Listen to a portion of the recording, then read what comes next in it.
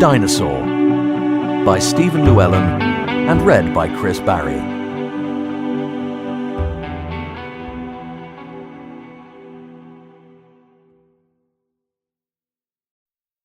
Chapter 11.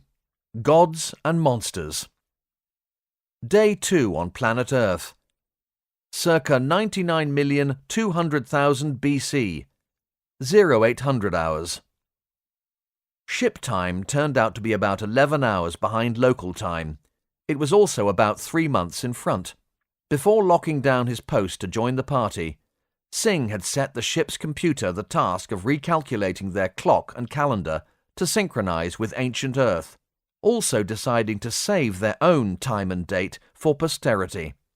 He had left it counting, feeling it was at least a notional link with home. The computer reached its conclusion quickly, updating all systems with the new timestamp. All would now be ready for when the crew resumed their duties. The new world left Cape Canaveral on the 30th of July 2112, but in late Albion Cretaceous Gondwana, it was spring and precisely 0800 hours on the 20th of April, 99,198,017 BC. Captain James Douglas was alone on his bridge. He was fairly confident that it was a Monday morning. It sure as hell felt like one as he tried to force his scattered mind to focus through a dizzying hangover. At this moment, Baines entered, looking fragile. Douglas suddenly perked up a little. He whistled softly and began to speak, quietly of course, so that his head didn't split open. He couldn't help noticing the sunglasses. "Shades indoors? That bad, eh?" Baines leaned on the back of a seat, holding her free hand up in a warding motion. "I'll be just fine," she answered delicately, "if you'll just stop shouting." Ignoring the captain's mocking grin, she vaguely became aware of something missing from the usual bridge furniture. "Where's Sandy?" she asked. "No idea," replied Douglas, still speaking in low tones, despite Baines' protestations to the contrary. "The last I saw of our intrepid pilot was in the mud hole." He chewed the name over with some distaste. "He was balancing a bar stool on his head while singing Bollywood's greatest hits." Baines started to laugh but stopped, holding her head gingerly. "Oh, God," she groaned. "When they named that boy Singh, the gods were in good humor, it seems," Douglas continued. "Bad, was it?" "Well, considering the lad comes from a nation famous for using notes, half-tones, and even quarter notes, you'd have thought he'd be able to hit at least one of them, would you know?" Baines took a sharp intake of breath, tutting. "You're a cruel man, James Douglas." They chuckled, eliciting further moans from each of them as they sat holding their heads. "What were you drinking last night?" Baines asked. "How the hell should I know?" said Douglas, his terse reply muffled through his hands. Looking up gently, he asked, "What were you drinking?" Baines looked pale. "Same as you," she answered weakly. "I said I didn't know." "What's your point?"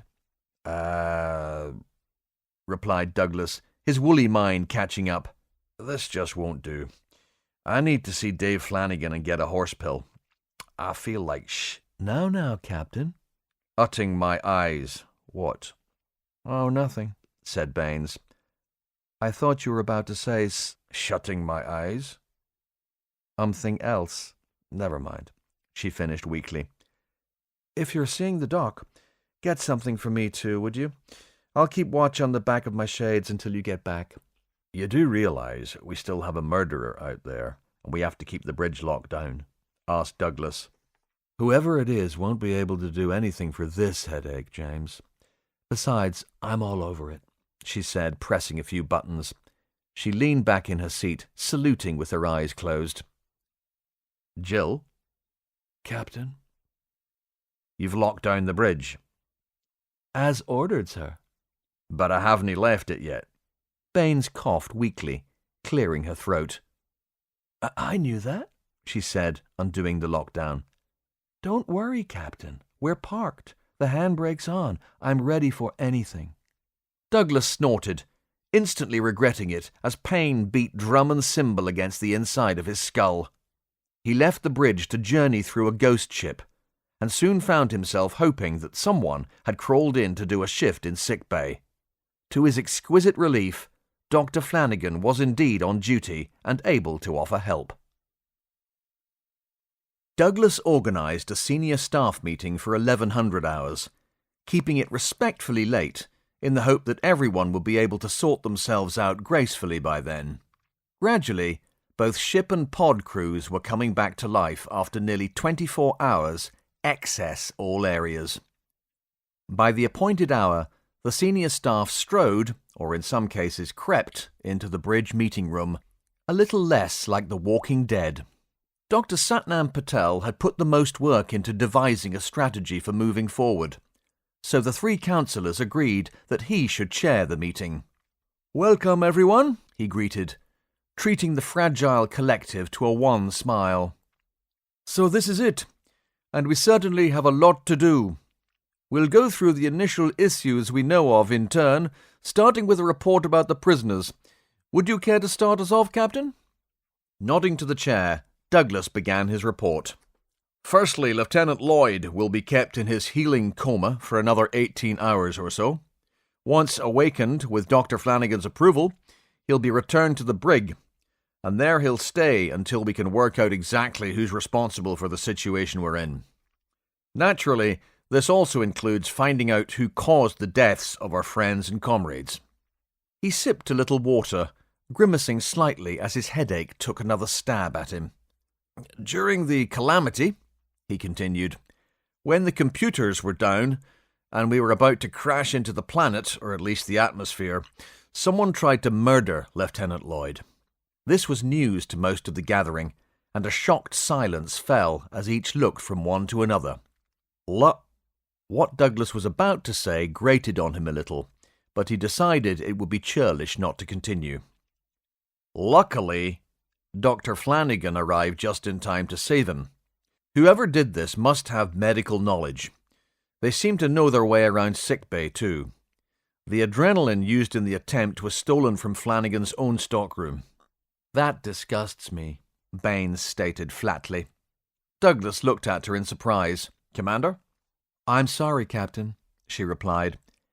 "It just doesn't sit right with me that while so many good people have lost their lives, that creature seems to have so many." "Well, it seems wherever we are in time, some things remain the same," the captain agreed sourly.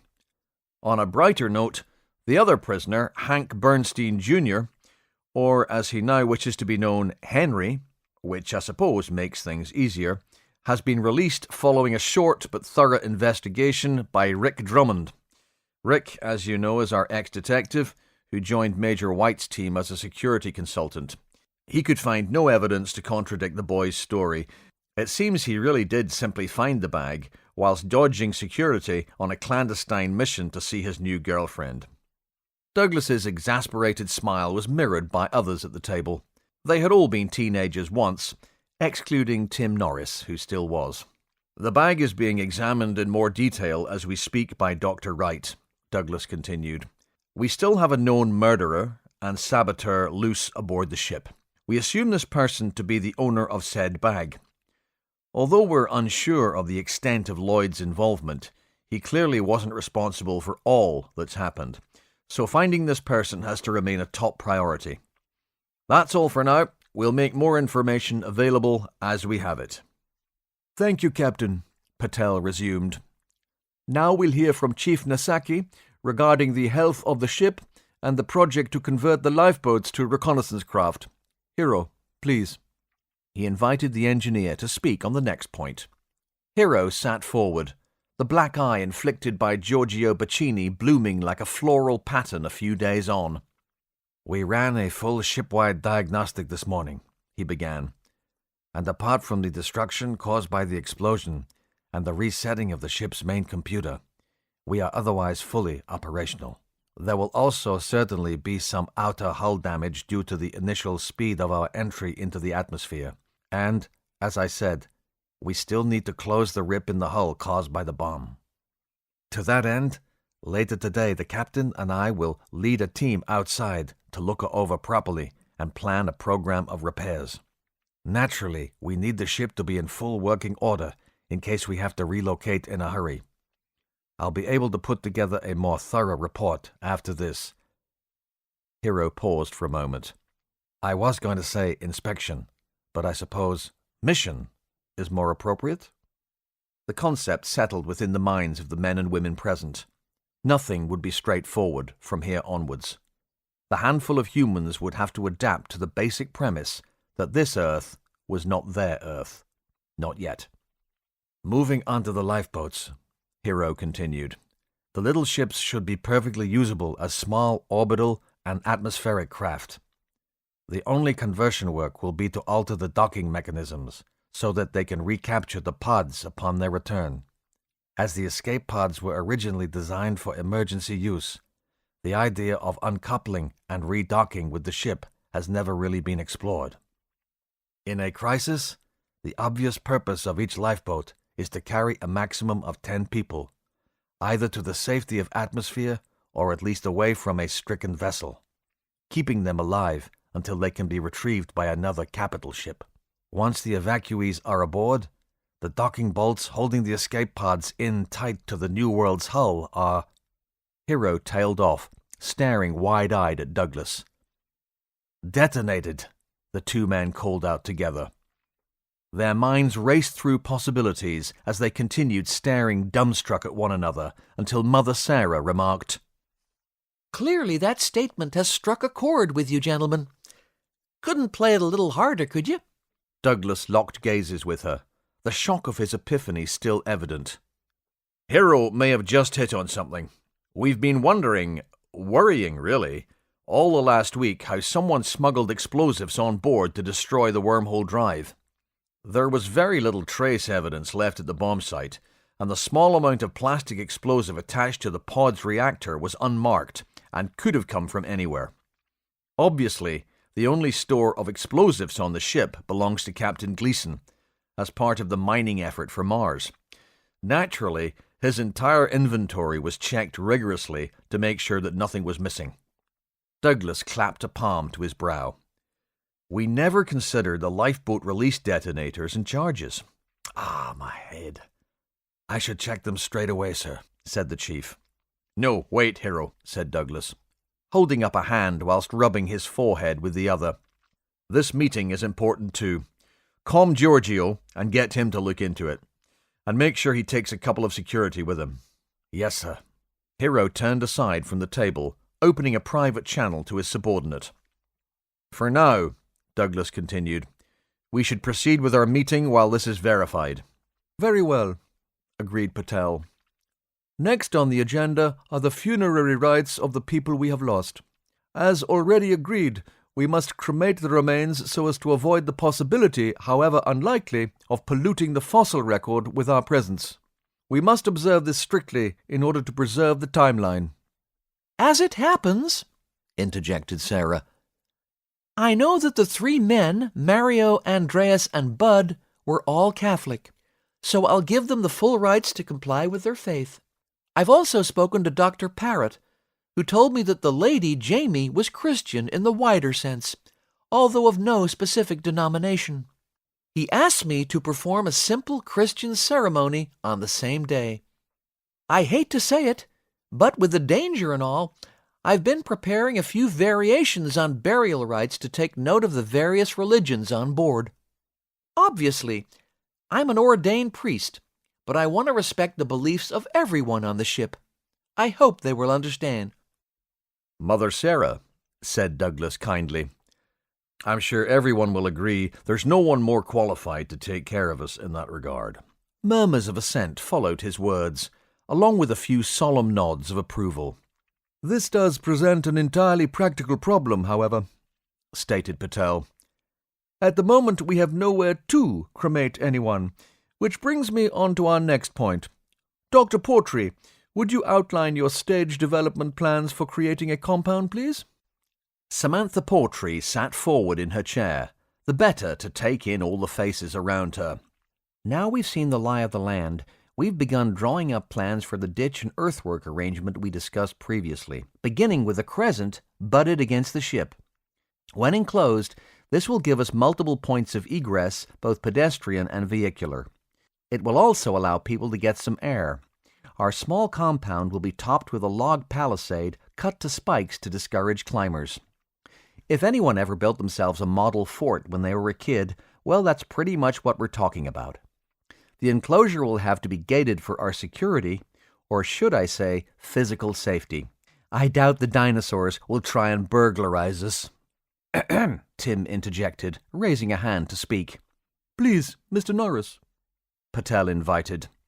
I don't mean to contradict anyone, the young man offered, hesitantly, but they may actually do just that. Certainly, anything remotely edible will be fair game, including us. More than that, the animals may take a great interest in our equipment and gizmos. It's impossible to say for sure, but we know that several bird species from our own time like to steal shiny things. And as the dinosaur is the direct ancestor of the bird... He opened his hands, letting the words hang for a moment before adding, in fact, we may even come across early true birds in this time. That's a good point, Tim, Portree acknowledged. I suppose that illustrates just how careful we'll need to be. We can no longer assume anything. Once we have the small enclosure built, we'll be able to begin construction of the much larger one we'll need to begin farming. An area of about 30 acres around the ship should do it. We'll also be able to use it for storage and exercise, perhaps even corral a few beasts once we know what we're doing. We have about 150 tons of cement in our stores and many tons of structural steel, rebar, and so on.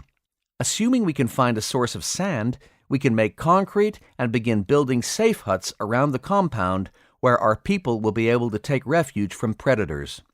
This is likely to be necessary during the work and after, looking at some of the flying critters out there. We'll also need to fabricate storage facilities for grain and other crops. Simple grain stores have historically been supported off the ground to stop small animals from stealing or spoiling our supplies. It will be the same here and now. We have huge seed stocks which were meant for the Mars hydroponics pod. Happily, they can go back into the ground and, in a little while, feed us. Jim Miller raised a hand to comment. Could this introduction of plant species, which probably don't exist yet, muddy the timeline again? Sorry, he apologized. Not trying to be obstructive, but the way plants cross-pollinate, surely messing with evolution has to be a consideration.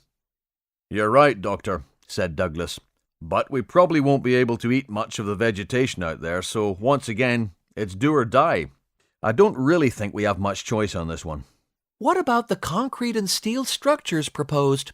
Asked Sarah. Won't they leave traces on the landscape after we're gone? Not likely, Portree answered, looking directly at the priest. There's virtually nothing we can make that wouldn't return to its base compounds and elements within just a few thousands of years.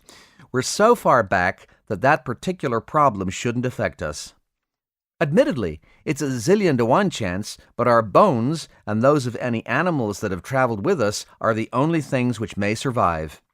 That's because permineralization occurs during the fossilization process. Basically, water drains through the remains, replacing the living matter with crystallized, waterborne minerals eventually. This leaves only the shell of the bone wrapped around a core of mineralized marrow, which hardens along with the sedimentary rock encasing it. Sorry to get technical, but knowing you guys, I thought I'd better revisit my college notes for a refresher. Back when I was a geology major, I would never have guessed that I might be in danger of leaving my own bones in the ground for me to dig myself up again in a core sample. She smiled ironically at her fellow scientists. Heroes calm-binged, interrupting them. Nasaki, he acknowledged. Hero, the voice replied through the small speaker. It's Giorgio. Hang on, said Hero, toggling his communicator into the room's speaker system. Carry on, Giorgio. We can all hear you now. Okay, said Bacini, his voice emanating from every corner. I've inspected the escape pods, and the 4 at the bow of the ship are all missing explosive charges from their launch mechanisms. What about the 6 aft? Asked Hero. The aft lifeboats are intact. It may be worth noting that it was near one of these that Lieutenant Lloyd was found. The first time he bumped his head, that is. So, if he had escape on his mind, he was in the right place. That means there are 4 charges to factor for. One would have... His voice trembled slightly, trailing off. Through the comm, the listeners could hear him take a deep breath, swallowing before continuing, clearly reliving the death of his twin. One would have been enough to destroy the wormhole drive and... It's okay, Georgie, said Douglas kindly. Take your time. Thank you, Captain. Well, one would have been enough. We recovered 1 de-stickered pack from the attempt to blow the main pod reactor, which leaves 2 unaccounted for. Bacini's statement cut a bow wave through their thoughts. Baines leaned back, exhaling loudly into the fearful silence which crashed in after. I thought we'd woken up from this nightmare, she muttered at last. Mother Sarah leaned forward, taking in the professionals seated about her. Let's just try and remember this, folks. Evil wins battles, not wars. The sneak attacks which have dogged our journey since we left Canaveral will become less easy for whoever's responsible now we're onto 'em. I say good luck to anyone trying to outsmart the people in this room. You're as ingenious as you are courageous. It's an honor to know you, and I'm proud to call you friends. Together, we'll turn this around. I have complete faith in that. And when we do, they'll be sorry they ever started this whole affair. Burton and White's comms binged almost simultaneously, making several people jump. Excusing themselves, each man turned from the table to answer. After a couple of short, hushed conversations, Burton spoke first. I hate to put a downer on such fine words, but we appear to have another problem, people. The power grid has gone down on the pod. Everything. I just got the same message from one of my men, White confirmed. Any idea of the cause? Asked Patel. Not yet, replied Burton. I'd better get down there. Could you excuse me, please? Of course, said Patel. I'd better go with him, White added, in case this is more than a tech failure. Douglas nodded. Keep us posted, please. At least a power failure isn't dangerous now we're back on terra firma. Actually, Captain, this might be a slow-burn catastrophe in the making. How so? Asked Sarah. The New Zealander shook his head. With no power, we have no air recycling. The pod is big, but with 100 pairs of lungs pumping CO2 into the atmosphere, well, we have to get it fixed ASAP, he finished. Of course, Douglas acknowledged. But it would take a couple of days before we were in trouble, surely. True, replied Burton. So here's hoping we've only got 2 days' worth of damage to repair. Douglas conceded. Can we open the 2 hatches between the ship and the pod? Asked Baines. Yes, agreed Burton. Worthwhile, but of limited effectiveness, because without power, we still can't control airflow. Excuse my ignorance, said Sarah, leaning forward and putting a hand up. But couldn't we just bring everyone onto the New World? Baines shook her head. We couldn't sustain the population for long, she said. The New World, despite her size, was designed for a crew of just 13, and her air recycling plant is based around that sort of figure. Of course, there's plenty of redundancy in case we need extra maintenance staff or play host to a visitor or 2, but the pod has 100 people on board. Pretty soon the air would become unbreathable on both units. I guess we just couldn't open a window then, huh? Sarah tried again, hopefully. You'd think it would be that simple, Douglas replied. But needless to say, spaceships don't usually come with opening windows. Dr. Burton is right, though. Even if we open every hatch and door, the air quality in the core of the pod would degrade as people use it. That's the trouble with living in an airtight box made up of airtight boxes. There's just no flow without the machinery to make it happen. More to the point, said Tim. If you open the doors, what might stroll in? Burton worked two-handed, with a small torch in his mouth. He peered into a hatch containing a scramble of cables which used to make sense to him. A noise from behind made him start. He turned around quickly, slumping with relief, as Captain Gleason wheeled a large portable CO2 scrubber into the room with one of Burton's own engineering staff. The engineer placed it in the corner, out of the way, activating the unit. What do you have, Berto? asked the Australian in his usual familiar way. It's a mess, mate, replied the New Zealander. Somebody has rewired the shunt. This is the unit that controls the power flow. Obviously, we have a lot of redundant power conduits in case a system goes down, but it's all controlled from here. I'm hoping I'm wrong, but it looks like it's been top and tailed. Top and tailed? Asked Gleeson.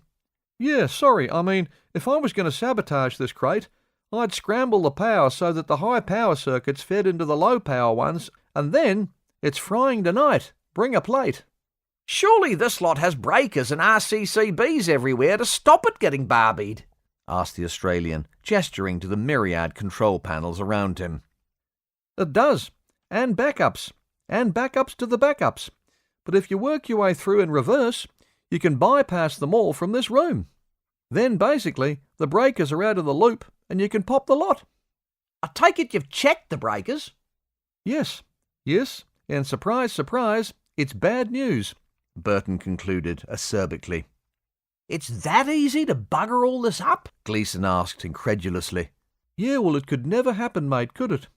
Because anyone deliberately destroying this system, far from being a run-of-the-mill saboteur, they'd have to have a death wish too. He turned to face Gleeson. Who knew? He asked ironically. Gleeson looked into the hatch over Burton's shoulder, adding his own torchlight to the task. You still use all that old-fashioned cable for this stuff? He asked, surprised. Yeah, spaceship, replied Burton, as if that explained everything. He turned to face Gleeson once more. If anything breaks down, and you can't breathe the air outside, you're in real trouble, mate. That's why most of what makes this place work is old tech, because we've had decades and decades to make it 100% reliable. Gleeson peered once more into the hatch and its mess of wires. 100%? He asked. The senior staff listened to Burton's voice booming from the speakers in the meeting room. The engineer in charge was found in the storage lockup, face down with his head in a mop bucket, he said. Has the man been hurt? Asked Patel, concerned. He's all right, but if we'd left him much longer, the rim of the bucket would have choked him. Doc Flanagan has taken him away to treat his throat and fix him up. He won't be saying much for a day or two. Douglas felt a wave of relief. For a moment, he thought he'd lost someone else. I've got to find this animal soon, he chided himself. What can you do to get power back online, Doctor? He asked.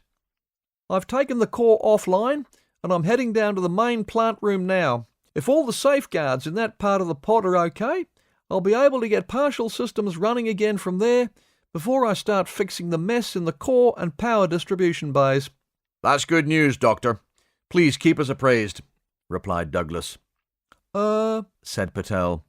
Satnam? Asked Douglas. I think there may be more downside yet. Am I right, Dr. Burton? Replied Patel.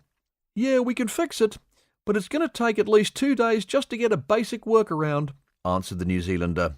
The multiple fail-safes we have were meant to stop this from ever happening, but of course, whoever did this bypassed all that, and now it's all munted. Munted? Asked Patel. Yep, it's cocked it. Packaroo, Burton elaborated. Patel looked around the table for help. He means it's totally cactus, mate. Gleeson's voice joined the comlink helpfully. Saw rooted. The mongrel who did it's as cunning as a dunny rat, too. Patel simply sat back, raising his eyebrows in bafflement. Fully, continued Burton. And after that, it'll take a week or more before she'll be right. If we ever catch this... He sought a euphemism. Rooter?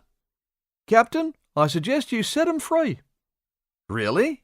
Asked Douglas, genuinely surprised. Yeah, snapped Burton. Set him free to go and play outside for a bit. Ah, said Douglas, the beginnings of a smile tugging the corners of his mouth. I can't say the idea's no appealing, but I think that will have to be a discussion for another day. I'll get back to you when I've had a proper look around the main plant room. Burton, out. I think, said Baines, speaking quietly into the silence which followed, that we'll have to split those two up, if only to give the English language a chance to survive. Life pod, main loading bay and vehicle pool, 1300 hours. Anyone not involved with essential repairs, maintenance, or security gathered in trepidation. The main bay was one of the few places on the pod where large groups could assemble. Captain Douglas walked to the front of the waiting crowd. "Hello, everyone. We've brought you all here because the power outage has led to problems with the environmental systems. As I'm sure you'll all have noticed, the saboteur has struck again. Our engineers will be working around the clock to get power back as soon as possible, but unfortunately, we'll likely run out of breathable air before they succeed." A storm of panic erupted from the crowd. Douglas held up his hands for calm, which eventually came. "Sorry, that was a poor choice of words. Obviously, we have an infinite supply of breathable air just outside those hangar doors. Clearly, our only course is to open them, which is, of course, what the saboteur intended. You may already be feeling a slight deterioration in air quality. The trouble is, outside is a very dangerous place for us. Naturally, we'll all have to leave the ship sooner or later, but this has forced our hand and, to be brutally honest, we're no ready." Uproar. "Please, please," Douglas shouted against the din, pointing at the pedestrian-sized portal next to the huge hangar doors. "I'll be leading a small team through the personnel hatch in just a few minutes. Once we've established that there's no immediate threat, we'll be opening the main hangar doors and parking a lorry across the mouth of the cargo bay.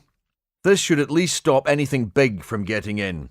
We will then open the outer airlock doors to facilitate airflow around the main hangar. This will preserve the air quality as much as possible in other areas of the pod for our teams of engineers." "Captain," called a voice from the crowd. Douglas took a moment to find its source, his eye eventually alighting on Tim Norris. "Yes, Tim," he asked. "Captain, I should be on the team who go with you." Douglas scrutinized the young man. Was he being brave or genuinely eager? "I may be able to help. I have at least a basic understanding of what's out there." Tim tried again. "That's why the answer is no, son," replied Douglas. "You're too important to risk the very first time we open the door." "I'm not afraid, Captain." Douglas doubted that, but he smiled at the young man's courage. "I know, son," he replied kindly. "Soon, I promise, but not this time." The captain strode toward the small hatch, nodding for the Sarge to follow with his 5-man squad. One of the heavy load haulers moved to block the main vehicular hatch as ordered, but for now the doors remained resolutely closed. Its maneuver complete, the whine of the powerful electric motors winding down was the only sound. The tension mounted. Douglas motioned for one of his team to open the small pedestrian hatch to the right of the main doors. He, Sarge Jackson, and the other 4 men grouped in the personnel airlock, closing the internal hatch behind them. One of the men plugged their portable charge pack into the outer hatch controls.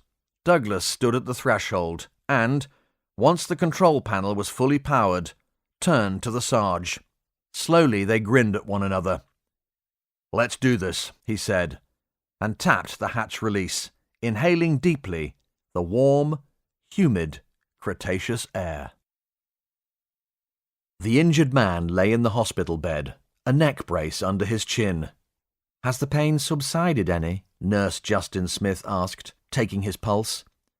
The man croaked painfully, and Smith quickly held up his hand. "Forgive me, please don't try to talk just yet, just squeeze my hand for yes."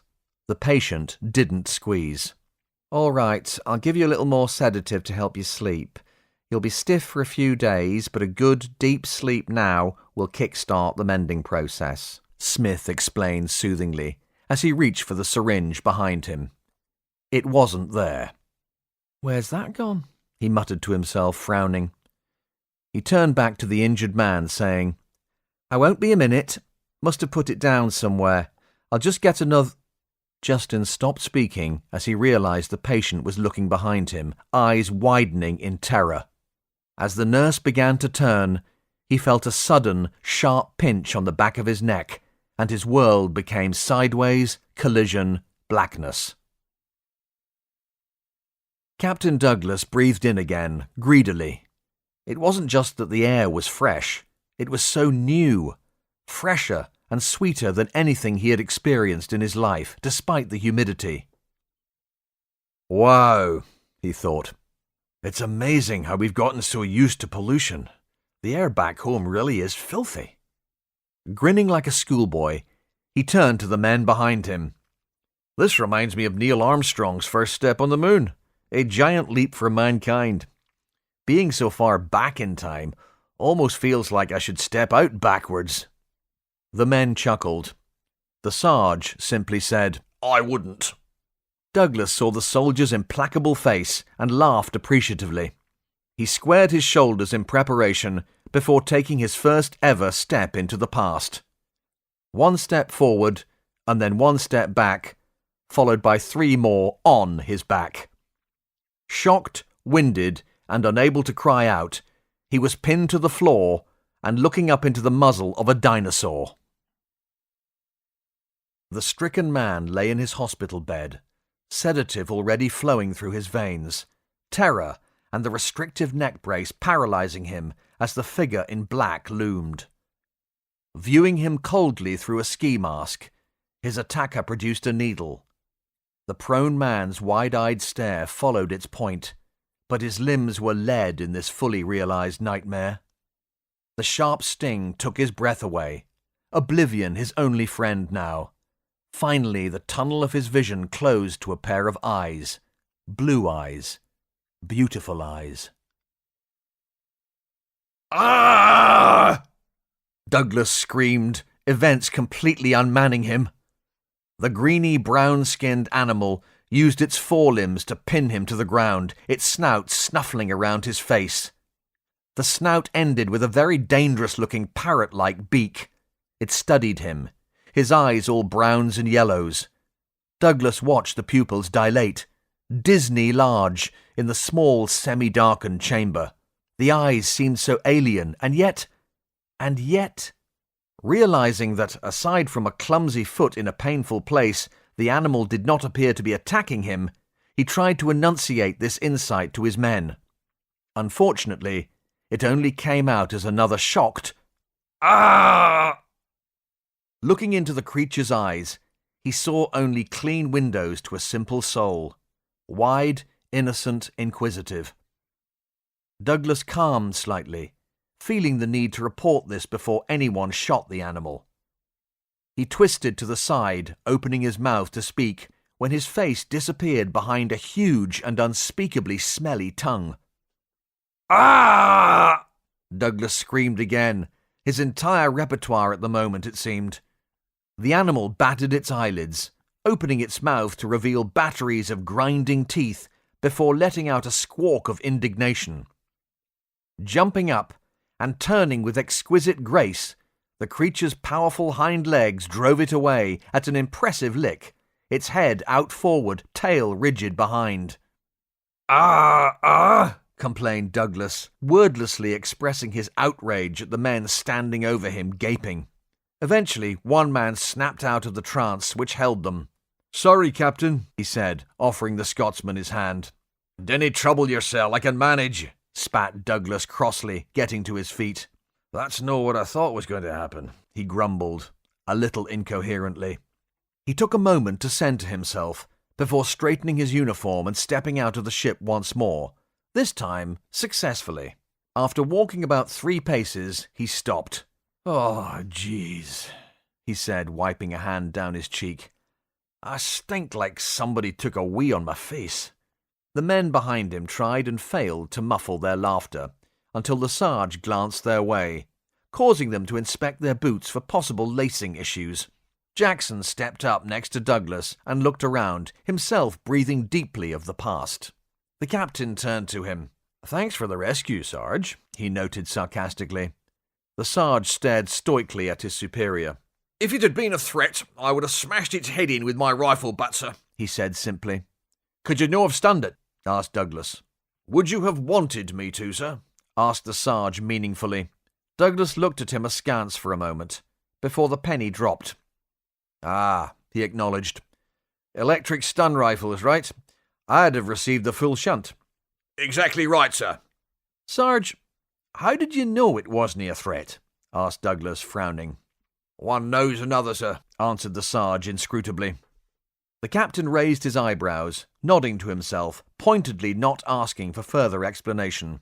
He watched the animal in question rejoin its herd near the edges of the clearing. "I'm going to call that one the mare," he said, now fully recovered from his shock and grinning in spite of himself.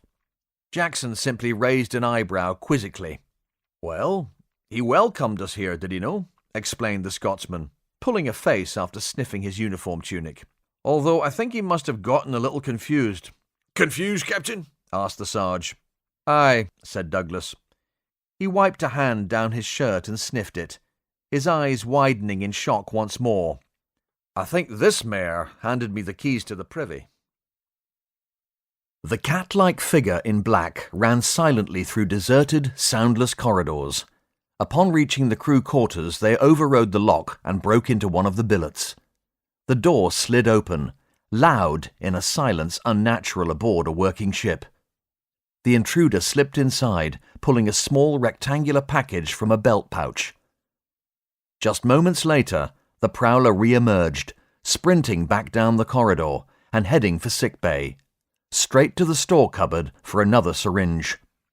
Grabbing a bottle from a shelf, they filled the syringe and replaced the bottle. The black-gloved hand squirted some of the contents, leaving only the exact amount required. The quantity and timing had to be perfect. Douglas studied the lines of his ship gratefully. Despite some scorching, she was not too much the worse for wear. Singh had been right, though. The landing struts were completely sunken into the soft earth. However, the rain had ceased a few hours after they put down, and the ground was draining into the nearby river nicely. "Will she come back out, sir?" asked one of the men. "Aye, she's a very powerful lassie. I want to have a look at the explosion site," Douglas replied, striding towards the stern. "It's the other side." Rounding the aft end of the ship, they spotted the damage at once. About 20 meters above the ground was an elongated black gash in the hull. Douglas hissed as he surveyed his wounded vessel. He shook his head, swearing in frustration. The Sarge joined him once more. "We'll get them," he said, also looking up at the tear in the ship's flank, which had cost one of their crewmen his life.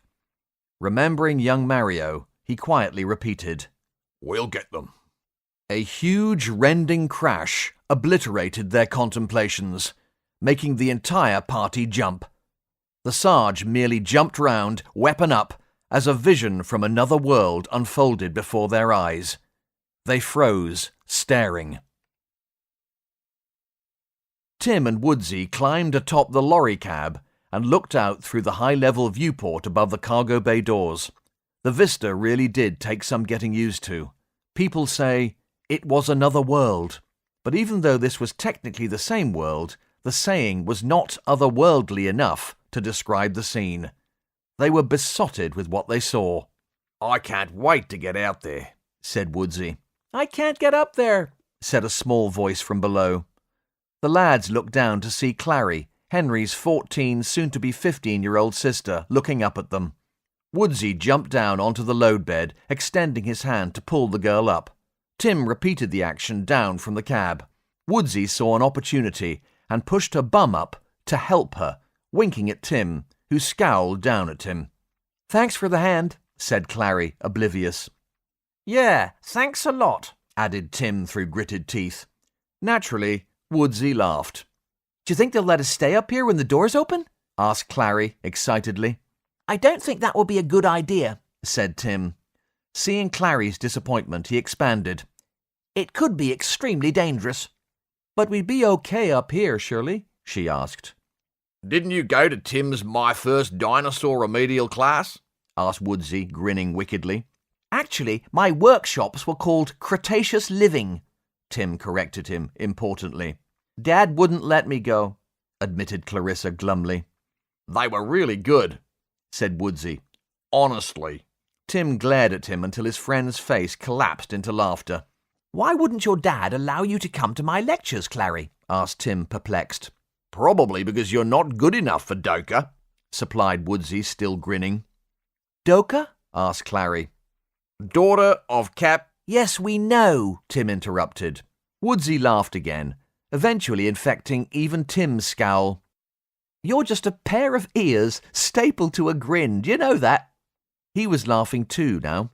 "Anyway," he continued, looking down at Clary, "in answer to your question, no, we wouldn't be safe up here. Apart from being at munching height for some of the animals out there, we may even be grabbed by something from the air." Clarissa gasped in awe. "Giant birds?" she asked, her voice pitched just above a whisper. "Well, maybe," said Tim, "but probably not like the birds you're thinking of. Many of the birds here are very characteristically dinosaur, with teeth and tails. There are some birds in this era, that is what we would call true birds, but we believe they are fairly small. However, the pterosaurs are a very different story.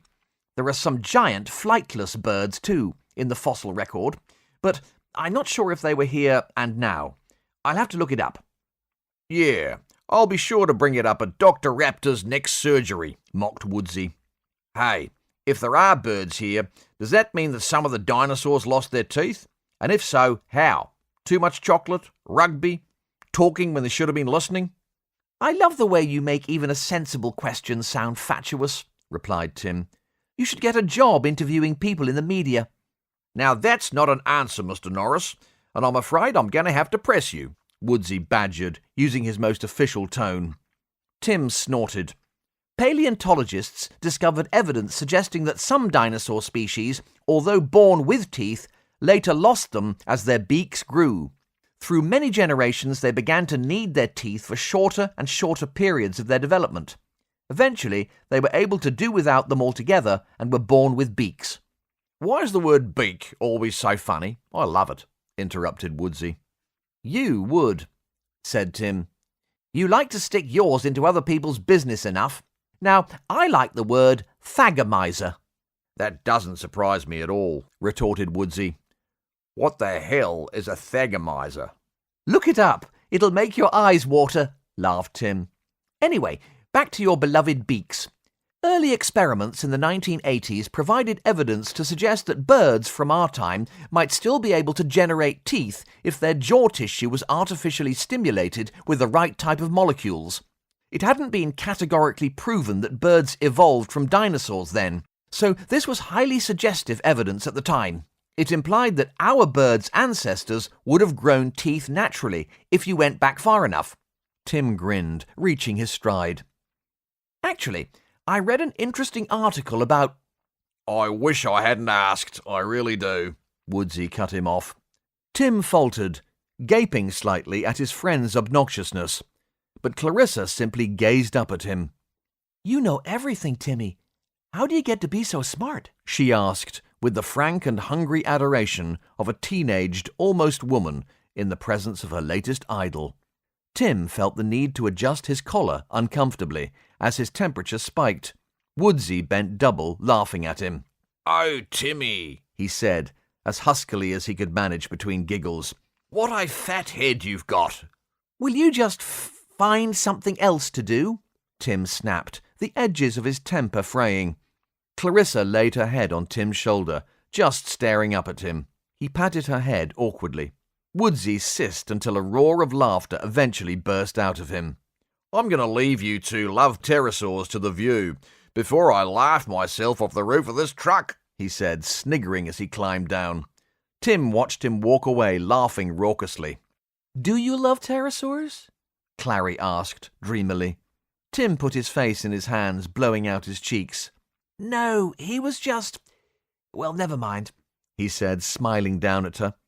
She answered his smile with her own, and turning back to the view, Tim ventured an arm around her shoulder. Nothing went wrong, so he left it there. Douglas took a few steps forward unthinkingly. He stumbled over a tuft of earth, bringing him back to his senses, but still he couldn't believe what he was seeing and hearing. At the edges of the clearing, some deforestation was taking place with no regard at all for the environment. When an 80-ton sauropod dinosaur pushes a tree over, it stays pushed. It began with one giant neck pushing through the treetops, closely followed by an enormous barrel-shaped body. But this was just the beginning. By the time the tail was revealed, there were 3 of them, then 7, and then lots. The herd smashed their way through the forest like gargantuan slow-motion mowers. Smaller animals dashed out of the trees, running or flying off in all directions, livid about the intrusion and their impending homelessness.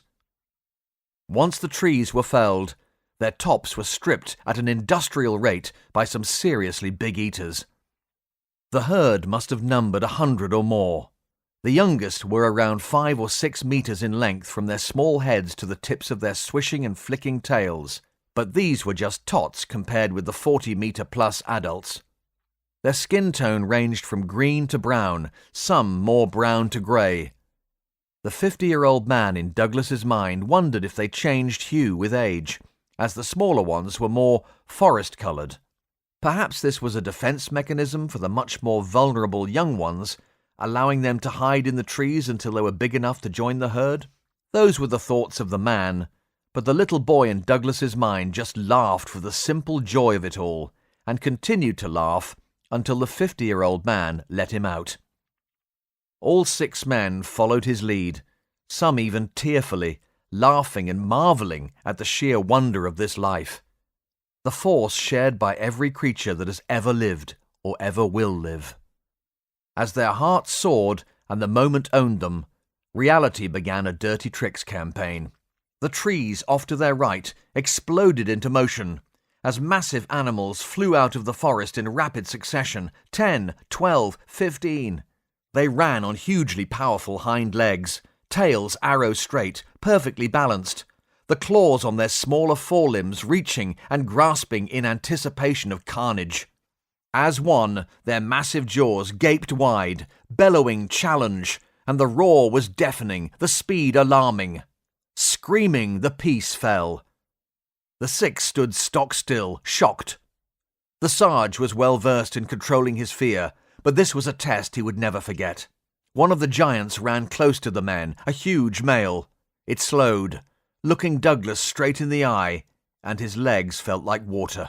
That split-second glance was like staring into a furnace, a heart of infinite violence.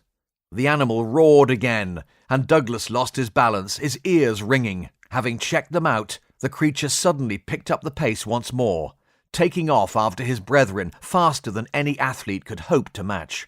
The message was clear. Why stoop to pick up a nugget off the floor when there's a half-pounder with everything waiting on a plate? Douglas was not offended. His mind began to race as his body seemed to slow.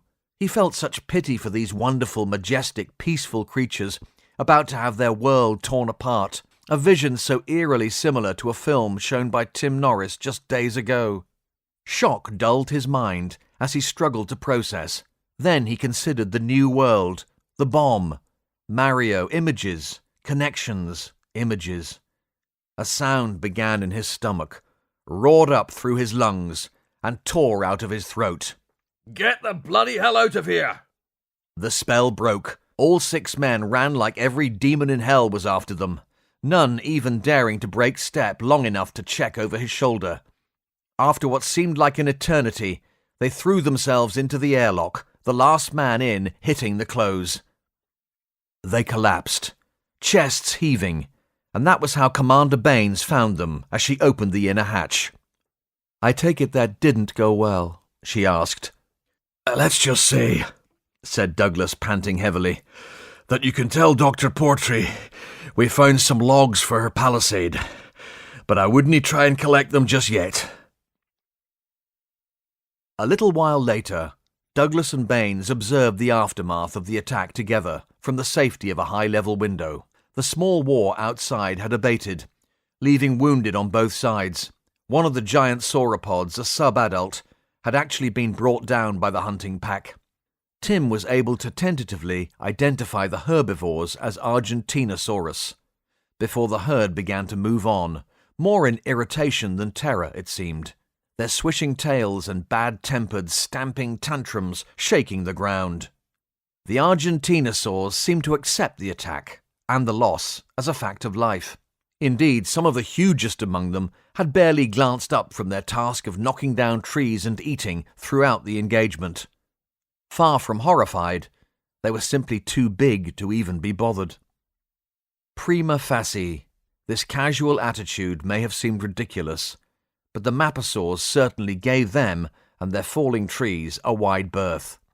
Any pride of hunters can be permanently divided into the experienced and the dead. The living Maposaurs knew instinctively that one swipe of a 15-meter-long tail could send them, 7 tons or no, flying through the air to a smash landing and slow, agonizing death. To the watching humans, it was both appalling and bizarre. To the unlucky victim, the ordeal was to be hideously drawn out, a suffering more terrible than mere words can describe. Baines watched the awful spectacle through her tears as the terrified, tormented creature was eaten in stages whilst bleeding to death. Even the thick, many-layered hull of the ship couldn't completely prevent the tortured screams from eating into her soul. Douglas remained rigid, but she could tell how much the ordeal was affecting him. In contrast, the Maposaurus pack seemed happy with their situation and showed no signs of leaving the area anytime soon. The larger predators knocked the younger members away from their prey at first while gorging themselves. Through it all, the cruelly fated victims still mewed and brayed tragically. Once sated, the more senior Maposaurs began to allow the smaller animals in to feed, without ever letting them forget their place. There was a clear pecking order even among the young, leading to further snapping and posturing before everyone got to eat. "I can't stand this," said Douglas. "I wish to God we had guns on this ship so that we could put that poor creature out of his misery." Baines was simply too choked to speak. A full hour since the initial attack, and still the poor creature lived, its cries heartbreaking. "We'll check back later," Douglas mumbled wretchedly. As he turned away, his comm binged into life. Dr. Flanagan had spent the last hour checking the passengers' well-being and was now considering his next move. The air quality was deteriorating gradually, but they were still many, many hours from any risk of hypoxia. In all likelihood, the captain would find a safe way to open the main hangar bay or get the oxygen scrubbers working again before the air became unbreathable. Despite this, he thought it best to prepare for the worst, and made his way back to sickbay for a bag full of syringes and some liquid oxygen.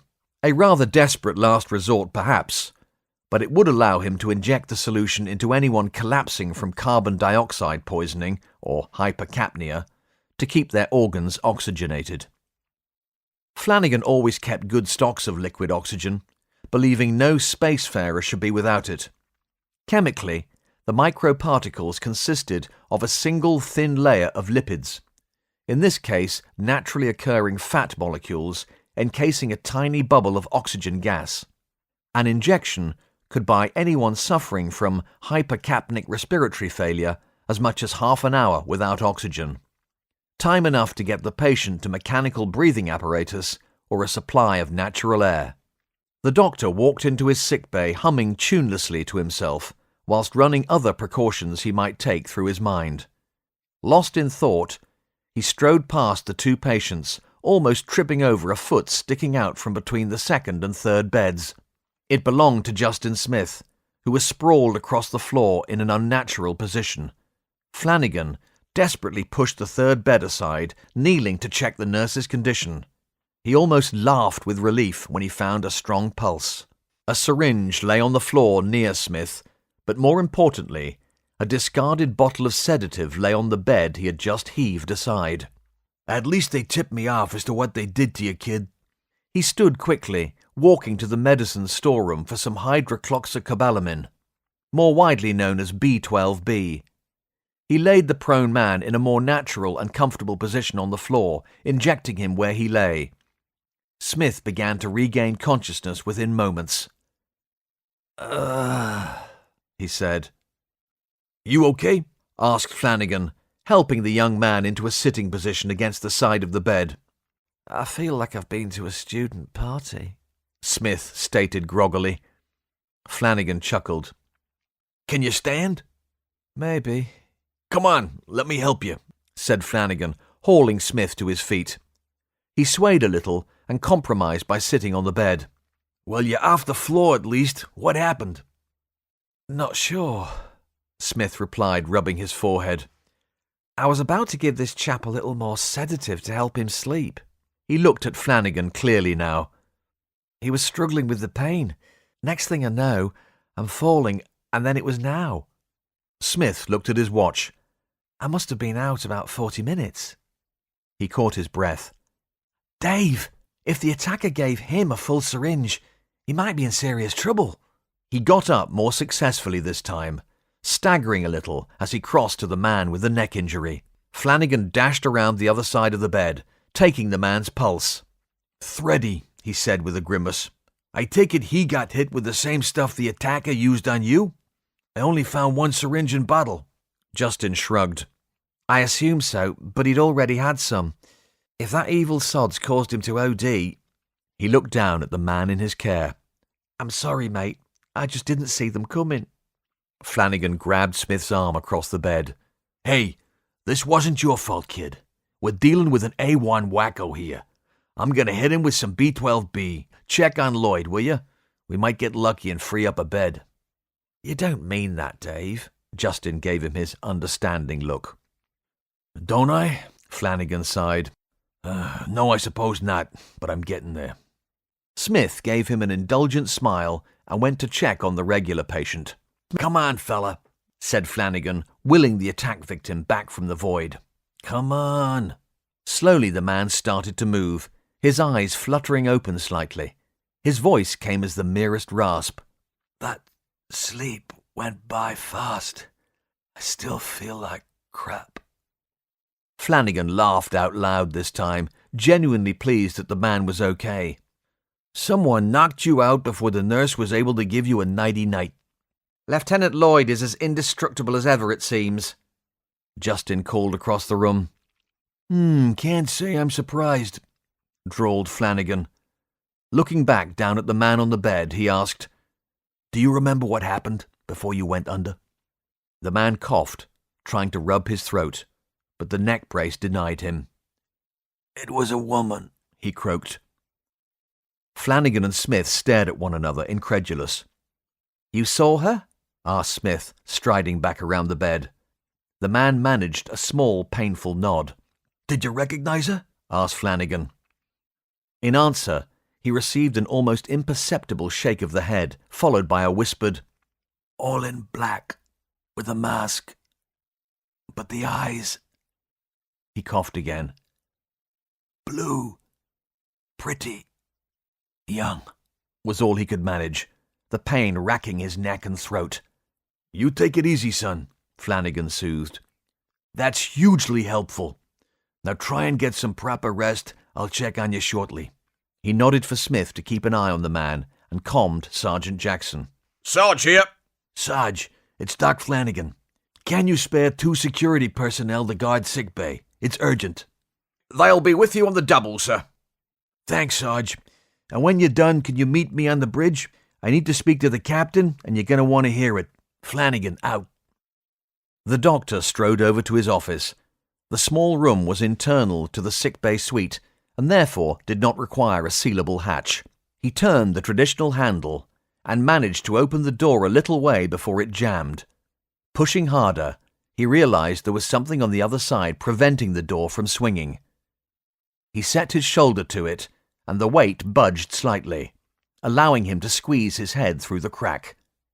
The obstruction was yet another body. Ah, hell! Justin, get over here, will you? He called over his shoulder. At Flanagan's behest, Douglas, Baines, Jackson and Singh met with him on the bridge a few minutes later. It's a woman, snapped Flanagan urgently. I don't suppose we need to ask who you mean, said Baines. But how do you know? Flanagan explained the events in sickbay, describing how Burton's man and Smith were injected with sedative and knocked out. Smith is okay, but the other guy's lucky to be alive after the dose he got. This creature cares nothing for the life she's destroying. And he's sure it was a woman, Douglas pressed. Flanagan nodded affirmative. Well, whoever this blue-eyed beauty is, her time is running out. The captain continued with savage satisfaction. This is her first mistake. Let's hope it's the beginning of a new trend. Jill, go through all passenger files and see how many women we have with blue eyes. I want to know straight away. On it.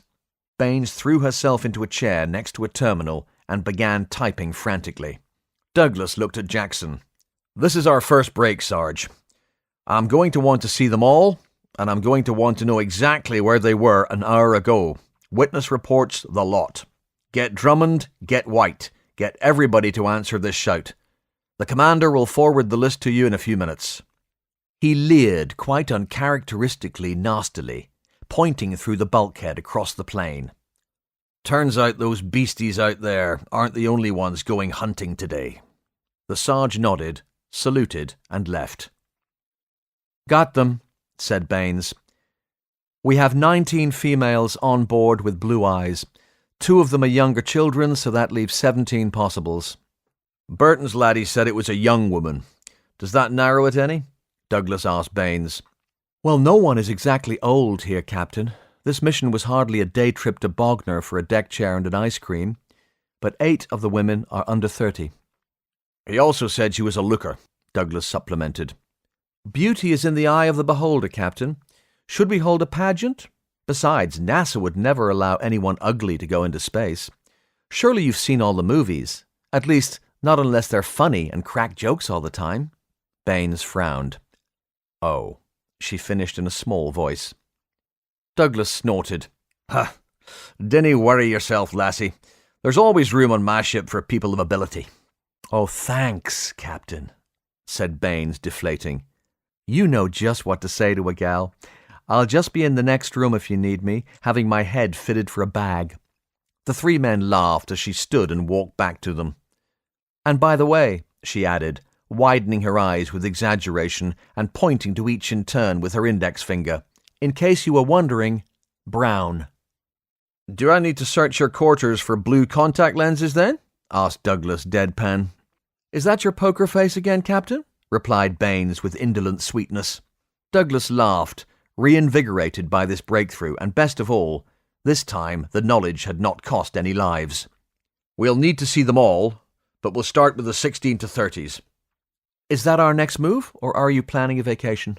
Asked Baines cheekily. Nice, retorted Douglas sarcastically. Are you going to check the crew too? Asked Singh. Baines and Douglas looked at one another. There's only Mary and Heidi. Baines broke off mid-sentence. No, she said, shaking her head, unwilling to countenance the possibility. They both have blue eyes, Commander, said Douglas. So I reckon that puts us back up to 19. Well, it can't have been Schultz, Flanagan added, matter-of-factly. What do you mean? Prompted Douglas. Didn't I tell you? Asked the doctor, looking surprised. I found her in my office on the floor. She was knocked out with a sedative too. And you didn't think to mention that? Snapped Baines tersely. Sorry, I thought I had, said Flanagan. Look, I've just found one of my patients almost murdered, and my entire medical staff on the floor unconscious. I'm on edge, okay? I only went back for supplies and a cup of coffee to pick me up, damn it. All right, said Douglas. So we're back down to 18 suspects. What happened to Schultz? Same MO as the others? Yeah, sedative injection knocked her sideways. She said she saw no one and just woke up on the floor when I gave her the B12B jab. Flanagan frowned slightly. It's odd, though. He frowned thoughtfully. What else did you find, Doctor? Asked Singh, intrigued by Flanagan's tone. Well, I didn't find anything as such, answered Flanagan slowly. It's just something Justin mentioned before I left, that he didn't remember Heidi being in the office before he was taken out. He could have sworn he was alone with the patients. Flanagan's face cleared, and he continued. I guess she must have come back some time after Smith had been rendered unconscious, meeting the killer on their way out, perhaps. But you said that Schultz saw no one, Singh stated, unwilling to let the point go. Something was niggling at the back of his brain, but he couldn't quite see it yet. Or at least that's what she said. Okay, so we're back up to 19, Douglas reaffirmed. Baines looked doubtful, so he declared flatly, We're making no more suppositions and giving no more chances to hide. We rule out no one. Whoever it is has got a lot to pay for. Then we can finally sort out where Lloyd fits into all this. He was the only one in sickbay who wasn't attacked, I see." "Well, he is in a coma, to be fair, James," said Flanagan. "It's not like he was going to bear witness or hinder this woman in any way." "Maybe, but it's yet another red mark in his ledger. Let's get these people interviewed, and then we'll see if we can have our very first spring clean." The brief meeting on the bridge broke up. The Sarge began organising a round of interviews with the blue-eyed women on Baines's list. Flanagan returned to his patients, and Baines and Douglas returned to their viewport, leaving Singh alone on the bridge. Douglas hoped to find the pack of carnivores gone. They weren't. Worse still, the poor creature so horribly wounded was somehow still alive and mewing pitifully. All the officers could do was watch, praying for an end to its suffering. As if in answer, one of the smaller maposaurs darted in, taking a huge, savage bite from the sauropod's chest. It received a massive kick in return from the dying animal, sending it flying. But the attacker had youth on its side, and rolled back to its feet, roaring in fury. The kick was simply a spastic jerk as the bite reached the victim's heart, bringing its long anguish to a horrific conclusion. The whole plain seemed to pause for a moment's silence, with only the shrieks of distant birds disrespecting the temporary armistice. Douglas wiped an unaccustomed tear from his cheek. "Thank God," he said. "Thank God." It had taken 5 hours for the unfortunate youngster to die. Douglas and Baines had had no choice but to keep checking in periodically. It had been an awful, excruciating death to witness, yet the carnivores were completely unmoved by the tragedy, literally or figuratively, and certainly showed no interest in leaving. Most were sunning themselves around their kill, at peace with the world, for now, unfettered by conscience. "This really isn't our home, is it?" Douglas commented quietly, not really expecting an answer. Baines sniffed, wiping a final tear away. "Nature has always been cruel, I guess." "Aye. I suppose the concept of humanity becomes more abstract the closer you get to the natural world. Come, we need to pick ourselves up and get planning. We can't do anything about what's happened out there, but we can try and make sure it doesn't happen to us. After all, there's barely 36 billion days to go before we take back the planet," he replied, attempting to cheer his first officer a little. "So, we need to be ready." You've been working that out, haven't you? "Of course not." Well, when you put it like that, it doesn't sound so bad," replied Baines, taking a deep breath and smiling bravely in return. "We just need to remain patient and start counting down. Begin some kind of tally, perhaps. We could incentivize it still further, too." "Really? How so?" "Think of it like an advent calendar." Douglas frowned. "Go on?" he asked tentatively. "A chocolate behind every door would work for me." The air on the pod began to feel more and more lived in as the day wore on. To relieve the situation, passengers boarded the new world in shifts to breathe the cleaned air, also taking turns in the escape pods, utilizing their onboard life support.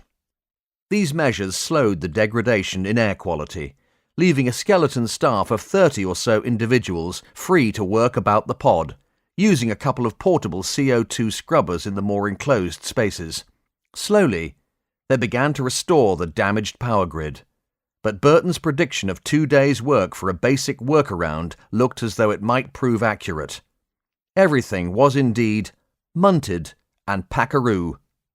Furthermore, the 15-strong pack of killers outside, the largest comparable in size to Tyrannosaurus rex, were hampering their hopes of sending out excavators to begin the ditches and ramparts. Another hour passed. "They're not going, Jill," said Douglas. "I noticed. Should we just wait them out?" "There must be more we can do." "What did you have in mind? 'Cause it'll take more than a targeted leaflet campaign, I can tell you that." "Aye," Douglas chuckled. "That it will. Let's have a word with the experts, see what they think." "Tim?" she asked. "Aye. There's also that zoologist, Dr. He floundered. Pearson. Dr. Natalie Pearson, supplied Baines. That's the one, he agreed ruefully. The lassie with the dog. I really need to start memorizing the passenger list. What, with all that spare time you've got? She answered, raising an eyebrow. Anyway, you can leave that to me. It'll come with time, and it looks like we're going to be with them for quite a lot of it. Douglas looked back out of the viewport.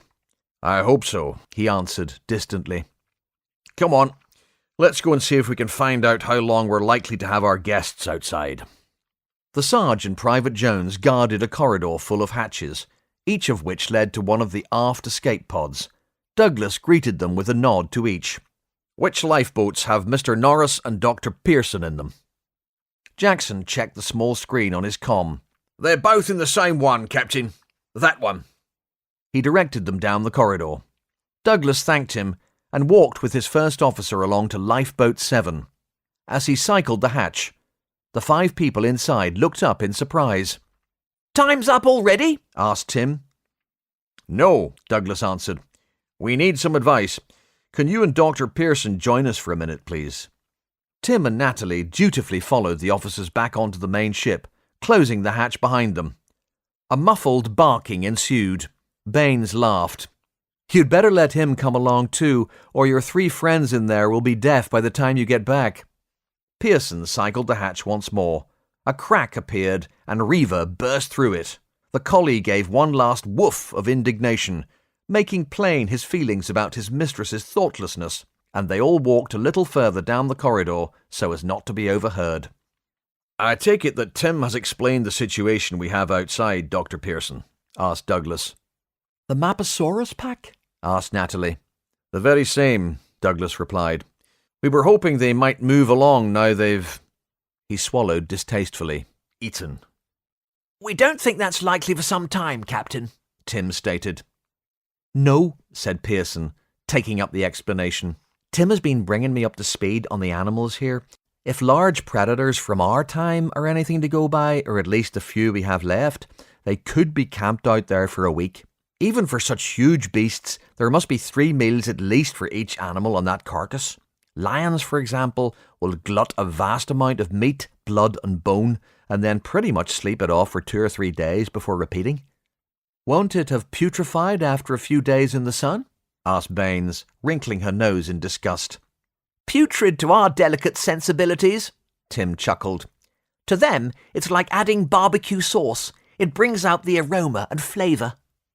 "And," continued Pearson, "when the carcass has been stripped to the point where those bruisers lose interest in it, the smaller predators will descend in a bone-stripping frenzy. Put it this way, after the giants get bored and wander off looking for their next meal, I wouldn't go out there if you offered me the Naturalist of the Year award and a lifetime research grant. That corpse will be alive with small killers." So we're stuck then, asked Douglas. Bar moving the ship, which has to be a last resort due to the scarcity of our resources. "Maybe not," said Tim thoughtfully. "What is it, Tim?" asked Baines. "Well," the young man answered slowly, chewing his lip, "we can only make guesses about the behaviour of these creatures until we get to know them better. But it may be that we can put them to work for us." "What, like beasts of burden?" asked Baines again. No," replied Tim. "That would be a very interesting strategy indeed, if only briefly. No, what I meant was, they've just eaten their fill." "Ah," Pearson nodded her understanding. "I'm with you." "Yes," said Tim, scratching his chin in thought before resuming his rationalization. "we assume they're going to be pretty torpid for a day or 2 now. Perhaps we could work some machines on the other side of the ship. It's a risk, but as long as no one gets out of the cabs, they should be all right. The machines shouldn't attract the animals after they've gorged themselves. They won't smell enticing to them. When they get hungry again, well, who knows? But they're not at the moment. What do you think, Captain? Commander?" "So you think they'll leave us alone and just catch a few rays over there?" asked Baines, looking doubtful. "It's possible. Even likely," agreed Pearson. What about if we get any other visitors to the party? Asked Douglas. "Our movements may attract a few small, fast predators always after a quick meal, but our machines should protect us from those," replied Tim. It's doubtful we'll see another major incursion such as the one you witnessed earlier, Captain. Not just yet, anyway. And this is where we press our guests into service for us. How do you mean? Asked Douglas. Security, Tim answered simply. The Maposaurus Pride own this clearing now, until they decide to move on. It's highly unlikely that anyone will try and take it away from them. The young man raised an eyebrow. Would you? Douglas cleared his throat uncomfortably. I see your point, he admitted. So you think we might have a day or two's grace until they get hungry again? We believe so, Captain, said Pearson. When they start to get restless, we can bring the machines back in. Hopefully the power will be back by then, and we'll be able to open and close the cargo bay doors quickly as needed. Winding them closed with the geared hand wheels would be suicide if they're chasing us. That bunch raiding our cargo bay would be like the wrath of ancient gods. Douglas felt a small shudder go down his spine. Apart from reliving the spectacle witnessed outside, he also recalled just how close he had stood to a very bad-tempered Maposaurus bull. "Oh, I'll never sleep again," he muttered. Captain? Asked Pearson. Sorry, just thinking aloud. Well, it's a plan, and we have little choice it seems, thank you. Hopefully we can outwit them with our superior intellects, he added wryly. We've got to try something. We're over a barrel here. Or fish in a barrel, depending how you look at it, Tim commented darkly. Agreed Douglas. That's why we can't risk letting anything on board. We are prisoners in here at the moment, and if it weren't enough that we've got monsters out there, we've also got a monster in here too, trying to turn us over to them. Chapter 12. Primedieval.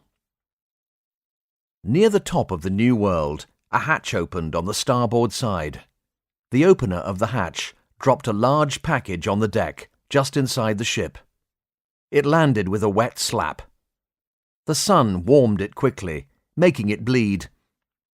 The black-clad figure pulled the face from the hatch's locking control panel and began ripping out the cabling behind. Once satisfied the controls were well and truly out of commission, they walked quickly but calmly back into the heart of the vessel. The earthworks are going well, stated Baines, and the animals are leaving us alone for the moment. Now, where did you want to build the castle again? I think you mean the motte, Douglas answered in schoolmasterly tones.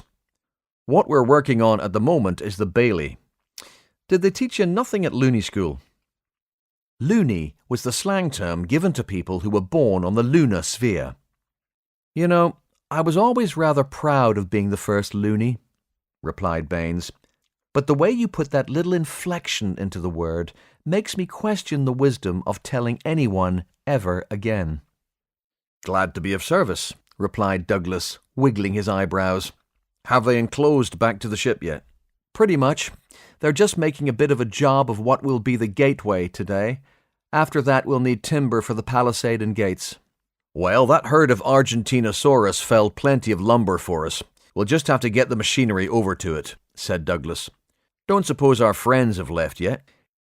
No such luck. In fact, Natalie, who's been keeping an eye on them, as you know, has noticed they're getting a little bit rowdy again. A shadow crossed Douglas's face. That lot getting rowdy could make a Glaswegian bar fight look like a tea dance. Can we no distract them? Keep them busy? I don't know. Find them something to do? They're not spaniels, James. However, it has been a couple of days since their feast. Perhaps we could send Lloyd out to barter for wood? Baines suggested innocently. Aye, said Douglas. Now he's back behind bars, we need to have another chat with him. Just before I returned to the bridge, I took the sergeant, Dr. Wright, to search his quarters again. We haven't been in there since the first search following his initial arrest. He hasn't been back in there, though, has he? Asked Baines. No, it was just a hunch, said Douglas with a crafty smile. But guess what? We found one of the missing packs of plastic explosive from the escape pod docking bolts. Baines looked astonished. Really? But how? Exactly. It is remotely possible that we missed it the first time round, but I sincerely doubt it, said James triumphantly. This must have been the work of our mysterious blue eyes. But why draw attention to the fact that she's out there? The cat is well and truly out of the bag on that one, since the attack on the Sarge whilst Lloyd was there at the same time, albeit throwing up. I think that this move was meant to sink him finally. I reckon she's thinking that now we're here with our new fledgling and highly unstable little society, someone will call for his blood and he'll be dealt with. Let's face it, we're hardly likely to believe a word he says, are we? Do you think Lloyd knows who she is? Baines asked thoughtfully. Would you trust that sort of information to a man like him? Well, no. But are we abandoning the idea that they were in it together then? Maybe. Douglas stroked his chin thoughtfully. Maybe not. It's possible he had dealings or arranged drops with this person without knowing her identity. Wright thinks the fingerprints on the explosive are a match for Lloyd's, but he's checking to make sure. I think Lloyd's up to his neck in this, but by the same token, I suspect he's been used too. Just a fool and his vanity. You sound sorry for him, Baines noted with surprise. No. Well, maybe a little, said Douglas. He's a pretty tragic figure now. It's hard to imagine anyone ever being more alone. Baines leaned forward. He may have been Mario's murderer, James. I have to say, I'm not running over with sympathy. I know. Just wish we could prove it. I'm going to interview him again. Fancy coming with?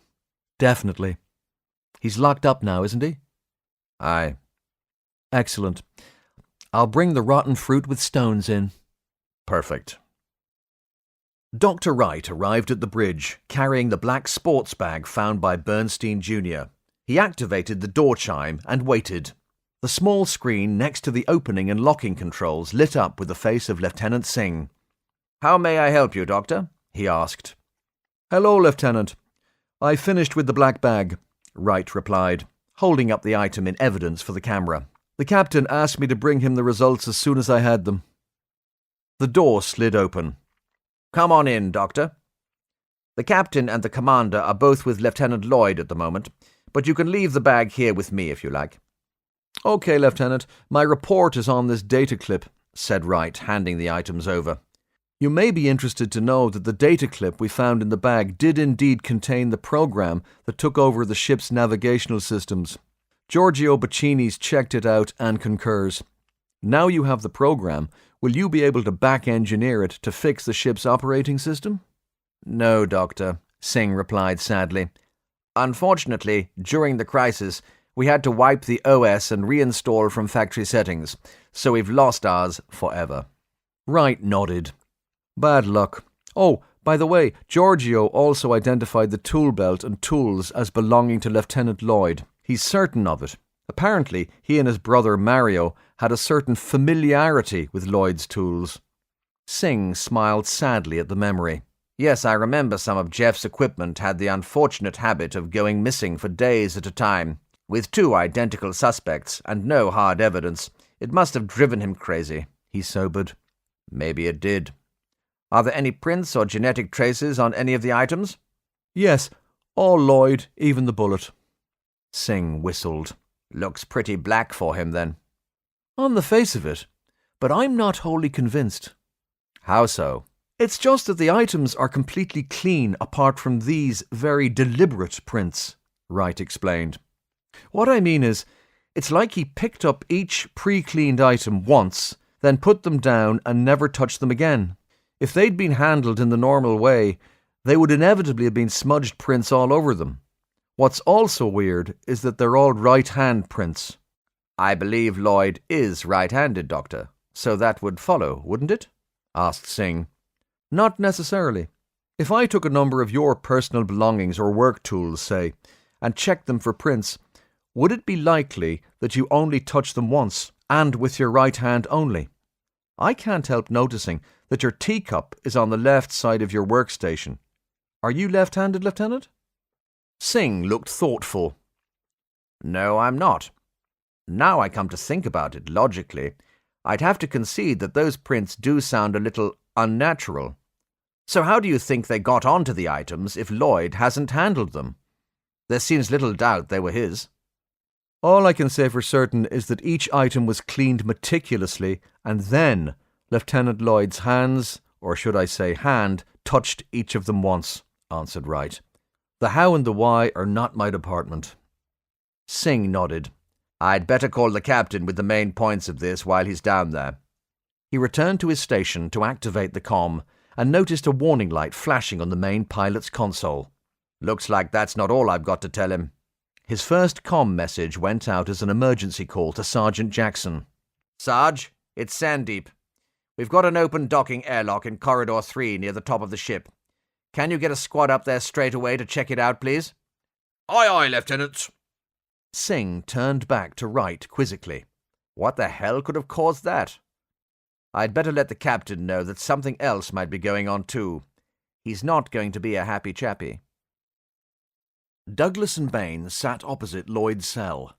When they entered, the prisoner had simply rolled his eyes and then looked away, ignoring them. Here we go again, thought Baines. Déjà vu, she said.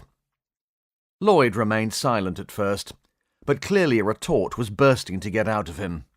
If this is becoming repetitive, Commander, you could just try, I don't know, letting me go? He snapped at last. We both know you haven't got any evidence to support locking me up like this. No evidence, spluttered Baines in disbelief. Douglas put a hand on her arm to calm her. Unfortunately, Lieutenant, we have too much evidence on you. Our problem is trying to work out what you've done and what your partner is trying to make it look like you've done, he said. What partner? Asked Lloyd frostily. To whom exactly are you referring? That's what I'd like to know, remarked Douglas, when his comm chimed, interrupting the interrogation. Douglas, he answered. Captain, Sandeep, I need to talk to you in private, please. Can you find a quiet corner, sir? Aye, bear with me. He left the brig, sealing the door behind him. Okay, Sandy, I'm alone in the corridor now. Please continue. Singh gave Douglas a quick overview of the new evidence discovered by Dr. Wright's examination of the bag and contents. Wright thinks the dab's a suspect, sir, but he's not sure how it was done as the prints are real. It occurred to me that Lloyd has been unconscious in one way or another for a sizable chunk of the last week, and with the recent incidents in sickbay, perhaps the patients and medical staff were attacked just to get them out of the way for a while, giving whoever it was chance to get Lloyd's prints in some way. This may even partially explain the attempts on Lloyd himself. So you're suggesting, Douglas spoke slowly, working the idea through, that whoever set this up, aside from being the most likely candidate for our killer and saboteur, is also someone who has plenty of opportunity to be in sickbay? Do they need to be mutually exclusive, sir? Asked Singh reasonably. You have a theory, Sandy? Just that, sir. But... It's okay, son. It's just between us, Douglas reassured his pilot. I hate saying this, Captain, but it occurred to me that the killer could have cleaned the objects and then pressed Lloyd's hand onto them while he was out of it. Also, we have someone we already know was around when Smith was attacked, albeit with a few question marks attached. Someone who has permanent access to sickbay and all of our pharmaceuticals. This person is slight, female, athletic, beautiful, and... He paused, adding weight to his summation. Has blue eyes. Douglas felt a sinking feeling in his heart. Dr. Schultz, he stated flatly. But don't forget she was also drugged, he added, trying to find another alternative. Perhaps she dosed herself, Singh proposed simply. But there was no syringe where she collapsed, said Douglas. Flanagan said he only found one under the bed by Justin. Surely she couldn't have knocked herself out in Dave's office and then moved the evidence. She was out cold, blocking the door. He couldn't even get into the room. I know, Captain, but with respect, maybe you've got that the wrong way around. Douglas was piqued. Go on, Sandy. I'm listening. What I mean, sir, is that she clearly couldn't knock herself out and then move the evidence, but perhaps she could leave the evidence before moving herself. Speaking from my own area of expertise, I often set this ship up to undertake delayed action tasks and then leave her to it. Surely a medical expert could set the scene before self-administering just the right dose, allowing them to get into position before it took effect. Douglas was silent for some time. Captain? I really don't like this train of thought, Lieutenant, he admitted at last. Sorry, Captain, it's just a theory. You misunderstand me, Sandeep. It's possible you might have hit the nail right on the head. It's plausible, too damn plausible, and I don't like it. I don't think we can prove it, though, sir. Maybe not, but perhaps we can narrow it down by verifying everyone's movements at these critical times, Douglas replied thoughtfully. Firstly, we need to ask Dave Flanagan if what you're suggesting is possible. Get on to that, please. Certainly, sir. But there is one other thing, Captain, Singh added cautiously. Oh? Asked Douglas. A few minutes ago, a docking hatch was opened high up, in Corridor 3. It may be nothing, but I've had the Sarge dispatch a team to investigate. They haven't reported in yet. What could have caused that? Asked Douglas, frowning. All I can tell you from here, Captain, is that it wasn't a request from the bridge or engineering. That suggests that it was opened from the local control console.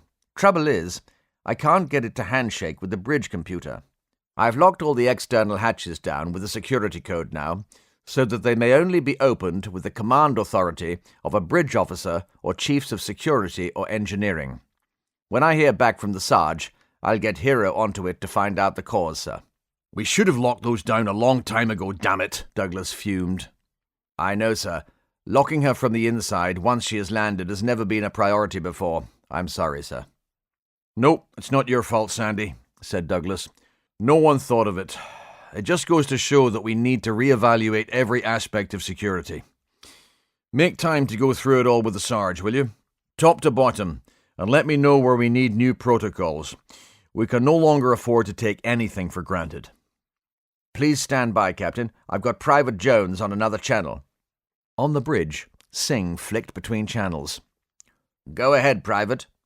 Lieutenant, the hatch controls have been mangled, they have, reported Jones in his sing-song Welsh accent.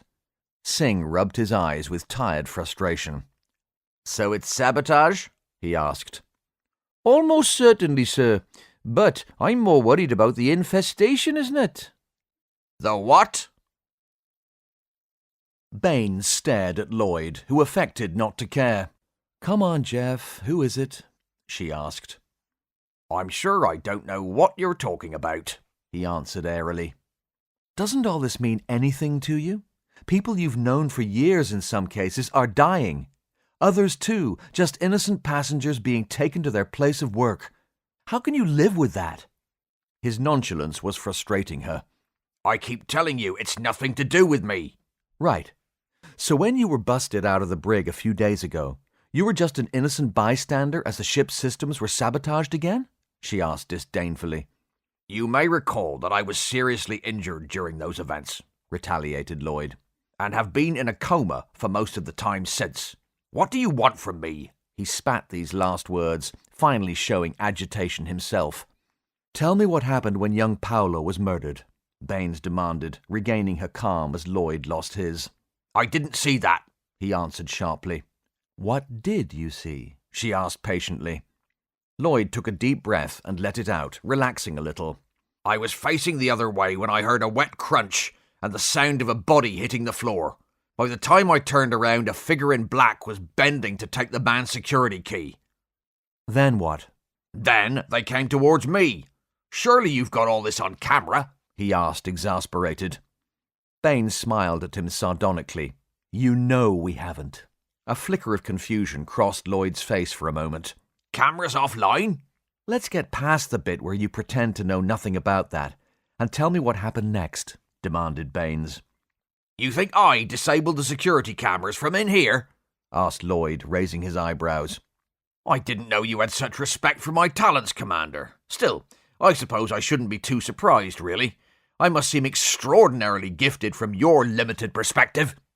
"Well, you know I've always been quietly in awe of your abilities, Jeff," she answered with false civility. "By the way, the toilet is just behind you should you need to wipe your chin or anything. Your friend really has proven himself to be rather brilliant, though, it seems. Your particular skill set, on the other hand, appears to be geared more towards being knocked out and caught.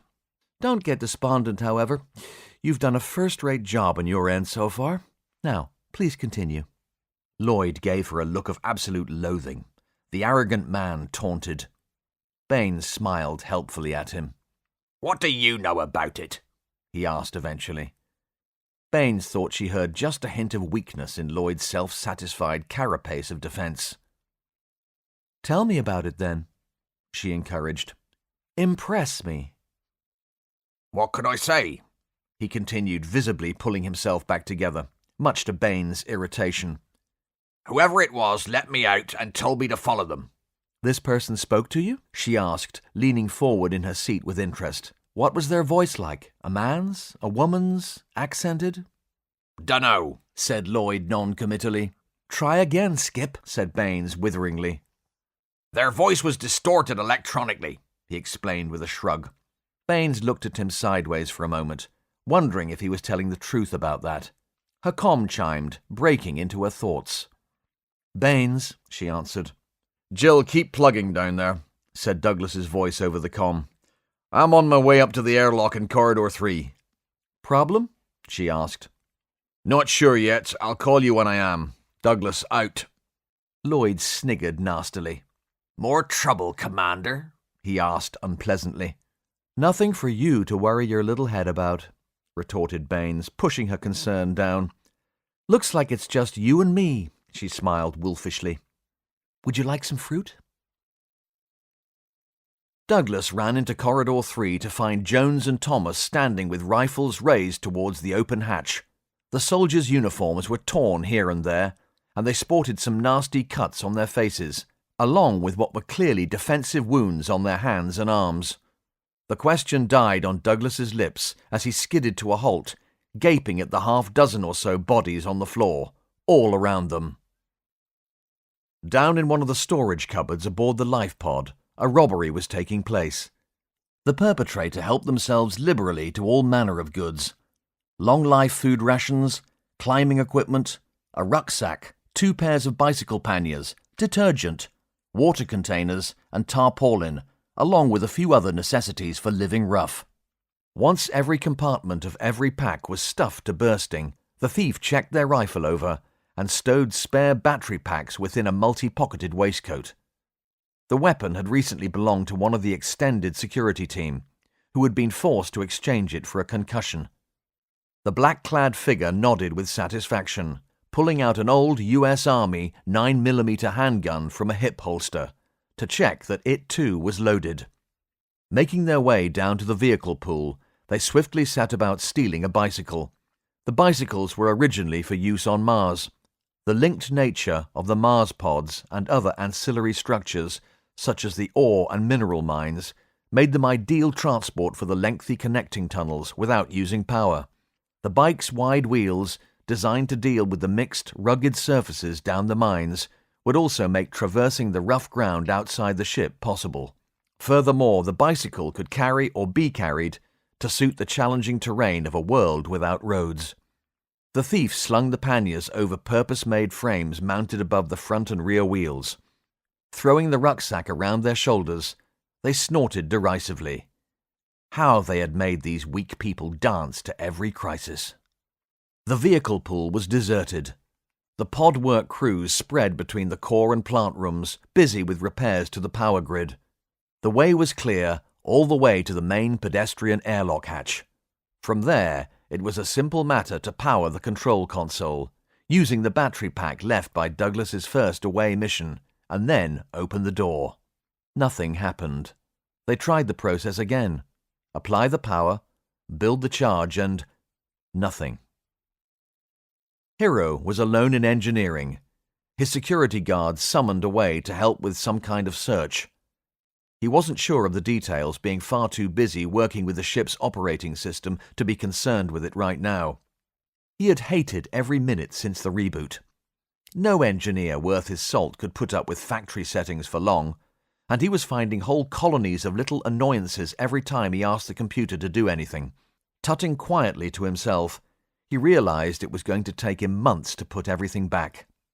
The opportunity this created gradually dawned on him, and a grin spread across his face like butter on a bagel. It would take months to put everything back. That would be months of being able to legitimately avoid as much human contact as possible, tweaking every system as he went, and not forgetting the crowning bonus: the ship would be stationary while he worked. I can get it all perfect. He spoke to himself in hushed tones, almost reverently. Better than before. He was currently buried in an inspection chamber and began to climb out, intent on finding his work pad so that he could design a program of restitution. Even the thought of writing the to-do list gave him butterflies. He couldn't remember the last time he felt this content. Sticking his head out of the hatch and looking around for his tablet, his eyes, alight with excitement, suddenly crossed. This was an automatic response, enabling him to focus on the silencer attached to the barrel of the 9mm pistol pointed no more than 10 centimeters from his nose. Baines nonchalantly devoured an apple and some grapes as she read a comm message from Lieutenant Singh. The text file referred to the sports bag and its contents. Also appended were Dr. Wright's conclusions. Lloyd seethed in silence. Well, I did offer you one. Baines smirked. I don't want your damn apples, Snapped Lloyd. I want to get out of here. Well, in that case, you'll be glad to know that if you're not forthcoming with the information I want, you may indeed be taking a trip outside. How do you like dem apples? You wouldn't dare. He glared at her. We've had this conversation before, remember? You have no law to hide behind now. It's justice, really, isn't it? Like all criminals, you've stepped well outside the law. And now you want the same law you contemptuously discarded to wrap you up like a warm, soft blanket? Only problem is, we've all stepped outside the law now, Jeff. Ain't no sheriff in this picture, she said, playing a cowboy accent as she ate another grape with great satisfaction. So why don't you get down off your high horse and start talking? It might just save your life. For example, you could start by telling me what happened after you were busted out of here. Why should I help you? He snarled irritably. Firstly, for the reasons I've just stated. And secondly, because your partner in all this has done everything possible to frame you, Baines explained calmly. Lloyd looked slightly stunned. Nothing to say? She prompted sweetly. He dithered for a second. I don't have any partner. I'm innocent. Baines exhaled deeply. Seriously, Jeff, if you don't give me something in mitigation, sentencing is likely to be rather swift and very uncomfortable for you. The sports bag containing the data clip, the one with the worm on it which almost destroyed the ship, was also found to contain your tool belt and a 9mm round, all of which had your prints on them. Care to discuss? Lloyd's colour drained. What's this? What bag? I haven't... Oh, and there's also the plastic explosive, Baines continued airily. Ditto with your prints on it, and did I mention the explosive was found in your quarters? He tried to answer, but nothing coherent came. Whatever your relationship with this person was, you've been hung out to dry, Jeff. You must see that now. She drove the point home. Look, I don't know what she... It was a woman then, was it? Baines interrupted. Lloyd swallowed. Baines, miming a gun with her hand, pointed it at Lloyd as she feigned the hammer going down with her thumb. She winked at him. Gotcha. Douglas took the last few steps more slowly. Are you boys all right? He asked the battered men. Both soldiers nodded, so he added the supplementary, What the hell are these? Some sort of birds, sir, said Thomas. With damn big teeth, isn't it? Added Jones. The winged nightmares, Douglas could see there were 7 of them now, were around 1 meter across the span with large heads, long snouts, and mouths fully loaded with savage reptilian teeth. Vicious talons adorned their feet and even their wings. Douglas studied them more closely. Their wiry, muscular little arms ended in clawed fingers, the largest of which extended all the way to the wingtip, creating the framework for the membranous wing itself.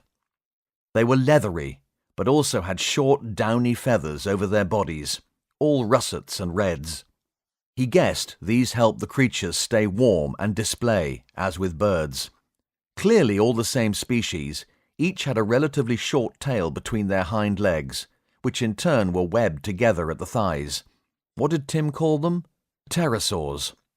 A vague memory surfaced of the young man explaining how the early pterosaurs had long tails, which may have been of some assistance to their aerobatics. However, the later, more aerodynamically advanced animals evolved much shorter tails. He guessed these creatures fell somewhere between the two. Their visage was terrifying, almost demonic, but there was also an undeniable savage beauty about them. You managed to drop them with the Heath Riflesons, then? Asked Douglas. Eventually, sir, said Thomas, more than a little unsettled. Corp? Douglas queried. Well, sir, they dropped in the end, but I swear we stunned them hard enough to bring Jones here down. They can't weigh more than a kilo or two. He stared down at the little creatures with horrified respect. What's more, we found a scrap of meat on the deck that wasn't from them, or us, he added acerbically. I think it might have been steak, sir. They were fighting over it when we arrived. They were baited in here? Asked Douglas, raising his eyebrows in astonishment. Looks like, sir, replied Thomas, frowning. With steak? I know, Thomas acknowledged. Talk about a waste. I never even ate real meat before I joined the NASA mission, let alone steak. Well, you remember what standard fare was like back home, sir. Douglas grunted. He remembered. Are they dead? He asked. I damn well hope so, snapped Jones, more rattled than Douglas ever remembered seeing him. We had to give them a good blast, Captain, continued Thomas. They just kept shaking it off, and they were so fast. They were tearing into us. I know we're to try non-lethal approaches where possible, sir, but... Don't worry, men, said Douglas placatingly. Rather them than you, eh? Thomas nodded and swallowed. Trained soldier though he was, this was well outside his theatre of experience. We'd better get Dr. Pearson to examine the bodies and check they're not carrying any parasites or diseases we need to be aware of. You two need to get those wounds cleaned and seen to ASAP. Not yet, sir, said Jones. At least one of them got past us and flew down the corridor. A right nasty big one as well it was. There may have been more. I didn't see anything when I ran up here, stated Douglas with alarm. It must have gone the other way. He pulled his comm from a pocket and hailed the bridge. Sandeep, close all of the internal bulkhead hatches immediately. They don't need to be locked, just closed.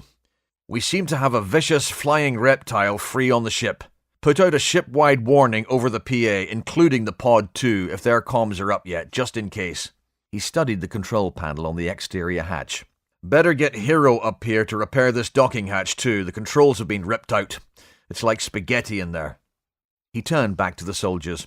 Sorry, boys. I'd like to send you to sickbay, but we need to guard that hatch against any more gate crashers. I'll get a medic up here to dress you up at least. Once Hero's done his thing and closed the hatch, you can take yourselves off for treatment and a full checkup. Like I said, we don't know what these critters might be carrying. Yes, sir, the men answered without hesitation. The lunatic who caused this might still be up here too. The soldiers looked at one another grimly. So keep 'em peeled and watch your backs. Good work. Douglas tossed them a salute and left. Pulling the stun pistol he always wore these days from its belt holster, he turned the corner with caution. As it happened, the lunatic was actually down in engineering, pointing a loaded sidearm at Chief Nasaki's face. Hero's comm binged, making him jump so badly that he almost fell back down the hatch. The black-clad figure gripped him with their empty hand, pulling him back from the edge. "Thanks," said Hero automatically, before looking back down at the pistol pointing at his stomach. "Oh," he added glumly. The figure motioned towards the door with their gun. Hero remained still for a moment. "I don't suppose that's unloaded by any chance?" he asked, attempting a friendly smile. It took but a fraction of a second for the gun to be pointed at the floor, fired, and returned to its position, covering the engineer. Hero swallowed. The hole in the deck was about 15 millimeters away from his foot. He nodded sideways towards the door. The figure in black nodded up and down once. Hero walked. "Your only chance of living out the week is to come completely clean now," shouted Baines, all humour gone. Lloyd glared at his antagonist, breathing deeply. He was clearly steadying himself for something. I have a request, he said at last. Baines leaned back in her chair, looking at him askance. Go on, she prompted guardedly. a single malt, a good one. And I'll tell you all I know. Everything. You're bargaining for a whiskey? Now? She asked in frank disbelief. What other chance will I ever get? He replied simply. And make it a very large one. I'm sure that damn Scotsman will have some hidden away somewhere. Better spell it W-H-I-S-K-Y then, she said, pulling out her comm. Captain, it's like this. Within a few minutes, the door to the brig slid open once more to admit Captain Douglas bearing a mature single malt, a Glencairn whisky glass, and a grudge. Don't worry, Captain, I've got a glass, said Lloyd, waving a safety glass receptacle around smugly. Douglas looked down at the bottle and then at Lloyd, then down at the bottle again, then at Lloyd again. Captain, said Baines, I know it hurts, but... Stop talking, he ordered tetchily. We can't torture the prisoner, but it's okay to torture me, is that it? Baines covered her lower face with a hand, hiding a smile which threatened to escalate into laughter. Maybe we can set up a still when we've gotten settled, she tried helpfully, but trailed off under the furnace of Douglas's glare. A still? He stared at her as if she were mad. This is 50-year-old oak matured. 50 years old. I'm talking the Holy Grail, and you're talking rot gutshine. Lloyd waved his glass from side to side indolently. Do I need to rattle on the bars or something? I'm unsure of the protocol. He was enjoying his last dig. Douglas wished like the Flying Scotsman himself. Of all the people I thought I'd share this dram with, I can't believe that... Ah! You'd better have something good for me, Lloyd, or I swear I'll put you outside for the neat like the damn cat for this. Douglas pointedly poured himself a generous measure first. Slowly, and with all the grace of a man parting with his last pennies to the taxman, he poured a little whiskey into Lloyd's glass too. Ahem, said Lloyd, not moving the glass a millimetre. Douglas grumbled incoherently. Grudgingly, oh so grudgingly, he poured a little more into the proffered tumbler. Thank you, Captain, Lloyd acknowledged. Smiling victoriously, he saluted with the tumbler and took a large swig. Douglas sat down next to Baines in a perfectly foul mood. Don't suppose you've got another tot there, have you, Captain? She asked hopefully. Douglas turned slowly to face his first officer. This was your idea, wasn't it, Jill? He asked gruffly. Well, I wouldn't say that. I mean, not exactly. Douglas gave a tight, mirthless smile. Precisely. So you'll be needing to keep a clear head to make sure that we didn't miss anything, will you know? He said with satisfaction. The duty guard's face crawled all over his head in an attempt to stay straight. Baines noticed and lashed out. Eyes front, Private.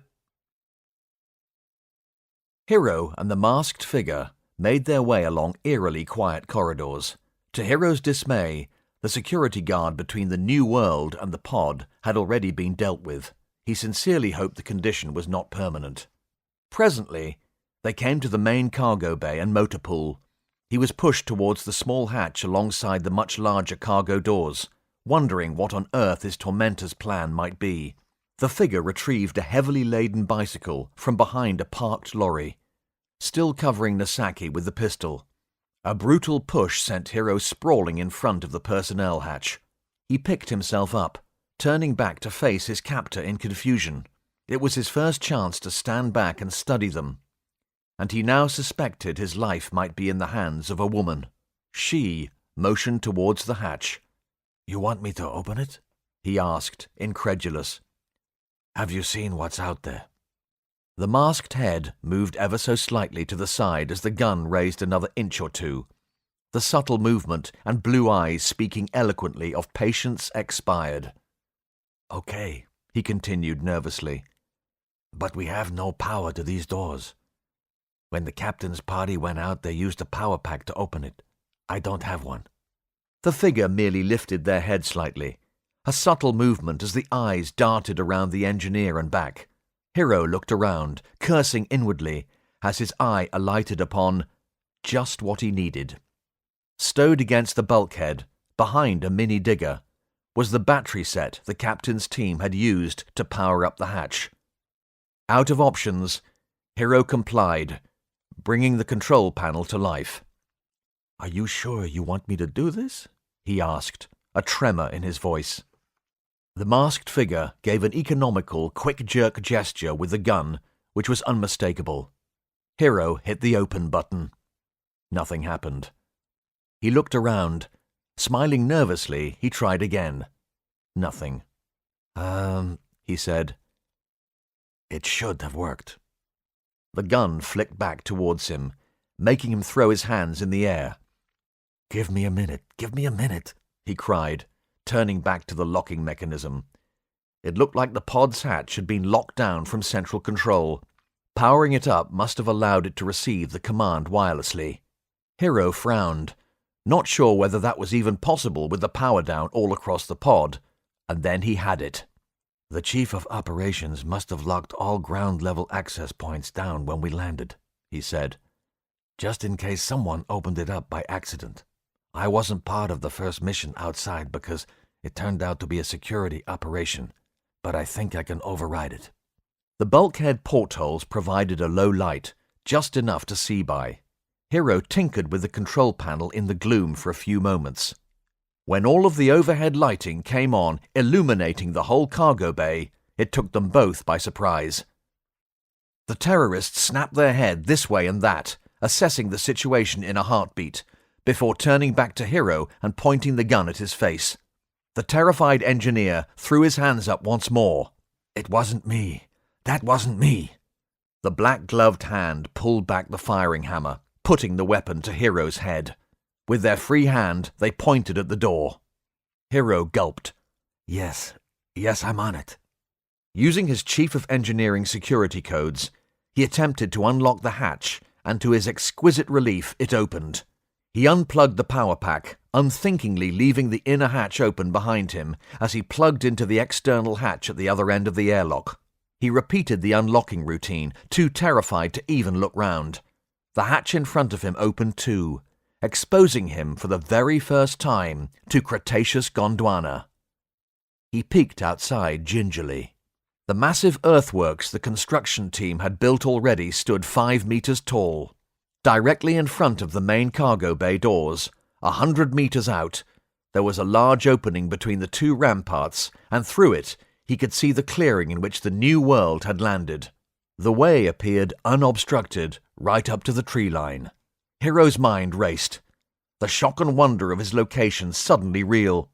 He was about to exchange his controlled, man-made environment for the beauty and savagery of a world unadulterated.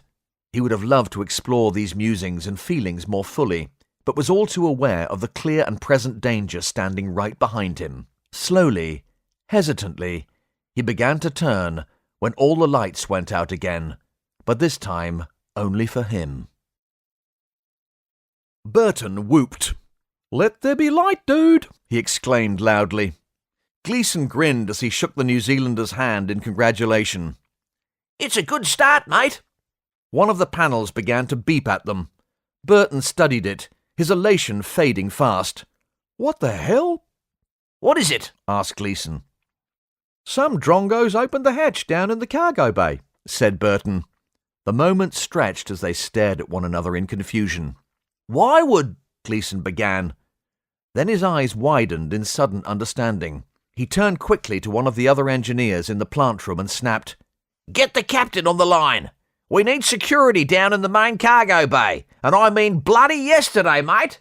He grabbed his rifle and ran out with Burton hot on his tail, not altogether sure what was happening. The two men ran into the main cargo bay, panting heavily. It appeared deserted, so they jogged across to the open pedestrian hatch, slowing with caution as they drew close. Daylight streamed in, meaning both hatches were open. "Crap," Gleason muttered. The Australian flattened his back to the bulkhead and warily looked around the corner. The New Zealander leaned around his colleague, mimicking the action.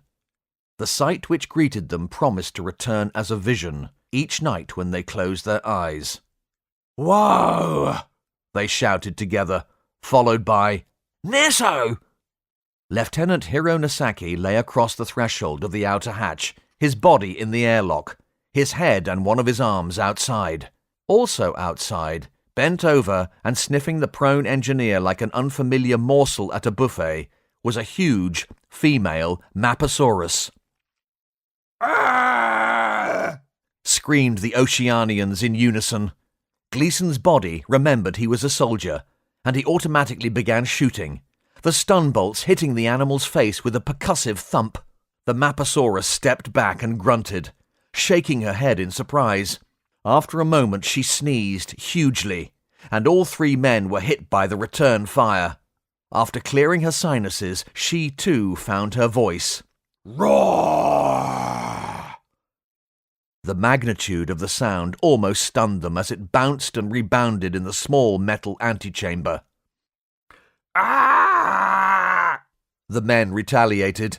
Gleason fired once, twice, thrice, causing the massive beast to stagger back a little further. Burton saw his chance to undertake the bravest act he could ever wish to forget. He dove into the melee, dragging Hero's feet back until he was fully inside the pod once more. Shaking off the stun blasts, the animal spotted the New Zealander on his feet near the doorway. His whole world in slow motion, Burton's mind treated him to a flashback. Bigger and often even more aggressive than the male, the female Maposaurus. The voice of Tim Norris spoke with a surreal calmness. I can't remember what he said next, cried Burton. What? Shut the bloody door! Screamed Gleason. The female Maposaurus had no such lapse in memory. She knew her business well.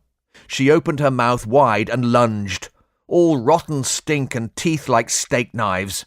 She was about to take Burton when his shattered wits caught up with the situation and he dove for the clothes stud. The hatch sealed quickly, knocking the creature's head to the side and deflecting its attack with barely a millisecond to spare. The New Zealander had sat through departmental accounts meetings which shot by faster than that instant. As he waited for the door to close, his legs caught up with his wits and collapsed under him. He fell on top of Hero, and they lay slumped together against the hatch. Is he alive? Asked Gleason. Am I?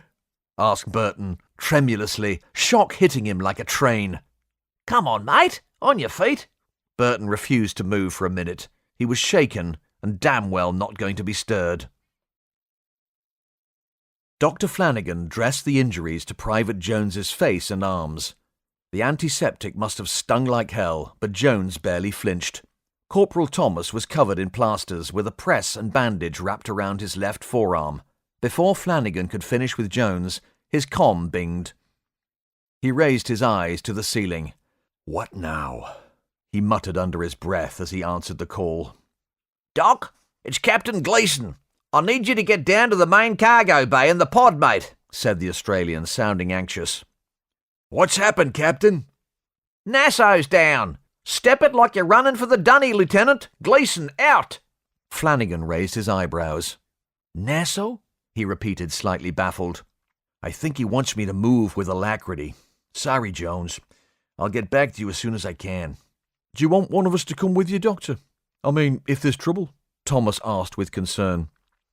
No, Flanagan replied quietly, in his easygoing manner. You boys just make sure nothing else comes through that hole. He gestured towards the open hatch, gaping 20 meters above the ground. Quickly packing his equipment into a ubiquitous leather doctor's bag, he set off at a trot, not realizing that he had just made a mistake. Regret would follow on swift wings. He ran through the ship and pod, wondering what had befallen Nassau. He assumed the Australian meant Nagasaki. Progress was slow, as every hatch was closed against him.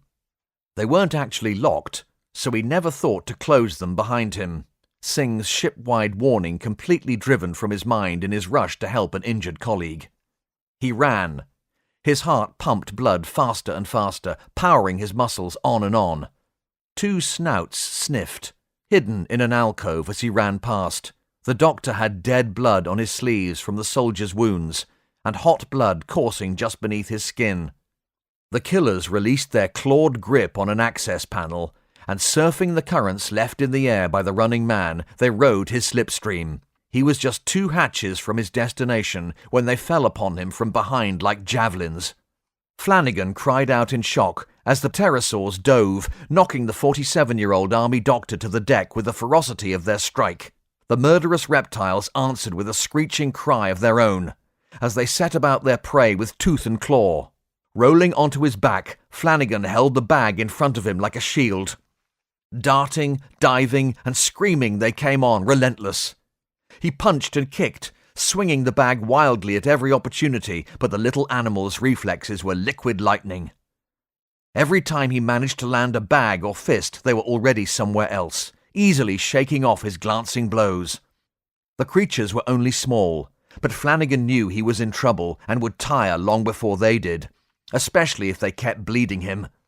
With a huge effort, he sprang to his feet, yowling in agony as a set of tiny jaws bit deeply into the back of his neck with teeth like tacks. "You little—" He managed to grab the smaller of the two, throwing it hard against a bulkhead before it could bite his face. But the animal merely turned in the air, barely scraping the wall. This was his last chance, and he ran for his life through the hatch, ignoring the constant bites and scratches as best he could.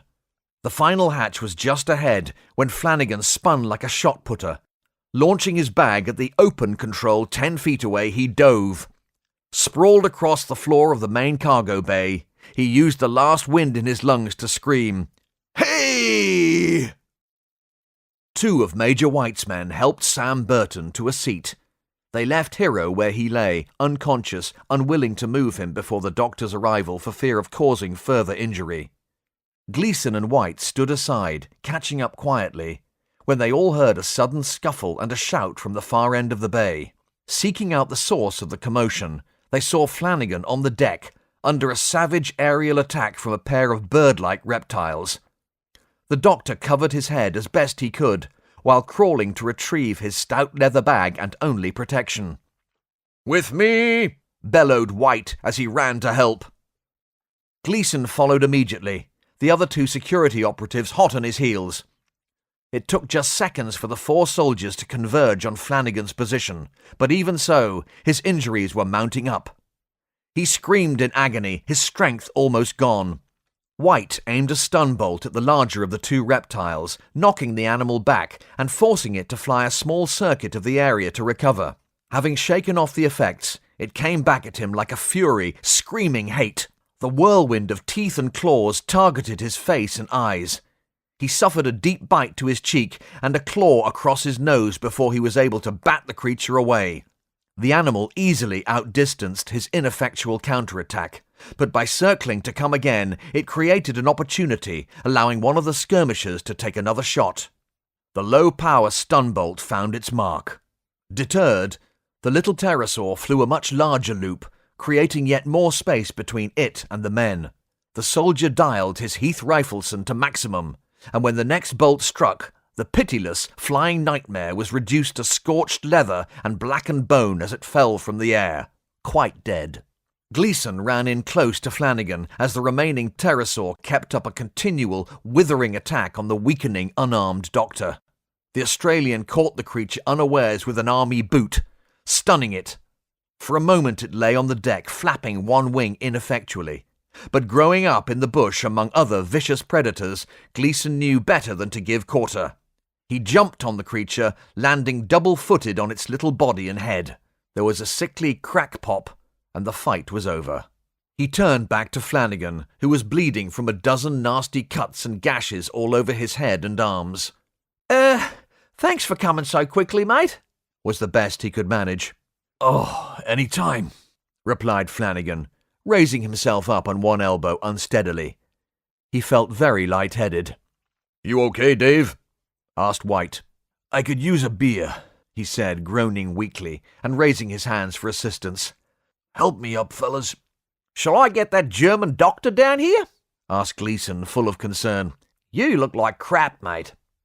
"Good God, no. I'm not that desperate, but thanks for your diagnosis, Captain." The healing power of sarcasm boosted Flanagan's strength a little. "Come on, let's check on Hero." Gleeson and White glanced at one another, shaking their heads in rueful respect for the old warhorse. Together they helped Flanagan hobble over to the engineer, who to everyone's relief was beginning to stir all on his own. "Help me down to him," said Flanagan. Kneeling with a little help, he took the engineer's pulse, flicked a torch into his eyes, and made all the usual checks doctors perform whilst deciding what to do with the patient, or in Hero's case, the impatient. He attempted to rise, but Flanagan held him still. The doctor commented with a satisfied nod. "A small concussion. Nothing too serious. How many fingers am I holding up?" "How many fingers am I holding up?" Hero snapped, making a rude hand gesture. "Let me go." He sat up crossly. "I need to check the hatch. If they've broken my ship again, I'll—" The three men standing around the engineer laughed as Gleeson helped him to his feet. "Gentlemen, would you help Hero to sick bay?" began Flanagan. "No," Hero interrupted. "I've got too much to do—" "Save it, Lieutenant," Flanagan barked, drawing on his last reserves. "Sick bay, that's an order." But nothing. Not even Douglas can overrule me on medical matters. You know that." He nodded to Major White. "Get him to sick bay, please, Major. Call ahead and tell Smith that Hero will need treatment for a light concussion and that he will be staying with us overnight." He raised his voice over the chief's futile complaining. You need to get there yourself, mate, advised Gleeson, looking down at the doctor now sitting on the deck with his back against a wall. "I just need a minute," he replied, breathing heavily and wincing as he put a hand to his bleeding ear. He laughed softly as Hero was led away, cursing in Japanese. "He's all right." Looking across to where Burton sat, he inquired, "Are you injured, Sam?" "Just a bit shocked, I think. Feels like someone pulled the plug out of my bathtub," he replied tiredly. "That'll be the adrenaline fade," said Flanagan. "I'm feeling it myself. Looks like you've had quite an adventure of your own down here." "It's a gripping tale, mate," Burton replied wearily. "Go on." "I'd rather not talk about it." Flanagan chuckled again and reached up for Gleeson to help him to his feet. "I feel like I've advanced my legs a generous bonus, and now I can't get any damned work out of 'em." "Sorry I called you down into this, Doc," said Gleeson. "Come on, you need to get that head looked at." "Never truer word spoken," Flanagan snapped, and he limped off grumbling. "Hang on, mate. We'll help you." Gleeson pulled Burton to his feet, and together they trotted to catch up. Lieutenant Singh was once again the only bridge officer on duty, so Major White brought him up to speed with events in the pod's cargo bay. Singh subsequently placed a call to the brig, so that he could pass along the worry. "Brig?" A soldier's unemotional voice responded. "This is Lieutenant Singh. Is the captain there?" Well..." Singh sensed the hesitation, also hearing something else going on in the background. "Singing? What the hell is going on down there, Private?" he asked peremptorily. "I'll get the commander for you, sir," he replied. A moment later, Commander Bain's voice replaced him. "Everything okay, Sandy?" "I need to see you, Commander.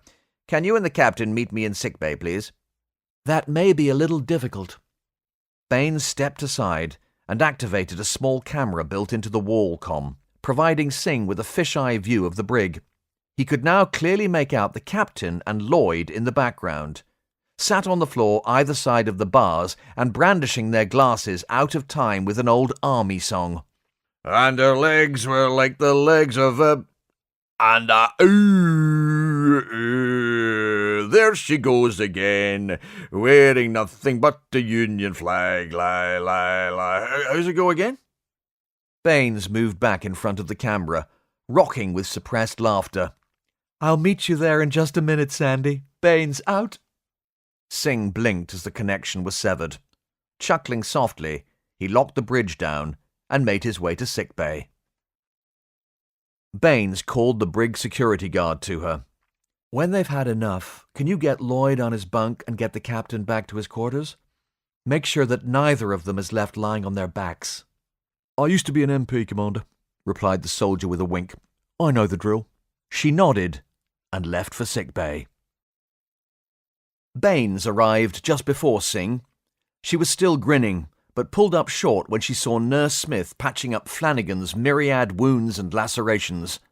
Hero lay on a bed holding an ice pack to his head, with a new shiner replacing the fading one to his other eye. Both men were clearly battered and bad-tempered. "Have you two been squabbling over table tennis again?" she asked. That's funny, said Flanagan flatly. Baines smiled sympathetically. "Sorry, Dave. What's happened now?" Singh entered at this point to explain events in the cargo bay, as he had been given them by Major White. Flanagan augmented the tale here and there, as his headache allowed, but was mostly glad to let someone else do the talking.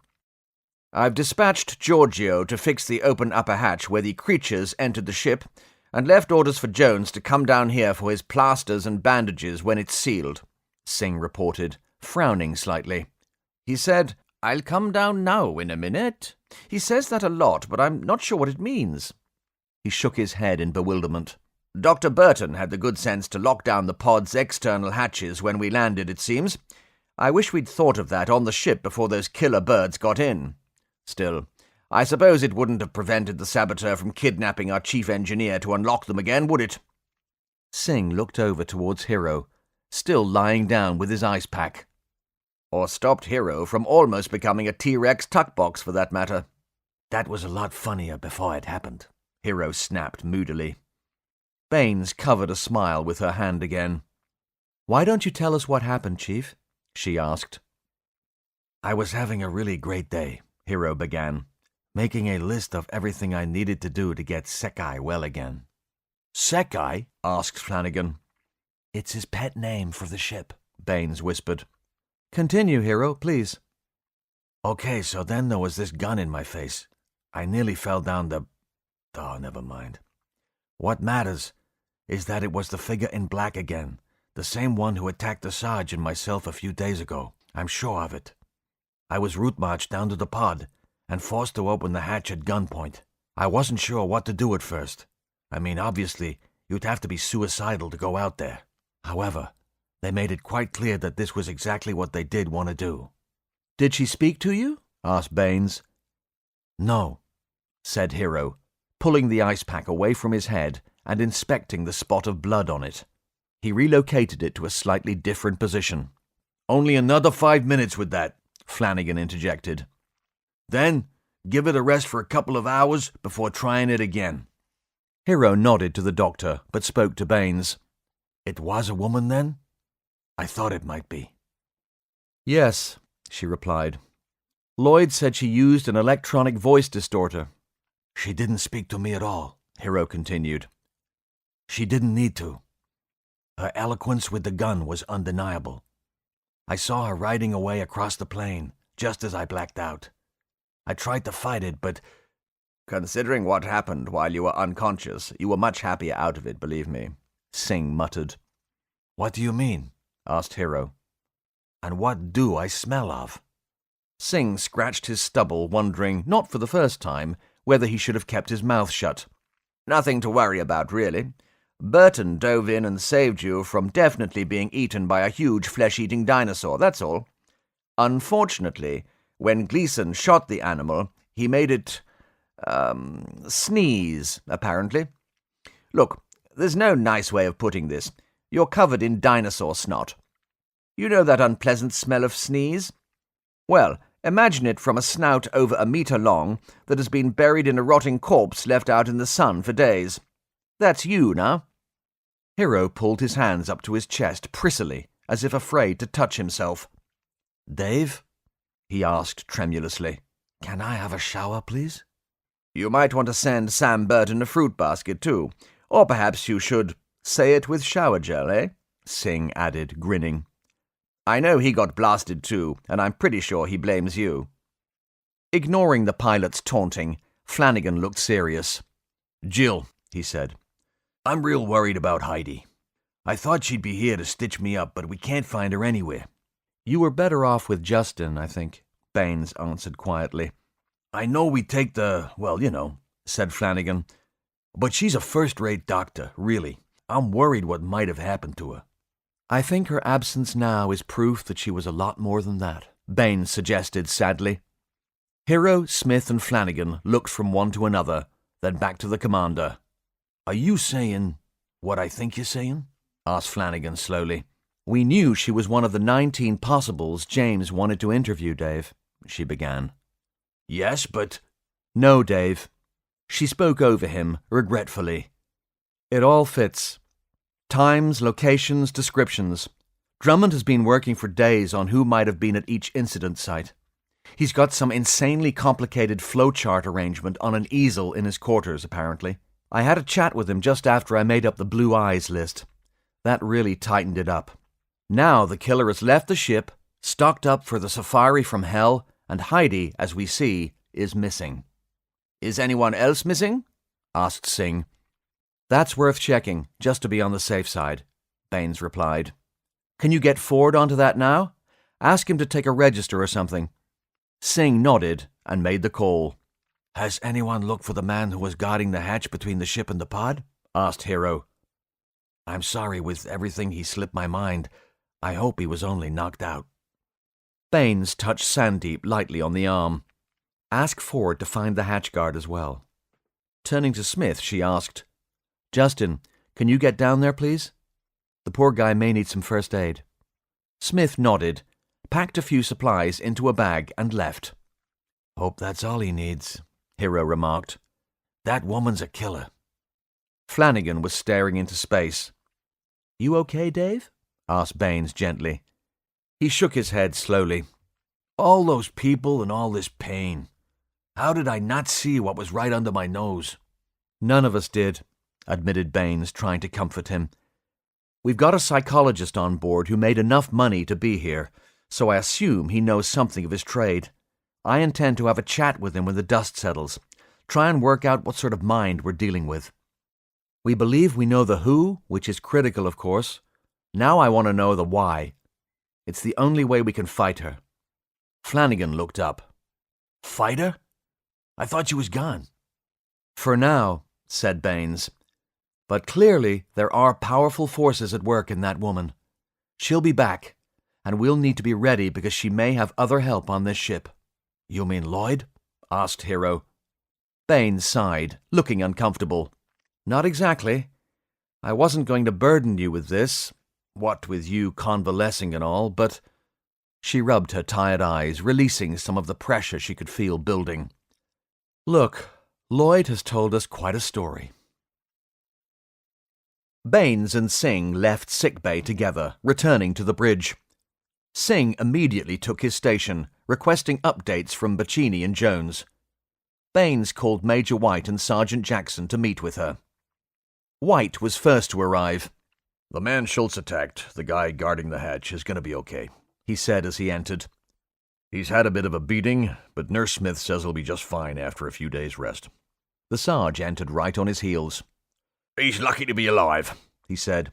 She's lethal. She got the better of me, I can't deny it. Wow, the man Schultz attacked.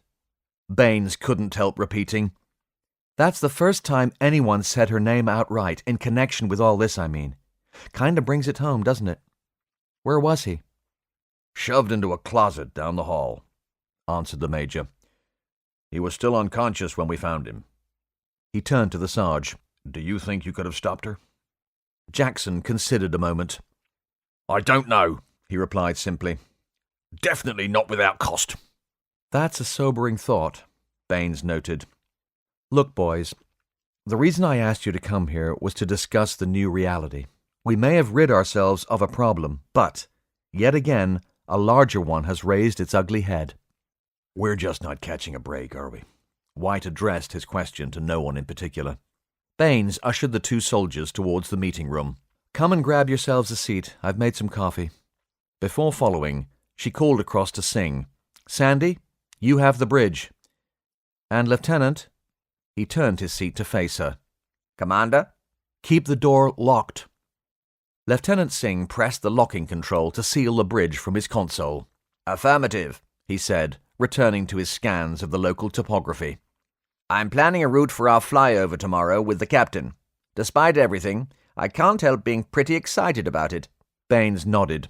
Don't forget, we're not only looking for resources now. She's out there, and she's armed. Yes, Commander, replied Singh dutifully.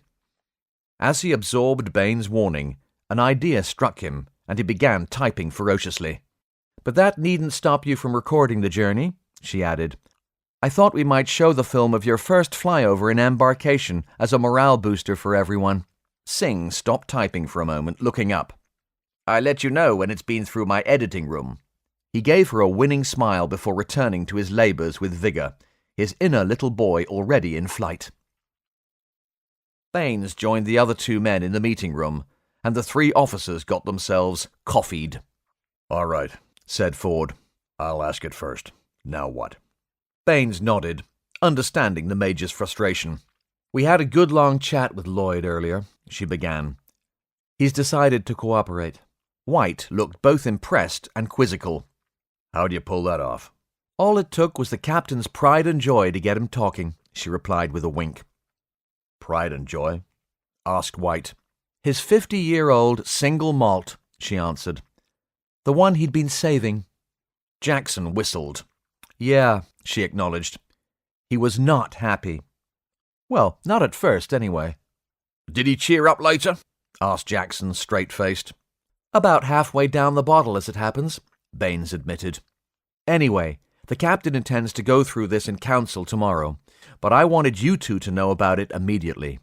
We may need to take steps and put measures in place. The soldiers glanced at one another, bracing for another unwanted revelation.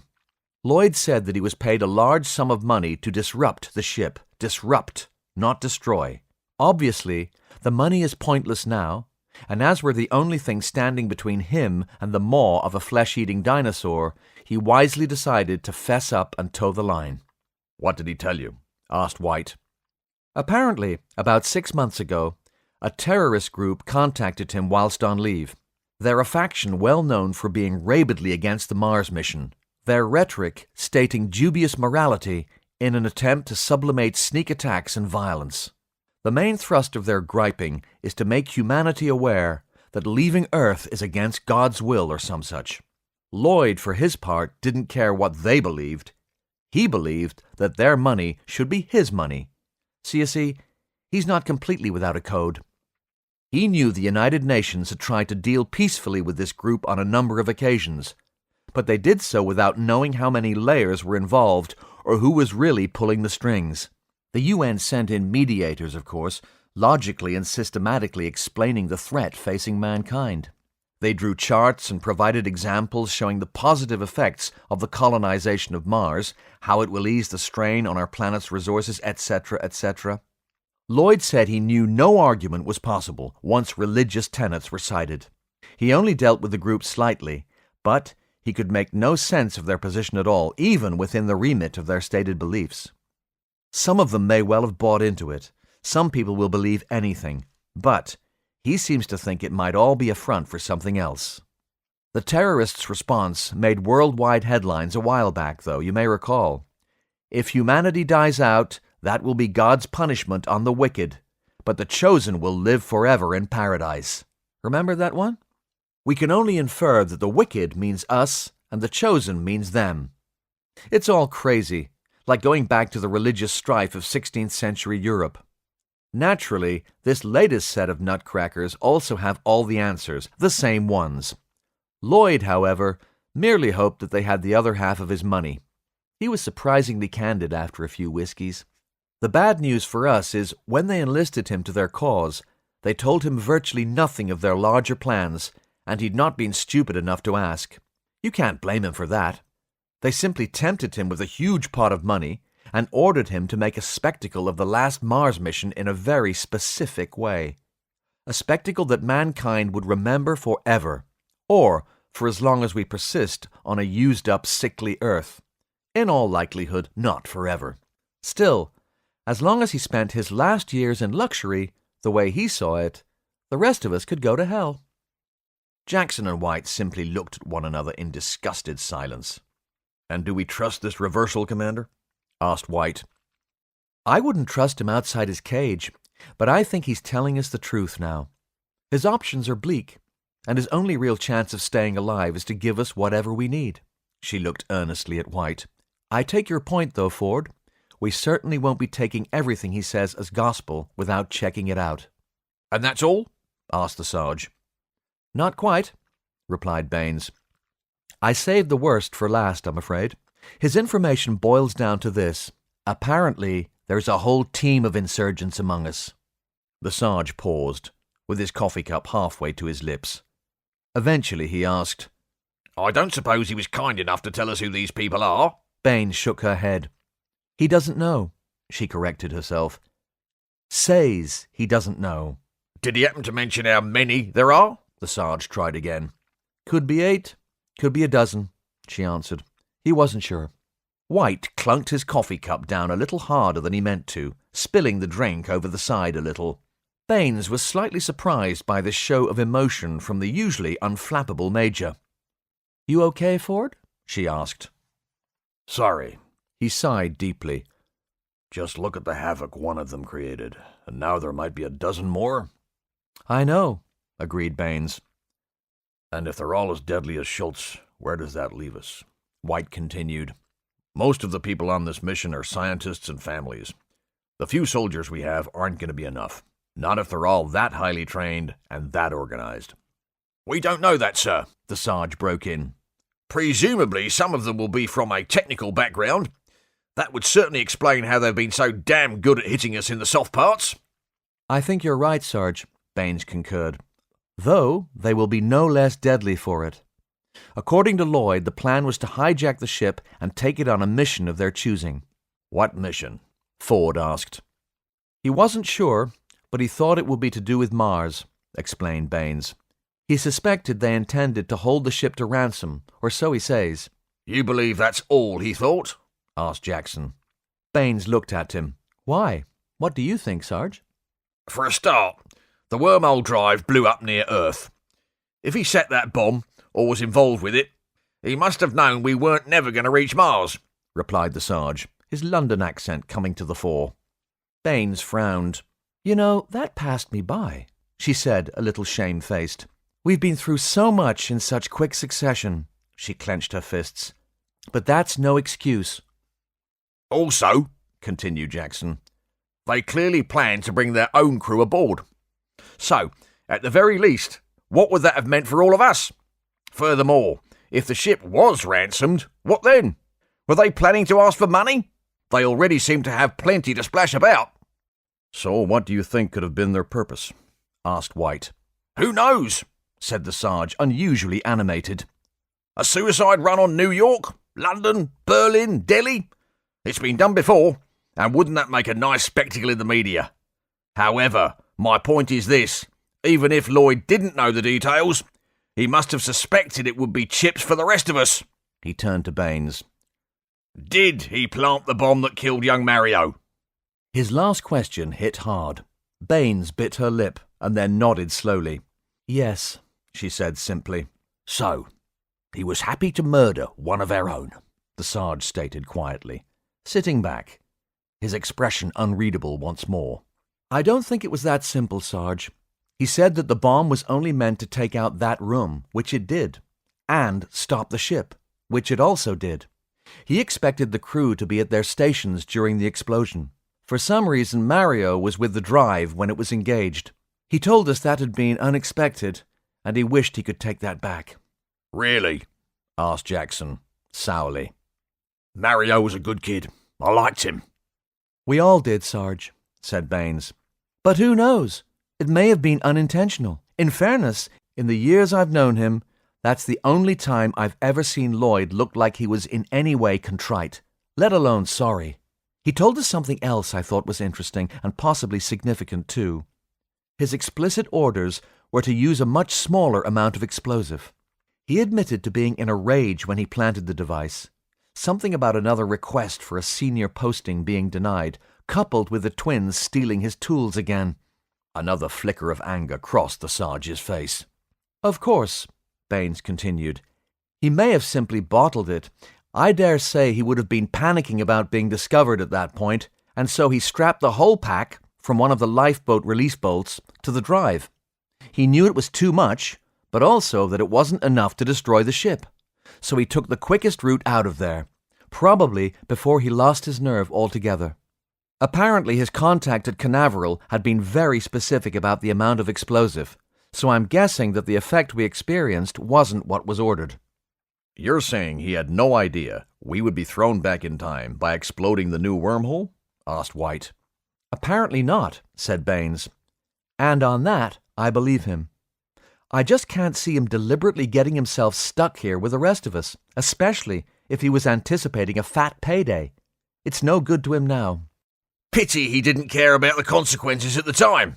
He sold us all out, knowing it might be our lives. There was an edge of steel to the Sarge's voice now. But it's not my job to pass judgment. Lucky for him. White nodded his agreement. If he's confessed, then something is going to have to be done with him. With him or to him? Asked Baines. Either works for me, White admitted. This time it was the Sarge who nodded agreement.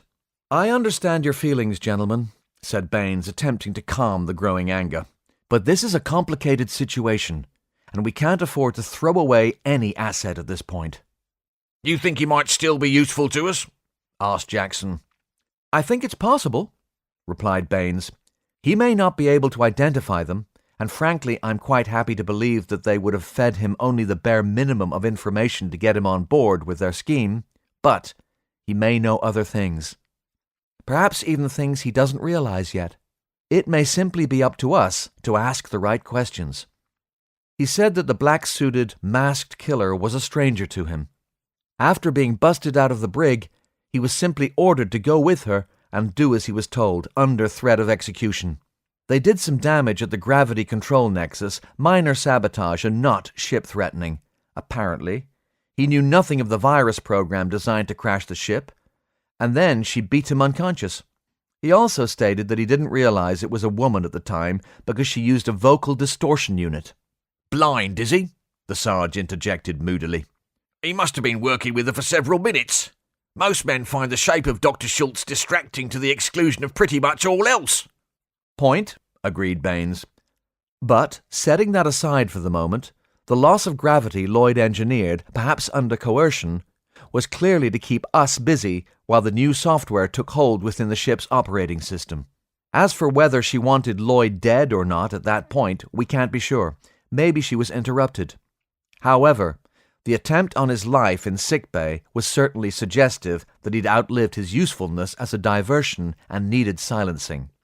Obviously, when you, she gestured towards the Sarge, and Hero discovered that there was another saboteur on board, the cat was out of the bag. After that, there was no point leaving Lloyd around to take the blame. And just to reiterate, if Schultz wants Lloyd dead, well, there's just a chance he might know something significant. She looked uncomfortable for a moment. Of course, there is also another reason for keeping him alive. Oh? Asked White. Can we really afford to get rid of an experienced ship's engineer? A black cloud crossed the Sarge's face. You're thinking of returning him to duty down the line? He asked, clearly doing his best to remain polite. I don't know if the captain will bend to that degree, Baines offered, but Lloyd does have value as a resource, and let's face it, every one of us is irreplaceable now.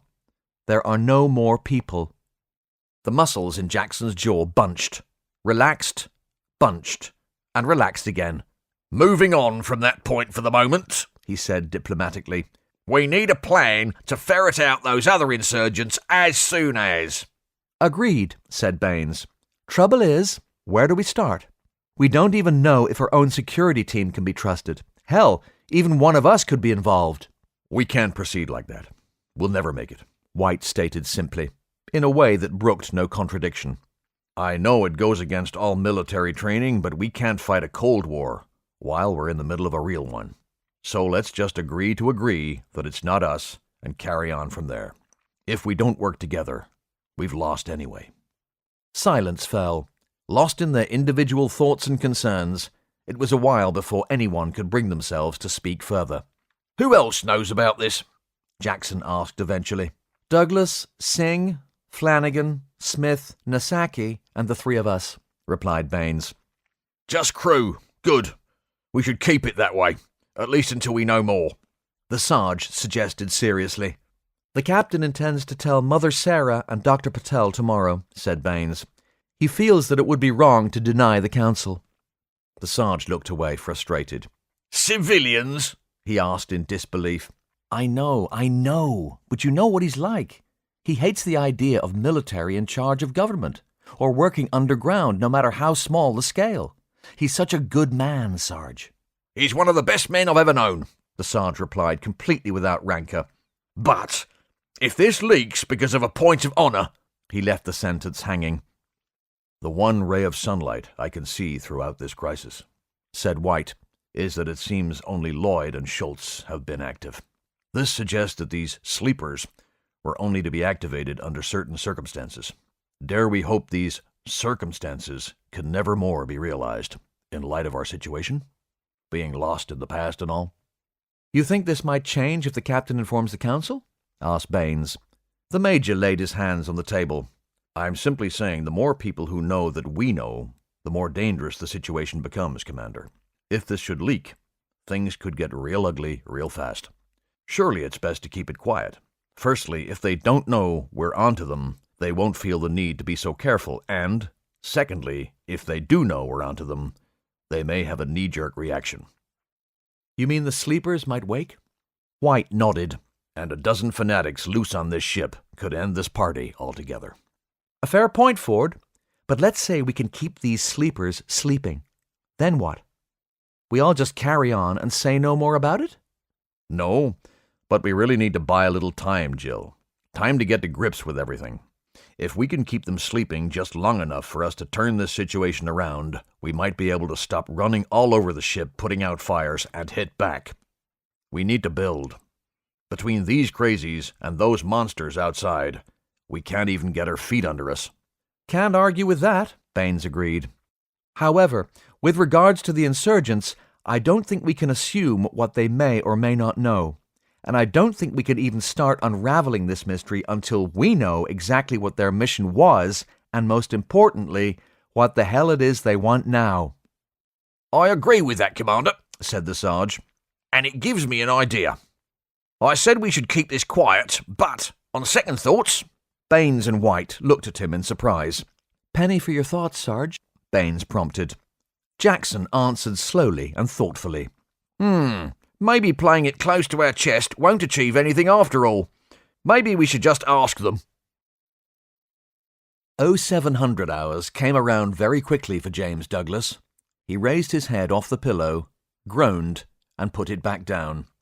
Taking a moment to gather himself, he tried again. This time, he made it all the way to his feet, swayed a bit, and staggered into his ensuite.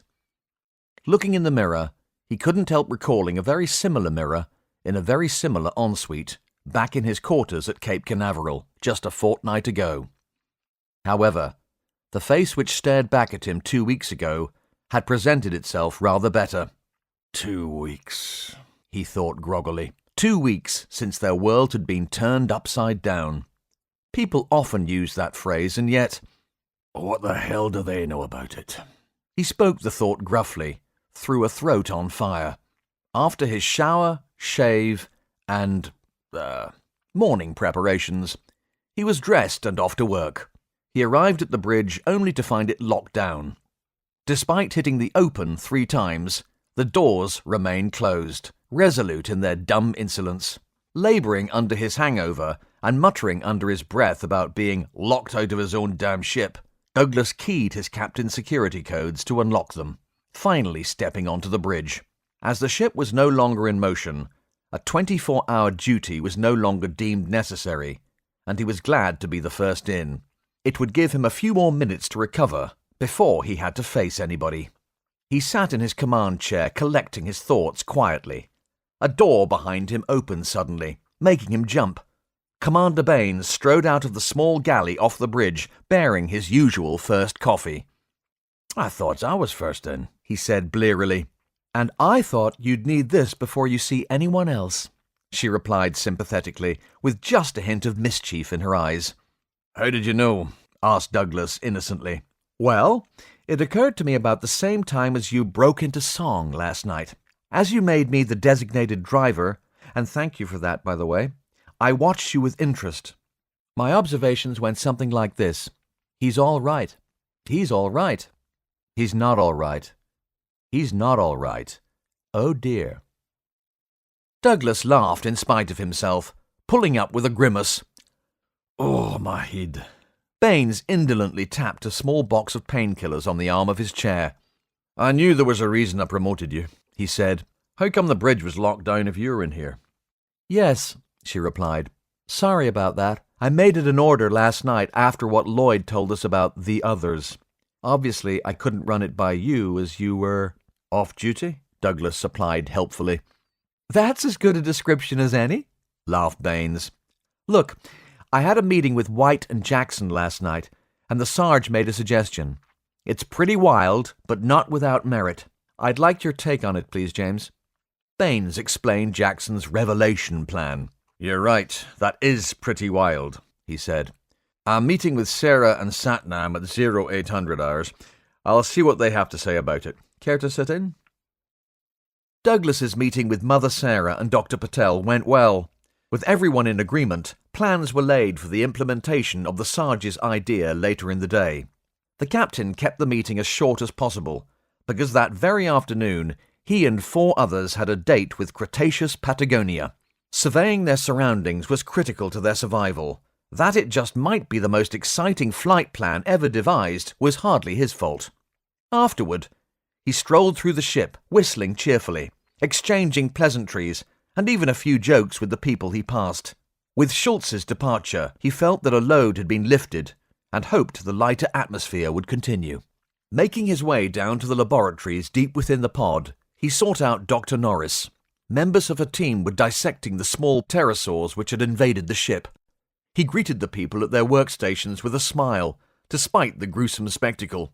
Others examined slides and samples taken from the same animals. Regardless of the captain's fresh bonhomie, his hungover, empty tummy was still in poor humour, so he moved along quickly. Eventually, his feet carried him to the door of the team leader's office where he knocked. "Come in," he heard Norris's voice from inside. Good morning, Doctor, he said, popping his head around the door. I hope I'm not disturbing you.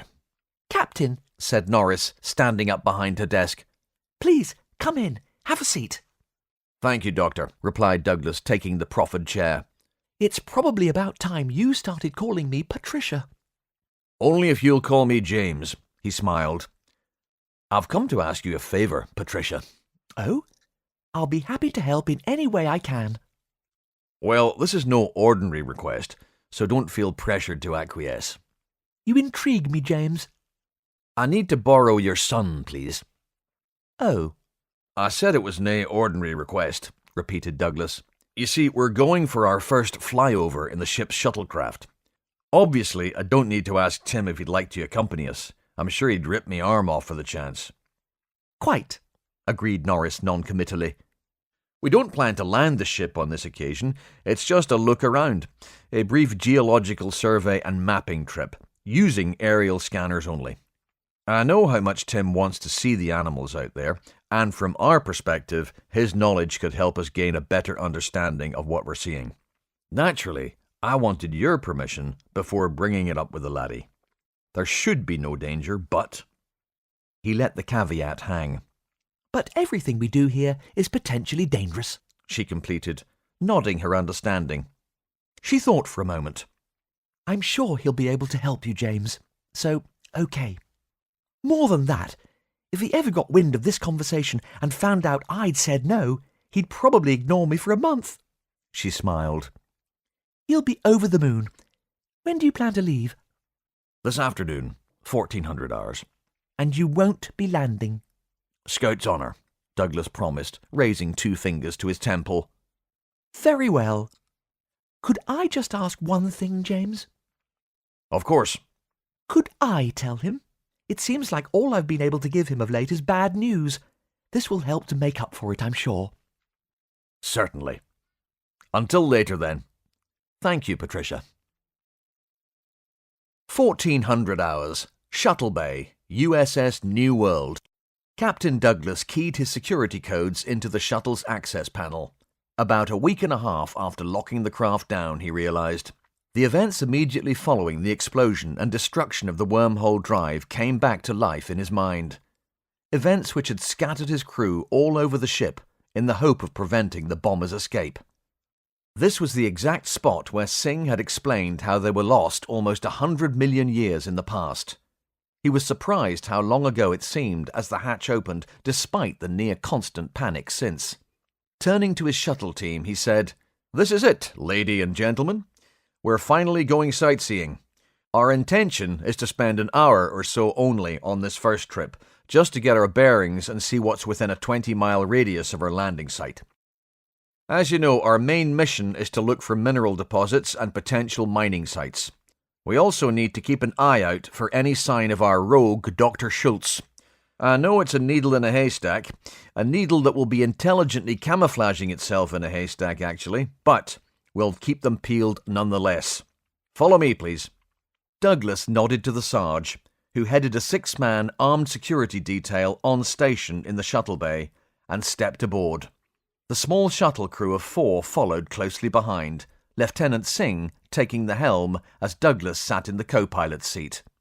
The other 3 stations, largely given over to Myriad's scanning equipment, were taken by Dr. Jim Miller, Dr. Samantha Portree, and Tim Norris. Miller represented the manufacturing team and would be scanning the chemical composition of the soils. Portree represented the mining and construction team. Her focus would be the complex geology of the area they were about to investigate.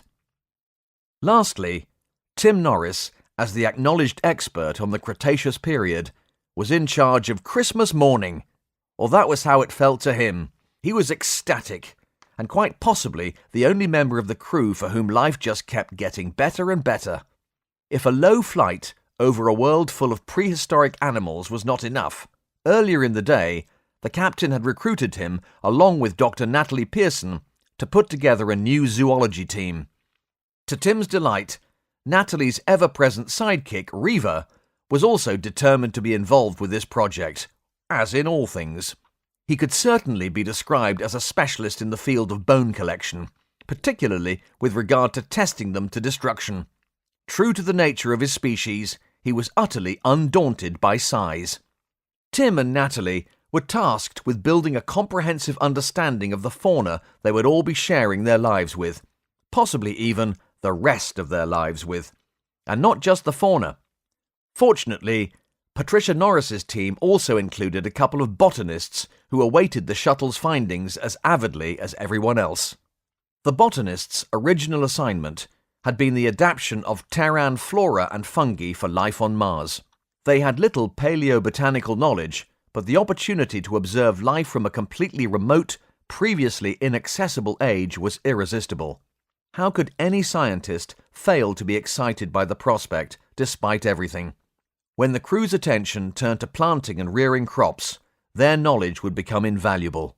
Once the initial shock of their predicament ebbed, the impressive minds aboard the New World soon realized that a complex model could now be constructed.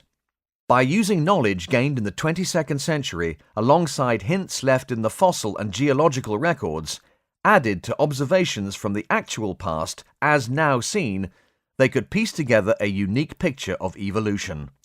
When not fearing for their lives, the scientists were lost in a sort of intellectual euphoria, already plotting ways of extrapolating the whole story arc of life on Earth from these 2 unique reference points in time.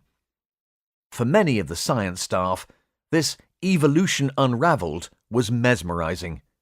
Who could have ever believed they would have the chance to combine the knowledge of an ancient past from a long-lost future, compare and corroborate that knowledge with observations taken in the now that used to be then, to hopefully complete a puzzle mankind had barely found the edges to, until now. Although it might be argued that now is actually then, but of course, you have to expect a little paradox every now and then. However, paradox didn't end there. Their strategy would have provided the dream assignment for most of the staff, had their predicament not been such a nightmare. Douglas activated the shuttle's communications console, opening a channel to the bridge of the New World. "Commander, we're good to go." He motioned for Singh to open the bay doors remotely from his pilot's console. "Godspeed, Captain." Bain's voice came through the speakers hidden around the shuttle's small bridge. "Pick me up a stick of rock." "I'll have a word with the geologist," Douglas replied, lightning fast. "Too much coffee today, Captain?" asked Baines. Douglas smiled. "See you in 1 hour, Commander. Hold the fort and keep the drawbridge up." "We'll have you on scanners. Good luck, everyone. Enjoy yourselves." The bay doors were now fully open, and after the pterosaur incursion, the security team were on high alert. Happily, the skies around the ship were clear on this occasion.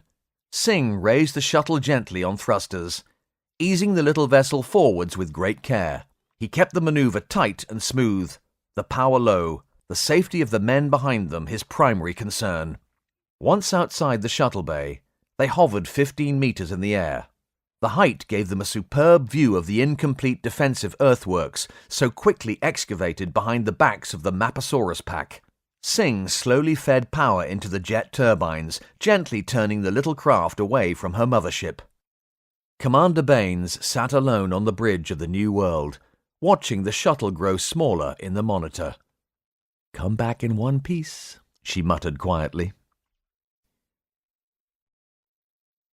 Chapter 13. It Shouldn't Happen to a Vet. Dr. Patel and Mother Sarah seated themselves around the conference table. "Thank you for coming," said Baines. "The captain was keen for this meeting to go forward, even though he couldn't attend personally." "Have you heard from the shuttle yet?" asked Sarah. "No comm traffic, but I'm keeping a close eye on them with the ship's sensors." She waved a hand over the tabletop, and a screen popped up. Swiveling it so that Patel and Sarah could see, she pointed out the icon representing the shuttle. It travelled across a simplistic, virtual simulacrum of the lands outside the New World. They were fascinated by the way the area around the shuttle was fleshed out on the fly, becoming highly detailed before their eyes. "Wow!" said Sarah. "I've never seen that before." The shuttle is processing the results of the survey as it gathers them and sending back full telemetry. The scanning computers, which I'm happy to say are far more sophisticated than the New World's core system, are building an electronic model of the world around us. Look. She tapped an area on the touchscreen in the wake of the shuttle. A second window opened, listing soil and geological compositions alongside types and disposition of flora and fauna. Photographic records were also appended, supporting each element of the survey. Baines tapped a link to activate a brief video, which showed a small group of sauropod younglings through a gap in the forest canopy. Hidden away in their little creche among the trees, they lived within a brief envelope of security. Already aloof to the diminutive predators of the forest, they were, for now, still small enough themselves to hide from the huge killers prowling the plains. "That's truly amazing," Sarah added, still lost in wonder. Patel watched the readings scroll up the screen with the eye of a scientist, but even he couldn't help but marvel at the lost world opening up before them. "Quite," said Baines in a slightly miffed tone. "I'm sure they're like little boys in a toy shop out there. But if I could return you to our agenda, I think it will become apparent why the captain wanted this meeting to continue in his absence." "Are you intimating that our illustrious captain wanted to dodge this meeting?" asked Patel. "I would never." Baines's outrage was entirely unconvincing. The councillors laughed. "I wondered why he'd insisted this morning's meeting be kept so short. We barely discussed the highlights of Lloyd's confession," Sarah admitted. "Now I begin to see." "Indeed," Baines acknowledged. "Right, here we go. Given our situation, we'll all need to draw from ship supplies for food, drink, etc. Obviously, money is no good here, and as we need all the help we can get, everyone will have to work, too. Especially when we begin farming for our subsistence once the defense perimeter is complete. The captain thought that some kind of work-related token system might be the way forward. These tokens, earned by labor, will allow us to buy the things we need whilst making sure we all do our bit." Patel whistled softly. Captain Douglas is flying around in a space shuttle looking at dinosaurs, and we have to develop a fiscal strategy? That's about the size of it, yes, Baines agreed sulkily. What do you think? I think, Patel replied slowly, that I have always admired the captain's skill as an organizer, but now I am in awe of him. Welcome to my world, said Baines. But I don't know anything about economics, interrupted Sarah, slightly taken aback. Baines linked her fingers and twiddled her thumbs. That is kind of the point, she said. James doesn't want greed and corruption to take over our lives here as it did back home. There just aren't enough of us to carry any deadwood. He wants a system that is simple, obvious, and fair for all. What if someone can't work, due to injury or illness perhaps? Asked Sarah. Do we let them starve? Baines laughed. Is that the viewpoint of the modern church, Sarah? How delightfully Dickensian. No, our numbers are so small that any special cases can easily be remedied, I'm sure. It's a start anyway. If it needs to become more sophisticated later, well, we'll just have to cross that headache when the beer runs out. She smiled at the councillors. Patel and Fellows looked at one another, Patel asking, "And just who was James going to nominate to explain this new currency to Mr. Bernstein? Do you think he will be happy to earn food tokens by cleaning, what does that most eloquent Captain Gleason call them, the dunnies?" Baines suddenly brightened. "I hadn't considered that. But now you come to mention it, I can't imagine anyone more suited to a new career in public convenience." "I don't wish to speak out of turn, Jill," Sarah cut in, almost apologetically. "But I think dear Jim Miller may be about to have a few problems at home, too, if this is going to be the new way." "Well, at least he'll get advance warning, Sarah. He'll be in charge of making the tokens." For the sake of professionalism, they tried not to smirk at the idea of Mr. Bernstein and Mrs. Miller being introduced to the concepts of physical labour and rationing. "Everyone will have to work," stated Patel more seriously. "We won't be able to carry anyone who is capable of contributing but won't. Even the children will have to help. We'll need absolutely every able body if we're to get through this. It will be like going back, or forward, I should say, to the Neolithic or the Bronze Age, with everyone doing their bit for the group." "Child labour too?" asked Baines in mock surprise. "The good old days," Patel quirked a half-smile. "Are you one of those unreconstructed females who rose to dominance in the mid-21st century, Commander?" "Phew, you should have met my mother." Baines' eyes twinkled. "My dad was frightened to argue with her. No wonder he spent so much of his time back home moonwalking." "You've never mentioned your parents, Jill. Do they still live on the moon? I've always wanted to visit but never got around to it. I bet it's romantic, huh?" asked Sarah. "The views are beyond description, Sarah. The earth hanging in the sky." She smiled in remembrance. "Maybe we could take a shuttle one day, and I'll show you. The moon is still there, after all. Here we are in your home 100 million years ago. I'd love to see mine, too. See how it's changed, you know? My father's American and was an early settler on the moon base New Florida. He met my mother while visiting relatives in England.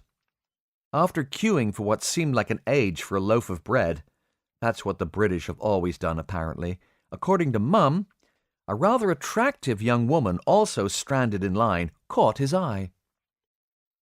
Anyway, they got to talking, and Dad explained how he lived on New Florida, and my mum asked if that was the base named after the location of a medieval monastery in mid-Wales. Blissfully unaware that he'd been reeled in, because so many U.S. place names are transplanted from Britain, Dad set about explaining that Florida was actually a state in America. Apparently, his reward had been a mocking grin. Patel's eyes began to glaze over, so he rubbed his left temple in an attempt to revive himself while Mother Sarah encouraged Baines to continue. They began a long-distance relationship, but that wasn't good enough for my mother. Oh, no. She moved to the moon to keep an eye on him. Then little me came along, the first loony. Dad has always told me how dismayed he was that I inherited Mum's mocking grin. I've simply no idea what he could possibly mean. She grinned to the contrary. Sarah chuckled. With all we've been through, any kind of a grin is most welcome. Yes, said Baines, thinking wistfully of home. With a resigned sigh, she continued. But unfortunately, the next item on our agenda is less of a laughing matter, I'm afraid. Oh, good, said Patel, without thinking. Clearing his throat awkwardly, he added, I mean, good. It's good that we're getting to the heart of the matter. You were saying, Commander. His faux pas was greeted with silence. Right, said Baines evenly. Next on the list is Lieutenant Lloyd and what's to be done with him now that he's confessed. They brooded for a little while. What are our options? Asked Patel eventually. Baines took a moment before replying. They all seem rather prosaic to me. Some people are vying for execution or exile, which amounts to the same thing, really. Some advocate imprisonment, and others, if not many, have even suggested reformation and reintegration. She took a sip of her coffee. All these opinions seem overly simplistic, lacking any detail. As for reformation, where on earth would you start with that in our situation? And who would want to work themselves ragged to keep him fed and watered in a comfy cell while he reforms? Sarah tugged at her ear in discomfiture. The other thing is the little matter of a fair trial. This also needs to be discussed, and that said, perhaps we shouldn't really be exploring the sentence before it's even taken place. Baines looked surprised. A trial? Fair? Of course. Surely we need to hold one, replied Sarah reasonably. A public one, too, I would suggest. After all, we've all been landed here against our will. Baines was taken still further aback. Public? She spluttered, eyes widening. And just how are we meant to set that up? She asked finally. Well, I've spent quite a bit of time reading up on everyone's files over the last few days, replied Sarah. I think it's important to know as much as possible about everyone in order to represent their needs as a counselor. I see it as my mission, no pun intended, to know everyone, because Satnam and James are so busy with their other duties. One thing I can tell you is that we have 2 people on board with legal experience. And who might they be? Baines was not thrilled by this new direction. There's a lady, Sarah continued. One of the paid seats, if you will, not that any of that matters anymore, who used to be a defense attorney back in Seattle. Her name is Liz Barton Fraley, Fraley being her maiden name. Her husband's name is Dick. Baines looked at Patel, raising an eyebrow. Is it? She asked. Yes, continued Sarah, oblivious. Apparently she used to represent defendants from deprived backgrounds who couldn't afford legal counsel. Although that description hardly fits Mr. Lloyd, I wondered if it would be worth asking her to take the case. A poor man's lawyer, then, stated Baines. How did she afford a seat? Her husband owns one of the last oil fields in South America, although they live in Seattle. The priest looked uncomfortable once more. I'm not in any position to pass judgment, but I think she chose to work as she did to compensate, at least in a small way, for her husband's corporate excesses. Talking about judgment, Baines replied pointedly, in this impromptu courtroom of yours, who are you measuring up for that chair? I thought the captain, maybe? Sarah tailed off when she caught the commander's expression. Have you mentioned any of this to James? Baines asked cautiously. Not yet. I thought you might. Ooh, no, Baines cut her off. You can leave me out of that conversation, please. You think the captain will object, Jill? Asked Patel. I can only guess at his reaction, Satnam, because when you ask him, I'll be busy checking on something or other, quite possibly at the other end of the ship, I shouldn't wonder. Well, who then? Sarah inquired. Surely James is the best man aboard for the job. He is the captain. Baines nodded. I absolutely agree. I'm just not going to be the one to ask him. Do you think he will refuse? Asked Patel. The commander puffed out her cheeks. Let me tell you something about Captain James Douglas. He's a man of achievement, a true veteran. He rightly deserves his commission to captain the New World, but that's all he's ever wanted. He hates the idea of military in government. We've already pushed him into a role he never sought. He doesn't want power, which of course makes him ideal for the job, but he doesn't see it that way. He is a truly honorable man. Is James a leader? Definitely. Is he a ruler? Not so much. A judge? Never. He will really hate that if you force it on him. He agonizes about having too much power placed in his hands as it is. He'll blow a fuse if you try and make him a judge. Patel nodded his understanding. I think you're right about the Captain Jill. He is a good man. So who should do it then? Lloyd is military after all. What about you? Baines sat back like a giant spider had just landed on the table in front of her. Me? Yes, Sarah acknowledged slowly, mulling the idea over. I think that the captain would completely endorse that choice, don't you, Satnam? You clearly have his trust, Commander, and ours. In fact, we all believe you to be a woman of honor, a true vet yourself, one might say. So why not? Look, Baines backpedaled. Let's not jump to any conclusions here. I mean, we haven't actually asked James yet. Patel and Fellows laughed. I think we can call that settled, then, said Sarah. Baines slumped. I don't know anything about legal procedure, she said plaintively. Talk about a kangaroo court.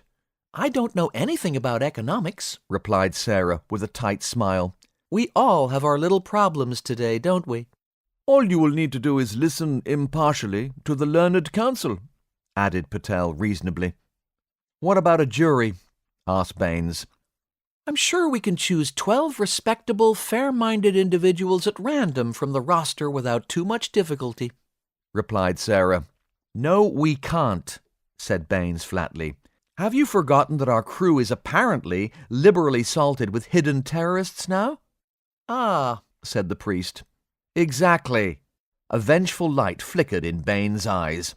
Fortunately, I have an idea which might cut through that problem, though. Go on, Satnam prompted guardedly. You three, Baines exclaimed triumphantly. A balanced perspective if ever I knew one. The scientist, the soldier, and the priest. Who could argue with that? Fellows and Patel looked at one another uncomfortably. Patel tried first. Well, as you say, the captain probably won't want to be asked. Oh, don't worry, Baines cut him off. I'll be happy to tell him what you've decided. Well, he tried again. We, seconded Sarah. So, I think we can call that settled then. Baines smiled unpleasantly, echoing Sarah's earlier assertion. After enjoying the moment, her smile turned to a frown. By the way, who are the learned counsel? You mentioned that Fraley woman. Who's the other? Ah, I might have a little surprise for you there, said Mother Sarah, a glint in her eye. Do you remember a few moments ago you mentioned a kangaroo court? Singh brought the shuttle through a wide turn into a steep-sided valley. The mountains, so massive from the New World, were vast almost beyond seeing up close. He couldn't help thinking that this brought them into scale with everything else in these parts. The video they were capturing would be epic and jaw-dropping, a real treat for the folks back on the ship. Huge herds of dinosaurs flocked and marched across the plains, or skirted the forest edges. Stupendous waterfalls, thousands of feet high, separated into rainbows, coalesced and smashed into the rocks below. Brilliantly coloured flying reptiles whirled and glided all around them, some further across the wing than the 12-metre shuttle was long. The vistas were stunning, the snow-capped peaks breathtaking. The canopy below them could only be described as being like a blanket of crushed velvet. The similes, springing from nature's palette, could have picked every poet's pockets without spending a word. Each picture may be worth 1,000, but as the shuttle crew pondered the cost, their attention was very suddenly and very fully grabbed. "What is it, Lieutenant?" asked Douglas. The shuttle hovered above what appeared to be just another small, innocuous clearing. The computers continued scanning quietly in the background, freeing the crew to marvel at everything within their field of vision.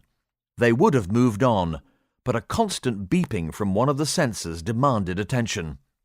"That's the special search algorithm I programmed yesterday, sir," replied Singh, showing just a little concern. "As the second part of our mission is to look for a missing person," he said diplomatically, with a small sideways nod for emphasis, "I programmed the ship's sensors to look for anything which appeared man-made." Douglas was impressed. "Sandy, there's no one I'd rather be lost 100 million years ago with," he said. "Thank you, Captain," said Singh. "The feeling's mutual. Well, apart from that leggy brunette who works for Tim's mum, perhaps." A brilliant smile flashed across his dark face, and Tim's laughter rang from the back of the cabin. Douglas grinned too. "I'll try not to take it to heart. What have you found?" Singh looked completely bewildered. "It looks like tire tracks, sir." "Excellent. That'll be the bike she filched from our stores," he explained for the benefit of the other crew. "No, sir," said Singh heavily. He turned to Douglas, looking thunderstruck. "Okay, let's hear it," Douglas prompted, guardedly. "You'd better see this." Singh routed the feed onto the main screen, and in a huddle, they viewed the unimaginable. Beck ambled through her private quarters to see who was at the door. The tiny screen showed a young man outside. Studying his features more closely, she caught her breath. "Can I help you?" she asked cautiously. "Hello, Miss Mawar?" His voice was projected through the small speaker set into the door console. "I wonder if I might ask a favor of you, please." Beck saw no reason to deny the young man. "Sure," she answered, opening the door and inviting him in. Once inside, with the hatch closed behind them, the young man approached her, offering his hand enthusiastically. "I'm Giorgio," he said. "Hi, Giorgio," she answered, slightly dazed. She knew that face. How was this possible? "Are you okay, miss? Is this a bad time?" No, I'm fine," she managed. "You just look a little familiar." "I dare say you've seen me about the ship. I'm one of the New World's engineers," he replied proudly. "No. Well, yeah, maybe." She offered Giorgio a seat, still holding a half-empty glass in her hand.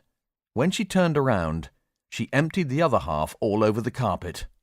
Standing in front of her, smiling broadly, was a carbon copy of the man who was sitting behind her. "Whoa! Are you sure you're okay, miss?" Giorgio got out of his seat to help her to pick up the glass. "Can I get something to clean it up, perhaps?" "It's okay. It's only water," she answered dreamily. "Your brother is here." This time Giorgio dropped the glass. They reached an unspoken decision to leave the receptacle where it was clearly destined to be, and fell back into opposing seats around Beck's coffee table. "You?"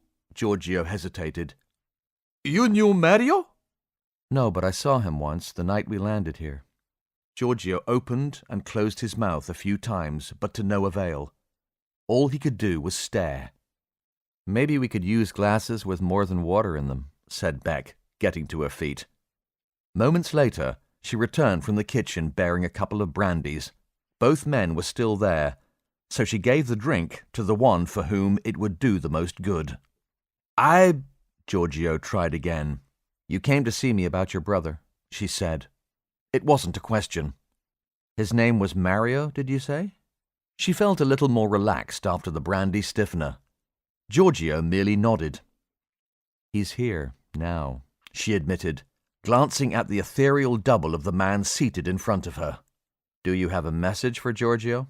she asked the shade. The figure nodded and began to speak. The door chimed. Hiro slept. Dr. Flanagan had forced him to take another day off, and although he hated to admit it, he was absolutely exhausted after his recent trials. The door chimed again. It couldn't possibly be for him, he registered blearily. He was merely dreaming. The third chime was followed by banging and someone shouting, "Hiro, let me in!" The engineer groaned, pulling the duvet of denial up over his head. but this only led to more banging and shouting. Hero! After this last cannonade on his door, he let go a long string of invective in his native Japanese. What is it? The engineer managed to call out at last. He was now irrevocably awake and far enough back into the real world to recognize the voice as Giorgio's. Let me in! Despite being muffled by the door, Hiro could clearly tell his colleague was agitated or excited about something. Wrapping the duvet around his body like a comfort blanket, he staggered towards the door, stepping on some nameless object left on the floor as he went. His wordless primal cry gradually coalesced into another stream of oaths as he hopped the last few steps to admit his friend. The door had barely begun to slide open when Giorgio flew past him through the crack. What the hell is it? The chief snapped crossly. His foul temper was completely wasted on the exuberant Italian, however, so much so that he began to wonder if his only remaining subordinate may have been imbibing. Finally, Giorgio calmed down enough to speak. Hiro, I've spoken to him. Well, he's spoken to me anyway. That's fantastic, replied Hiro sourly. Put it in a full report and give it to me, I don't know, next year or something, he added, rubbing sleep out of his eyes. No, you don't understand, cried Giorgio, laughing. It was Mario. Eh? Asked Hiro, becoming concerned. Giorgio was nodding vigorously now. Mario, he spoke to me. He grabbed his friend and superior officer, dancing him around in circles. Hiro had a simple choice. Keep hold of his duvet and end up on the floor in a heap, or let it go and be danced around in his boxers. He can hardly be said to have made the dignified choice, but at least he remained on his feet. What are you talking about? He stammered, as he was bounced around the room. Stop! Let me get my trousers, and then we can sit down and you can tell me what's happened. A minute later, they faced one another across the small dining table in the chief's quarters. I'd offer you a drink, but that would only encourage you to stay. Well, tell me then, Hiro asked, terse and red-eyed, doing his best to ignore the elephant Giorgio had introduced into the room. I went to see Beck. Hiro looked blank, so Giorgio tried again. Beck? The medium? Medium what? Ha ha ha, that's really funny. The old ones are always the best, no? Laughed Giorgio, his giddiness emphasizing his slight accent. Funny? Asked Hiro, mystified. Oh, you're serious? Said Giorgio, his enthusiasm slipping slightly. Beck is a medium, talks to ghosts and spirits, yes? He explained, waving his hands around, gesturing spookily. Hiro stared at his friend askance. Have you been hitting the bottle again? I know it's hard for you. No! Giorgio laughed again. It was really him, Hiro. He spoke to me through her. Really? Remarked Hiro, doubtfully, his misgiving so forceful that it shoved the elephant back outside. And what did he say? Giorgio waved away his friend's suspicion. Mario told me that you were his very dear friend, and that I should put any doubts aside that you had anything to do with what happened to him, he imparted, a little more seriously. Hiro raised his eyebrows, completely taken aback. Really? Giorgio nodded earnestly. He also said that Jeff genuinely didn't intend what happened. For the first time, a shadow crossed the young man's face. He said I should forgive him as he's forgiven him. That Jeff's been really upset about causing Mario's death. He just can't show it. He doesn't know how. You really believe this? Asked Hiro, his skepticism impossible to hide. Yes, of course, don't you? Giorgio looked disappointed. Hiro simply stared in silence for a moment, chewing his lip. I know that look, said Giorgio. Doubting like Thomas, as the English say, yes? Actually, at the moment, I think I could teach Thomas a thing or two. Look, Georgie, I know it's been hard. I remember when I lost my brother, Aito. But this? No, listen, there's more, continued Giorgio. He told me I must forgive Jeff. It's important. He said it was really important to my future. What's that supposed to mean? I don't know. Can you do it? Do what? Forgive him. Giorgio sat in silence, searching for the answer. I can try, He acknowledged at last. if it was an accident, I mean. I suppose I must try, if Mario tells me I need to. If it was an accident? Hiro repeated angrily, slamming his fist down on the table. He blew our damn ship up. But he didn't intend to hurt anyone, Hiro. Hiro blew out his cheeks, reinflating the elephant between them, which subsequently began trumpeting around the room again. Despite this, he could commiserate with his friend's state of mind, from personal experience, so he spoke carefully. I'm very happy for you, if you can find forgiveness for that man, Georgie, he began gently. But I still don't trust him. Will never trust him again. He killed one of my best friends, hurt Sekai, and tried to blame it all on me. As for all this with Mario, well, I just don't know. Jeff is going to do something important, Hiro.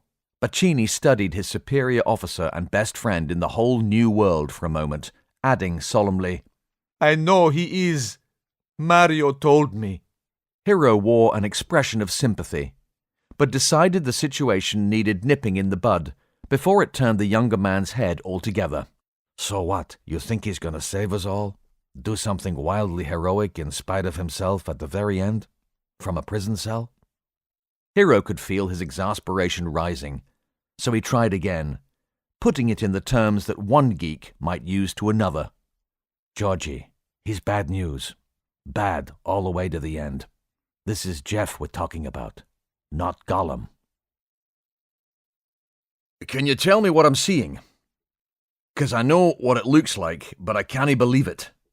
Singh turned to his captain in awe. The computer has cross-referenced everything we have in our library from the fossil record. Everything.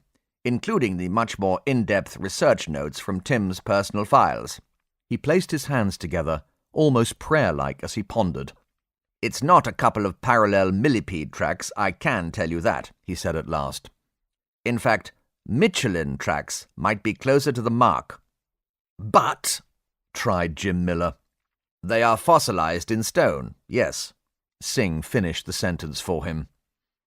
It must be some sort of weird geological anomaly, Portree chipped in. Surely? You ever seen anything like this before? Asked Singh, turning to face her. No, she admitted weakly. These are very old tire tracks from an off-road vehicle, Singh continued. Certainly not a bicycle either. From the size of the tracks, depth and the gauge, it was probably from a 2 or 3 ton machine. Something about the size of an erotic violence, perhaps. The captain's ears channeled the words into his mind, where they ran a search through his memory, finally picketing just outside his understanding. A what? He claimed. Singh nodded matter-of-factly. Yes, haven't you been home for a while, Captain? Most people can't afford to drive anymore, and the roads are jammed anyway. However, in India, we still know how to build automatically piloted 4x4s for the British executive classes. Market research over the last 100 years has led us to give successive models ever more evocative names, making them sound more cred, more sexy. Really? Douglas commented, with about as much interest as one might expect to find accruing in a young working adult's savings account. Of course, that's progress, although I don't really see what's sexy about a 2-ton off-roader myself, he added thoughtfully. But it's amazing what imagery you can conjure up if you buy an empty-headed celebrity and put their name to your product, he rallied. Perhaps give them a flashy title like Design Consultant, and bang! You've got another winner. We've been doing it for years. The new Erotic Violence All-Road has sold off the scale, apparently. A yah of mine heads the worldwide sales team, you see. His name is Bupati, and he's a jolly good chap. Douglas leaned back in his chair and slowly rubbed a hand down his face, holding onto his chin as he sighed patiently. It's very clever stuff, this micro-marketing, Singh prattled on, distracted as he often did when skirting the delivery of worrying news. Did you know that in the north of England it was going to be rebadged as the Erotic Violence Any Road? Bupati really knows his stuff. Apparently, That campaign failed in the north, though. It transpired that they weren't all that interested in the automatic drinks dispenser or the drive me to a 5-star restaurant feature. All they seemed to care about was, will it start in cold mornings, and will it pull beast out to bog? Being a yah, he got me a great deal on some shares. In fact, I remember Bupati saying... Douglas felt the need to break in before his sanity unravelled altogether. Your little asides always fascinate me, Sandeep. But what the hell was it doing here? He said, working himself up from a snipe to a ball as he jabbed his finger at the display. He calmed again, adding thoughtfully, "And when?" And where could this vehicle have possibly come from? Added Portree. Singh opened his mouth to answer, but Douglas cut him off crossly. If you say Surrey, so help me. No, Captain. Singh held his hands up. I was going to say it came from the past. Hard to say for sure how far back, using remote scans anyway. We'll need to get down there and take samples to be precise. However, the initial sensor analysis suggests the mudstone in which the tracks are fossilized is around 20 million years old. Well, that puts the cat well and truly among the pterosaurs, Miller remarked. Doesn't it? They looked from one to another for a moment, each hoping that someone, anyone, would have at least a theory which might begin to explain all this. The shuttle hovered on autopilot, allowing Singh to query the computer, the sudden, wordless silence broken only by the manic clatter of fingers across a keyboard. Eventually he sat back, rubbing his chin. Sandy, Douglas prompted. There's something else, sir, he said, quietly contemplative. I've focused our full scanning suite on the area of interest. Just below the surface of the rock, I'm reading bones. Fossilized bones, naturally. Bones will have been getting themselves fossilized for hundreds of millions of years before the Cretaceous, Douglas stated, looking to Tim for confirmation. Surely. Quite right, Captain, Tim agreed. Finding fossilized bones in this period should be no surprise. All waiting to be discovered by us 100 million years from now. So, Singh countered, turning in his seat once more to face Tim directly. Just out of curiosity, would you expect human remains from a death occurring approximately 120 million years before man to turn up here then? Douglas took the shuttle crew to the bridge of the New World immediately upon their return and called a meeting with Baines, Patel, and Mother Sarah. Singh ran through their findings, quickly leading up to their shocking discovery.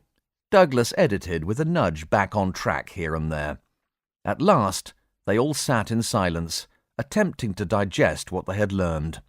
Samantha Portree was first to speak. Clearly someone has been here before us. The geology can't lie. But how's that possible? Asked Baines. Wasn't it a 1,000,000,000 to 1 chance that brought us here? I think, said Douglas wearily, that we may have to send a team out there to dig the site and bring the remains back to our labs. Perhaps we'll know more then. Clearly, being lost 100 million years ago is not as weird as it gets. Turns out there's more. Can we do that, James? Asked Sarah. Wouldn't it be dangerous to have people on the ground out there? Aye, it would, replied Douglas. But I think we have to chance it. We've no idea what this could mean, what the ramifications might be. Fortunately, most of the animals ran from the sound of the shuttle as we approached, so hopefully we can use that to keep them away. Also, the creatures we saw in the forest appeared a wee bit more manageable, in terms of size at least. We'll take an armed team and plenty of those, what did Gleason call them? Dingo wingers. It seems the larger predators stick to the plains and forest edges, said Tim. I expected that to be the case. The denser foliage further in would restrict their movement too much. We'd be very unlucky to find any larger animals so deep, Captain, but we must take great care nevertheless. Some of the hunters in the forest could still be deadly to us, even poisonous for all we know. What can you tell us about the smaller predators? Asked Baines. Dromaeosaurids, Tim provided helpfully. Very good, Commander. Those or other similar dinosaur families may well be there, but I'm guessing. So there might be nothing like that there? Asked Douglas hopefully. I doubt that, Captain. said Tim. "If there's a niche, an animal will rise to fill it. That's Darwinism 101, really. I recommend we prepare for the worst. Our ground team should expect small, extremely fast and very aggressive predators, sir. Quite deadly. I suggest Kevlar suits, Heath riflesons, stun grenades, everything we have to throw at them, and then just pray we don't need any of it," he finished quietly. "I was thinking," chipped in Jim Miller, "we can very quickly and easily knock together some riot shields as well, Captain. I can set the machine up to make a mould and have them with you in, say, a couple of hours." Douglas nodded. "That's good thinking. Any other ideas?" he asked, looking around the table. Tim raised a hand. Douglas nodded for him to speak. "Just a thought," The young man spoke hesitantly. "but couldn't we make a shield to cover the entire dig?" "That's interesting, Tim," acknowledged Miller. "What did you have in mind?" "What about something like a large, reinforced tent?" Tim asked, continuing with a little more confidence. "It could even have steel reinforcement bands moulded into walls made from a polymer that's clear one way, opaque the other. That would allow the people to see out, but not let the animals see in, providing fewer disturbances. It would possibly cut down on UV too, wouldn't it? So the diggers don't get cooked. Add ventilation points and... well, that's it, really." He waited for their reaction. "I can tell you're Patricia's laddie," Douglas remarked appreciatively. He looked back to Miller. "I'm guessing this will take a wee bit longer, Jim." Miller nodded assent. "Probably 4 or 5 days to design and build, Captain, but we can do it," he stated assuredly. "We have all the plant and supplies we need for this." "Excellent," said Douglas. "Now, we can't land there, so everything is going to have to go up and down on ropes and pulleys through the shuttle's belly hatch. There will certainly be an element of peril, but I hope that the roar of the engines will scare away most of the wildlife, at least during the most dangerous times of loading and unloading. The shuttle will have to drop the team and retreat to the New World for safety. I don't think we dare put down out there. We just don't know enough about what we're up against yet, and should the shuttle be damaged or destroyed, it would be an irreplaceable loss." The comm binged for attention. Douglas activated it from a flush control panel set within the conference table. "Captain, it's Jackson." The voice came from all points via sound plates built into the fabric of the meeting room. "Go ahead, Sarge." "Sir, I received a report of a large smokestack to the north. As we've got teams outside in diggers, I've stationed myself by one of the high-level viewports to take a look, and there does indeed appear to be a large forest fire some miles off. I don't know whether this will be a threat to the ship, but I thought I'd better let you know." "Thank you, Sarge. Could you guess at the distance?" asked Douglas. 4, maybe 5 miles, sir." "Stay on channel, Sarge." Douglas swapped his attention to the people around the table. "Could this be a threat to us, do you think?" "I suppose it would depend on the size of the blaze, the direction of the wind, that type of thing," hazarded Patel cautiously. "A major forest fire could engulf the entire region. The weather is hot, and there has been no further rainfall since the night of our arrival." "Do we know if this dry spell is set to continue?" asked Baines. "The New World has a basic atmospheric and meteorological suite," said Singh. "Shall I go next door and pull up the results?" Douglas nodded for Singh to leave, saying, "Jim, Satnam, if we are going to be here for a while, would it be possible to build a wee satellite and send it up into a geosynchronous orbit to keep an eye on things for us? We could always move it if we relocate."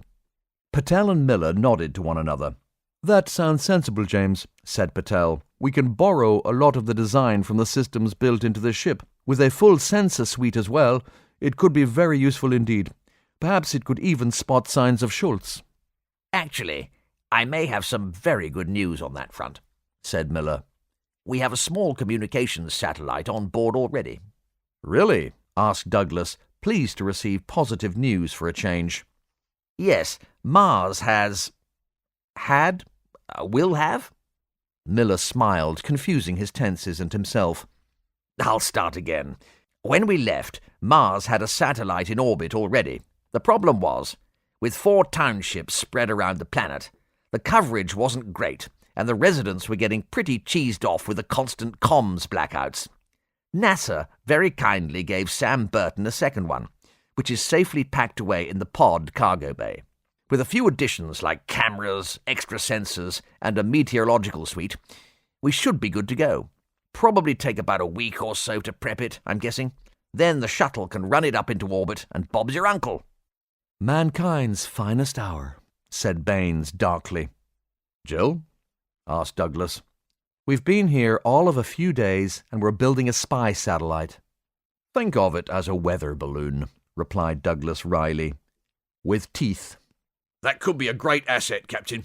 The Sarge's voice came through the speakers again. And would really help us keep track of everybody as we start to send out exploration teams, I mean. See? Douglas winked at Baines. It's search and rescue now as well. Just like a big cuddly teddy bear in the sky. I don't know what sort of teddy bear you were given as a baby, retorted Baines. Mine was called Flopsy, and he would have made a rubbish spy. How so? Asked Douglas, taking the bait. He only had one ear. The Sarge coughed politely and said, About this fire, sir. Quite right, Sarge, Douglas acknowledged.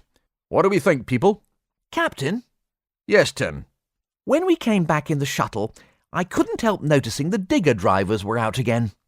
That's right, Baines answered. Natalie reported that the Maposaurs had made another kill and were sleeping it off. The construction team were keen to go, and as Dr. Portree was with you, they came to me for permission to take the machinery out. Why, do you see a problem? Tim thought for a moment. Sergeant Jackson, He asked. Yes, Mr. Norris. would you say that the fire is heading this way? The wind is blowing the stack this way, yes. It's difficult to say whether the fire has grown as such. Please bear with me a second.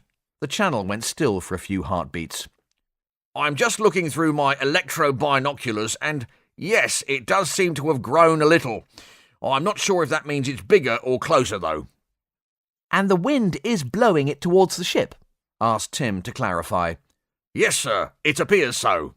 Tim frowned, contemplating, not noticing the soldier's courtesy to a civilian, even a young one. Captain, He said at last, I would recall those digger crews immediately. What's your thinking, Tim? Asked Douglas. Whether the fire is a threat to us or not, it may flush the animals this way. As we saw from the shuttle, there are some huge plains out there, much bigger than the clearing we landed in, all separated by bits of forest and interconnected by many animal thoroughfares. What are you saying? Asked Baines. I'm saying, Tim clarified, that who knows what might come flying out of those trees in panic. If they run straight into our digger teams, look, I don't know anything for sure, but terrified animals are best given a wide berth, that's all. Especially if they can knock earth movers over without breaking step. Baines couldn't help but jump to the logical conclusion. Tim's right, agreed Douglas, recalling his own close encounter with a running Maposaurus bull. Call them back in, Jill, and tell them to hurry. I don't want to take any chances. Maybe we can carry on with the building tomorrow.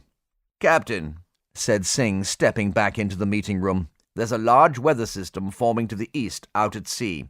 We've got no real way of knowing whether it will come this way or disperse altogether, though. We'll have to keep an eye on it. As far as we can see for now, the weather on top of us looks fairly stable. No rain to put the fire out, then? Asked Douglas. Doesn't look like it, Captain, Singh replied. But it could still change quickly. In fact, it might get pretty wild here. We don't have enough information to build any kind of picture yet. Perhaps our new satellite will help with that, stated Douglas with satisfaction. Satellite? Asked the pilot, optimistically jumping ahead to triangulate his future. Can we have two? Woodsy, Rose, Clarissa, and Henry, until so recently known as Hank, waited in the mud hole for the intrepid explorer's return. The shuttle had docked with the New World over an hour ago, but still no Tim. Do you think he's all right? Clarissa worried. He could have been eaten. Woodsy feigned concern. Hey, you're right, Clary, He agreed. It could take days before they find enough remains to hold a funeral. OMG, what do you mean? Clarissa cried out, covering her mouth with her hands in shock. Well, the T-Rex will have to digest them first, and I've noticed there's quite a lot of bone on that kid. Then it'll have to go to the dunny, won't it? Grinned Woodsy. Eek! Squeaked Clarissa. Don't listen to him, Clary. Big Brother Henry came to the rescue. Tim's just done something momentous. There's bound to be some kind of debriefing procedure or something. Really? Asked Woodsy innocently. They'll be taking his kicks off? Rose laughed. You're terrible, she accused Woodsy. What do you think they found? Woodsy looked around, making sure they weren't overheard as he drew everyone in close and secret.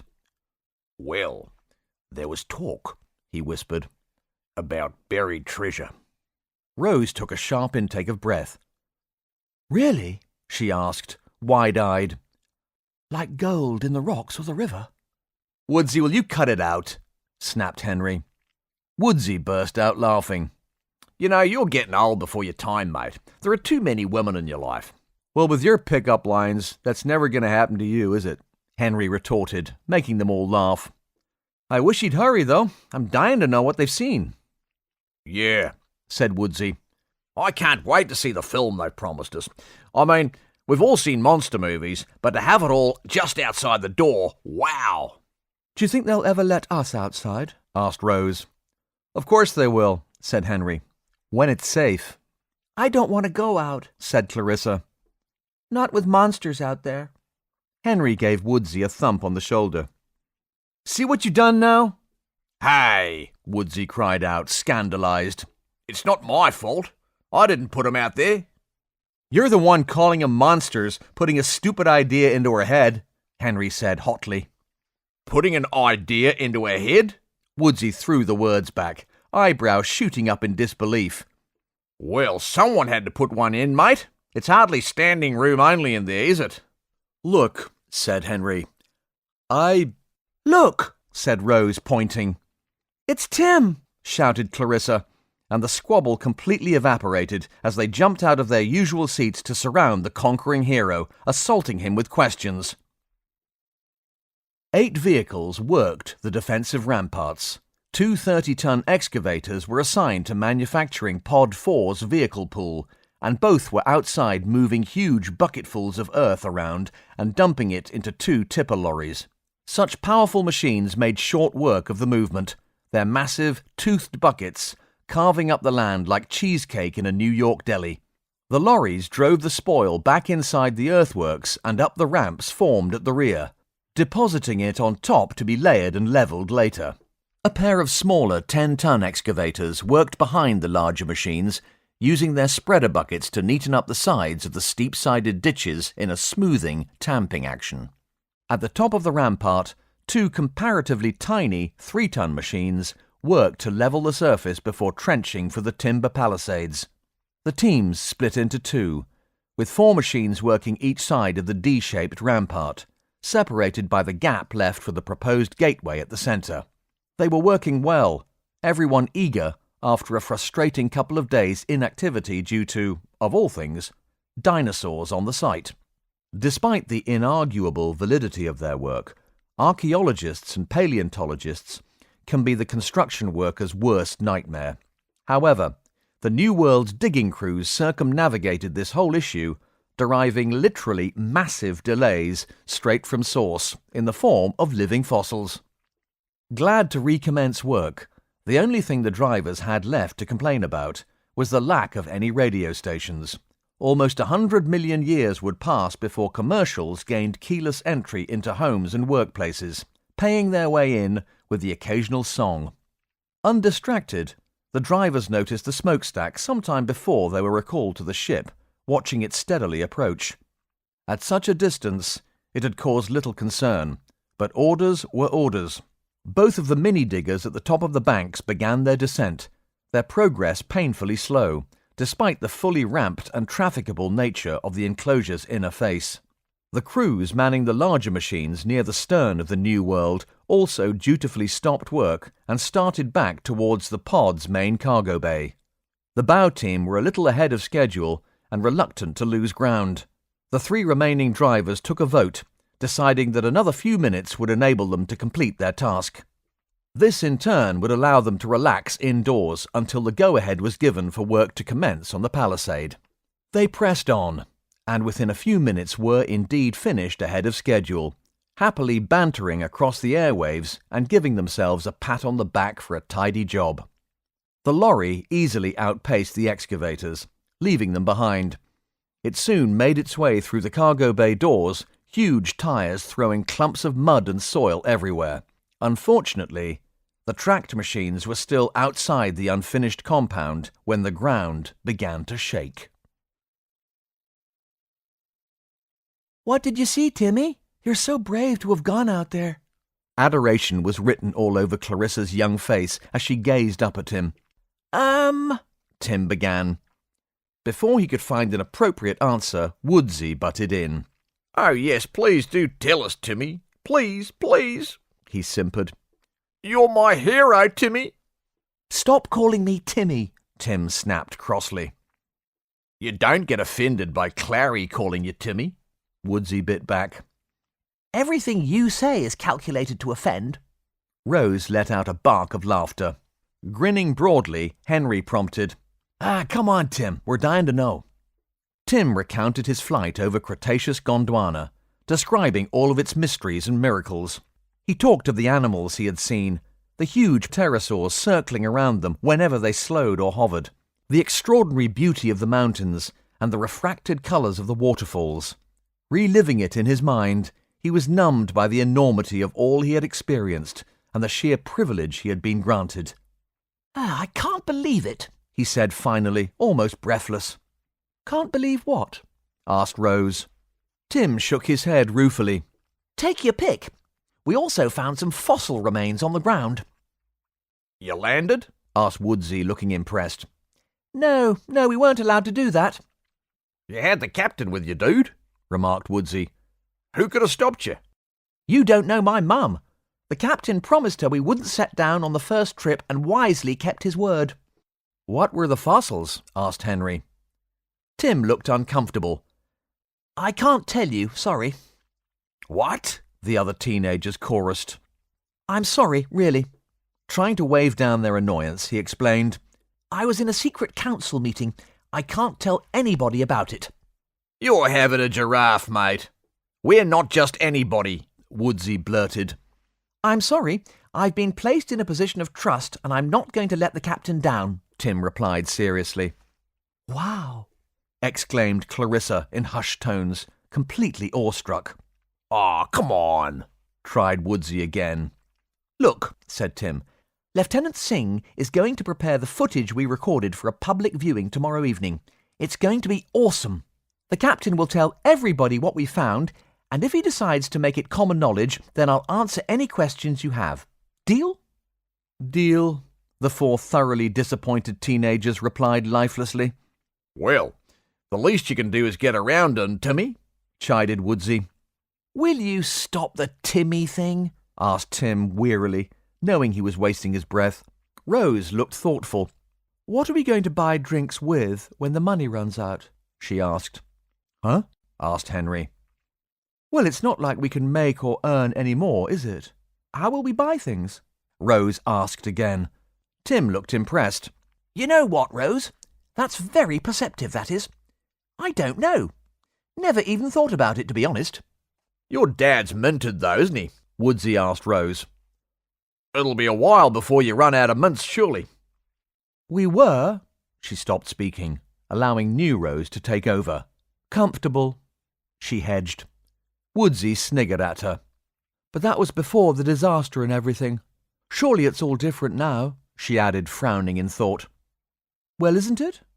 Look, I've already thought about all that and planned for it, Woodsy expounded confidently. Oh, asked Henry. What are you going to do for money then? I'm going to rob your dad, laughed the New Zealander.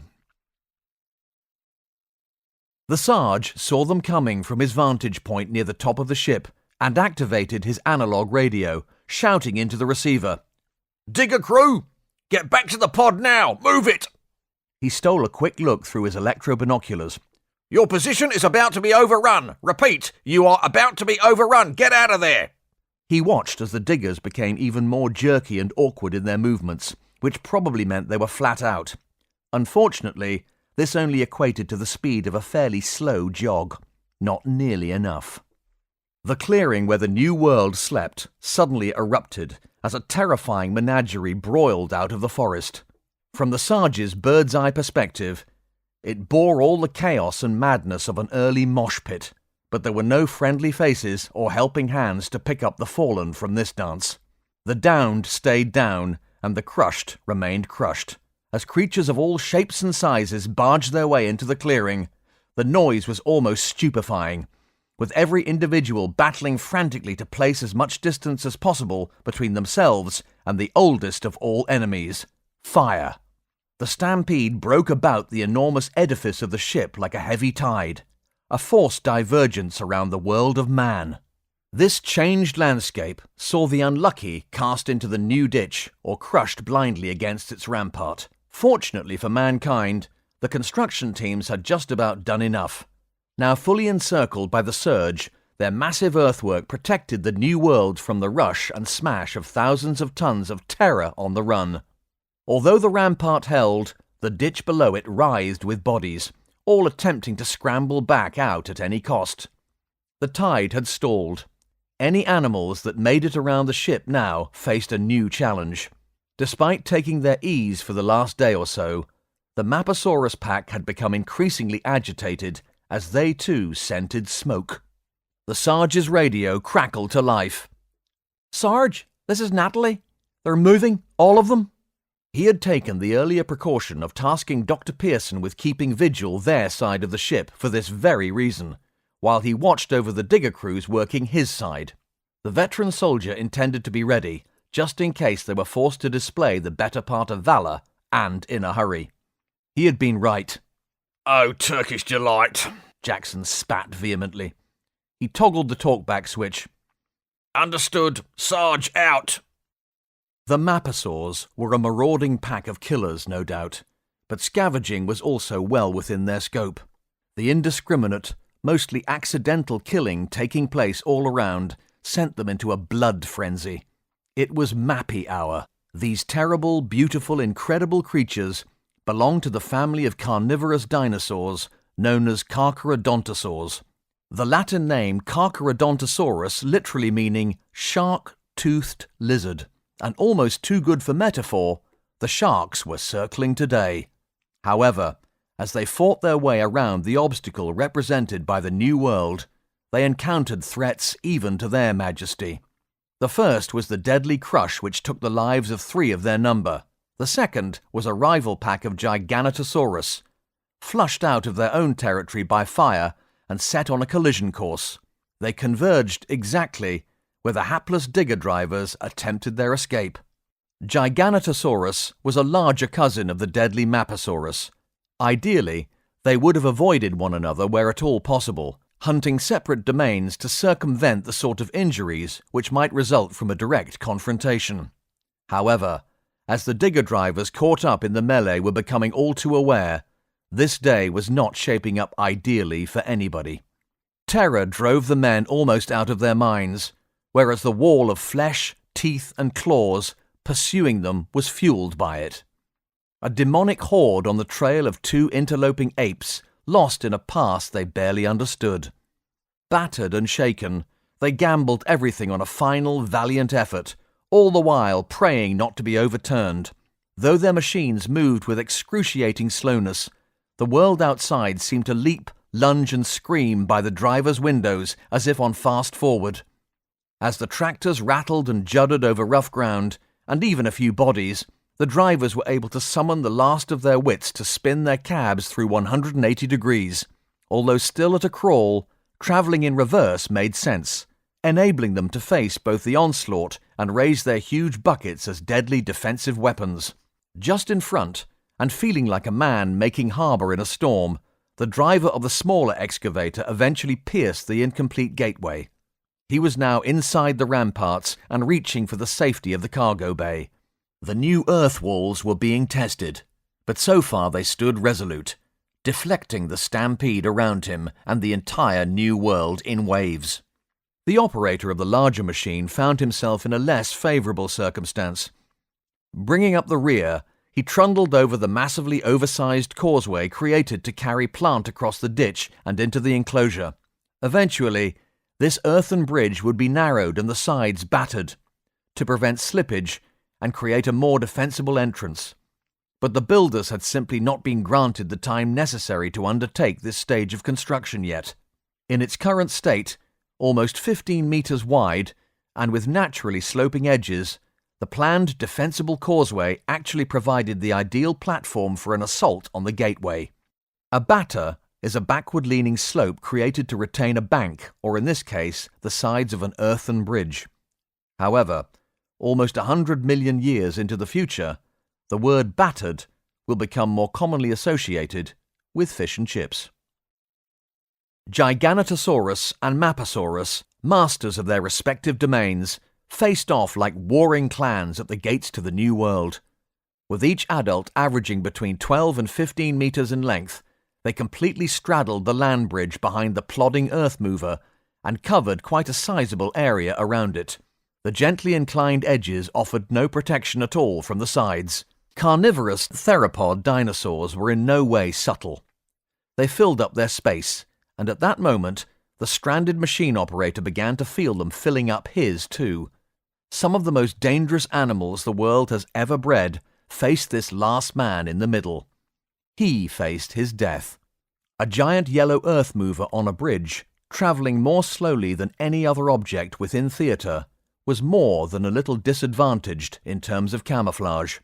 So, there was nothing for it but to keep moving and hope their cousin's reunion remained more distracting than his retreat.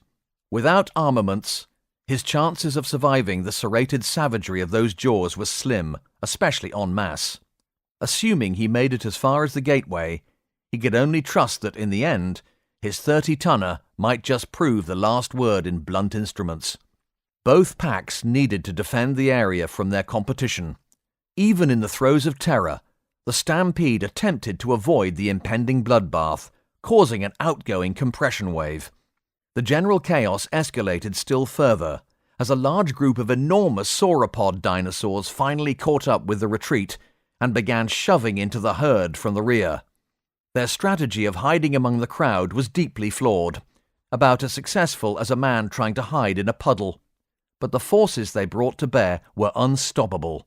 It was the worst possible moment for a clash to break out between the giant carnivores, and the ensuing violence shocked the driver to his core. His predicament made all the worse by the realization that if he drove his machine all the way through the gateway, the battle would spill into their new enclosure.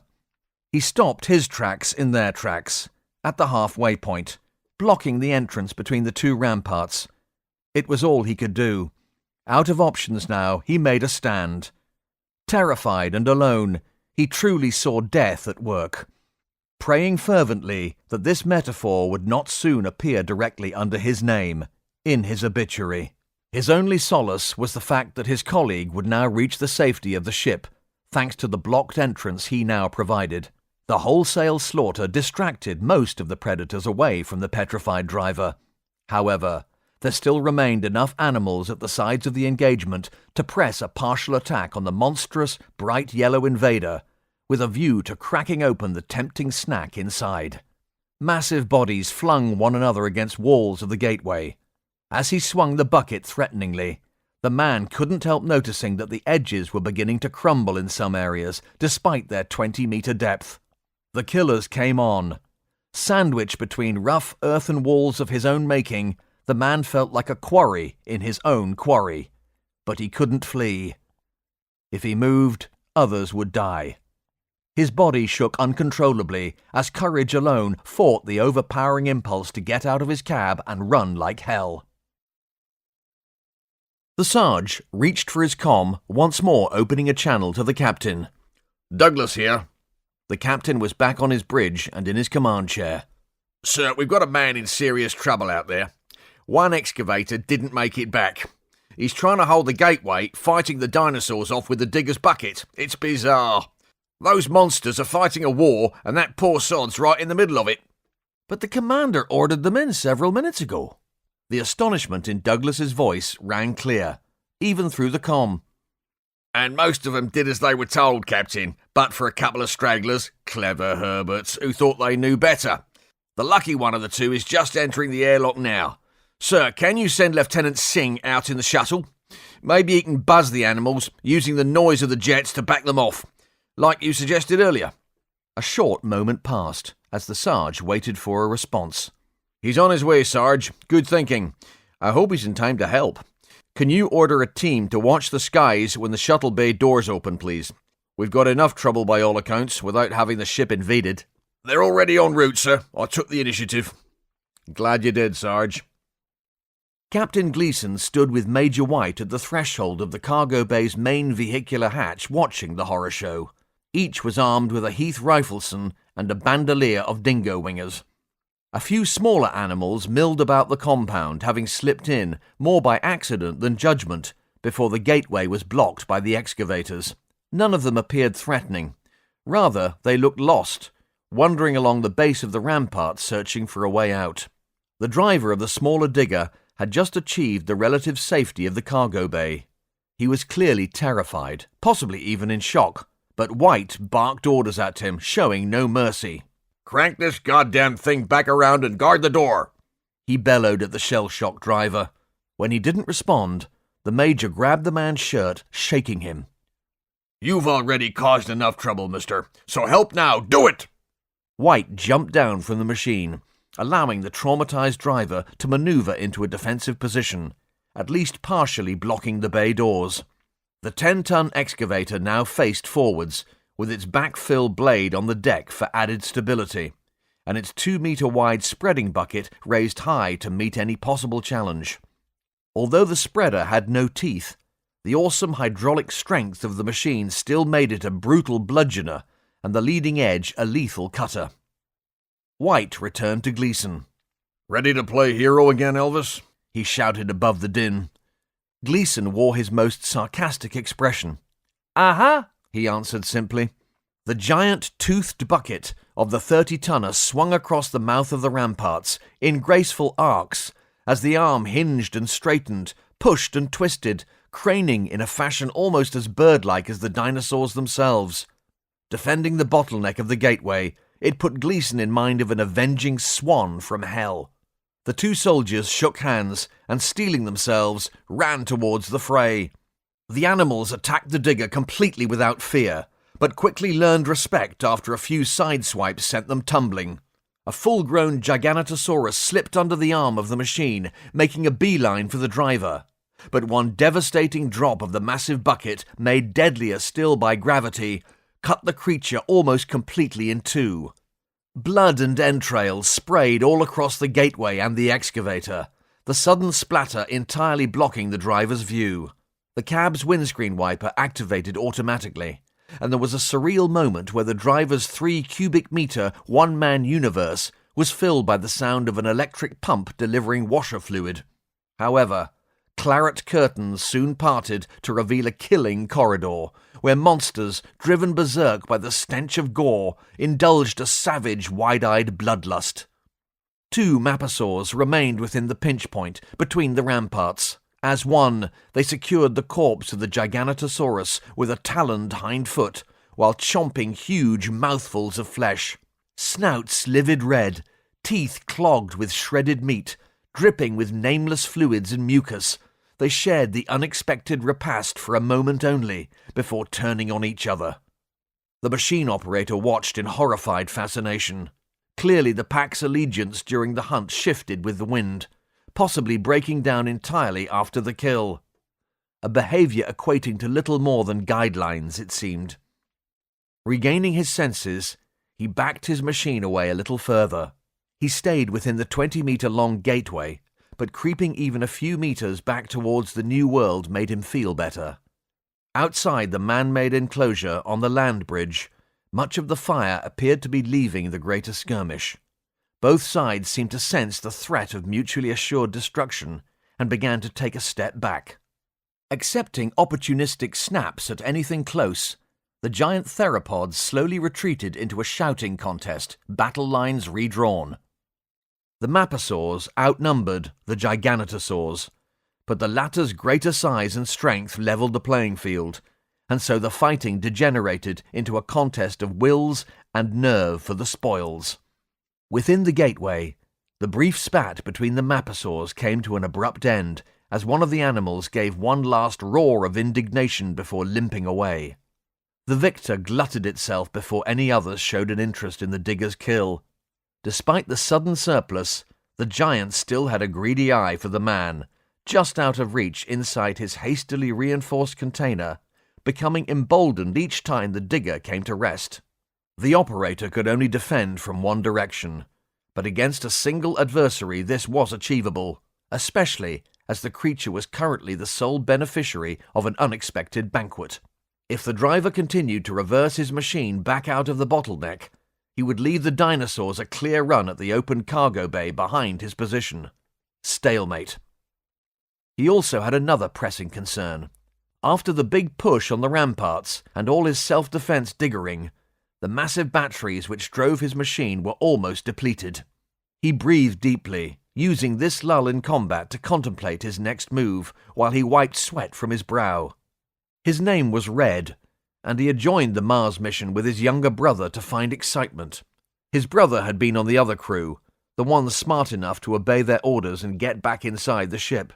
As he pondered his mistake, a pair of adolescent giganotosaurs stalked cautiously into the gateway. It was clear hunting behavior, and any second the feasting adult Maposaurus would be bound to notice. "You're a bloody drongo," Red cursed himself, returning his hand to the controls quickly. The sudden movement caused a minor draft to circulate around his cab, and for the first time he noticed that the air was beginning to feel lived in.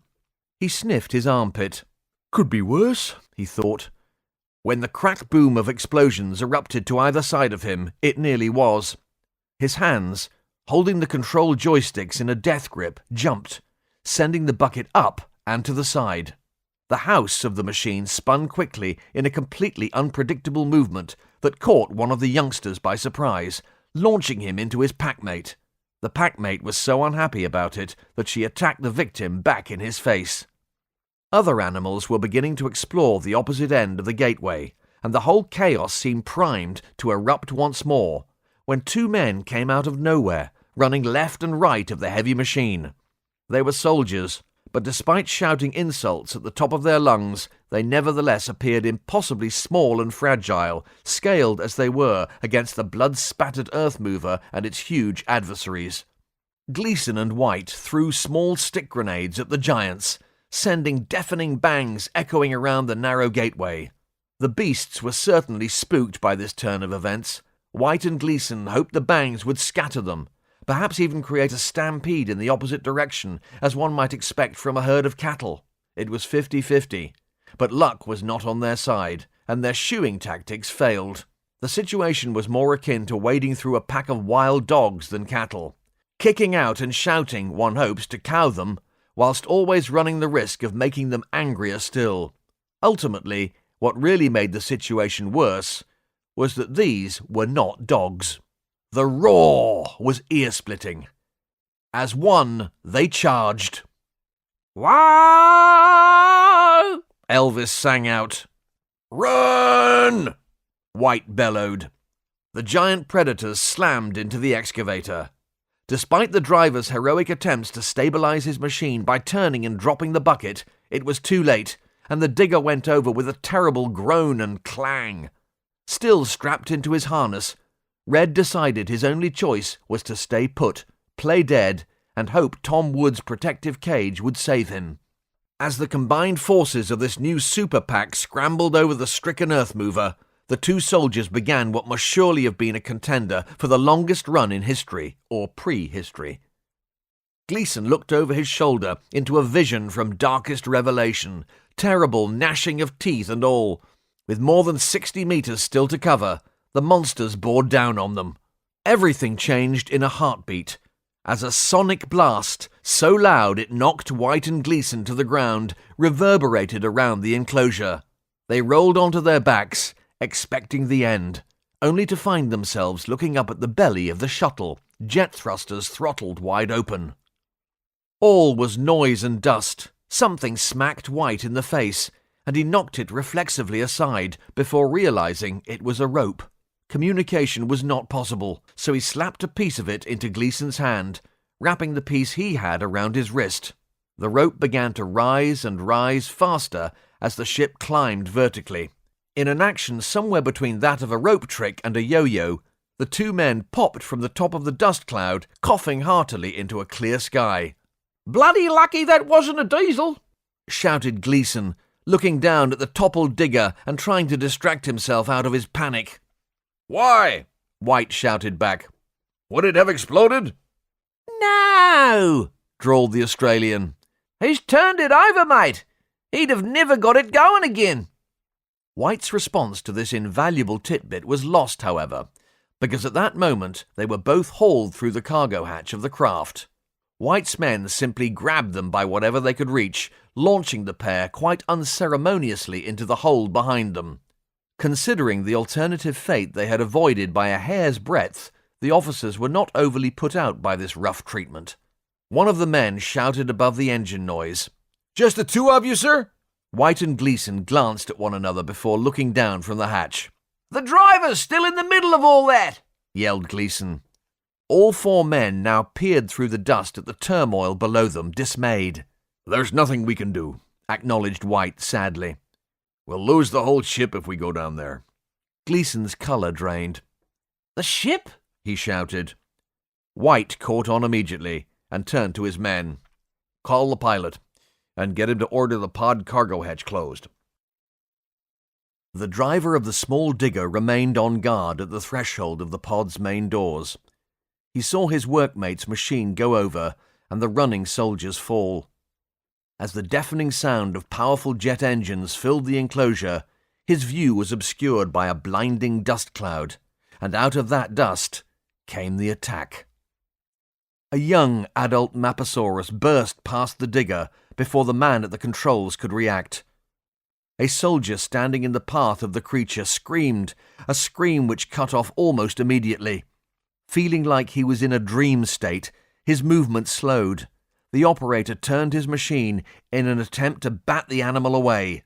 Unfortunately, this only propelled the creature at even greater speed in the direction it had already decided to take. News of the emergency had spread quickly, and temporary security personnel, recalled to service, were approaching from all sides to prop up the established team. These men and women plunged into the fray with stun rifles or anything they could lay their hands on, hoping to bring the dinosaur down. Unfortunately, the sudden influx of people meant their weapons could only be used at low power, causing no more than minor irritation to the giant in their midst. The whole hangar was in chaos, which only served to feed the fear and therefore the aggression of the beast.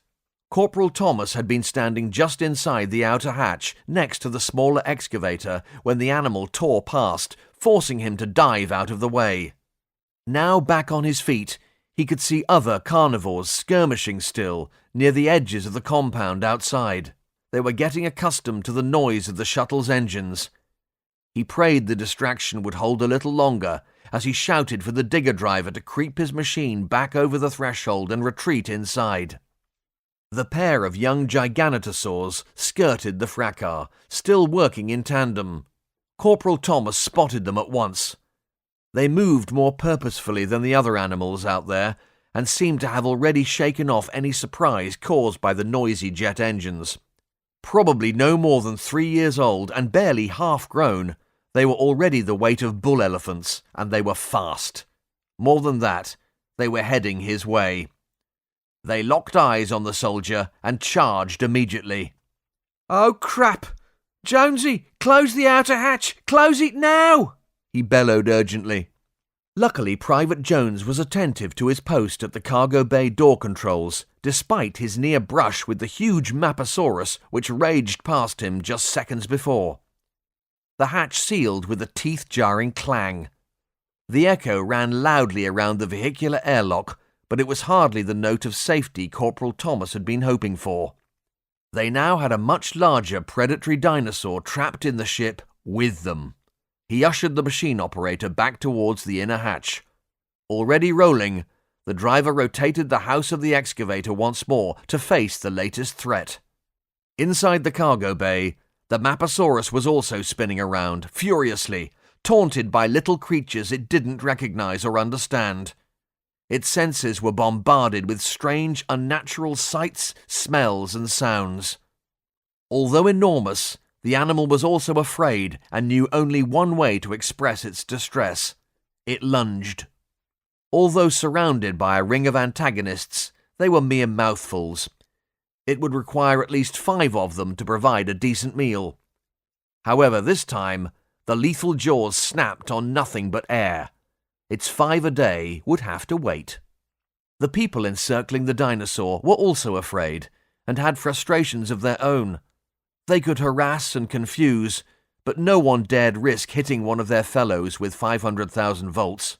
Their continuous feints with low-power stun bolts merely compounded the animal's growing fear of entrapment, with each taunt and trick adding to its ferocity. When the digger hove into view, the beast recognized a worthy opponent at last. Lowering its head, it charged. The resulting clash was almost fantastic. 1,000,000 to 1 chance impossible to repeat. As the creature leapt, the driver was just able to rotate the house of the machine in sync with the movement.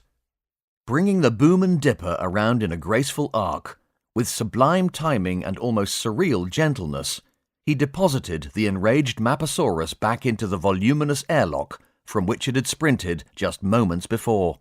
Akin to kicking out time on a crisp December evening, the dinosaur skated across the metal deck like a drunk on ice, swaying and flailing but somehow keeping its feet, all the while roaring in fury. The considerable force of its own momentum slammed it hard against the closed outer hatch, stunning it momentarily. "Shut the inner hatch!" someone screamed. "I'm doing it, I am!" Jones bawled in reply. The Maposaurus rallied, turning to take another run at these vexatious little creatures it couldn't quite bring to bay. The digger drove right up to the hatch, the driver swinging the bucket wildly. The threat kept the animal back, its head bobbing and tail swishing angrily, looking for an opening. But the doors were closing. Its roar of frustration was deafening within the enclosed space when, with a final resounding clang, the hatch sealed and all fell still. Jones activated the airlock camera, watching the feed on a small screen set into the door controls. The animal paced around its impromptu cell, striking the walls lividly with its tail. "Tidy," the Welshman commented, satisfied.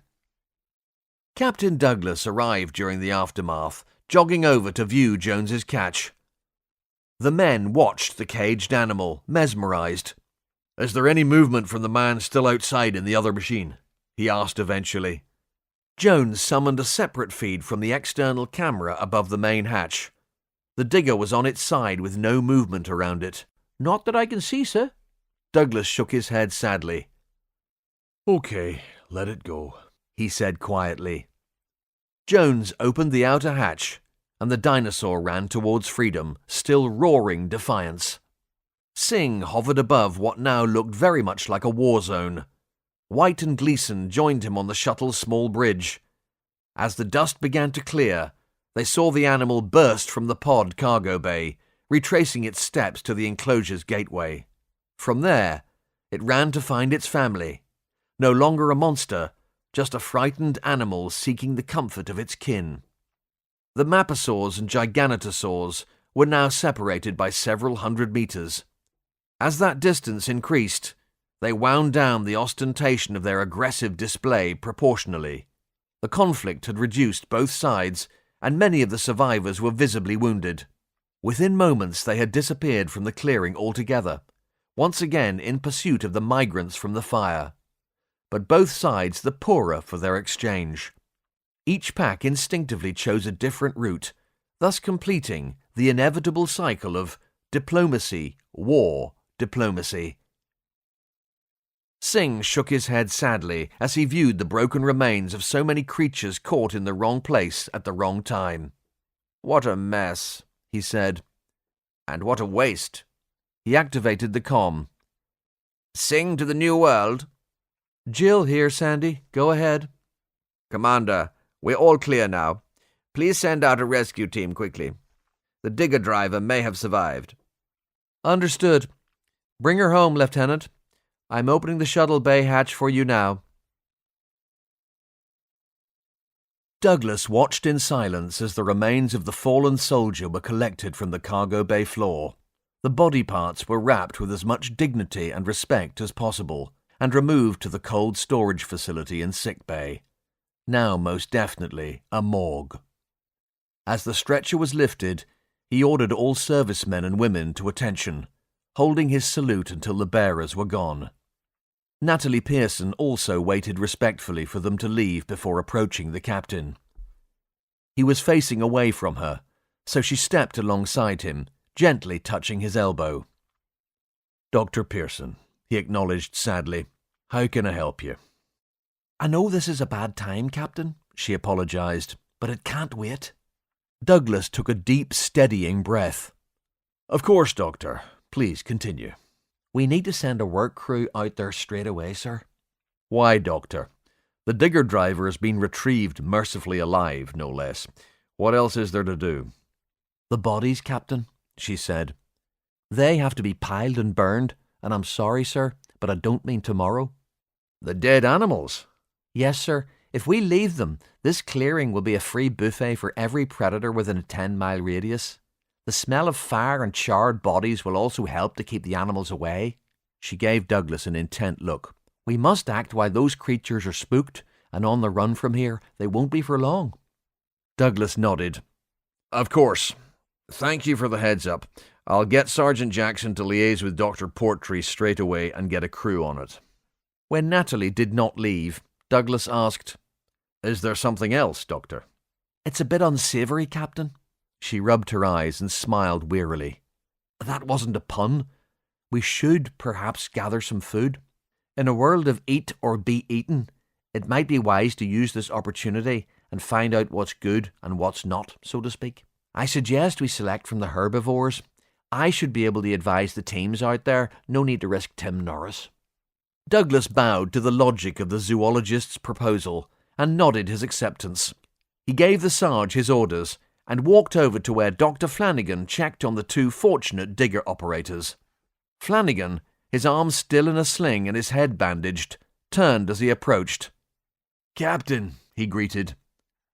Douglas stopped, looking the walking wounded doctor up and down, managing a half smile. "Are you the best we had to send?" he asked. Flanagan chuckled. "You can't put me down that easily, James. Just don't ask me for an arm wrestle right now, okay?" Douglas's smile warmed as he patted the doctor on his good shoulder, but faded quickly as he focused his attention on the drivers. "You were ordered to bring your machines back inside. What happened?" he asked coldly. The men looked at one another guiltily, swallowing without speaking. There really was nothing to be said. "We lost a brave soldier today." Douglas tore into them. "His name was Jack Dorset. Remember him. And the next time you get an order from me or my staff, obey." One of the men opened his mouth to speak, but Douglas cut him off. "The only reason you two are not in the brig right now is because what you did afterwards was incredibly brave and selfless. If you hadn't caused this crisis, I'd be pinning a medal on ye. But you did cause it." Regret was plain on the men's faces as they looked down at the deck. "However," he continued, glaring at the driver of the larger machine, which had been turned over, "if you'd bottled it and run, hadn't stood your ground out there, we'd have had an army of those things in here, doubtless losing many lives and probably a significant portion of the pod. It was a brave thing to do. And you," he turned, pointing at the other man, "it was bad enough that we lost Jack, but if you hadn't defended the cargo bay hatch, we may have lost many of these people here to that monster." He took a deep breath. "I can't congratulate you. I simply ask you to remember and learn from this. Everything we do here, every situation we come across can be potentially deadly. One loose cannon deciding to go their own way could bring disaster down on us all. Well, that's all I've got to say. Carry on, Doctor." He nodded to Flanagan and strode away to check on the clear-up operation. Chapter 14. All in the Past. The construction work is moving apace now the animals are giving us a wide berth, Baines pronounced as she shared a simple lunch with Douglas in the meeting room off the bridge. We've had no serious wildlife issues for nearly 4 days now, not since the stampede. "Is there much timber still to cut?" asked Douglas. Yes, a great deal. Those Argentinosaurus really did us a solid when they knocked all those trees down. Of course, when you step out into the clearing, it's like a gong farmer's elysium out there. Naturally, Patricia Norris thinks this is all some sort of wonderful bonus. Apparently, all the poop and ashes will do us the power of good when we come to plant the area. Baines shook her head in rueful memory. Life seemed a lot easier on the moon, planting in hydroponics glasshouses. When you get over to the lumber site, though, it all kind of feels so normal. Just workers cutting trees and trimming branches. We could all do with a touch of normalcy in our lives just now. Yes, but of course, that's before you notice the circle of armed security personnel and the armored people carriers parked for the crews to retreat to if they get company. There's also the ring of explosives Gleason set up around the site to greet unwanted guests, not to mention the Kevlar suits everyone's wearing under their lumberjack shirts, and the fact that all the construction workers are armed as well. But apart from all that, it feels pretty normal. All right, there's no site hut with nude calendars on the wall and no blaring radio, but... I get it, laughed Douglas. By the way, what's a gong farmer? Baines laughed too. Did they no teach you anything in Scotty school? She said, returning the captain's loony taunt from a few days earlier. Let's just say that Tudor England is a place I am very happy I'll never see. Douglas laughed again. What was that accent? He inquired. Scandinavian. It was quite convincing. Ha ha, Baines retorted. Oh, by the way, there's another piece of good news too. They managed to save the big digger, the one knocked over in the attack. Good, replied Douglas. Very good. We can't afford to lose plant and equipment like that. Indeed, Baines continued. They turned it the right way up using a couple of the other diggers. There was some damage to one of the tracks and a few hydraulic hoses needed changing, but largely it was fine, bar a little scratched paint and the need for a damn good washdown. She grinned. Apparently, it's really lucky that the power plant is an electric motor and not a diesel engine. Oh? Inquired Douglas. Yes. Ask Major White about it when you see him. I'm sure he'll be pleased to explain it the way he was given it, she finished mischievously. Douglas looked at her sideways. I see. He used his napkin and pushed his plate aside. Do you know, virtually nothing has happened in 4 days, he said. No one has been hurt. Nothing has been blown up. No one has sabotaged anything. None of my engineers have tried to kill anyone. He paused for a moment. Do you think we just might be through the worst of it now that she's gone?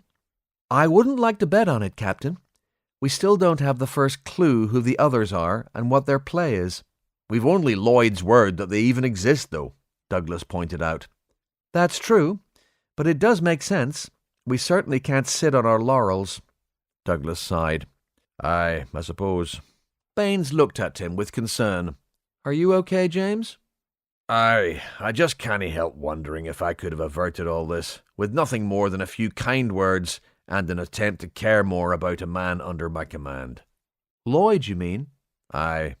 He was vile to everyone around him. What could you have done to change that?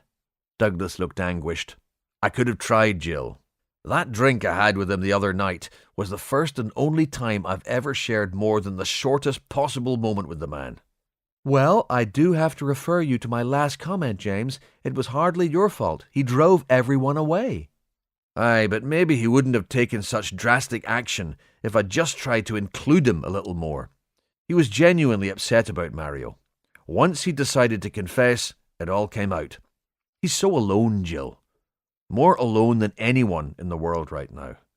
Apart from Heidi, perhaps, suggested Baines. But then she still has her mates on board among us. Captain, you can't blame yourself for Lloyd's actions. Who could have possibly foreseen that a serving officer on the Mars fleet would have taken up with a bunch of terrorists? Besides, she smiled understandingly, after half a bottle of 50-year-old single malt, I'd have been in tears too, confessing to whatever you've got. Douglas's return smile was fleeting. And in a couple of days we have the trial, he stated wearily. Well, I can't say I'm excited about that either. I think a good many are, though, Jill. He gave her an intent look. I'm worried it's going to be a circus. People are looking forward to it. Do you think I could push a few toffee apples? In the crowd, maybe? Asked Baines brightly. Douglas gave her a long-suffering look. Sorry, Captain. Everyone on this ship has been wronged. I think it's only natural to want to see the man who caused it all getting his. Aye, that's just it, though, Douglas retorted crossly. He didn't cause it all. Not all of it. He was just a cog in the machine. A fool who was bought by the right words whispered in his ear. And a boatload of cash. Let's not romanticize this, James. He caused the death of a brilliant young man, ruined the lives of many others, and the ball he set in motion may yet cause the end of us all. But, Douglas tried. And, Captain, Baines cut him off, unwilling to be deflected. One wrong move here, and the human race may never even exist. I can't help thinking that he needs to take quite a lot of the blame for all this. Douglas slumped slightly in his seat and sighed, nodding gently. Baines eyed him sympathetically. You're such a good man, James. Don't try and shoulder his blame. You carry weight enough already, and you don't deserve it. Douglas smiled wanly. I'll try not to, he said. Thanks, Mum. Baines grinned. Oh, by the way, I've asked the Learned Council, she pressed the inverted comma bunnies back into service, not to call Giorgio. Doesn't he want to give evidence? Douglas asked in surprise. Yes, he does. That's the problem. The captain frowned questioningly. She sighed. Have you heard that he went to see Rebecca Mawar? Mawar. Refresh my memory again. She's the rich spiritualist medium from the paid seats. Oh, and? I understand grief must run its course, but I think she's filled his head with... She shrugged, confounded. I don't know what. Apparently there are stories of his brother coming back to visit him, bringing messages from the other side. She's convinced him that Lloyd didn't mean to cause Mario's death. Allegedly, Mario has told him that Lloyd is very sorry and should be forgiven. And you don't think that this will be taken completely seriously in court? Asked Douglas, raising an eyebrow. Let's just say, Baines replied patiently, that I think Lloyd has enough people wanting to see him fall without having his backside kicked by Banquo. Maybe Mario has a point, though. Oh, Captain, you're not buying any of that. No. Well, not the messages from beyond the grave. It's just the sentiment which rings true for me. Maybe we do need to forgive him. As you once said to me, Jill, not very long ago, we're all we have now. Can we afford grudges with everything else we face? Baines sat back, giving Douglas a look somewhere between exasperation and devotion. Eventually, she leaned forward again, grasping his hand across the table. James, I don't think that approach will garner much support from the passengers. They need to see some form of justice to help them make sense of this crazy hand we've been dealt. Before Douglas could answer, the door chimed. He sighed. Come. Mary Hutchins followed her refreshments trolley into the room. Hi, folks, she greeted. Just wondered if you'd finished with your lunch and whether you'd like coffee. Ooh, yes, please, Mary. And do you have anything else for me? Asked Baines hopefully. Mary leaned down to the seated commander confidentially. Double chocolate muffins? She whispered. Yay! Baines exclaimed, punching the air. Also, Mary continued, Mother Sarah and Dr. Patel are on the bridge. They're just saying hi to Sandeep. Shall I invite them in? Please, replied Douglas. Douglas and Baines rose to greet the councillors as they entered. The commander was just updating me about the sawing and milling operation over the way, said Douglas. I'm sure she'll be happy to bring you up to speed. But first, I'd like to talk about this trial in a couple of days. Douglas gave the two women and the man an appraising look. Since I left the organisation of this wee courtroom gathering to the three of you, I was rather surprised to learn that I'm going to be back in the middle of it. I was doubly surprised when it was advertised as a public event. Maybe we should celebrate it annually, as a holiday perhaps. He stared them down for a moment, gradually raising an eyebrow in amusement. I was yet more surprised, although gratified, to learn that you've also tied each other up on this. So, it seems we have to come up with a plan for punishment, should the man be found guilty, which I have to say is pretty likely. And if that wasn't enough, it seems I need a strategy preventing the three of you from ever being left alone together again, too. Sarah smiled. We always look to the captain for wise counsel, she said humbly. Yes, said Patel. It would also have been useful if you had warned us about the cunning of Commander Baines, Captain. And I always thought she was such a nice girl, seconded Sarah. I'm still here, you know, mumbled Baines. Douglas chuckled. Right, so, guilty verdict. What comes next? He may not be found guilty, suggested Sarah. True, said Baines, but we don't really need to plan for saying, you can go, do we? Do you think not? asked Patel seriously. Fair point, she admitted. I'd better nobble the jury then. I'm guessing that Mother Sarah might be receptive to a bribe? Half of this double chocolate muffin, perhaps? We're skirting the issue here, said Douglas. Baines nodded agreement. Actually, Captain, we're marching off in the opposite direction from it. Indeed, he concurred.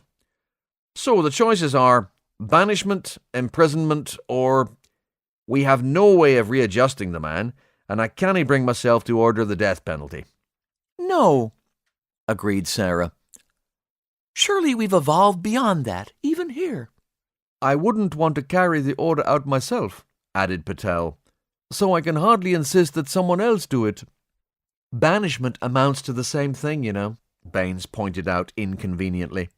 I don't think we can wash our consciences clean by simply kicking him outside and pretending we didn't kill him.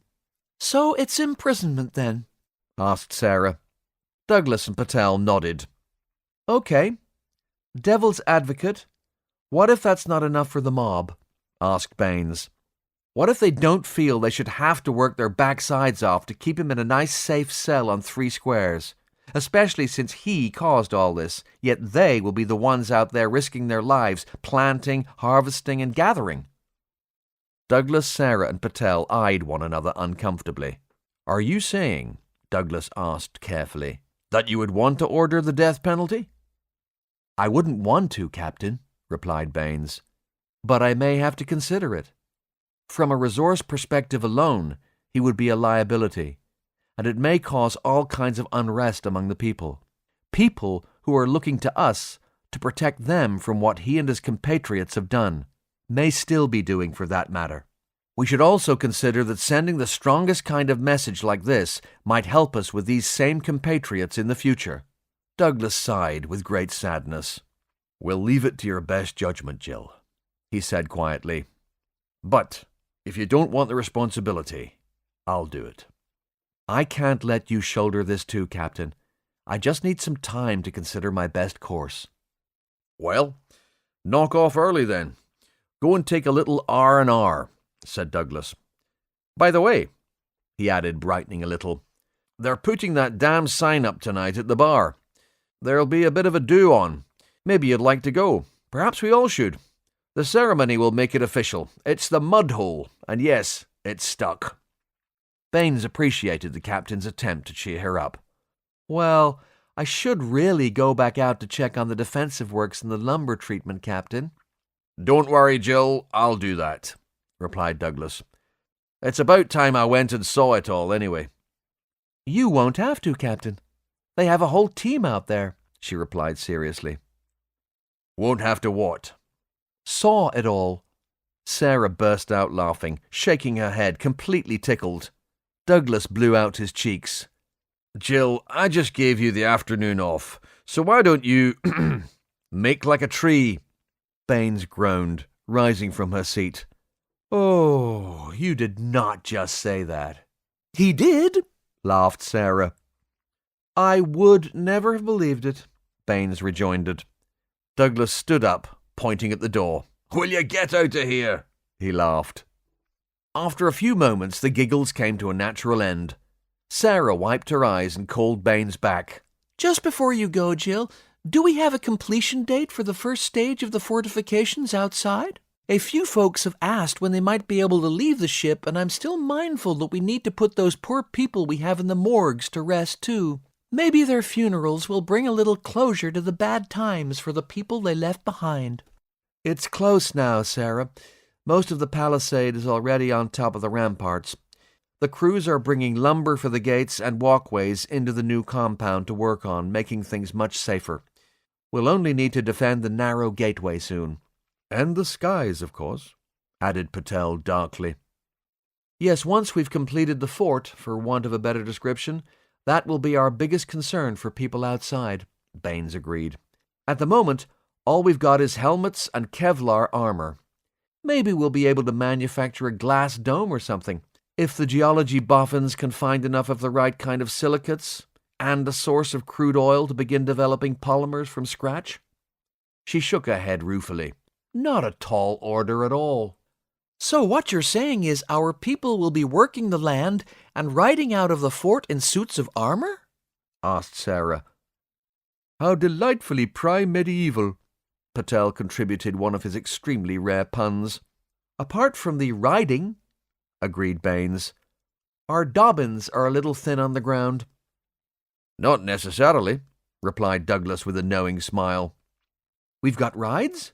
Asked Baines, sitting back down excitedly. Tell me more. Hero's been pottering. Strictly when off duty, of course, he said. After a moment's pause, Baines blurted, Go on, then. She laughed, frustrated by the captain holding in his secrets. Well, he's fitted a rather powerful electric motor and battery to one of the runabout bicycles we have down in the pod cargo bay. He says it'll have a 1,600-kilometre range and will do about 160 kilometres per hour. With the terrain in these parts, that should prove very interesting on cycle suspension. Maybe he should have fitted it with wings, he added wryly. Hero. He shook his head with amusement and then suddenly pointed a warning finger at Baines. Don't give him any ideas about the wings. I was only joking. Apparently, like the rifles, it's all a bit Heath Robinson at the moment, but I dare say he'll soon be selling them with satellite navigation and custom paint jobs if I know my chief engineer. Wow! Where do I sign up for one? Asked Baines. Can I have flames down the sides? How did I know that would be your reaction? Said Douglas. Wouldn't mind one myself, Mother Sarah stated, striking everyone dumb for a moment. Are you going out to start the dig at the fossil site tomorrow, Captain? Asked Patel after a pause. Yes, Jim Miller's team have finished everything we need in record time, replied Douglas. It'll be good to get some answers. Maybe it will even provide distraction from the bloodlust everyone seems to have for Lloyd. May I come with you? Asked Patel. I'm due a rest day, and I would be fascinated to see everything out there. Of course, Douglas replied. It would be useful to have you there, I'm sure. Thank you. Patel rubbed his hands together excitedly. If that's everything for now, I'll go and clear today's job list and get ready for my day trip. Until tomorrow then, Captain. Ladies? 0800 hours. Captain Douglas strode into the pod's manufacturing bay looking for Jim Miller. He found him giving instructions to the driver of a telehandler, about to lift what had become known as the dig tent. He waited for the operation to finish before distracting him. Good morning, Jim, he greeted at last. Is she ready? Ah, Captain. Good morning. Steady there. Sorry about that. Jim apologized after his interjection to the driver. Don't want to lose her before she's seen any action, do we? The driver held his hand up, a little embarrassed by his own jerky maneuver. Are you ready for the shuttle? Yes, I think now would be a good time, please. Douglas opened up a channel to Lieutenant Singh on his personal comm. Sandeep? Yes, sir? Singh's voice came through the little speaker, distorting slightly. We're ready for the shuttle. Outside the pod cargo doors, please. Aye, aye, Captain. I've already run through the pre-flight system checks this morning. I just need to summon my guards to stop any bird life from getting in as we open the shuttle bay doors. Then I'll be with you directly. Douglas smiled at the excitement in Singh's voice. That boy was born to fly, he confided to Miller. I hope so, Captain. He's going to have to hold the shuttle absolutely steady whilst we place the dig tent on the ground. He gestured towards the giant polymer shell. Not to mention whilst we lower everything and everyone down. Never fear, Jim, assured Douglas, watching the telehandler drive through the large bulkhead doors separating the manufacturing bay from the main cargo bay. We can trust Sandy. After bringing the New World into atmosphere, damaged at 3 times the recommended speed, and managing to set her down intact without instruments, this should be a walk in the park. Jim smiled sardonically. Can't think what sort of park would be full of dinosaurs, Captain. The roar of the shuttle's engines filled the compound as it came into land just outside the main cargo hatch. Douglas and Miller left the manufacturing bay, following in the wake of the telehandler. Crossing into the main cargo hold, they were greeted by a scene which bordered on bedlam. Men and women ran errands, shouted orders, busied themselves carrying and checking things, all within the landscape of a mechanized ant's nest. Nevertheless, during the short time it took the 2 men to cross the main hangar, the apparent chaos had coalesced into cohesion, and all at once everything was ready. The enormous steel bulkhead doors split at the centre, sliding away from one another to reveal the 25-metre-deep vehicular airlock, and everything moved on a stage. The hangar bay hatch closed behind them. Once sealed, the outer airlock doors began to slide open with a hydraulic hiss, allowing bright daylight to pour in through the widening crack. Not far from the opening was the New World's shuttle, glistening white in the morning sunshine. As Douglas and Miller approached the little craft, a friendly voice hailed them from behind. "Good morning, Captain and Dr. Jim." They turned to see Dr. Satnam Patel approaching their position from the guarded and very much smaller pedestrian airlock. He seemed uncharacteristically cheerful and carried a small rucksack thrown casually over one shoulder. Good morning, the men called back. What have you there? Asked Douglas. Are you planning on camping out? What, this? Replied Patel, shrugging slightly to indicate his pack. Have you brought field rations to eat whilst you're out there today? Aye, said Douglas. Of course. We could be gone for most of the day.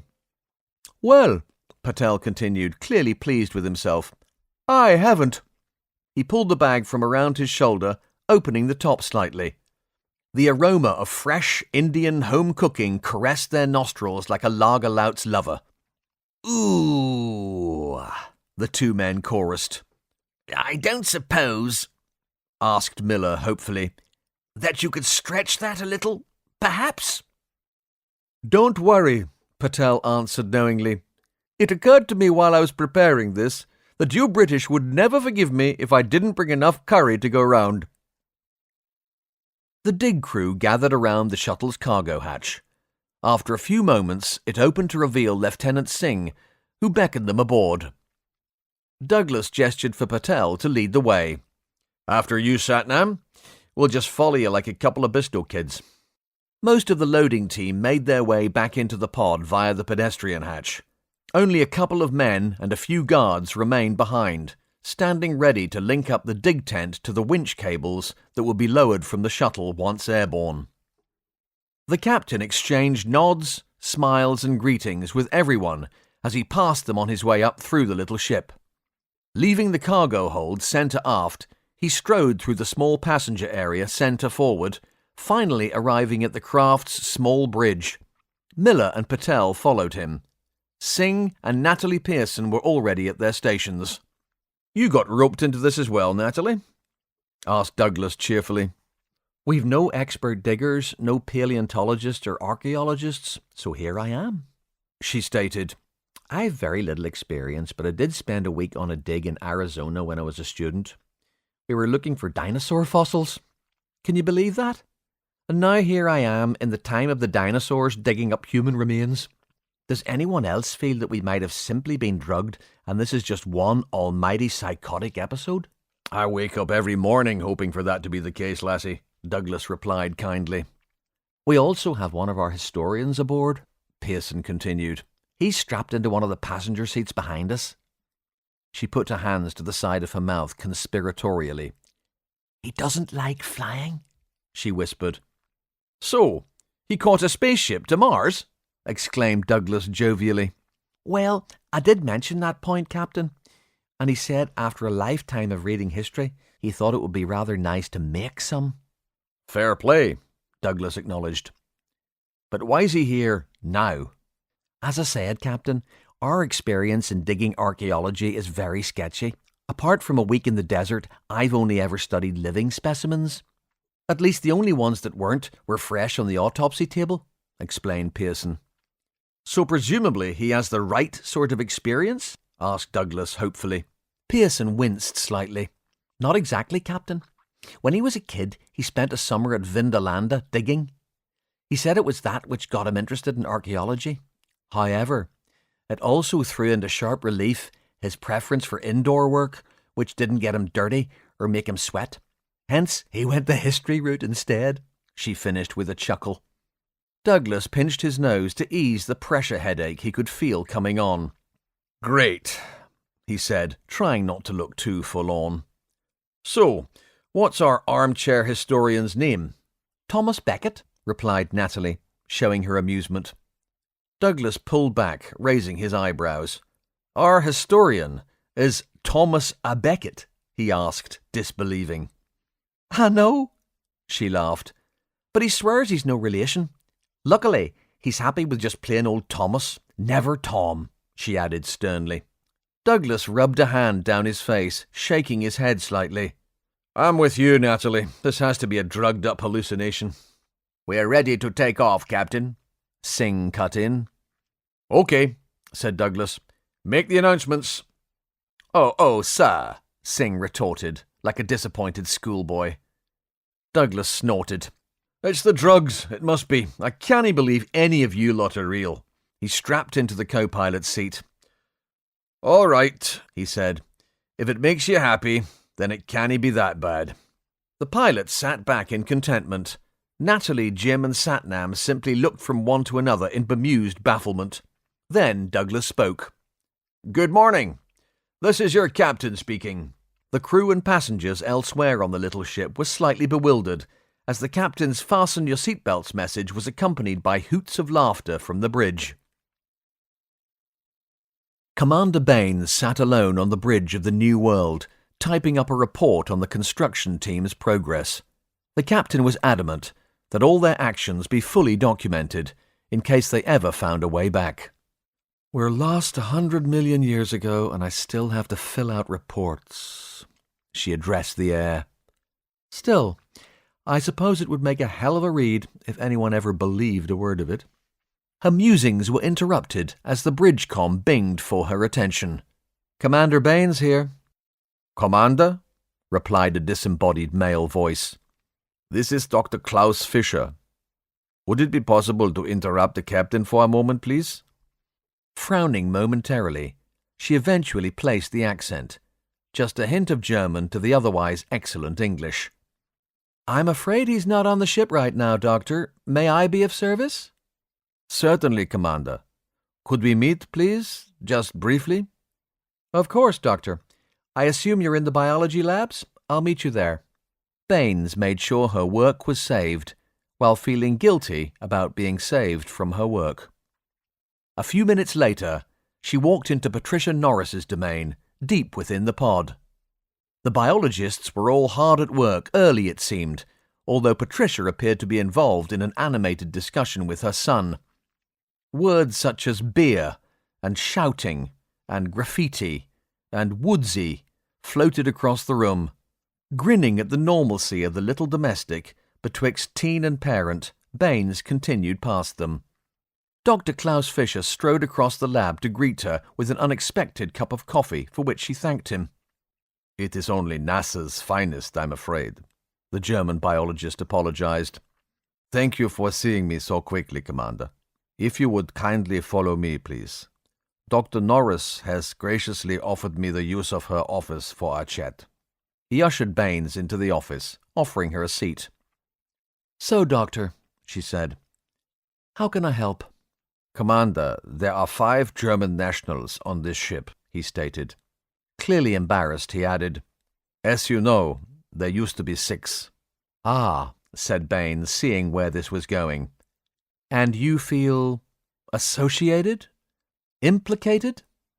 Perhaps, in a way, Commander, Fisher acknowledged haltingly. We just don't want the captain, or indeed anyone, to think that we are in any way linked with the actions of that young woman. Baines smiled sympathetically. Try not to worry, Doctor.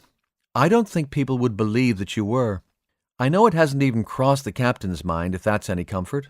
Fisher relaxed a little. We are very relieved to hear that, Commander, he said. However, it may have crossed other people's minds, I'm afraid. Baines' expression darkened. What's happened? Nothing much to speak of. Fisher held up a placating hand. We did hear Mr. Bernstein whispering, "The Krauts are at it again," loud enough for all to hear in the mud hole last night. Bernstein again? Exploded Baines. As if we don't have enough to deal with? Well, not just him, I'm afraid. Fisher looked genuinely sorry to have troubled her. What else has happened? She asked quietly. As I said, nothing has happened exactly, continued Fisher. We are just finding that more and more we are sitting in one another's company, you see?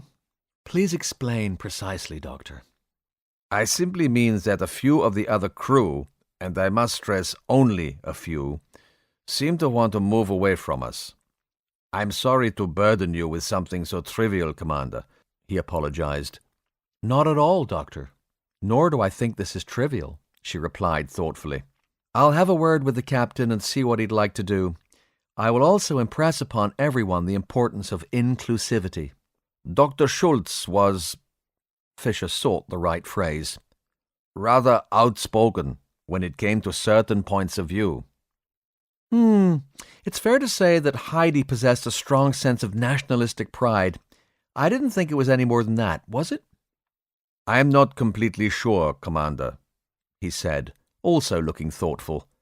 It has been over a century and a half since the Holocaust. Since then, the German people have been absolutely adamant that the sort of extremist faction who dominated our nation during that era never be allowed to rise again. I understand, Doctor, Baines acknowledged. Recent history has borne this out fully. You have nothing to apologize for. My father was American and my mother was English, but I was born on the moon, so I'm fortunate in that I don't feel tied to anybody's past mistakes or excesses, really. Not that anyone should ever be accountable for the actions of previous generations. I believe it's what we do that counts. She smiled at the scientist sitting across the desk. The British, particularly the English, have been blamed for just about everything you can think of. I know history is always in danger of being repeated, but I think most of them believe in moving forward on merit now, rather than at someone else's expense. They also have much in their long, long history to be proud of, though, and rightly so. Is it not the same with Germany? A great nation of many extraordinary people mostly committed to a better future? I would certainly hope so. History is naturally weighted towards great and especially terrible events. We should certainly remember these lessons, but it seems to me we can learn far more about people from the way they fight to put things right than from hanging on to past prejudices and mistakes made by the powerful few. Fisher smiled. Thank you, Commander. That's kind of you. However, in all nations there are always the hangers-on to the bad old days and the bad old ways, it seems. You think that Schultz was some species of Nazi? Asked Baines, her concern growing. I'm not sure. Sometimes she just made people feel schwach. Forgive me. He searched his memory for the translation. Weak. The way she looked at people gave some of us, as the Americans say, the creeps. He shook his head. She occasionally mentioned her grandfather, more in the way that she would say, "My grandfather would never tolerate this or that, or these people." It made the rest of us very uneasy. We had only known her a very short time and tried to remain on friendly terms, as you do in such close proximity, but it was difficult. Yes, well, we were saddled with her and Lloyd on this ship. Imagine how much fun that was. Fisher smiled politely. Thank you for bringing all this to my attention, Doctor. Now, if you will excuse me, I'm feeling an overwhelming urge to interrupt Mr. Bernstein's breakfast. The shuttle flew over the forests of Gondwana. The day was so sunny and the view so stupendous that any lyricist worth his salt could have found fame on the basis of a morning's work. All things seemed possible as Lieutenant Singh brought the ship in to hover above the place the crew now called Fossil Rock. The rock itself formed a steep-sided promontory buried under thick vegetation. The fortuitous clearing, which allowed the first shuttle mission to identify their extraordinary find, was situated at the top of these cliffs. The drop was not sheer, nor was it huge, maybe 15 or 20 meters, but it would be enough to make things difficult and potentially dangerous for the dig team. The Sarge viewed their landing zone with the calculating mind of a military strategist. The topography did offer one obvious benefit. The continuity of the crag around two sides of the proposed dig site would offer some defense from these directions against predators on the ground. If push came to shove, it would also mean there were fewer directions in which to run, of course. And then there was always attack from the air to worry about. The shuttle's engines seemed to put flight to the local wildlife, for a little while at least. The Sarge stood ready at the edge of the belly hatch, tallying his pros and cons. Captain Douglas wouldn't be derailed from this course, so he was in a make-do-and-mend situation. Ultimately, he could only ensure that the immediate vicinity was safe briefly while they unloaded everyone. After that, it would be in the lap of the gods. He led a security team of 8, including himself. They were of mixed ability and experience, but he would have to push that point aside too for the next few minutes. His was the vital task of coordinating with the pilot in order to help him lower the dig tent into position. The protective enclosure, far too big to fit into the shuttle's hold, was currently suspended by steel cables from the bottom of the ship like a giant plate cloche. In order to avoid damaging the archaeology, their plan was to lower the heavy structure and initially set it down adjacent to the dig site. The Sarge gave what appeared to be an innocent little dell one more visual sweep from the safety of the air before calling Singh with the all clear. The dig tent whomped gently into the ferns, sending a flurry of insect life into the air. Jackson sighed. Not just giants to worry about, then, he thought. There was very little rainforest left in the world he had known, but he had visited some of it. They were not his fondest memories. Singh held the shuttle steady for the loading crew to begin winching the first security down. The soldiers stepped onto the raft-like cradle they would use to lower all personnel and equipment in stages. It carried 4 men easily, so fortunately no one had to go down alone. The Sarge descended with the first group. The moment he had boots on the ground, he split the advance group into 2 pairs and quickly reconnoitred for hidden threats. Once satisfied, he radioed back up to the ship, reporting the immediate area safe and clearing the second armed detail to follow them down. With the area as secure as possible, the first diggers came next. The dig team were a group of 6, including Natalie Pearson and Thomas Beckett. Beckett was furious about his manner of evacuation from the shuttle. I would never have gone along with this if I'd known you weren't going to land, he railed. We have no choice, Natalie shouted back over the noise of the engines. Cables and pulleys are all we've got. I want to go back, Beckett retorted. I'm a historian, not Tarzan. Sorry, said Natalie in his ear. What I meant is, you've got no choice. We're the only people on this expedition who have even seen a dig, so get out. Beckett stumbled out onto the raft, with all the poise of a man drunk in charge of a punt, his profanities lost to the wind and the roar of the engines. Eventually, the diggers were all down and working within the perimeter of soldiers to examine the site. Their first task was to ensure the dig tent could be located without damaging anything of significance. Presently, Natalie asked the Sarge to radio the pilot and request that he lift the dig tent once more, ready for repositioning.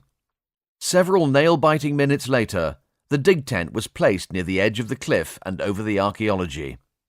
A small entrance hatch at the end was opened, allowing the team to scramble inside with their equipment. The structure was about 12 meters long and 7 in width, roomy enough for everyone and all their gear. The Sarge secured the hatch behind them, ordering his men to pop the ventilation flaps. There was barely a breath of wind, but at least they were safe for the moment. Douglas ordered Singh back to the New World, and with the shuttle's departure, there returned a relative silence to the clearing. Why? Natalie spoke quietly. We're really alone now, aren't we? Thank you for that little comfort, snapped Beckett. The ride down on the hoist had upset him badly. He was still shaking. Although inside the protective structure, the Sarge set his guards at all points of the compass, while the civilians set about unpacking everything. The captain and Patel scrutinized the fossilized tire tracks, marveling at the detail which remained. Despite the lack of a breeze, the materials used in the dig tent's manufacture made it fairly cool and airy inside. Opaque from the outside, the structure afforded the people inside a reasonable view of the surrounding forest through the walls. As the swell of the shuttle's engines died away down the valley, some of the braver or more inquisitive animals began to return, and the tiny glade filled once more with the chirruping and buzzing of small forest life. Far from threatening, it was idyllic. Only the Sarge remained unimpressed. High above them, a flash of sunlight reflected from the top of a rocky escarpment. It caught his attention immediately. He stared hard at the area, finally tearing open a pocket within his combat jacket to retrieve a small pair of field glasses. But whatever the cause, it was not to be repeated. Douglas moved to stand next to his chief of security. "What is it, Sarge?" he asked softly, taking care to keep his posture relaxed. Without looking away from the escarpment, the Sarge leaned close. "It's just possible we're being observed, sir," he whispered. Tim may have missed out on the archaeology, but he was very pleased with the consolation prize. Natalie knew how disappointed he had been. To make up for it, she had approached him with a most solemn request: to take care of someone she loved while she was away. More than that, if anything happened to her, she wanted to know that he would receive all the love and attention he needed for the rest of his days. Being of a fairly serious and diligent nature, Tim had accepted the responsibility at once and with sobriety. However, once Natalie had left, he lost no time in taking his temporary charge for exercise and, most importantly, playtime. Reaver found the gymnasium a place of great entertainment. The young man ran around with his friend until he collapsed, panting. Realizing that the collie showed no such signs of fatigue or even calming down, it was up to him to develop a new strategy which would allow the game to continue. So, he now commanded the field from astride an exercise horse. His new game, Obstacle Course Fetch. Tim was practically bursting with news he was really not meant to tell anyone, while Reaver was actually bursting balls he was really not meant to be playing with. Pop, another one. Dimly aware that he should probably stop taking them from the games cupboard, and that further mum-related aggravation could be a distinct possibility in his future, Tim tried to think of a solution. However, he had so much more on his mind at that moment. Although he had not been allowed to go with them, his imagination was nevertheless fully engaged in the mystery unfolding for the pseudo-archaeologists. Baffling did not even begin to describe the situation, and being sworn to secrecy made matters even worse. At least he could rely on Reaver not to blab. Pop? Oops, how many is that now? Tim pondered, and then with a metaphorical pop, an idea occurred to him. A possible way to avert, or at least offset, his mother's wrath. When Rose's father, Jim, returned, he would ask if he could possibly manufacture a couple of dog-proof balls from the pod's polymer stocks. Tim had never owned a dog of his own. Their tiny housing cell had simply not allowed for one. Subsequently, he was unaware that even in the 22nd century, a successful platform for the dog-proof toy continued to elude man's grasp. Despite his ignorance in this regard, he was aware that if they ever wanted to play any sports again, a groundbreaking design might soon prove mission-critical. The repetition of throwing a ball over and over allowed his mind to drift elsewhere to the rhythm of the collie continuum. Reaver had no idea that his constant, untiring circuit was helping Tim to think, but he did understand that this particular two-leg was very generous with the bouncy pop things. He would have been in trouble long ago had Mummy been here. Both boys were content in their own little worlds. Hero sat alone in the mud hole, eating a light lunch before his afternoon shift began. A man walked by his table, smiling in friendly greeting. Hero didn't know his name, so he nodded in return, but didn't speak. Hero? The stranger acknowledged as he passed. The engineer frowned slightly, turning to watch the figure walk away. He was fairly sure the man was unknown to him, although he would be the first to admit that his own facial recognition skills were poor. People confused him, wandering around without serial numbers the way they did. But there was something familiar about this fellow, a man who, to the best of his knowledge, he had never met before, but who clearly knew or at least recognized him. He wrestled with recollection a moment longer. Must be someone I've seen around the ship, he muttered to himself eventually. As a senior officer, it was not so strange for the passengers to know his name by now. He tried to shrug it off, but there was something, just an itch at the back of his mind that he couldn't quite reach. Oh well, a problem for another day, he thought, pushing his plate away purposefully and gulping the last of his drink. No time to ponder it now. Sekai needs me. Mother Sarah sat on a couch in her private quarters. She was concerned about the details of a military funeral. In fact, she hadn't given any kind of ceremony for a while. Her growing seniority within the church had pushed her ever more towards the role of administrator rather than priest. Major White sat across her coffee table on the opposite couch, sipping his drink. The 3 deceased soldiers were under his direct command, so she sought the Major's advice to make sure she was on the right lines. Determined to do justice to the fallen, the responsibility weighed on her, and not just the military aspects. These were the first funerals she would conduct here, and she needed, even more than usual, to start the healing process, so the people left behind could face what lay ahead. With a heavy heart, she suspected these would be merely the first of many. She pushed that thought down, focusing on the details. The Major was calm and considerate as always, but she could tell that he too really needed a lift. Naturally, he blamed himself for the loss of his men. As a senior military man, he would never dream of admitting to his burden, but she knew, and it increased her determination to get it right for all concerned, which of course led to even more pressure for her. Her own father had served a 12-year tour in the army during his younger days. A warmth spread through her chest as she remembered him, the embryo of a smile tugging at her lips as his favourite phrase leapt into her mind. White gave her a quizzical look. Sarah? Sorry, Ford. I was just thinking about my dad. He had a saying. She deepened her voice in imitation. When it comes to the army, Sarah, every problem shared is a problem doubled, she sighed. It was always his way to make light of bad situations. How I wish he was with me now. Sounds like the sort of guy we could all use on the team, White answered kindly. I can't pretend to fill in for your daddy, Sarah, but I've picked up a few adages about military life myself over the years. He chuckled, then sobered. You know, if you ever need support, you can call on me anytime. We're all feeling it now and then, right? Mother Sarah smiled affectionately at him. And that's just one of the things that keeps me going, Ford. Thank you.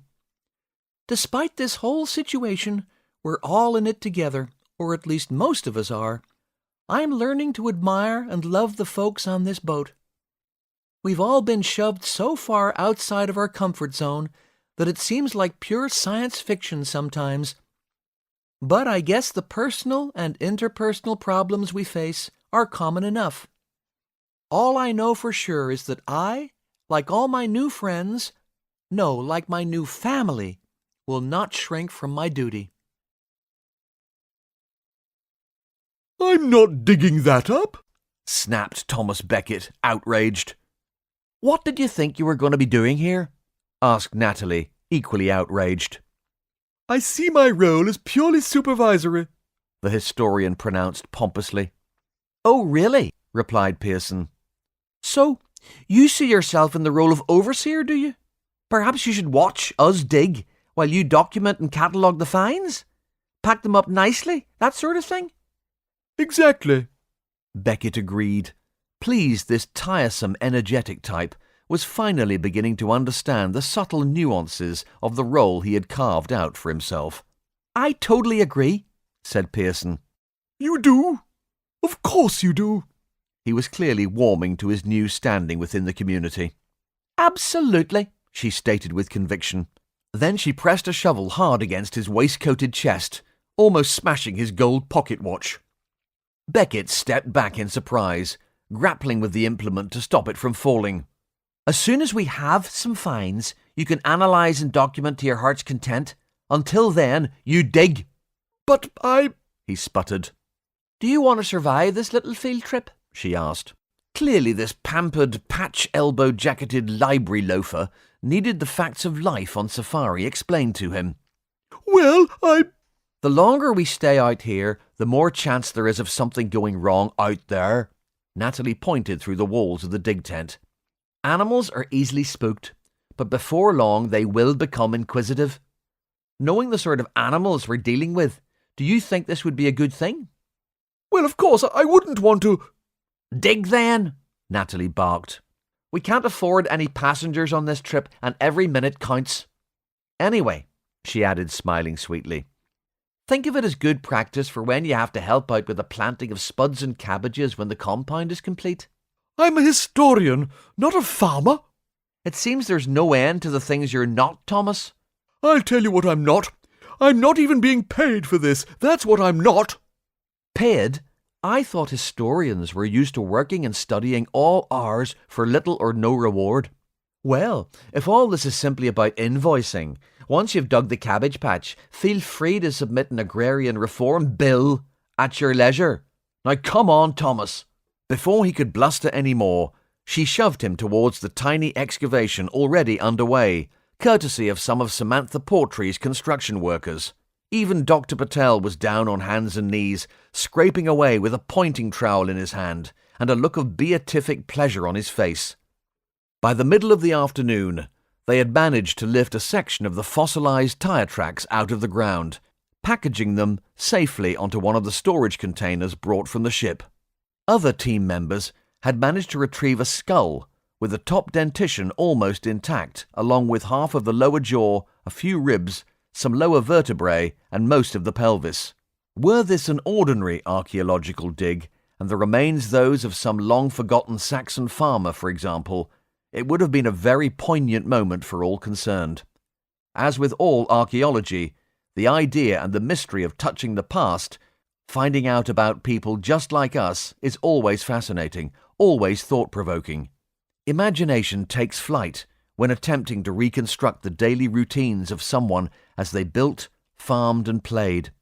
Separated from us by time alone, a surreal barrier so thin that it stretches forever without ever letting us touch. At least, that was what the team used to believe. The surrealism on this dig was of a different sort, however. Here, the bizarre was compounded with paradox, overbuilt by the impossible, and sported a side order of, what the hell? It was unfathomable to all, yet lost on no one. Their portable scanning equipment located further finds. Originally intended for mineral surveys on Mars, the tried and tested ground-penetrating radar and soil resistance suite built into the little machine was an absolute gift for their purposes. Accordingly, the very first protagonists in the brand-new field of Cretaceous archaeological anthropology were astounded by the results it provided. The little unit's frantic beeping naturally attracted the attention of the other diggers. Natalie peeked at the readings on the device's flat screen, whistling softly. Douglas and Patel also wandered over to investigate. "Something interesting, Doctor?" asked the captain. "I'll say," Natalie replied. "Let me plug this into the desktop holoprojector." She walked over to the finds table, where Beckett had managed to wangle the job of packing things up for transport. She had to admit, The man's fastidious attention to his immaculate dress appeared to make him the ideal choice for wrapping up other things too. "That's a neat job, Thomas," she encouraged, attempting to rebuild the broken bridge between them. Beckett grunted, non-committal. She plugged the scanner into the desktop device and tried again. "You might want to see this, Thomas."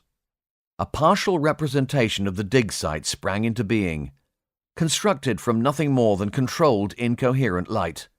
The three-dimensional model displayed 2 cubic meters of the excavation from ground level, shown at the top of the cube, down to 2 meters below ground level.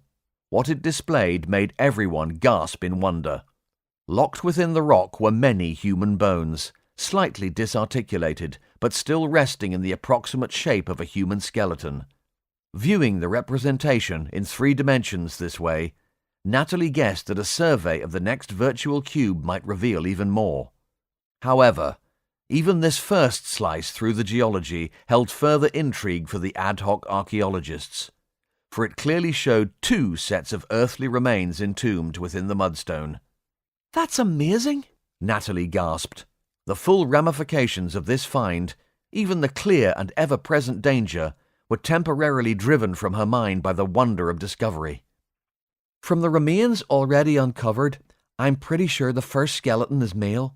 You can tell by the cranial ridges and from the shape of the pelvis," she explained to the men and women crowding around the display. "Not sure about this one, though. Until we actually excavate, it'll be hard to say for sure. It could be a woman, or possibly an adolescent. We'll see." Douglas checked his watch. "We'd better start packing up, people. The shuttle will be back for us in the next quarter of an hour." He turned to the Sarge. "It looks like this will go on for a wee while. We'll need to drive the steel pins into the ground outside. When Sandeep shoos the wildlife away with rocket noise, take care of it, Sarge, while we get everything back up to the ship." "Yes, sir," Jackson acknowledged. "Do we need to take all the equipment, Captain, if we're planning a return tomorrow?" asked Natalie. "I'm afraid so," said Douglas seriously. "We can't afford to lose any of this gear either to rampaging animals or—" When Douglas didn't finish the statement, Natalie hazarded, "Schultz?" Douglas shrugged. "She's out there somewhere, and I'm no giving her any more material to add to the gear she nicked from us." He spat, still deeply affronted by the larceny aboard his ship. By the time the dig team heard the roar, a huge shadow was already over them. Douglas looked up at the underbelly of his shuttle as he pressed the comm speak button. "Pushing it a bit, weren't we, Mr. Singh?"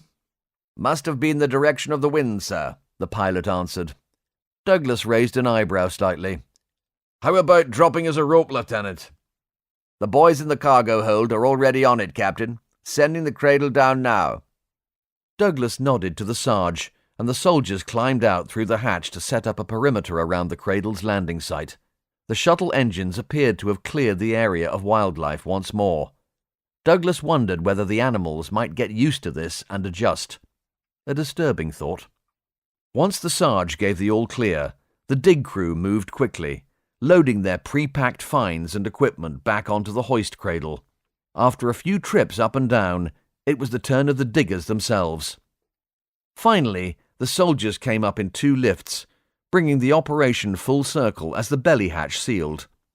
Douglas, Pearson, Patel, and Miller made their way back to their bridge stations, while the passengers strapped themselves in. With everyone and everything secured, Lieutenant Singh proceeded away in a calm, textbook manner towards the new world. The flight was short, the shuttle landing in its berth smoothly. Singh gently powered down the engines. "Was that cautious piece of flying for me or the tourists?" Douglas asked his pilot. "Sir?" Douglas winked. "Thanks for the lift, Sandy." He unstrapped and, along with everyone else, made his way to the main hatch. Within moments, the shuttle bay security team, who had become known as the Bird Watchers, gave way to pod engineering and handling staff, as the finds were taken down to the labs for close examination. "You can leave the equipment," said Douglas. "We'll need it all again tomorrow, and the shuttle will be locked down for the night." Tim and Woodsy were in Patricia's lab already when the technicians began unpacking the finds. By this stage, word had got around that the shuttle team had found something, and that something was top secret. Naturally, due to the sensitive nature of this information, many people already knew about it, and others perpetuated rumours, which were actually nowhere near as wild as the truth. Mr. Wood, Douglas greeted. I didn't remember inviting you to be part of this project. I Stuttered Woodsy. Tim butted in before anyone else could speak. I didn't tell anyone, Captain, honestly, he said, full of concern. Douglas put a hand on the young man's shoulder. I didn't think for 1 minute that you had, Mr. Norris. You see, on board a ship, any ship, when the crew is ordered to absolute secrecy, everyone usually knows all about it by the time the captain's finished ordering everyone to absolute secrecy. Can I ask what you found, Captain? Ventured Tim cautiously. Aye, I'll let your friend Natalie explain. I see you've been looking after her dog. Douglas bent down to tousle the animal's ears. Yes, Tim replied ruefully. Mum's already told me off for bringing him into the lab, but I reckon he's as curious as I am. Reaver, his fur neatly brushed, sat dutifully to attention, paw raised in proper greeting. He remained completely motionless apart from the propeller at his rear, which smacked the deck like a grounded outboard. The captain smiled, shaking the proffered limb. Very smartly turned out, laddie. Very smart indeed. Tim frowned. He and Woodsy could remain on sufferance, compliments all the way for the dog. He could have sworn Reaver looked smug as he glanced up with a "Tuff." Tim was beginning to understand that this soft bark, depending on the situation, was the collie's way of saying either, "Look at me, I'm awesome, see me being good," or, "Oi, I want something." Such a tiny vocabulary, and yet dogs had managed over millennia to train the human race to do almost everything for them.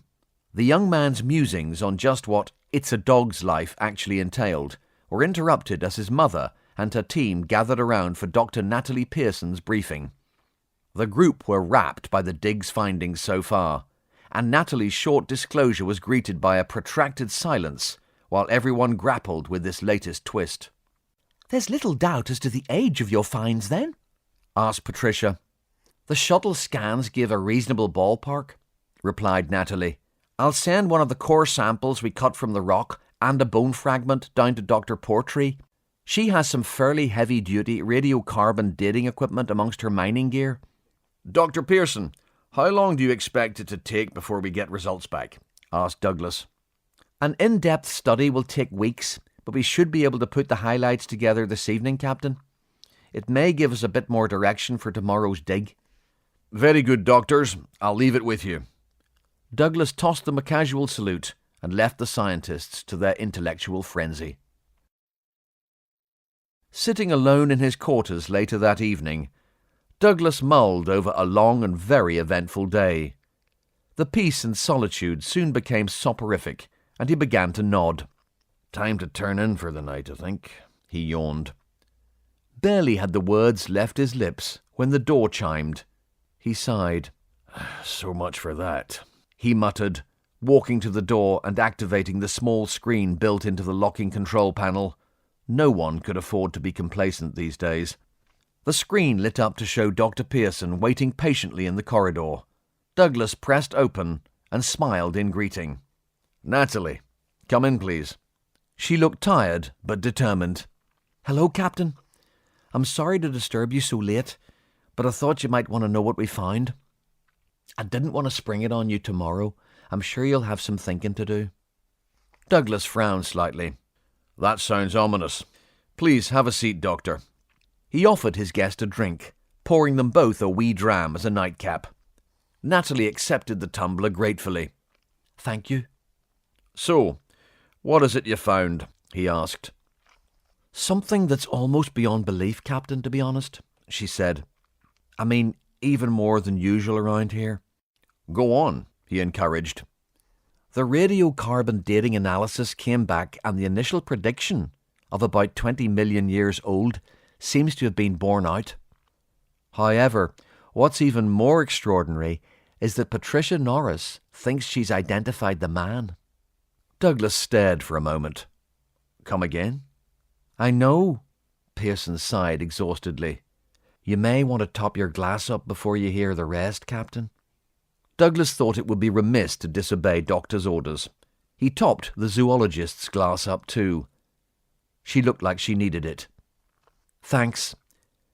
As we saved nearly 3/4 of the teeth in the skull, said Pearson, taking a Scotch Livener, Patricia came up with the idea of cross-checking them with Mars mission personnel records in the ship's computer, which sounded crazy at first, but then digging up the fossilized bones of a man who died 120 million years before man isn't what you'd call normal.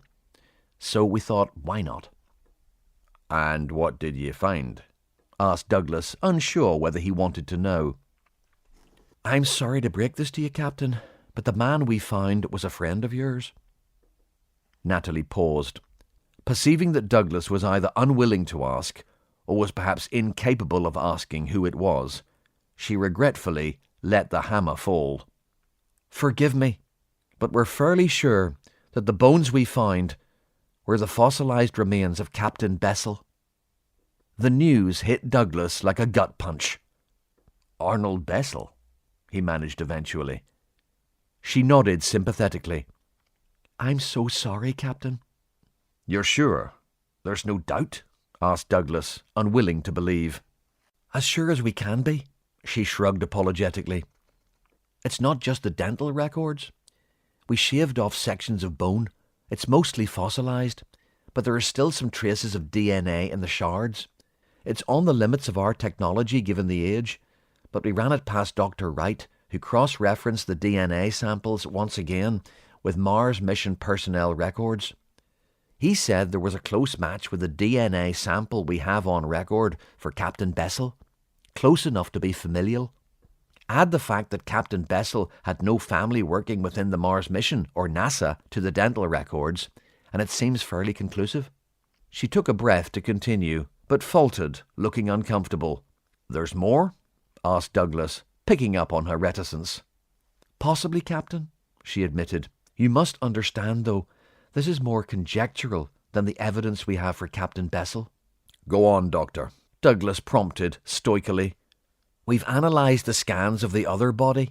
Fortunately, they were both pretty well preserved, and we seem to have another semi-complete dentition.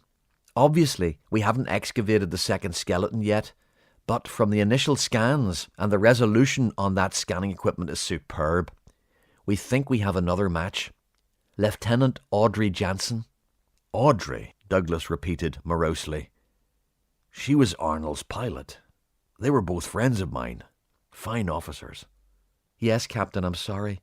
The fact that the two sets of remains were so closely connected also adds to the likelihood of the match, I'm afraid. Of course. Thank you, Doctor.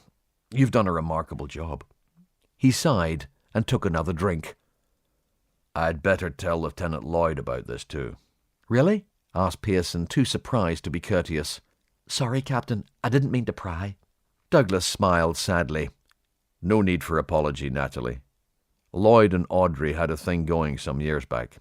He mentioned her during our little chat the other night. Is he still holding a candle for her?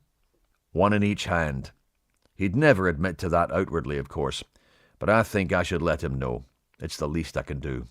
He frowned in thought. Do we have any idea how they came to be here? Pearson raised a wry eyebrow. That might take a little longer to work out. The only theory we have so far is for some kind of rescue mission mounted after we disappeared. She shrugged. It could have taken them months to figure out what happened to us.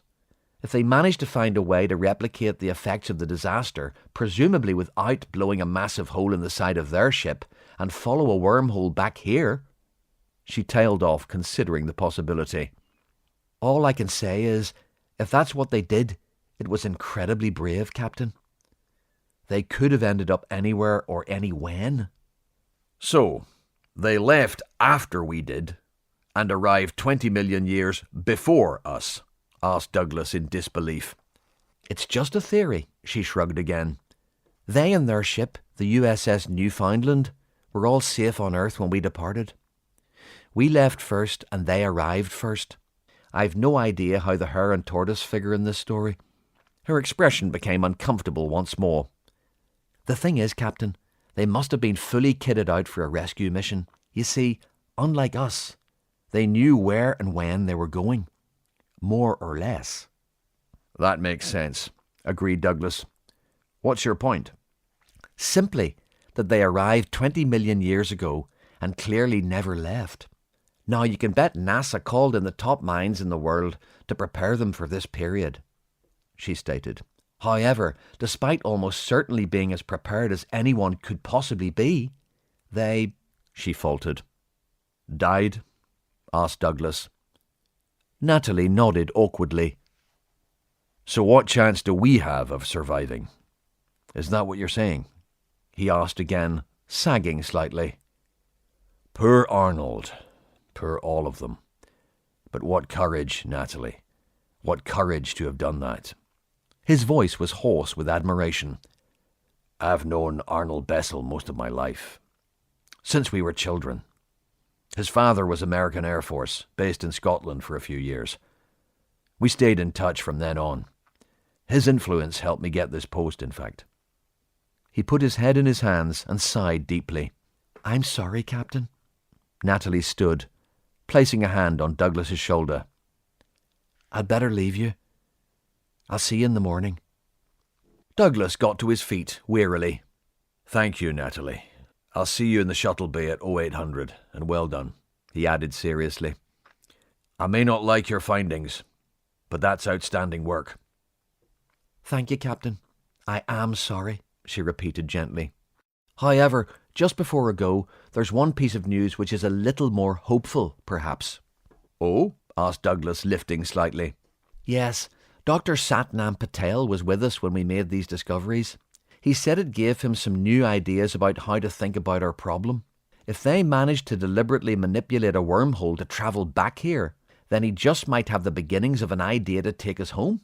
Although he did say that theoretically, time travel is easier backwards because of the maximum speed of photons and, well, perhaps it would be best if Satnam explained it.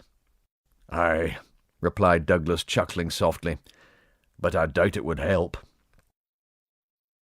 It was a milestone day for the teenagers. Gathered in the embarkation lounge, they positively chomped at the bit, because today, Tim, Woodsy, Henry and Rose were going outside. All were 16 or over, and under the new ruling, they had reached their majority, and subsequently, the decision was theirs. All except Clarissa, who was not happy. Henry tried to placate his younger sister. It seemed that Bernstein Sr. had chosen today to become a concerned parent, refusing her permission to go out with the others. He had tried to stop Henry too, but Henry had decided that, on this new world, he would make his own decisions. He was 18, and older than the others anyhow, so not going out with them would have shamed him. I'm sorry, Clary, I'd take you if I could, he explained gently. Can't I go and just not tell Dad? She asked plaintively. He smiled patiently. You know we can't do that. Without authorization from a parent or guardian, you can't go outside. I'm real sorry, Clary, but it's only for now. You'll be able to go out soon. We'll all have to go out soon. But today's the first time, and Timmy's going too.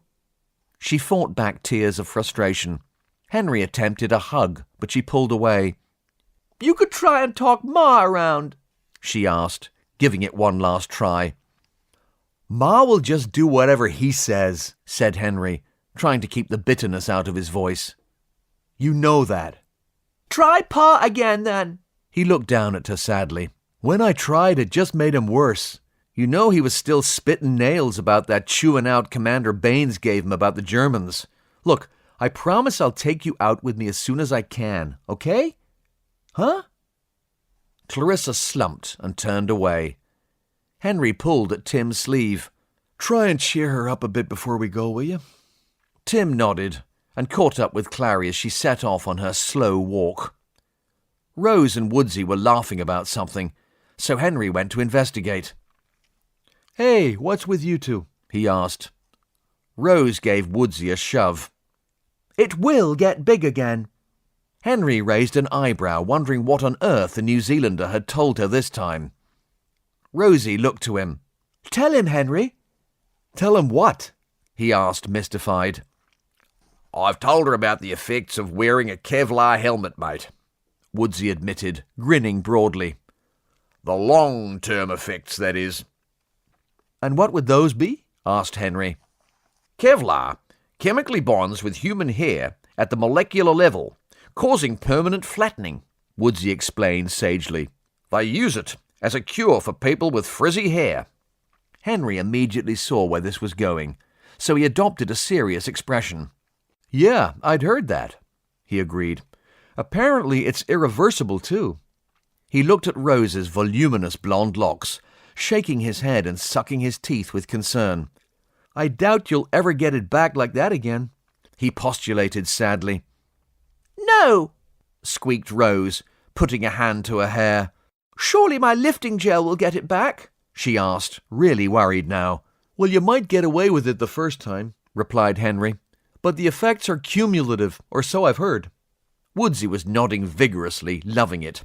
Yeah, that's right. More than once, though, and you'll have to join the Flathead Society, he added for good measure. Rose squeaked again in alarm, which fortuitously covered the snort of laughter which burst out of Henry before he could get himself back under control. By the way, asked Woodsy, frowning slightly with interest, how much hair product do you have? And what are you going to do after it's gone? Rose blanched. I've got to go, she said.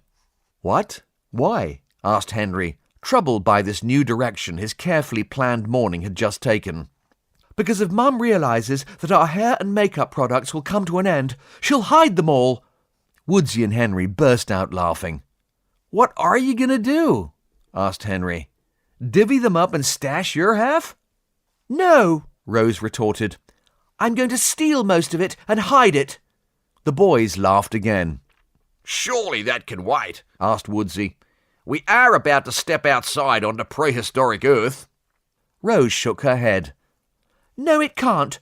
If Lara gets there first, I won't see any of it. Well, she hasn't tried to hide it so far, has she? Asked Henry, trying to placate her. That's because no one's told her it's going to run out, snapped Rose. Surely she's worked that out already, asked Woodsy in disbelief. Have you met Mrs. Miller? Henry gave him a secret look. Woodsy nodded, looking thoughtful. When I realised she was Rose's mum, I tried to say hello once. Tried to? What happened? asked Rose. I was almost knocked out by her personal armada of remote selfie cameras, buzzing about to catch her best sides, he shrugged. Still, I'm sure you'll be all right. The dinosaurs were known for having great hair. No, wait. Henry was grinning, but Rose was becoming more annoyed, an annoyance sure to make its way his way shortly. He held his hands up, trying not to laugh, and reached a gentle arm around her shoulder. Don't sweat it. With or without makeup or any other products, you'll always be crazy hot. He smiled his most ingratiating smile. Rose didn't return it. Instead, she replied, If all the beauty products run out, I'm going to look haggard, like I'm about 25 or something. She waited to be corrected, a vain hope which turned into a vain hope. I'm sure it'll be fine, honey. It's only for an hour or so, Henry tried, inexperience causing him to completely miss his cue. Yeah, Woodsy chipped in, all concern. So you say. But what if she gets back and old Mother Hubbard has already raided the cupboard? Not helping, replied Henry, in a sing-song voice through a tight smile. I've got to go. Rose pulled away, adamantly this time. I don't want to join the fatheads. It's not worth it. Flatheads, Woodsy called after her. I said flatheads. Will you pipe down? Henry complained, getting wound up by both sides. Let me go. The ghost of old Rose flashed, possessing the body of the new. By the time Tim returned, all three were shouting at one another. Whilst he tried to find out what in the world they were bickering about, they were drowned out by the roar of the shuttle's engines, opening up, as the dig team made their way back to Fossil Rock. The teenagers ran as one to a porthole, watching them go. Great! Tim cried excitedly. Commander Baines said we could go and get ourselves kitted up in the security office once the dig team were away. Let's go! Do we have to wear helmets? Asked Rose. Of course! You don't want one of those carnivorous pterosaurs to scalp you, do you? Asked Tim reasonably. Rose touched her hair again, anxious, yet undecided. It's not true about Kevlar, Rose, said Henry kindly. Woodsy was just making it up. He turned to his friend, demanding a lifeline out of the hole he had dug for himself. Well, tell her. Woodsy gave Rose a look of absolute sincerity. The Kevlar thing's all gospel, mate, he vouched unhelpfully. See? I told you, Rose shouted at Henry. He's lying. Not me, mate. You just don't care about what happens to me. I don't care. She's right, mate. If my girl's hair was going to fall out... Save it, will you? Even your friend cares more about me than you do. Does he? Well, I wouldn't tell any Sheila to keep her hair on, but... Will you shut your damn mouth? Don't tell him to shut up. This is all your fault. Well, there's no need to give the bloke a hard time. Maybe you could use an umbrella or something? Save it. Shut up. Tim was halfway across the large chamber when Rose called, Where are you going, Tim? I thought I'd better get suited up and have a walk outside, he called over his shoulder. Maybe even climb up to the new walkway along the palisade and see the amazing views over the plains, forests and mountains. Perhaps study the incredible prehistoric animals out there. You never know. This miraculous chance to see what no human being has ever seen before might be worth a look. But don't let me interrupt you. Bye. The suddenly muted trio looked from one to another before shouting in unison, Wait for me! Major White was already in the security office, checking everyone's equipment personally. He wasn't happy that the first group of sightseers were all kids and would accompany them first time out. His small squad of armed security personnel were also preparing for their walk outside. When White expressed his concerns to Commander Baines, she had told him that they all had to go out sooner or later, and that if they did get into trouble, at least teenagers would be better able to make a run for it. White had misgivings, but despite them, he greeted the young men and women warmly as they entered. Hey, kids. Looking forward to your first walkout? Yes, sir, said Tim, his face alight with excitement. That is, as long as these three squabblers cut it out. He pointed at his friends with a thumb over the shoulder. Hey, I was just an innocent squabblee, mate, muttered Woodsy. Are you kidding? You started it all, Henry snapped back, scandalized. It was you who told me the effects of Kevlar were Cumberland, Rose chipped in, still seething. Cumulative, Henry remarked. I said they were cumulative. Don't correct me. I didn't. You did. Yeah, I know how she feels, mate. The security officers watched with mild amusement until White shouted, Enough! Tim was already getting into a Kevlar suit as the Major continued. Out there is a dangerous place. Very dangerous. So we'll have no messing around, okay? Yes, sir, said three rather quieter voices. White blew out his cheeks to calm himself. Right. Now put these on, he said, shaking his head. Major White, can I ask you about the helmets? Asked Rose. Woodsy snorted, and Henry looked away to hide his smirk. White looked levelly at her. Well, he asked eventually. Will it flatten my hair? White rubbed a hand down his face slowly, to buy some time while he waited for patients to arrive. Probably, he admitted wearily. Eek! I can't go then! White was at a loss. He opened his mouth to speak, but Tim placed a gentle hand on his arm. Major, may I say something, please? The Major, stuck between bafflement and impatience, gave him the floor. Knock yourself out, kid. Rose, Tim began. Kevlar will not chemically bond with your hair, nor will it give you a flat head. Check with your dad if you don't believe me. These two were just winding you up. In fact, don't believe anything Woodsy ever tells you, and you'll be just fine, okay? Now, can we go outside, please? The outer airlock opened, and 5 soldiers stepped outside. After checking the immediate vicinity for threats, White gave the all-clear, and the 4 youths followed them, looking rather like a hockey team without the sticks. The outer palisade was now complete, and stood 5 meters high atop the earthwork ramparts, making the whole construct around 10 meters tall. The front of the earthwork was shored up and held back with further tree trunks, raked at such an angle as to make it much too steep for a large animal to climb, but still with enough lean to create a batter, countering the thrust of the retained embankment and preventing slippage. The tree trunks were tall enough to give the builders plenty of options with regards to cutting and dressing.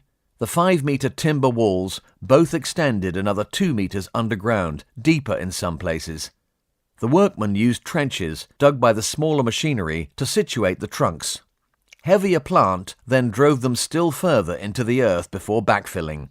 From outside the enclosure, the whole structure appeared as a massive ditch with a slightly sloping timber wall behind it and another vertical timber wall on top of that. The primitive walls were a monument to human ingenuity. Indeed, in a very real sense, they were the monument, the solid archetype and very first unnatural thing ever actually constructed upon the earth. The lower wall held back thousands of tons of soil and stones, which was ramped neatly at the rear and stitched with a crisscross of small roads and access ways. The construction team had even completed some of the high walk which, although built primarily for security, would soon allow people to stroll along the walls for a breathtaking view of their new world. With the massive gates now in place, the compound was locked down and safe, at least from any land-based incursion. Secured by 2 drawbars, made from tree trunks stripped of their bark, the gates could not be opened quickly, but at 8 meters tall, they were immensely strong. Regardless of their tall as necessary, small as possible design, they could only be opened by machine, each brace weighing a couple of tons in its own right. The gaggle of teenagers ambled across the enclosure, unsure where to investigate first. However, aside from the weirdness of a pseudo-Iron Age rampart and palisade snuggled up against the belly of a vast spaceship, they all kept at least one eye on the skies. The story of Dr. Flanagan's brush with vicious flying reptiles had spread through the crew like a celebrity liaison on social media, complete with biting commentary and obligatory clawing. In fact, many of the passengers were deeply afraid to leave the ship, in some cases expressing a desire never to do so. Tim didn't feel that way. Indeed, he suspected that part of the reason they had been permitted to take this little stroll outside was because their leaders saw this growing fear of leaving the ship as a problem in the making. By allowing a bunch of kids to go outside, albeit with an armed escort, they were trying to illustrate that it was in fact child's play. For Tim, it was just about seeing a dinosaur, a real one, in the real world. Not on a screen, not behind glass, real. However, being interested in almost everything does have its drawbacks, being easily distracted chief among them, and his attention was suddenly drawn up towards the team working on the wall walk. They were driving a second, inner row of posts into the top of the rampart, parallel to the main wall. These were spaced at roughly 1200mm intervals and cross-braced to the outer leaf. The cross-bracing timbers were cut for purpose and connected using large, if basic, dovetail joints. This locked-together, outrigger framework provided the main skeleton on which the walkway would sit. In the fathomless, far-flung future, armies of men would work for months or even years to accomplish similar security systems, all with basic tools of wood, bone, stone, and later metal. A few moments more into the future would, of course, see man create machines capable of working 1,000 man-hours in a day. Knowing that no one would build a JCB digger for almost 100 million years, Tim couldn't help but smile as he watched just such a machine push a huge tree trunk into the Cretaceous soil with no obvious sign of effort. He recognized the construction principles as basically Roman, and was sure he had read somewhere that even they may have pinched the idea. It allowed a very solid, very strong structure to be assembled very quickly, and here they were, reusing it before it had even been invented. He would be willing to lay money that the Romans' work was tidier, though. After a moment, His smile turned to a frown. Time. "Hey, Tim, what's up?" asked Henry, breaking into his thoughts. "Oh, nothing really," Tim answered, slowly returning from his reverie. "I was just thinking that we've ruined our world back home. We've overconsumed and overbred ourselves to the brink of our own demise, and now we're here. Now we've even broken time, too. I wonder what price we or someone will have to pay for it." Henry chuckled. "You are one cheerful SOB, do you know that?" Tim laughed. "Hey, someone needs to keep you on the ground," he retorted. "You've been floating around with that stupid grin on your face since Rose agreed to put up with you." "Oh, and what about you and my kid sister?" asked Henry archly. That's completely different." Tim backpedaled. "Really?" Henry mocked, hitting Tim on the shoulder. "So you don't think she's hot then, huh?" "Of course not," Tim replied, rubbing his upper arm. "I would say she's sweetly pretty, you crass American."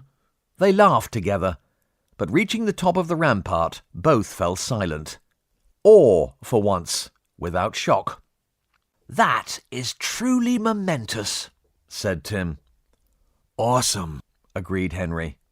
"The work crews have done an incredible job putting all this together so quickly," said Tim. "Even with heavy machinery, this is a lot of work. I know there's still much to do, but even so, fair play." "Yeah," agreed Henry. "It was a good idea to keep the permanent fire going out here from the cutting waste. Keeping the animals at arm's length has really moved the work on. I always look when I go past a window. Haven't seen anything monstrous in the clearing for days now. I heard that was your idea, huh?" "Well, it was just something I sort of discussed with Natalie a few days ago," Tim replied a little awkwardly. "Smoke will normally frighten animals away, you know? But she filled in all the details, really." "You and your English modesty," chuckled Henry, ruffling the younger boy's hair in a friendly if boisterous manner. "I can see why you've got my kid sister hooked. You're embarrassing me." "Oi!" Tim cried out, batting the bigger lad off as best he could. They both laughed again, before returning to the miracle before their eyes. Such beauty and such peace. The only sounds those of Woodsy and Rose squabbling a little way off. "I hope they let the fires go out soon," said Tim distantly. "I want my dinosaurs back." Henry answered without really listening, and they lapsed into a contented silence once more. The moment was only slightly marred by the loud, hollow slap and cry of "Ow!"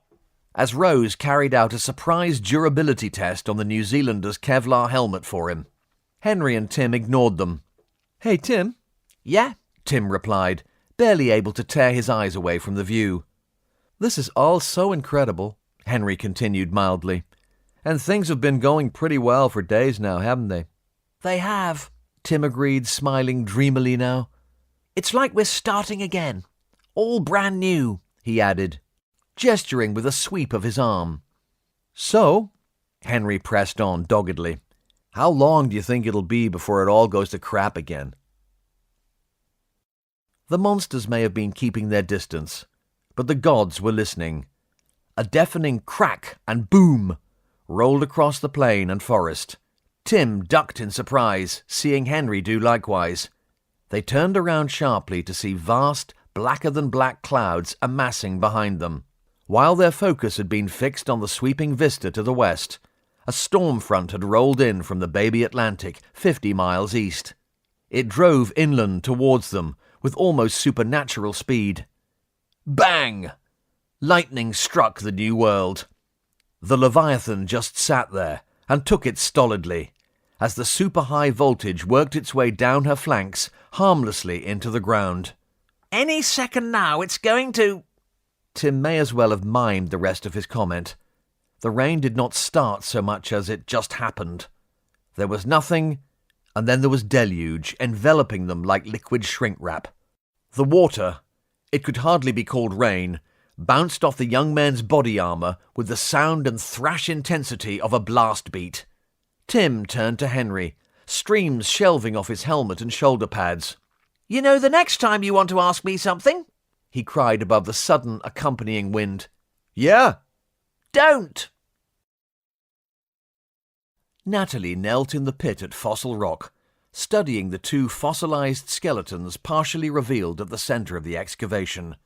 The diggers were barely amateur archaeologists, but regardless, the whole team had shown the utmost respect for the remains from the beginning.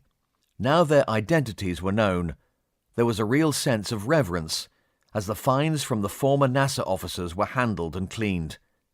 It was like laying out family.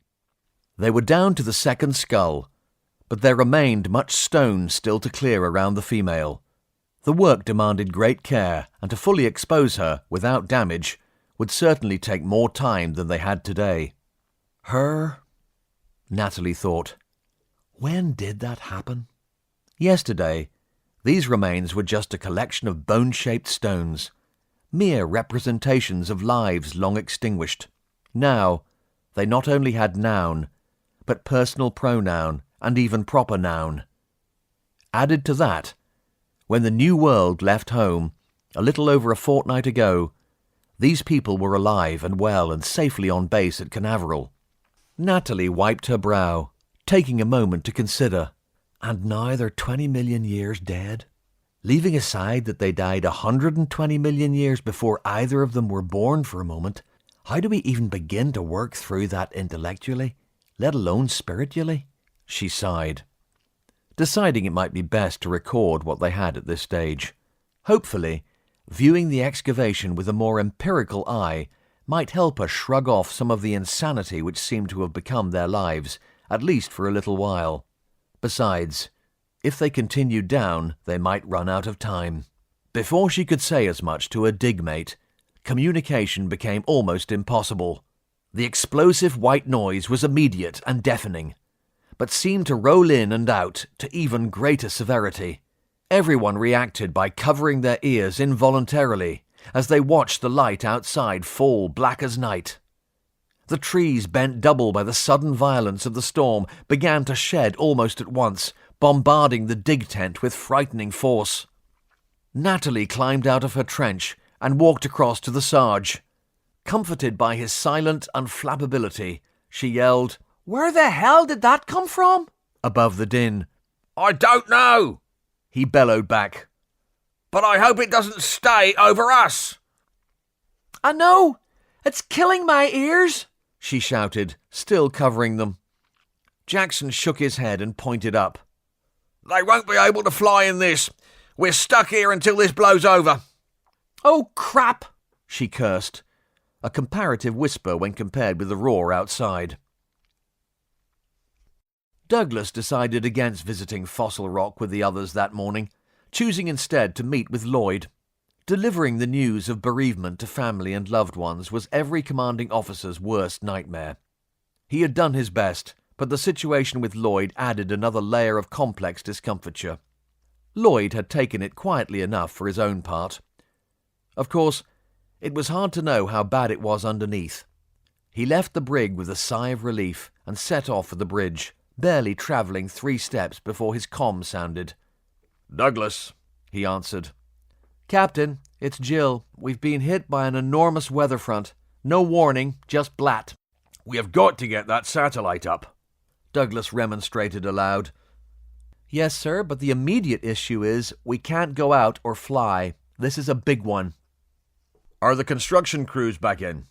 Yes, Captain. Wet, cold, and thoroughly disgruntled, but they're fine.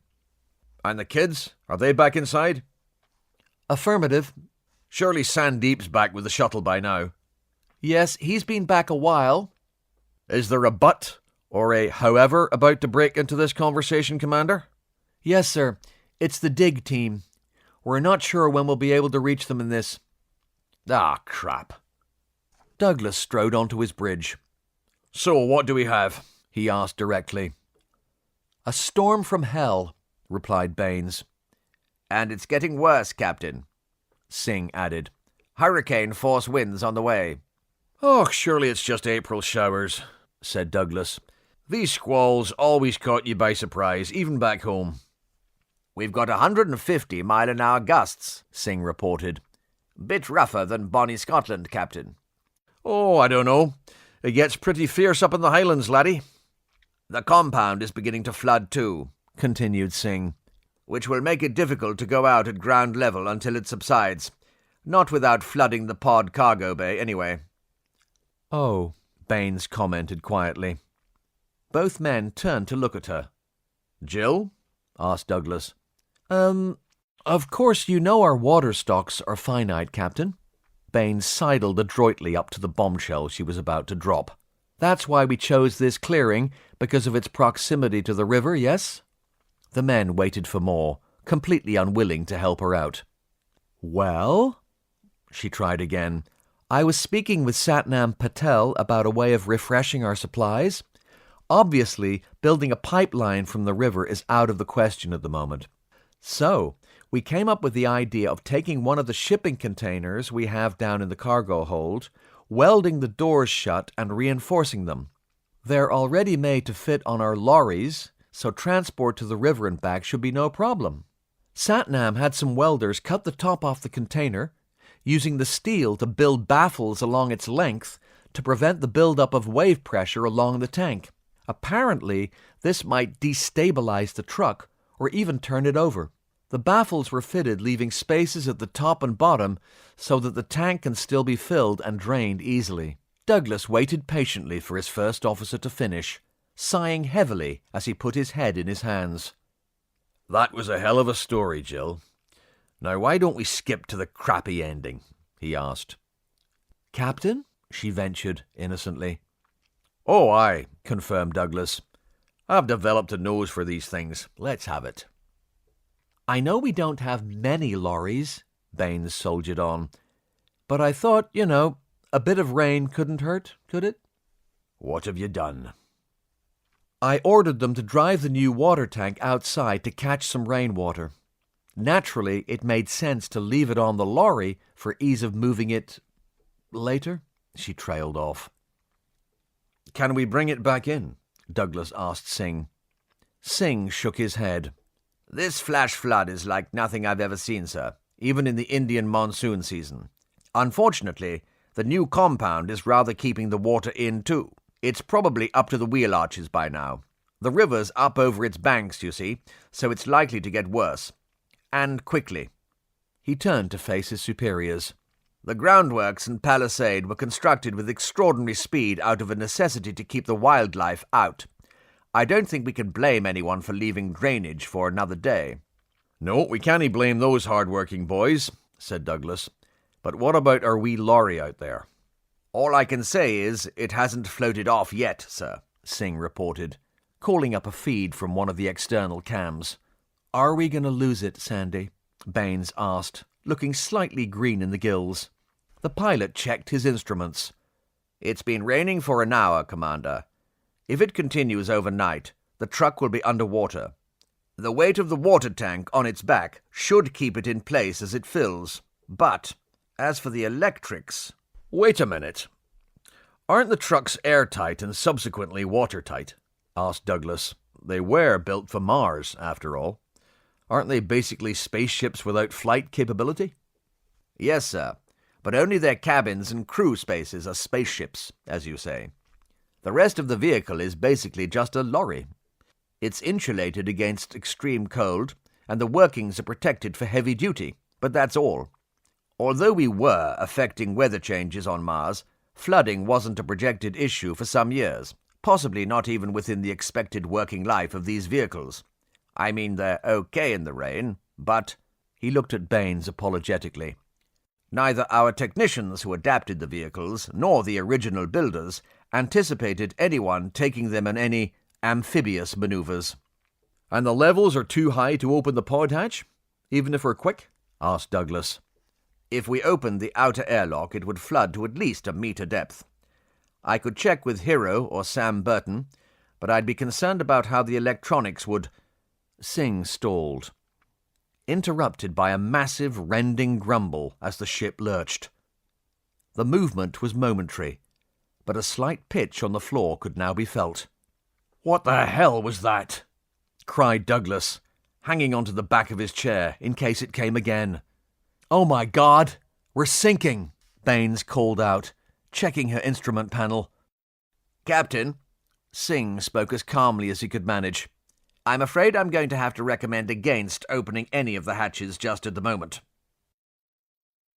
We're going to drown! Thomas Becket shouted over the deafening roar of torrential rain and constant ballistic barrage. As the ground outside became oversaturated, rivulets of water began to run under the sides of the dig tent. Don't be silly, Thomas, Natalie called back. We're on top of a cliff. There's no immediate danger to us. Life is less than peaches for us, though, missus, one of the diggers yelled out from the trench. So I see, she was forced to acknowledge. Can we use the industrial vacuum cleaner to pump it out? Aye? I said, can we use the industrial vacuum cleaner to pump it out? Natalie shouted. The man cupped his hands, calling back in a broad Australian accent. I don't know if it's a wet and dry machine. Mars is mostly bone dry on the surface, so I doubt it made the specifier's wish list. You don't have the manual with you? She asked hopefully. The Australian gave her a look and climbed out of the trench. Did I bring the instructions for a vacuum cleaner on an archaeological dig 100 million years ago? She smiled apologetically. I'm guessing not, she called into his ear. Right, he said. That hole's full of dirt, grit, sand and water. It'd be like supping pommy lager. You really think it's worth carking the machine for? It's not like the Sheila's gonna drown, is it? Good point, Natalie conceded. Well, apart from the lager, obviously. She turned to take in the whole team. Buckets! She bawled. One of the crew grabbed a battery-powered breaker, smashing a small culvert into the rock at the edge of the tent to fashion a rough chute. The rest of the diggers set about throwing the water, bucket at a time, through the new hole to make its way down the rock face outside. The chain was hard at it when a wrenching, tearing sound cut straight through the white noise of the rain, vibrating their tympanic membranes at the precise frequency of fear. The bailing stopped immediately as the team searched one another's faces for a scrap of comfort. Grab the bloody tent! Bellowed the Sarge, Barrow Boy genetics storming to the fore with uncouth but undeniable practicality. Everyone leapt for a handhold on the steel framework which gave the polymerized structure its rigidity. One of the 18 steel split pins driven into the earth and stone with a handheld hydraulic hammer just yesterday had ripped free, and others were developing a disconcerting wobble. The dig tent weighed over a ton, but was so big that it was like trying to pin down a sail. Can we tie it off to a tree? Shouted someone. Open that hatch and we're all gone, over the edge. The Sarge roared above the increased wind noise as the edge of the tent began to lift. Everyone get over here! The wind is coming from this direction! Move it! The diggers and soldiers pounced as one, all grabbing a piece of the side as it began to rise. They managed to balance the force of the hurricane winds, barely. Only Becket stayed where he was, looking shocked by the events unfolding around him. The Sarge noticed and felt obliged to speak out. Get over here, Becket, before I get over there, you pillock! Becket snapped out of his trance, moving to stand at the opposite end of the group from Sergeant Jackson, but he added his weight nonetheless. They were essentially trapped inside a giant vibrating shuttlecock. The noise and the buffeting were terrifying. The 14 human beings had no more control over their destiny than a paper boat in a rip current. So they dug in and grabbed the dig tent like their lives depended on it. Because their lives depended on it. Becket was on the cusp of panic. His only conscious thought, It's bad enough being lost in a world in which I don't belong, but being lost over a cliff in a world in which I don't belong would just be the limit. I should never have left my library. They hung on, they held fast to the tent, to each other, to life. Do you think they'll come for us? Shouted Natalie, hope taking flight. I hope not, the Sarge shot it down. If they do, it won't help us and it certainly won't help them. We've got to ride it out. There was a bang, and a buck, and a bang. The dig tent lifted, tearing many of the steel pins out at once. Let it go, the Sarge bellowed. Let it go! He dropped to the ground, hoping the others had heard him. Any hopes of their protective enclosure staying earthbound were torn away as the whole structure was snatched into the air. An instant of relative high pressure under the tent allowed the team to hit the ground and stay there as their world flew apart. Once raised, the dig tent began turning over, allowing the full force of the hurricane to reach beneath. In a blink, it took off as if fired from a gun, ripping through the trees at the edge of the cliff, collecting others as it flew. The Sarge fell on his back, watching in wide-eyed horror as the 12-metre-long structure shot down the valley at incredible speed. "Crawl for the trees! Crawl for the trees!"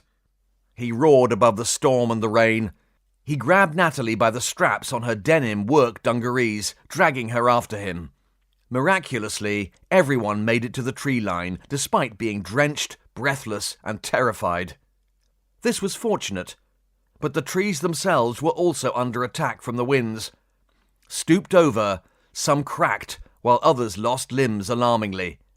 The refugees from the dig clung desperately onto the trunks and to each other. Now fully in the clutches of the hurricane, they prayed for it all to stop. Climbing up and down ladders for things one has forgotten is always tiresome. In order to save time, Hero extended just past his comfortable reach. The ship lurched at that moment, tipping him over the edge and down the access tube. He was wedged tight in the small maintenance shaft, having banged his head off the wall on the way down. He tried to move, but his clothing had snagged a socket driver in the fall, jamming it into some switchgear. Hearing a subtle scraping noise from above, he twisted to look up, and was just in time to see the handheld terminal he had left at the rim of the hatch fall towards him, also striking his head. Giorgio fared a little better. Nevertheless, the movement had thrown him off balance so that he bumped his hip hard against a console near his workstation. He looked around for his colleague to express his natural outrage, but only saw a pair of legs kicking and struggling from the top of an access hatch, the one his friend had so lately been peering down. What he heard were muffled words, mostly unprintable ones. He hobbled over to help Hero by pulling at his legs.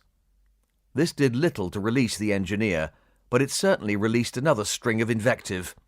Hero was so far down the hatch that Giorgio could only reach just past his knees. "Sorry," he said. "Hang on." Kneeling over the hatch, he managed to straighten Hero's legs, pulling them to his chest. Adjusting the angle so that he could apply his strength, he tugged again. Sounds of annoyance found their way around the stuck form of the chief. Giorgio apologized once more and tried again, this time pushing Hero down further into the hatch. Sounds of alarm found their way around the stuck form of the chief. "What can I do?" Giorgio called down the shaft. "There's no need to be like that." "Que cosa?" "Pull now?" "Oh," Giorgio chuckled. "I could have sworn you said..." "Sorry, yes, of course." Giorgio obliged, and a red-faced, ruffled chief popped out of the bottleneck like a bad vintage. "Thanks for hurrying," he griped, after rubbing his chest and taking a few breaths. "What happened?" "You fell down the..." "To the ship." "Oh, it lurched," replied Giorgio, checking readouts. "Uh-oh, I think we're sinking." Hero looked thoughtfully at his younger colleague. He said. "In that case, I'd better call the captain." "Why, I'm sure he would have felt it." In case the bridge crew get any crazy ideas about blasting us out of here. With our landing struts and belly sucked into the mud, it could rip us apart." "Could we blast our way out of here?" asked Baines. Douglas and Singh looked at one another and both shrugged, unsure how to answer, when the comm binged. "Bridge," Singh answered. "Sandeep, it's Hero." Go ahead, Hero. The captain and the commander are here also. "Are we sinking?" Yes. Are you thinking about blasting us out of here? The three bridge officers exchanged glances. Of course not, Singh lied shamelessly. Good. Don't. It could rip us apart, said the chief, brooking no argument. At what rate are we sinking? We've capsized more than actually sunk, Singh reported. We're about a metre lower to starboard and about a metre up to port. Unfortunately, the main cargo and vehicle access is on the starboard side, so we'll have to dig our way out before any vehicles will be able to leave the pod. That's after the flooding's gone down, of course. We're flooding? Asked Hero, fearing even worse news. No, all hatches well and truly battened, I'm glad to report. Now, obviously, we can't blast our way out of here. Singh raised a wry eyebrow to his colleagues once more. So how are we to right the ship? Well, firstly, I suggest we don't try to move her in the middle of a hurricane. Secondly, if we build a support structure to hold a quarter of the ship, we can retract the landing struts one at a time. Then, using the heavy diggers, we excavate underneath each strut and build a rubble concrete pile. When it's cured, we lower the strut just enough to take the weight and repeat for the other 3 struts. When all 4 struts have a foundation, we can lift Sekai and lock her off at whatever level we need to, up to the full height of the landing gear should we need to protect her. The bridge officers nodded to one another, impressed.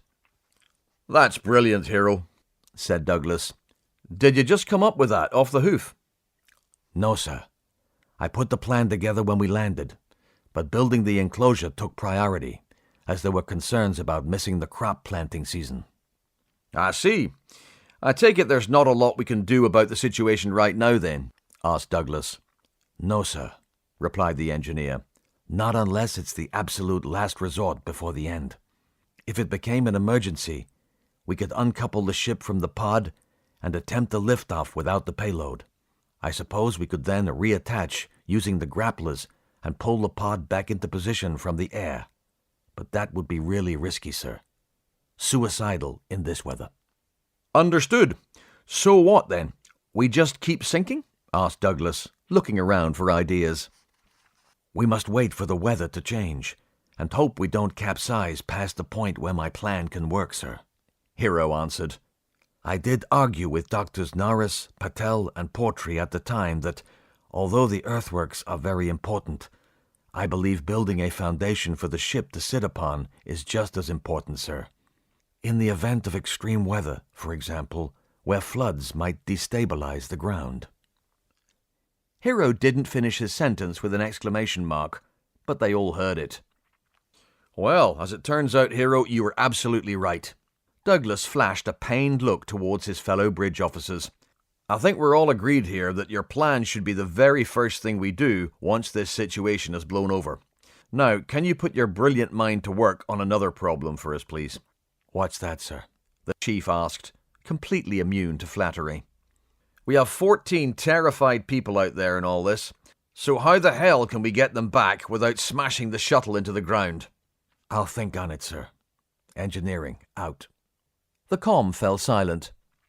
That's us told, then, said Baines. The wind ripped at the trees, constantly peppering the people hanging onto them with organic missiles.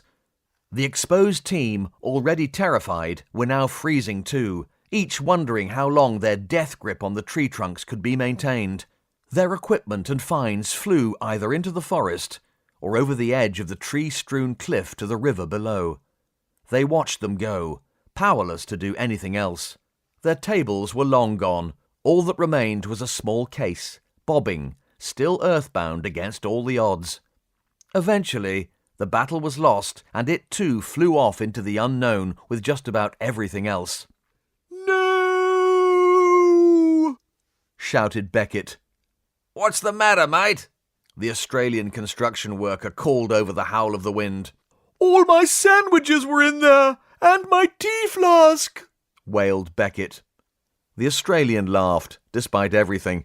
Beckett looked bereft as he hung on for dear life. There must be something we can do, snapped Douglas angrily. What's the wind speed now? No change, sir, Singh provided. According to the ship's scanners, it appears the eye of the storm is about an hour from us. Looks like it will pass through here, unless it changes course in the meantime. Can we use that? Asked Baines. How big is it? About 20 miles in diameter, replied Singh, turning to face them. This is a big storm. So it will be clear skies for about, Douglas calculated for a second, 8 minutes? In theory, sir, Singh replied. But what could we do in that time? We could get the shuttle launched and get to them, certainly, but there's no way we could get them all aboard and make it back here, even if we left all their equipment behind. We'd be smashed to pieces trying to dock with the New World upon our return. If we put down on the plain, we might weather the storm, as long as we don't float off down the river. It's a lake out there now, and one flying tree could destroy the shuttle. The three officers fell silent again, racking their brains for a rescue plan. Well, could we no get to them overland? Asked Douglas, exasperated. Even in fine weather, that would be an 8-hour route march, Captain, said Baines. Each way. And then, what could you do even if you found them? You'd just be another team lost out in that. She pointed at the ferocious storm through the viewports. Of course, that's if you managed to avoid drowning in the floods.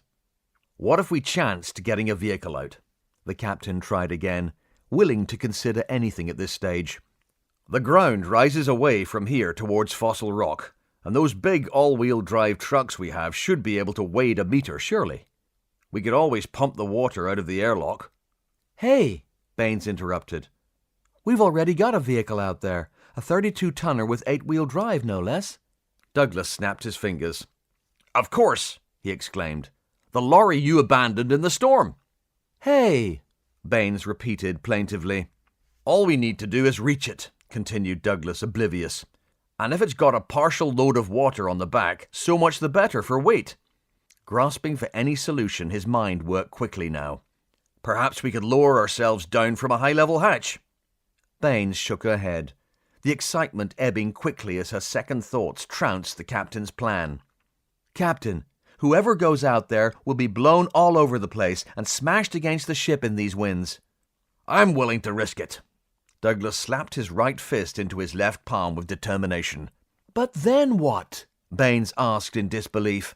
They're 30 miles away. All right, 20 as the pterodactyl flies, but by the time you've travelled a couple of miles at best, the hurricane will be on you again.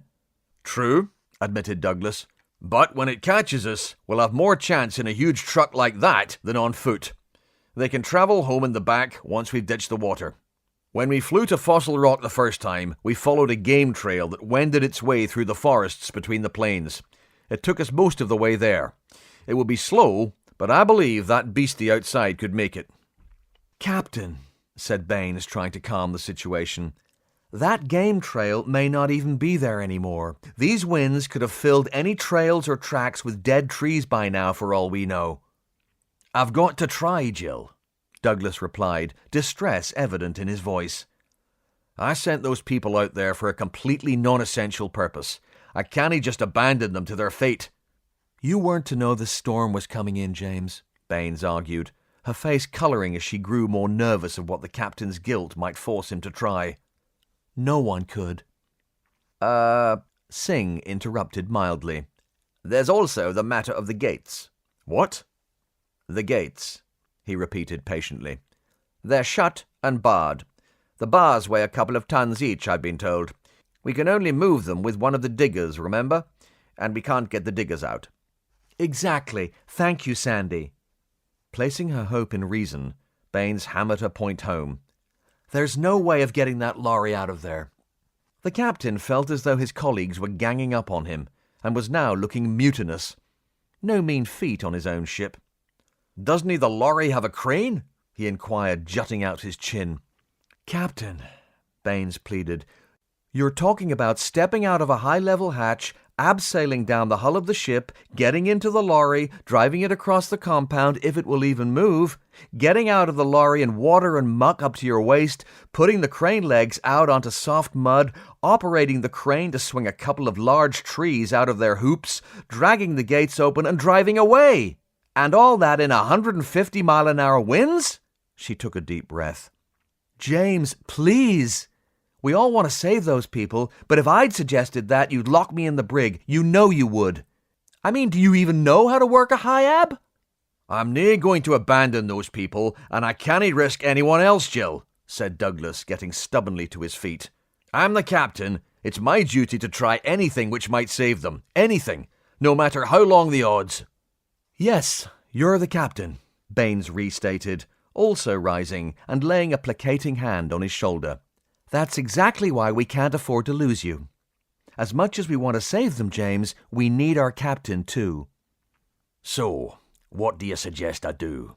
Asked Douglas wretchedly. I suggest that we need to calm down and think about this logically. Maybe we could... Singh coughed politely, interrupting them. Excuse me, but I think I have a solution. Hopefully one we can all survive. Douglas and Baines turned to the pilot. Spit it out, laddie, Douglas barked impatiently. Singh flashed them his perfect white grin. We use the shuttle. Has something changed and I've missed it? Asked Baines wearily. We use the space shuttle, Singh clarified and tried again. We prep for a rescue mission and wait in the shuttle bay for our window in the storm. Once the eye is over, we zoom out towards Fossil Rock and retrieve the dig crew. But... Baines couldn't help but notice the obvious flaw in the plan. You won't get back in time to dock with the ship before the hurricane. Aha! Sandeep cut her off to reveal his trick. We don't try and beat the storm back. But as we've already said, setting down outside might lose us the shuttle too. Douglas joined in, not sure where his pilot was going with this. I mean, if it's a choice between keeping the shuttle safe and those people's lives, then of course... We won't set down, Sandeep cut across him triumphantly. We shoot straight up through the eye. The shuttle can easily get above the storm to wait it out. I suggest heading for space. We don't know how long the storm might cover us here, and once in a geosynchronous orbit, we'll use very little fuel. Not to mention that it would be much safer than landing elsewhere, what with giant ferocious dinosaurs all over the place. No, we just wait up there, in perfect tranquility, for the battering down here to blow itself out. Then we just pop home. Simple. A moment's silence. Okay, so that's brilliant. When do we get started? Asked Baines. Douglas moved to stand behind Singh, giving him a pat on the shoulder. That's very good thinking, Sandy. It could be the chance we've been hoping for. Well done. It'll be damned dangerous, though. He leaned over to view the pilot's instruments. Right, whilst we've been discussing our options, he continued diplomatically, we've lost a quarter of an hour or more. Is the eye of the storm still heading for us, about 40 minutes out? As far as I can tell, sir, Singh acknowledged. Obviously, before the storm hit, we were only expecting a short hop, so we'll need to refuel the shuttle and give her a full check-over before we try something like this. Douglas nodded. We'd better be about it, then. Singh stood, and they walked towards the door, discussing their preparations. Captain? Sandy? Aren't you forgetting something? Asked Baines. They turned, waiting for her to elaborate. Your prep of the shuttle is vital, of course, but how long do you think you'll be up there? She asked. Not really sure, replied Singh. What's your point? Asked Douglas. Well, if you're up there for a day or two, you might need a sandwich or two, perhaps? And let's not forget those poor wretches out there are going to be freezing as well as starving, and that's assuming you find them in one piece. You're going to need food, blankets, dry clothes, and a doctor. Well, of course we'll need those. That's why you're such an exemplary first officer, Jill. You allow me to keep my eye on the big picture, you can? Douglas created a frame with his hands, grinning at her through it. Right, she replied. Well, you two go and set up your easels, and I'll stick to joining the dots. Douglas gave her his most charming smile, the one that sank her every time, before tossing a casual salute as they turned to leave. Captain, she called them back, don't get banged up. We're all out of shuttle paint. Mind the shop, Commander, he countered with a wink. Baines watched them go with concern, muttering, Please be careful, James. The dig team were reaching the limits of endurance. Some suffered more than others as rain lashed and fatigue gnawed at them. Despite the warm climate, they were soaked through to the skin, and the ferocity of the wind was freezing them. Beckett had lost his grip some time ago, his energy completely drained. A couple of construction workers held on to him courageously, but the effort was sapping their remaining strength as well. Natalie faced the realization that with no end in sight, she could hold on no longer. Her hands began to slip. The Sarge saw that she was in trouble and reached for her, losing his own grip in the process. The wind claimed them like a momentary buoyancy at first, lifting them gently off the ground. They waited for the violent tug, certain the end was upon them, when incredibly, it was all over. As quickly as they were lifted, they were discarded, both sagging into a surreal calm. Dropping just a few inches onto the wet earth, they were left cramped and panting. The effect around them was virtually instantaneous, as if a huge fan had been unplugged. The trees straightened, their limbs creaking back to natural positions, and there was localized silence. The sudden tranquility disturbed only by the drip-drip of water from the leaves above them. Within moments, the roar of the hurricane sounded far off, leaving behind a primal freshness and a smell not dissimilar to freshly mown grass. The team's arms and legs were locked into position around the anchor points they had found. They were so stiff that it took a while for them to release their grip. Gradually, they experimented with movement, eventually managing to stand and congratulate one another on their survival. There were even a few hoots of laughter as people found themselves alive against all odds. Natalie waved them down. "We must be quiet," she hissed, little more than a whisper, but just loud enough to make it through the group. "Any animals that have remained in the locale will also be coming back to their senses. They'll be scared and they'll be angry, and we don't want to attract their attention, especially as we've lost our protection. Do any of you still have your weapons?" The Sarge and two others had retained their rifles, but the other weapons had clearly disappeared off and beyond. He gave the weaponless men and women a look of disappointment and reproof, but didn't want to come down too hard on them. The recent emergencies had forced them to extend their security contingent once more. Many of the new recruits were ex- or non-combat military, but even so, their field experience was patchy and variable. However, they were willing to stand up and be counted, so Major White had accepted them into the fold gratefully, if a little reluctantly, as a sort of home guard. Before the Sarge was able to say anything, a deafening roar split the air. Looking up in surprise, he felt a surge of relief. Hovering above them against all hope was the shuttle, with the cradle already on its way down. Jackson was not a man usually given to emotional display or lyricism, but at that moment it seemed like the most beautiful thing he had ever seen or heard in his life. His radio crackled with a man's voice. "Sarge, send 'em up 5 at a time as quickly as you can. We'll have to chance the extra weight." The Sarge could see the man mouthing the words above him, could see the urgency in his expression. He wasted no time on questions and simply pushed the first 5 onto the cradle immediately. Once the first team were on their way up, he radioed back. "I take it we're fighting the clock?" "Yes, Sarge," the man replied from the belly hatch above. "We're in the eye of the storm. Any minute now, all hell's going to break loose again, and if it catches the shuttle, we'll all be landowners." "Understood," the Sarge answered, as he watched the cradle deposit its first load of passengers to begin another agonizingly slow descent. "Come on," he muttered under his breath. The second team jumped quickly aboard, and the hoist repeated the operation. Only the Sarge and 3 others remained now. Of the 3, 2 had retained their weapons, which automatically qualified them for the worst job, that of watching everyone's back before getting to safety themselves. The Sarge observed them, eyeing one another cynically. Clearly they had worked this out for themselves. "Sorry, fellas, this is the reward for showing competence," he said with a wink to demonstrate his confidence in them. The cradle descended for the final time. Not waiting for it to land, the Sarge hustled his men aboard as soon as it reached chest height, Taking a last 360 view of the glade, he satisfied himself that nothing was poised to pounce before jumping up after them. They were almost up to the winch when the storm returned. It struck the little ship like a hammer blow, batting it sideways before the pilot could mount any kind of defence to counter the colossal forces working against him. Hang on! The Sarge screamed at his men as they drew within 2 meters of the ship.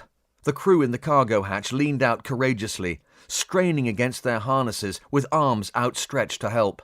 The wind was deafening as debris flew at them and around them once more. The shuttle bucked like a wild bull, sending the cradle flailing violently. The vibration and brutality of the movement caused one of its 4 steel cables to snap free. It whipped one of the Sarge's men fully across the chest, breaking his grip. He was out cold, and would have certainly been thrown to his death were it not for his flak jacket. One of the men, reaching from the shuttle, caught its straps in an iron grip, tearing his own shoulder. Nevertheless, he held on to the unconscious man, screaming, "Help me!" as the very live dead weight flew around like a rag doll. The cradle snapped and spun through crazy angles on its 3 remaining tethers, caught in a micro maelstrom between storm and ship. The 3 conscious men hung on to a tether each, with every ounce of determination left to them. Just a few more seconds would see them within reach of help, but they would feel every passing fractal of those terrifying seconds before welcome hands dragged them up through the hatch. 1,000. The most savage gust yet twisted the cradle upside down, spilling all 3 men. They hung from their cables desperately, 2 of them one-handed. With almost superhuman will, they caught themselves, just as the wind changed direction, throwing their legs out horizontally. The Sarge felt the impact of a boot in the face. Had he not focused every ounce of his being on keeping his hands tight around the cable, the shock might have sent him twisting and thrashing into the maw of the mini-cyclone which had spun their platform. 1,000. The cradle slammed downwards, snapping hard against its ties, further stressing them as it spun the 3 men around. The Sarge and 1 other landed back in the cradle, screaming against fate and tortured tendons. The 3rd man was hit by the cradle's handrail as it flipped back violently. He closed his eyes as blood streamed down his face, unable to do anything more than close a fist tight around the cable to which he clung for his life. 1,000. The unconscious man flipped almost 180 degrees, making his rescuer scream in torment as he slammed headfirst into the Sarge, who heard more than felt the sickening crack, so focused was he on his grip. Had they been bareheaded, both men's skulls would have split wide open. Consciousness was beginning to fade, the 3 men outside in the storm simply having little more to give. Courage had brought them this far, but hope was failing them. 1,000. The wind and buffeting seemed to weaken. The Sarge knew this had to be subjective. He had stared death in the face more than once and recognized the calm. After the last few hours, it came as something of a relief. So this is it, he thought. He could sense rather than feel himself being pulled from pillar to post. It was like movement described rather than experienced. I expected there to be more pain. The words formed themselves in his mind, which despite everything seemed to be working at light speed, although he wasn't exactly sure who I was anymore. 1,000. Noise returned, the howling of a hurricane, the screams of the injured, and he was back in the middle of it. "Oh, Turkish delight!" he said, realizing that the pulling and tugging he was experiencing was not the storm tearing him apart, it was the rescue team dragging him bodily into the shuttle. The man with the torn shoulder had blacked out from pain, but not before the last of the soldiers had been saved and the cradle cut free from the winch. 1,000. Fully awake and very much alive, the Sarge saw it glance off the side of the shuttle, rocketing away down the valley with all the other flying debris as the belly hatch closed. In those last moments, the pressure increased around the closing doors, turning the roar of the wind into an ear-splitting shriek. "Get us out of here!" he screamed above it all. Singh didn't need the radio. He could hear the sounds of a bad situation and the shouts for help from below with his own ears. Fully committed to preventing the ship from crashing into the forest or the side of the valley below, his concentration was absolute. so Douglas toggled the ship's intercom. "Get everyone strapped down immediately. Repeat, immediately. We have to leave now." Singh gave them 20 seconds to comply, barely avoiding disaster 3 times in that short window. "It's now or never, Captain." Do it! Douglas shouted. "Here we go!" Singh called. He pointed the little ship back towards the eye of the storm, pouring on the power. Flying with the wind, rather than battling to remain stationary against it, took some of the anger out of the fight, but the buffeting was still teeth-rattling. The wind speeds were now in excess of 300 kilometers per hour, and time appeared to dilate for everyone on board as they hunkered down, completely powerless to do anything but place all their faith in the one man who could save them. Singh let out an involuntary primal scream as the storm spat the remains of their own cradle back at them once more. It came out of nowhere, from his right. Before he could even gather his wits, muscle memory and instinct had already pushed the stick forward, taking the shuttle down steeply, allowing the crumpled steel frame to fly across his field of vision, diagonally up and left, missing the shuttle's nose by the thickness of a paint job. He heard screams from the passenger compartment behind, but could pay them no heed as he fought the vicious currents determined to smash them into the ground. He pulled up, hearing something heavy clang off the hull. The shuttle responded sluggishly against the awesome power ranged against it, and for a moment he thought they had taken damage. Before he could contemplate what the collision with the unknown object may have broken, the whole ship jumped wildly to the left with bone-jarring ferocity. Singh almost blacked out from the sudden lateral G-forces, and before he knew it, he was fighting his own oversteer, because the shuttle had popped out of the black Hadesian sky into brilliant blue clarity and calm. They were once more in the eye. He didn't waste any time on the view, but pointed the ship straight up towards space, praying their recent maneuvers hadn't smeared any of his passengers across the bulkheads. Bain's heart alternated between her mouth and her shoes. She had no way of getting a signal through the storm. She could only wait and hope. Just minutes after the shuttle left, black storm replaced blue sky once more. She watched the hurricane reassert control through the bridge viewports. It happened so fast, it felt like being buried. She brooded.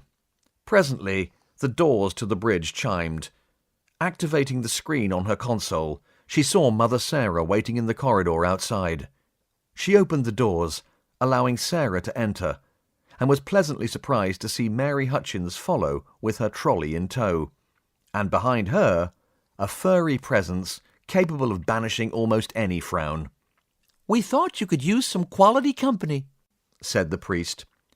Reaver, despite his wildly oscillating rear, somehow made a beeline for Baines. His wag began somewhere near the base of his ribcage and surged all through his hind quarters before arriving at last at the tip of his tail. "Reaver!" Baines cried, kneeling down and pulling him into a hug. "Tim suggested I bring him along," explained Mary. "He thought as you both have people you care about out there, you might like to wait it out together. Do you mind?" "No," replied Baines, smiling, her eyes bright with moisture. "I don't mind at all. Please thank Tim for his kindness if you see him before I do. I know how much he loves spending time with Reaver. It's just a pity about the circumstances." "I assume you won't mind the medicinal coffee and chocolate truffles we bought either?" asked Sarah. The shuttle soon left the troposphere behind. Safe from the storm, it headed on up through the stratosphere. At the top of the stratosphere, with 95% of the Earth's atmosphere behind it, the little ship powered on through the mesosphere and the mesopause. From here on, up into the thermosphere, the temperature on the hull actually increased slightly, as it began to absorb almost direct radiation from the sun. All buffeting and wind noise forgotten in the silence of space.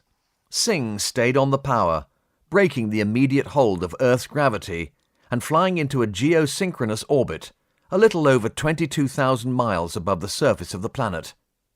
Once at pace with the location of the new world below, he programmed the autopilot. The colossal speed required, due to the angular momentum created by the distance between the shuttle and the mothership down on the surface, was astonishing. and yet in the black velvet of space, it was as if they, and the planet spinning beneath them, were barely moving at all. Douglas unstrapped from his seat and shot aft to check on everyone. As he ran through the passenger area towards the cargo hold, he was relieved to see all crew and evacuees strapped down in some fashion or other. Every member of the rescue dig team was a mess of cuts and bruises, still shivering from the storm or shock or both. Despite this, they were clearly very happy to be alive. As Douglas passed Thomas Beckett, still strapped into a passenger seat, the historian caught his sleeve, saying, "Thank you for saving our lives, Captain." "You're welcome, Mr. Beckett," replied Douglas. "However, I knew as a boy that I didn't want to be an archaeologist, and you have most definitely failed to change my mind on the subject." Douglas was a little put out at first, but gradually it dawned on him that this was probably a fair point. He cracked an exasperated smile. "Well, I dare say that reading the history we are creating here could be," he searched for a euphemism, "entertaining. Living through it is a whole different kettle of fish. From here onwards, may you live in boring times, Mr. Beckett." "Likewise, Captain," replied the historian with a battered, tired smile. "And, Captain, thank you for coming for us." Douglas nodded and continued through to the cargo hold. As soon as Dr. Flanagan saw Douglas, he released his own harness and jumped up to examine the unconscious soldier who had been whipped by the cable. The man was still out, but his vitals were strong. He turned to the crewman with the dislocated shoulder, who had come round during their flight and was whimpering as bravely as he could. That was a hell of a thing you did back there, son. You definitely saved that guy's life," he said. The man just nodded through gritted teeth. "Hold him, James," said Flanagan, roping Douglas into helping. "This is going to hurt a lot, son. I'll count down from 5. Brace yourself." Flanagan shoved the shoulder back into its socket on 3. It was an old trick, and it caused the man to cry out in shock, allowing some of the pain to sneak under the radar. The injured winch operator sagged back against the hull of the ship, the sweat of agony pouring down his face. "You okay?" asked Flanagan. The young man just nodded, breathing hard. "I'll give you something for the pain." The doctor pulled a syringe and a small bottle from his bag. After giving the injection, he manufactured a sling for the man's arm from some ubiquitous medical cotton sheet. Content he had done all he could for him for now, he moved on to the injured soldier who was still unconscious. Flanagan checked him over as best he could. "He's got 2 or 3 cracked ribs." He looked up at Douglas. "You'll know about those tomorrow, but I think the blow just knocked the wind and probably everything else out of him." He grinned, reaching for his smelling salts. He brought the man round, making sure he was fully conscious and otherwise okay before administering anything for the pain. He checked for pupil responses, whilst explaining how the young man opposite had reached out of the ship, plucking the soldier from certain death with a miraculous catch. The story helped take the injured man's mind off the pain, and he insisted on thanking his heroic rescuer before the mild sedative took him irresistibly back to sleep, a natural sleep this time. "How are you holding up, Dave?" asked Douglas. "The last time I saw you, you didn't look much better than these guys." He gestured towards the injured men. "Ah, that was then," said Flanagan, brushing the captain's concern away. "James, I need to talk to you after I've cleaned up all these cuts and scratches." Douglas nodded his assent. Whilst Flanagan did his rounds, Douglas worked with the shuttle crew to hand out blankets and dry fatigues for everyone. "I'm afraid there wasn't time to worry about getting shoes from your quarters," he said to the group at large. "You'll just have to put your boots by the air circulators to dry them and wander around in your stocking feet for the day. At least that'll save my carpets, looking at the state of you all." "You don't want these beauties near the airy sock, mate," said the Australian construction worker. Raucous assent from his co-workers filled the cabin, attesting the point. Douglas smiled at their spirit, despite everything. "Well, maybe you could wait till we get back and hang 'em outside, laddie," he said. After a few minutes, Flanagan sought Douglas out once more, speaking quietly. "I'm going to need some help, James. Douglas nodded agreement. Aye, in a place as dangerous as this, one doctor's no enough. Heidi was a brilliant surgeon too. Better than me in that regard, if I'm honest, said Flanagan. I need to replace her by training someone else. Who'd you have in mind? Asked Douglas. Flanagan glanced over to where Natalie sat, looking tired and bruised. He nodded for Douglas to follow him as he approached her. How are you feeling, Natalie? He asked. Oh, I'll live. She smiled wearily up at them. Thanks to all of you. Actually, most of the credit goes to Lieutenant Singh, said Douglas. It was his idea which allowed us to pull you out of there, and his extraordinary, if daredevil, flying that saved our lives just now. Tell him I owe him a... She thought for a second. Whatever that Indian lager is that he likes. She smiled again. Natalie, said Flanagan, kneeling down to sit with her. I need to talk to you about something. Oh? This isn't about the mess my hair's in, is it? No. Flanagan chuckled and then frowned. Since we... He paused uncomfortably. Since we lost Dr. Schultz, I'm concerned that I may not be able to keep up with the medical needs of the crew, especially as we're in such a dangerous predicament. Natalie nodded. Are you going to give Justin extra training? She asked. Yeah, he admitted. The kid didn't want to be a doctor, but it looks like I'm going to have to force the issue. Unfortunately, that's going to take time, even though he's a great nurse and a great student. What I'm most concerned about is this. If something were to happen to me, it could leave everyone in a mess the next time we get an emergency. Hell, I might need a physician myself. And emergencies have been a regular part of our daily routine just lately, Douglas added.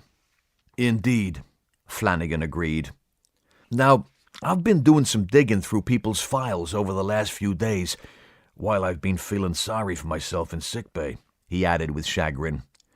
There are one or two biologists among Doc Norris's team who have appropriate knowledge, and I will be talking to them as soon as I can. Trouble is, though, they've no surgical experience to speak of. Maybe a few animal autopsies, but... He shrugged. But? Asked Natalie, smelling a trap. Well, yeah, Flanagan acknowledged, busted. I couldn't help noticing on your record that you have considerable experience with surgical procedures. Veterinary procedures? Natalie exclaimed, wide-eyed. I've never treated a person. Surely we're all just mammals, said Douglas. And I'm sure Mother Sarah would tell you that we're all God's creatures too. Absolutely, said Natalie. And if you had a rabbit with a trichobosaur or a myopathic horse, I'd be happy to render any assistance I could. But operating on people... What can I say? I need all the help I can get, and you're it, Flanagan affirmed. Look, I'm not talking about leaving you to sink or swim. I just need you to work with me. You have the closest skill set to what I need for a surgeon, but I'll have to train others too. Will you help? Natalie put her head in her hands, exhaling loudly. Of course I'll help, she said quietly. I suppose if everyone's going to have to work at least 2 jobs, it'll feel more like home anyway. She gave Flanagan a sideways glance. I hope your department has great insurance cover. Don't sweat it. We should be safe from malpractice lawyers here, he replied with a wink. I hope. Douglas raised an eyebrow. Clearly you haven't spent much time with Mr. Bernstein. Anyway, I'll give you doctors some space to discuss the details. He stood to leave, and then changed his mind. Natalie, he said, I've been meaning to ask you about the skeleton of Audrey Jansen. Yes, Captain? Douglas frowned in puzzlement. It's just that Arnold's skeleton was near the surface when we discovered him. If they died together, shouldn't they have been at the same... He sought for the word. Same level? In the stone, I mean. You're quite right, Captain, replied Natalie. Technically they were. The mudstone buried them together at the same time. The stratigraphy leaves us in no doubt about that. As the sediments were laid down over the millions of years since their passing, the mud and sand turned to stone, and that stone was subject to ground heave at some point. In fact, that may very well be a process which is still ongoing, albeit geologically slowly, literally. In a nutshell, what we discovered was a stratigraphy canted over by about 30 degrees. The stone and soil, etc., we cleared to reach Audrey was all laid down after whatever incident overtook them both. The stone and strata surrounding the remains of Captain Bessel were simply eroded off the top as the landscape changed. So it's certain we're only dealing with one incident. They definitely died together, clarified Douglas.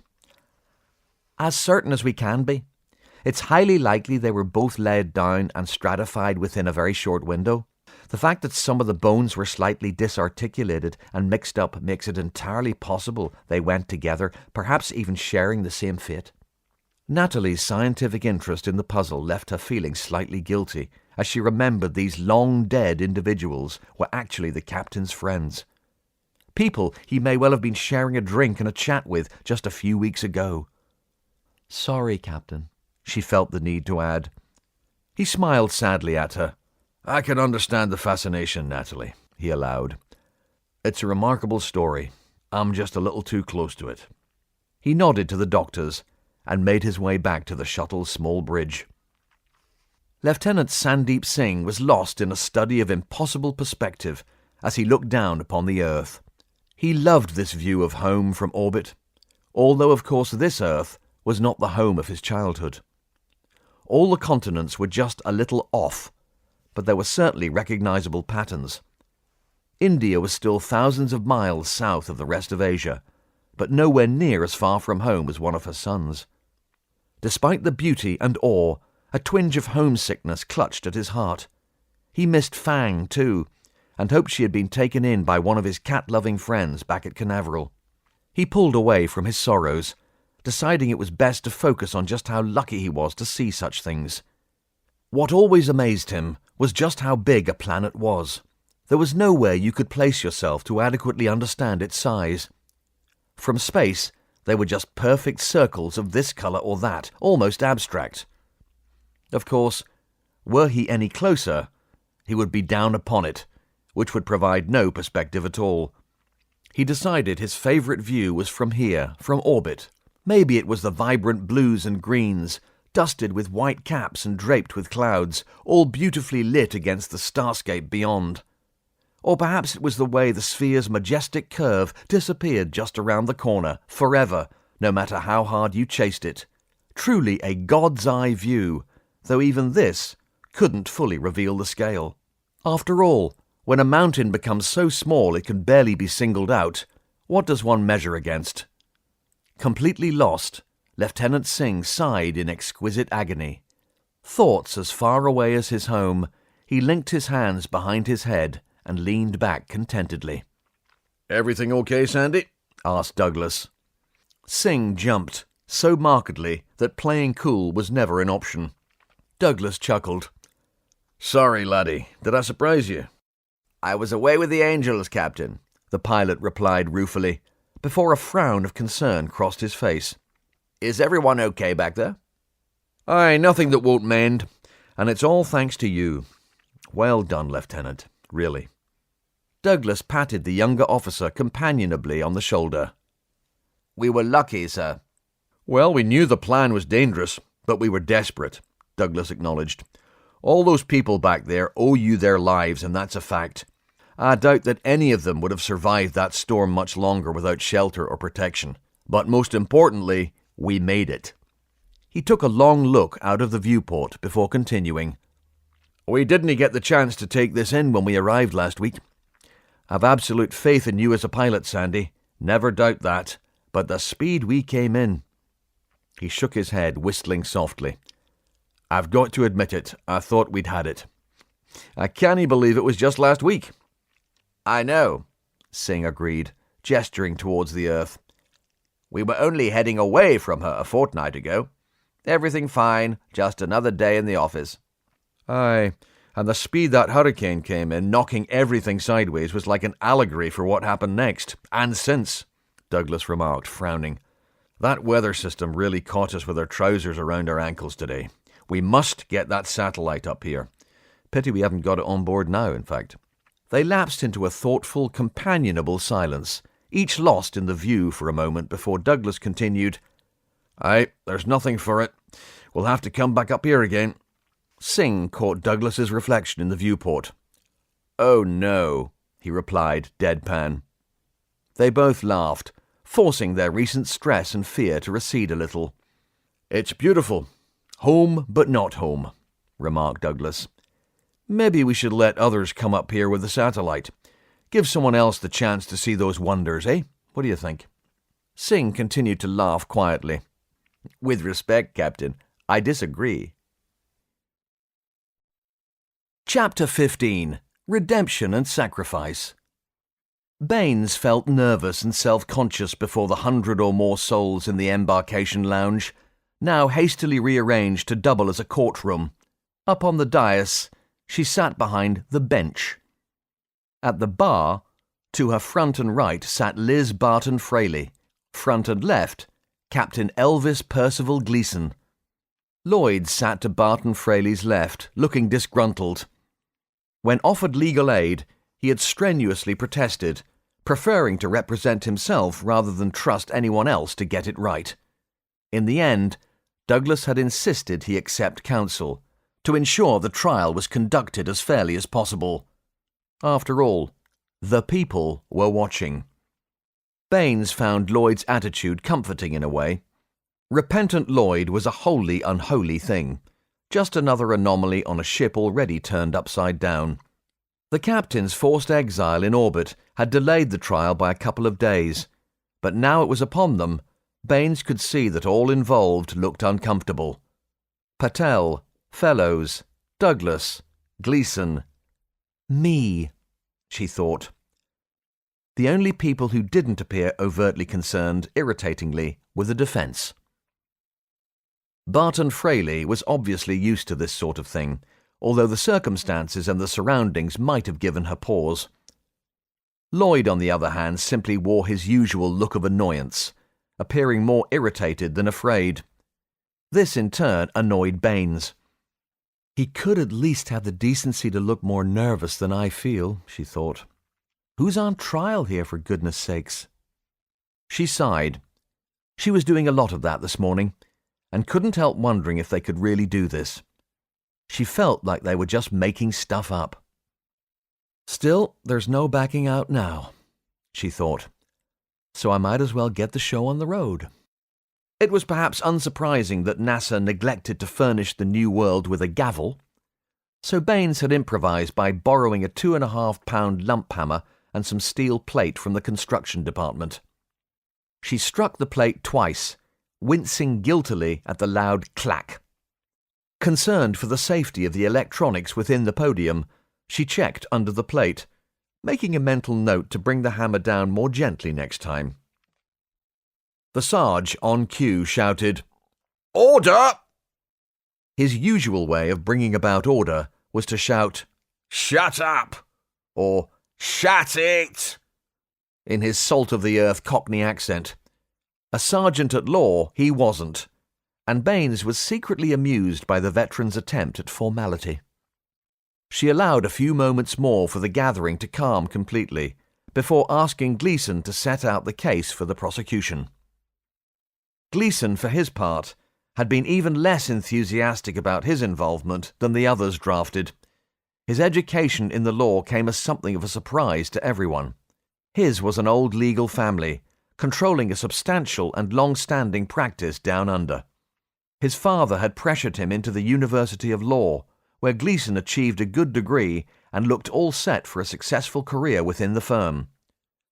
He stuck it out for another 2 years, but having barely finished his training contract, he left, practically running away, to join the army and escape both his father and the law. In the military, he learned his true vocation and found that he really loved blowing stuff up. Subsequently, he retrained, requalified, and the rest should have been history. Unfortunately, recent events seem to have placed the rest millions of years in his future. When asked to perform the task of lead prosecutor, Gleeson had firstly refused, railing against the imposition with accompanying hand gestures. "There are 3 types of people in the law. The ones looking for wealth," he had stated, holding up his pinky. "The ones looking for justice, holding up his third finger. "And the one's looking for the exit." This last was illustrated quite pointedly with his second finger, and might even have been mistaken for a middle finger gesture. "If you need to blow a hole through a rock face, I'm your man. If you need to legislate against a blowhole, I'm gone. I never told anybody I was even trained in law. Bloody computers. Everything you've ever achieved held on record, waiting to be trotted out and used against you in a court of law." Despite Lloyd's and Gleason's reluctance to follow procedure, Captain Douglas had been insistent that all possible steps be taken to make sure the trial was carried out as fairly and professionally as possible, considering their circumstances. Gleason and Barton Fraley were the only qualified people on board with direct legal experience, so there was little choice in who the advocates should be, especially in the face of the captain's strenuous request. Eventually Gleason had calmed down, agreeing to assist with the caveat, no pun intended, that he would not defend "that dunny-brained pommy rooter who landed us here." Gleason rose to stand behind his desk. He shuffled his notes and cleared his throat in preparation for his opening statement. "The counsel for the prosecution intends to prove, beyond reasonable doubt, that on the 31st of July, AD 2112, Lieutenant Geoffrey Lloyd did knowingly assist and take part in a terrorist attack upon the USS New World. This attack led directly to the death of crewman Mario Bacchini, who was killed by a bomb placed within the casing of the wormhole drive itself while carrying out his duties. Lieutenant Lloyd has already confessed to planting this bomb. He used his position..." A protracted "ooh" washed over the public gallery in gentle waves, interrupting him. "Order," said Baines moderately. "Please continue, Captain Gleason." Gleason nodded. "He used his position as a senior officer within the Mars fleet to kill and cause destruction to internationally held property. Further charges include collusion with a terrorist organisation with intent to cause harm to the state, to property, and to endanger life. Conspiracy with a murderer and saboteur known to the defendant upon this ship. And lastly, attempting to pervert the course of justice by falsely accusing another officer of the fleet while withholding information." He set his notes aside, referring to his tablet before adding, "The prosecution intends to indict primarily for murder." Gleason sat. "Thank you, Captain Gleason," said Baines. "Mrs. Barton Fraley, I will now hear your opening remarks for the defence, please." Barton Fraley rose to address the court. "Thank you, Your Honour, lady and gentlemen of the jury. The defence intends to prove that, with regards to the intentions of the terrorist organisation, Lieutenant Geoffrey Lloyd was not in possession of the full facts. We also intend to prove that there was certainly never any intention to commit murder. My client admits to the act of sabotage and intentionally damaging the wormhole drive, for which he is truly repentant." Uproar and catcalls cut across the rest of her statement. Baines dropped the lump hammer again, but nothing short of smashing the podium would have regained the crowd's attention at that point. She gestured to the Sarge. "Shut up!" he bellowed. Baines was comforted by Jackson's return to his roots, hoping that other things would soon return to some sort of normality after the trial too. However, even the Sarge wasn't completely successful this time, and his order was merely followed by a disgruntled quiet-ish. Baines addressed the public gallery once a little decorum had been restored. "I understand that feelings are running high given our predicament and what has happened to us, but I must insist that both prosecution and defence be given a fair hearing. Please continue, Mrs. Barton Fraley." "Thank you, Your Honour," replied the lawyer. "The defendant admits to causing the explosion that damaged the wormhole drive." "Damaged?" someone shouted from the crowd in anger and disbelief. "There's nothing left of it!" Baines used her gavel on steroids once more to call for quiet. Barton Fraley continued patiently. damaged the wormhole drive. But his belief at the time of the offense was that the area would be clear of all personnel. Obviously, no one could have foreseen the unfortunate turn of events which was to follow. There was no mens rea, no intention to cause physical harm to any person or persons. As the sabotage was designed to be localized, my client did not expect the main ship to be placed in danger and certainly had no intention of harming the crew. We respectfully request that the court consider the alternative charges of criminal damage and reckless endangerment. Barton Fraley sat down as the public gallery blew up.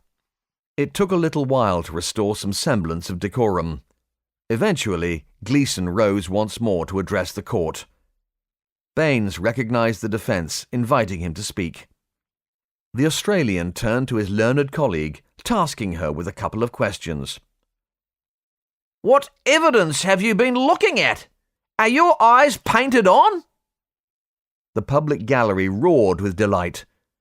Baines closed her eyes, kneading her brow. When the selection of Gleeson to this role had first been speculated, she had voiced some concerns. Now her misgivings had scored a direct hit, and she knew this was going to be a very long day. Not everyone attended the trial. Dr. Abid Hussain walked among the parked lorries in the pod vehicle pool and cargo bay. He reached underneath one of the 8-wheelers to confirm his readings. As a chemist working under Jim Miller, he was well qualified to bring any chemical anomalies to the attention of the powers that be. He nodded, satisfied. Just one more task to undertake, and he would be able to bring this to the attention of Commander Baines at an opportune moment. A time he hoped would be sooner rather than later. The defense's strategy didn't succeed, and Lloyd entered a plea of not guilty to murder. The prosecution called a number of professional witnesses, each describing the effects of the incident, the crime scene's evidence, and the trail which subsequently led to Lieutenant Lloyd's arrest, escape, and ultimate rearrest. After a short recess, it was time to call the witnesses for the defense. Surprisingly, there were 3. However, Barton Fraley decided that only one should give evidence in court. Lieutenant Dave Flanagan, in his capacity as ship's doctor, gave evidence stating that 3 separate attacks, possibly even attempts on Lloyd's life, had occurred since the bombing. He also attested to the varying degrees of injury Lloyd sustained on each occasion. The first occurred as the defendant attempted to flee the ship in a lifeboat that he didn't quite reach, he began. Objection, said Barton Fraley, standing. Your reason for objecting to your own witness, Mrs. Barton Fraley? Asked Baines. The use of the term flee the ship is entirely derogatory, intended to cast my client in a negative light. As we have already stated, my client had no reason to suspect that the ship would be in any danger from his act of sabotage. I request that the court treats this witness as hostile and strikes that particular comment from the record, Your Honor. Quiet in the public gallery, Baines snapped before the hubbub could escalate once more. I think, Mrs. Barton Fraley, that having planted a bomb on the ship, which was far more powerful than his mission required, as demonstrated by his own confession, we can assume that fleeing was exactly what your client was about. Overruled. Baines gestured for Flanagan to resume his testimony. The second injury the defendant sustained came from the severe beating he received from Dr. Schultz. This announcement actually drew a cheer from the gallery. Flanagan waited patiently for the noise and jeering to subside before continuing. The third injury, also inflicted by Dr. Schultz, was almost certainly an attempt on Lieutenant Lloyd's life, whilst he was in a medically induced coma. The public erupted into further applause, some even going as far as to give a standing ovation. Flanagan tried his best to be impartial, pointing out that the terrorists themselves were the ones who tried to kill Lloyd, but the mood of the people marooned was not sympathetic. The next man willing to give evidence on Lloyd's behalf was actually the brother of his unintended victim, Giorgio Bacchini. Giorgio, obsessing about messages from the beyond, had visited Bec Mawar daily ever since her first revelation. The defense counsel suspected this might not go over too well in court, graciously refusing his very earnest offer of help and forgiveness. The only other person willing to stand up and discuss the character of Lieutenant Lloyd as it pertained to the character of all mankind within a framework of existentialism was Del Bond, the philosopher. Counsel for the defense decided that a character witness from Del Bond might provoke a riot, carrying the further possibility that neither man would survive long enough to hear the jury's verdict. After very brief closing speeches from both counsels, largely reiterating the opening statements, the jury retired to discuss the evidence they had heard. Baines suspected that the worst was yet to come. While attempting to quiet her nerves privately in her quarters, she was passed a request from the jury for her assistance on a point of procedure. She acknowledged the message wearily. The jury were in session in the bridge meeting room, and as she made her way to them, she couldn't help feeling slightly annoyed that her brief respite had been interrupted. A real judge would have them running to her, she muttered moodily. As she walked through the ship, Barton Fraley's words came back to her. No one could have foreseen the unfortunate turn of events which was to follow. She remembered saying more or less the same thing to the captain about a week ago, and that conversation, almost disregarded at the time, haunted her now. This story began 100 million years ago, and yet that artifact is still to be laid in the earth. It might even be me who discards it. She arrived on the bridge with a sense of almost indestructible inevitability weighing her down. At this moment she and the jury held the fate of one man completely in their hands. But did that really matter? Whatever she or they did next, somehow it had already happened. "Thank you for coming, Jill," Sarah cut through her thoughts. "You look like you're carrying the whole world on your shoulders." Baines sat tiredly. Let's just say Time's arrow seems a little less predictable than it once did. Perhaps you could put in a word for a few repairs with the great Fletcher in the sky? Sarah frowned in puzzlement.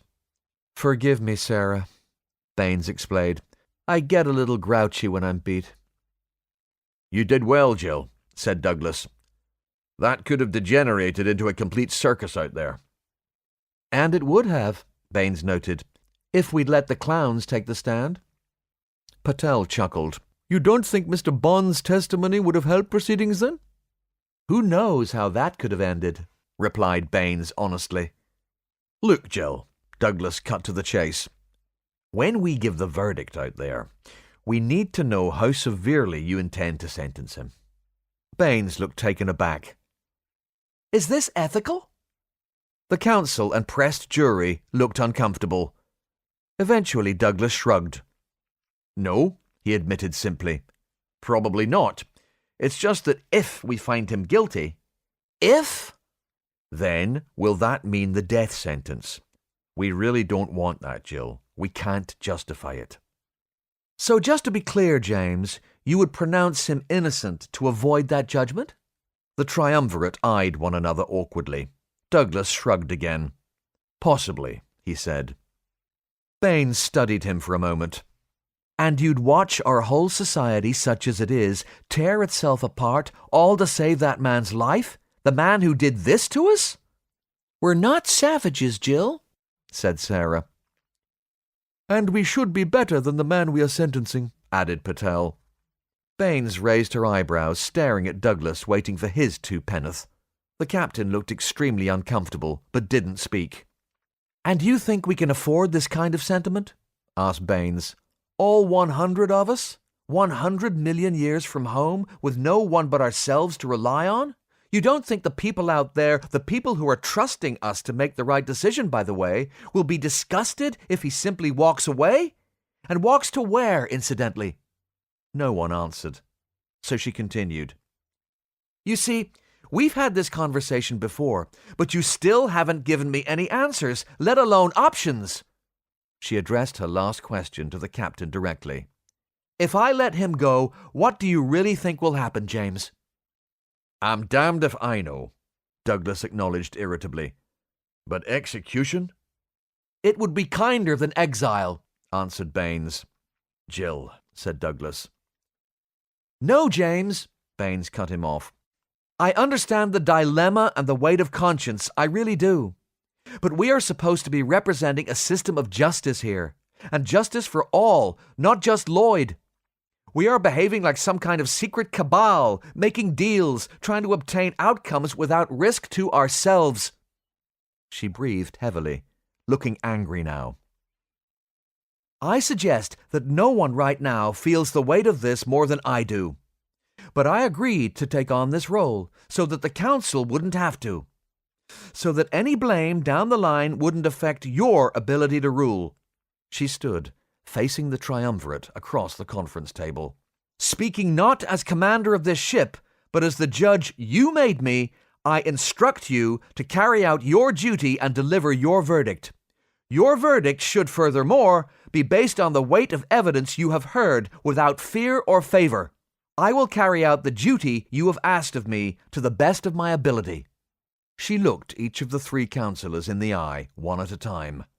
You will either trust me or replace me. I'll be in my quarters. Please let me know whether you have either a decision or a verdict.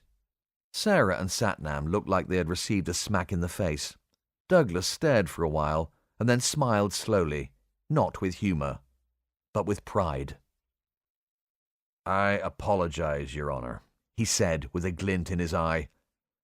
You'll have our verdict presently. And Jill, Douglas stood, if anything ever happens to me, I'll have no worries about leaving this mission in your hands. He saluted her.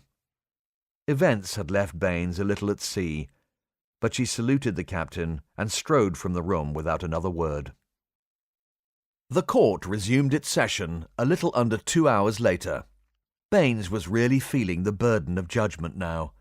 She looked at the jury of 3 and cleared her throat to speak. Mr. Foreman, have you reached a verdict? Douglas stood. We have, Your Honour. And was that verdict unanimous? No, Your Honour. 2-1 in favour. Very well.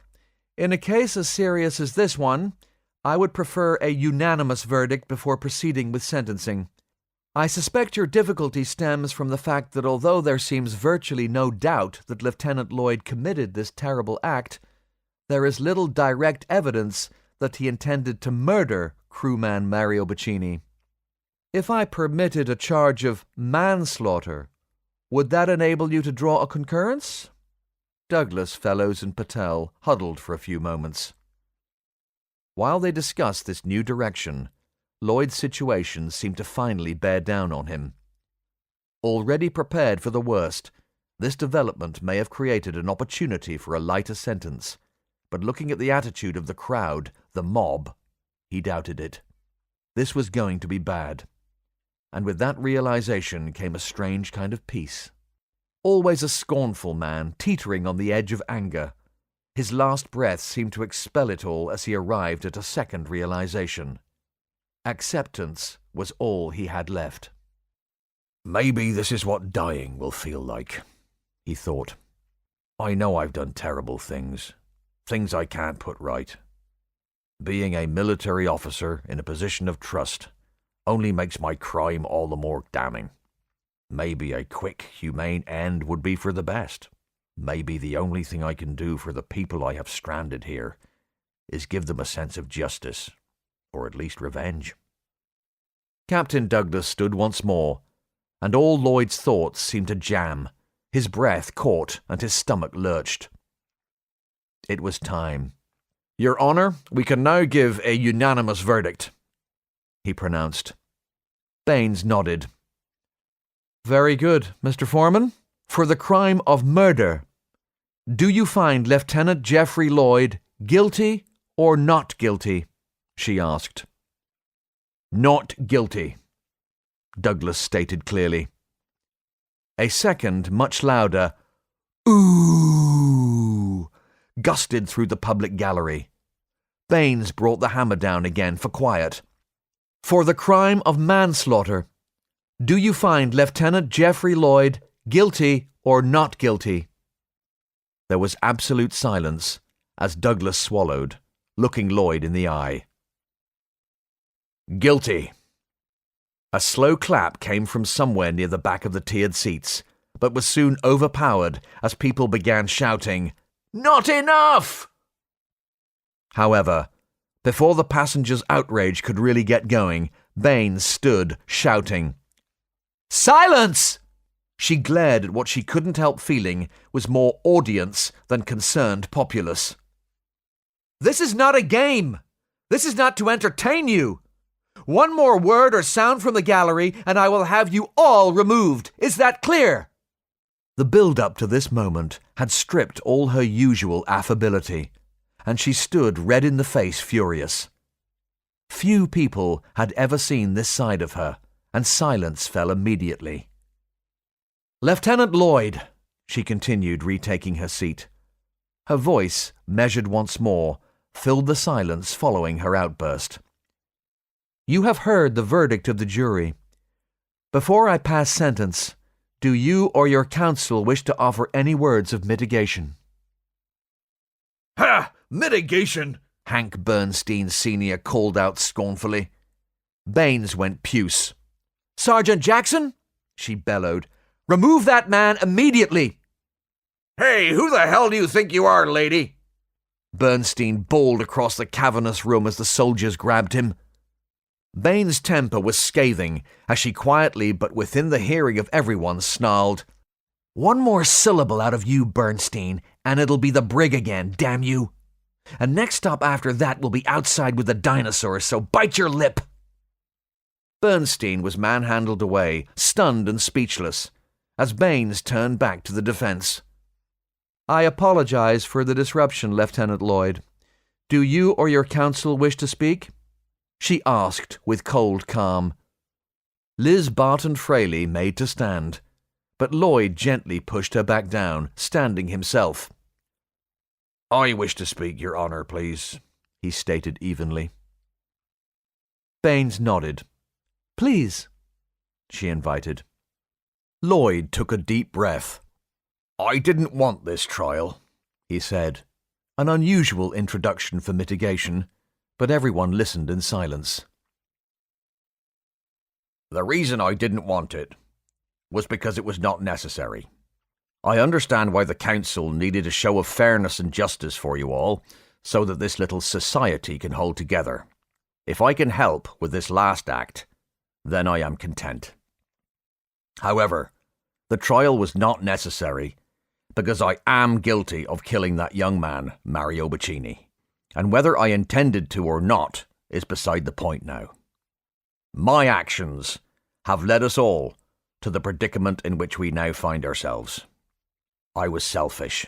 I could offer, in mitigation, all kinds of excuses for my behaviour, my failures, the way everything has always seemed to go wrong for me. But what would be the point? If things had gone as I intended, the ship would have stalled, I would have escaped, been paid a king's ransom, and what? Lived happily ever after? He left the question hanging for a moment. Perhaps. I don't know. All I do know is that my choices led to the death of a very special, very clever young man, and irrevocably hurt his twin brother. He laughed quietly, a curious mixture of ruefulness and utter despair. A twin brother who has not only found the capacity to forgive me for the terrible mistake I made, but who was also willing to stand up in this court to ask for clemency on my behalf. He wiped a shaking hand down his face to remove perspiration and relieve some of his nervous exhaustion. His face carried a look of abject disgust, but this time it was all directed inwards. "There are 3 things I would like to say," he continued. "The first is that whatever punishment you feel I deserve, I will bear without complaint. I deserve it. And," he looked Baines in the eye pointedly, "you should not feel guilty for passing your judgment. The guilt is mine, and mine alone. The second thing I would like to say is actually a request. I would beg of the court that I be allowed to visit the grave of Lieutenant Audrey Jansen before my sentence is carried out. In truth, my time with her is pretty much the only thing that I don't regret now at the end. Thirdly, I simply wish to say to all of you here, for everything I have done and everything I have caused to happen, I'm sorry. He sat, and no one said anything for a long, long moment. Eventually Baines straightened in her seat, taking a deep breath. She couldn't bring herself to look at Douglas or the jury, or anyone but Lloyd. For that instant, it was as if they were alone. Damn the man, she thought. That's just about the best speech he could have made, and just about the last thing I needed to hear right now. She nodded to the Sarge, who asked the prisoner to stand. Lieutenant Geoffrey Lloyd, you have been found guilty of the manslaughter of crewman Mario Bacchini. We are living through very exceptional circumstances here, in every way.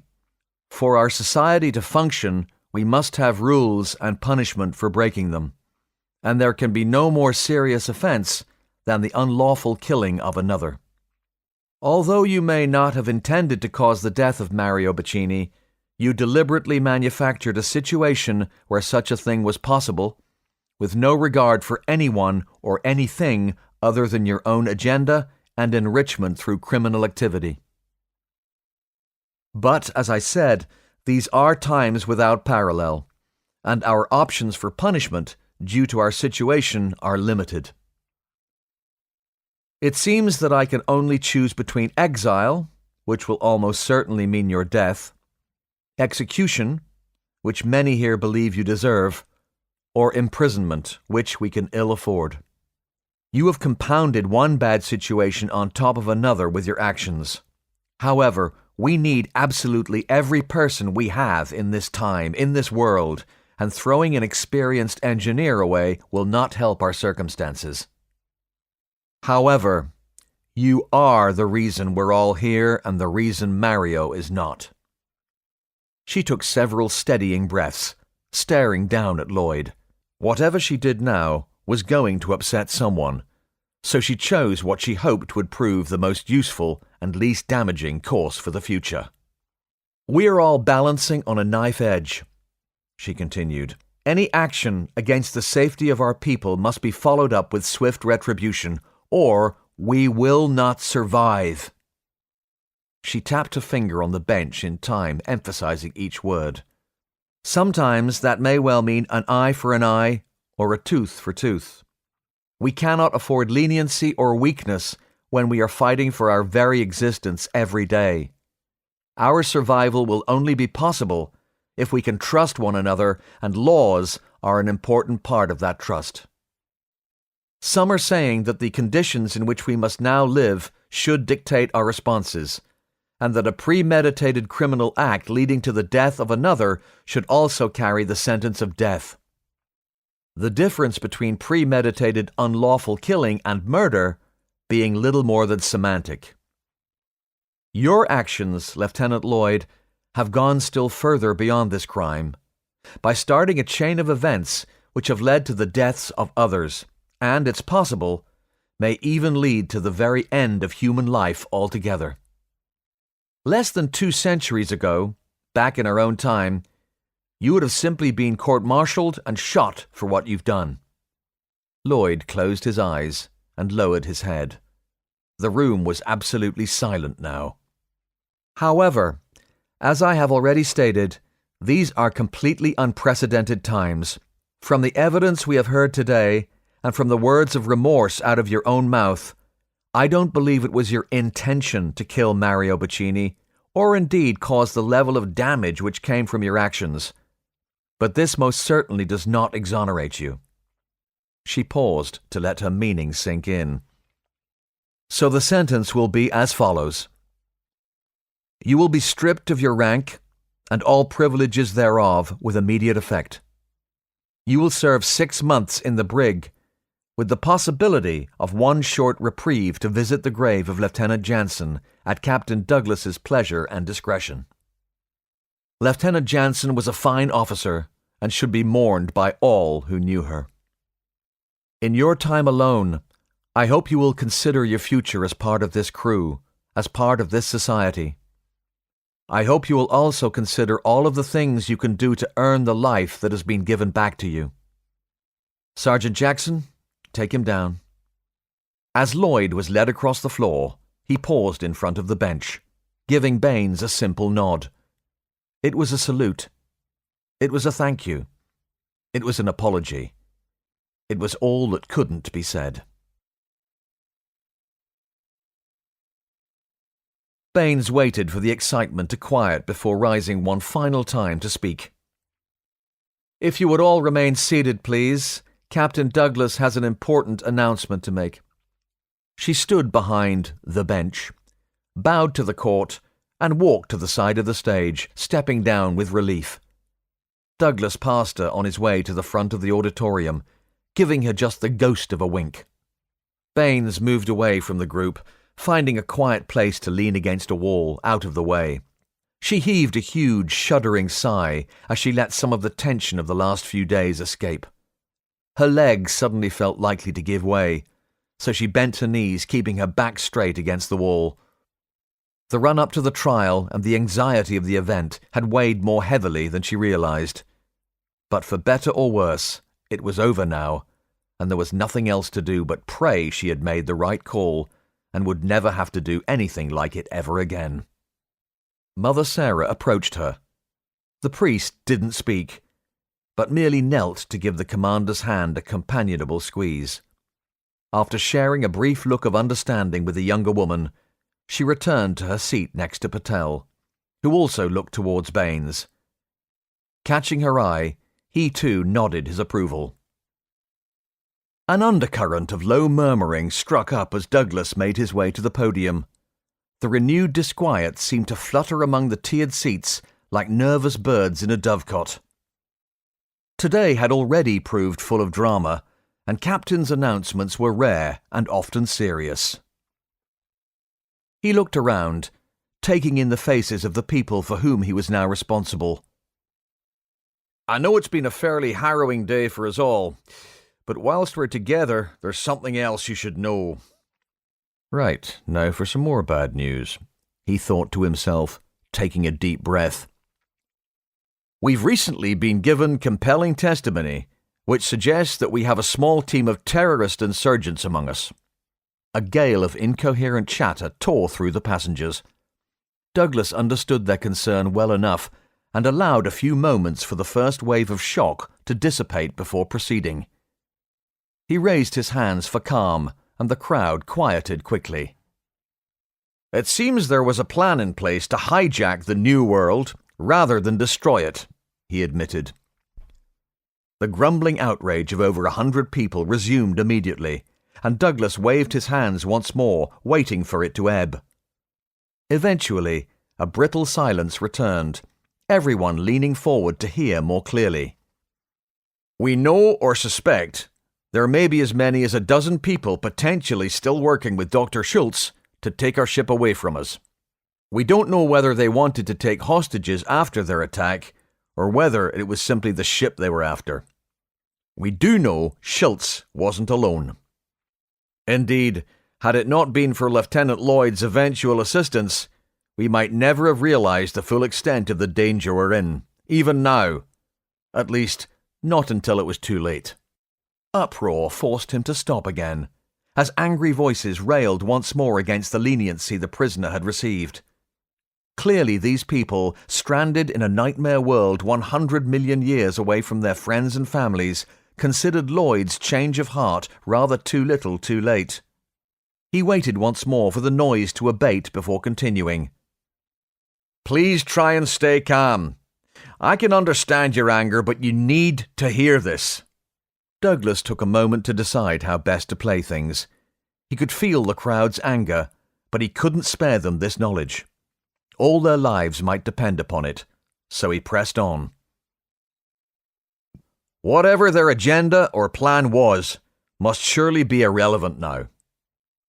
As far as we know, none of these people have yet raised a hand against us or the ship. Now, I'm not expecting anyone to stand up and confess here, but surely we can all agree that we're all in this together from here onwards. I speak to the people who are part of this insurgency group directly now. Whatever your intentions were, this is a chance for a clean slate, for all of us to simply work together and get on with our lives. Our circumstances are uniquely difficult, and so I ask ye, we all ask ye, to be part of this family now. We are the only human beings alive in the universe. What can we possibly have to fight about? Despite expecting it, Douglas was saddened by what happened next. The suspicion he feared rolled through the crowd like a Mexican wave as one face turned to another in doubt. Please, everyone, Douglas raised his voice. The last thing we need now is to be casting suspicion and blame around randomly, especially without proof. Division itself will surely bring us down if we give in to that. As far as we can tell, there is no longer any reason for these people to act against us. We are so far removed from the world of politics, wealth, greed, or religious intolerance now. There's nothing left but us. This is the shocking truth. We are all we have. Although our physicists will not give up on trying to find a way home, we must build a new home right here. Now, this is important. The reasons we brought this out into the light are manifold. Firstly, I want the insurgents to know that we know you're here now, and we'll be watching. Secondly, and more importantly, we implore anyone associated with this terrorist movement to simply realize that this is our reality now. This is our new world, and we must surely work together if we are to keep it and survive. Thirdly, no one can defend against something of which they are ignorant. So, just in case we can't make these people see sense, it is vital that everyone is aware of the situation. We must all be on our guard for anything suspicious. Lastly, there's a chance some or any of you may witness something. I must stress here that keeping your wits about you does not mean throwing around accusations or attacking your fellows. If you have any suspicions at all, or witness anything which seems odd, report it to either Major White or Sergeant Jackson, quickly and quietly. Remember, most of the people on this ship have nothing to do with this conspiracy, so don't lose heart. I'm hopeful the people we are talking about, too, will accept this situation and simply become what they have so far only seemed to be, valued comrades and members of our tiny family of humanity. Let me repeat, none of these people have done anything wrong, as far as we know, yet. Only silence greeted Douglas's words. Right, so, assuming no one wants to own up, he asked, half joking, half hoping, then that's all. Thank you. He turned away from the podium and stepped down from the small stage. Baines, Patel, and Fellows fell in behind as he bade them follow him back to the bridge. The four of them sat in the meeting room as Mary dispensed tea and coffee.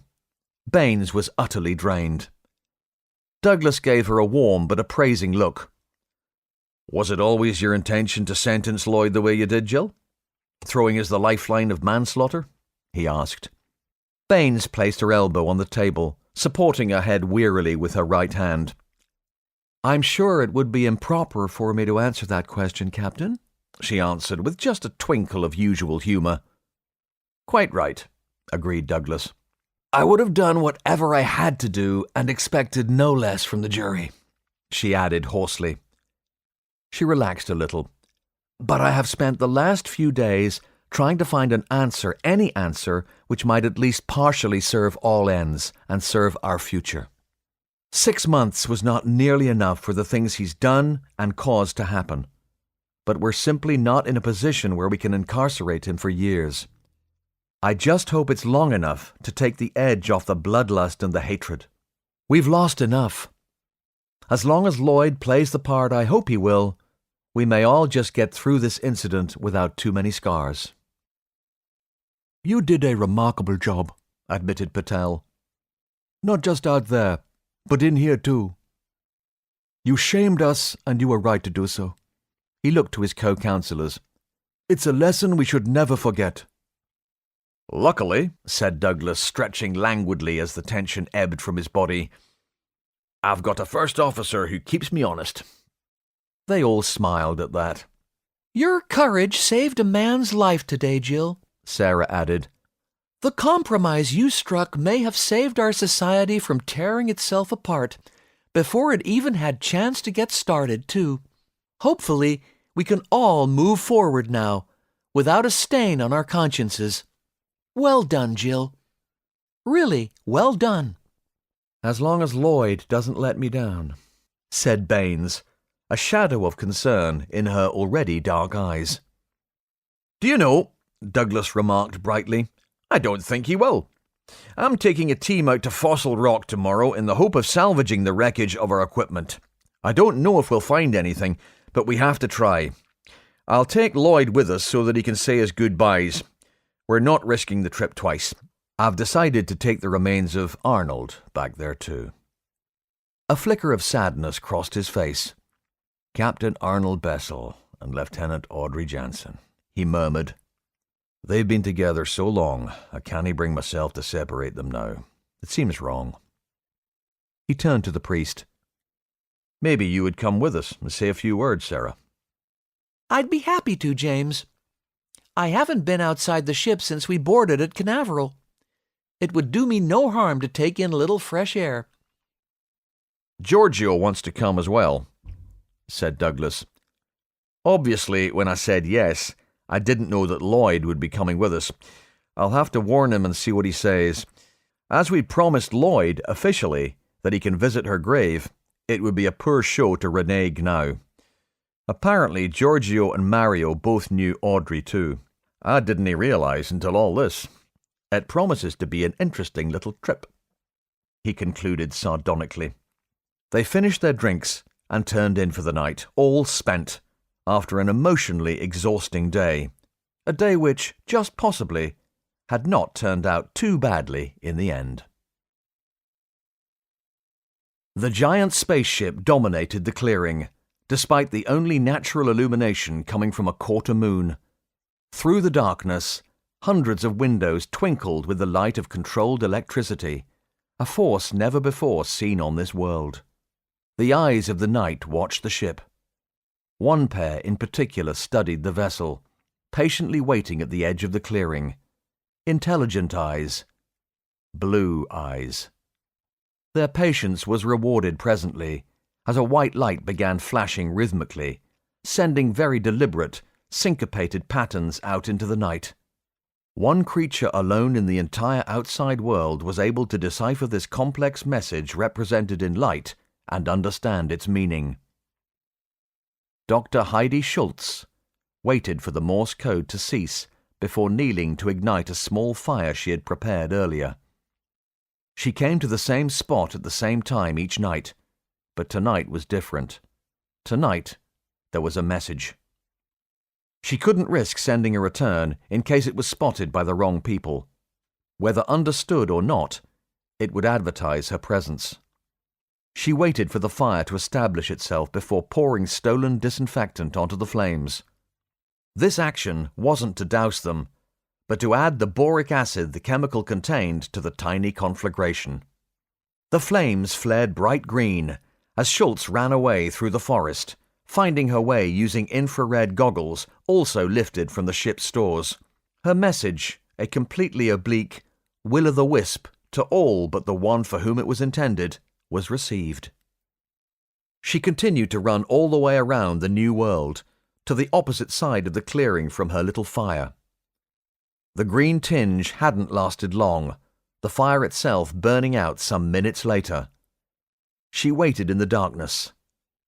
Once satisfied that no response would come from her enemies, she used the topography for cover where possible, making her way toward the ship.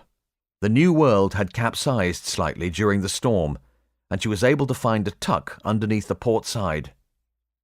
Now all she had to do was wait for the appointed hour. Morning brought the promise of a fresh sunny day, Strapped into the passenger seats aboard the shuttle, a small team of 9 waited to depart for Fossil Rock. Dr. Natalie Pearson, Mother Sarah Fellows, and Giorgio Bacchini fidgeted impatiently.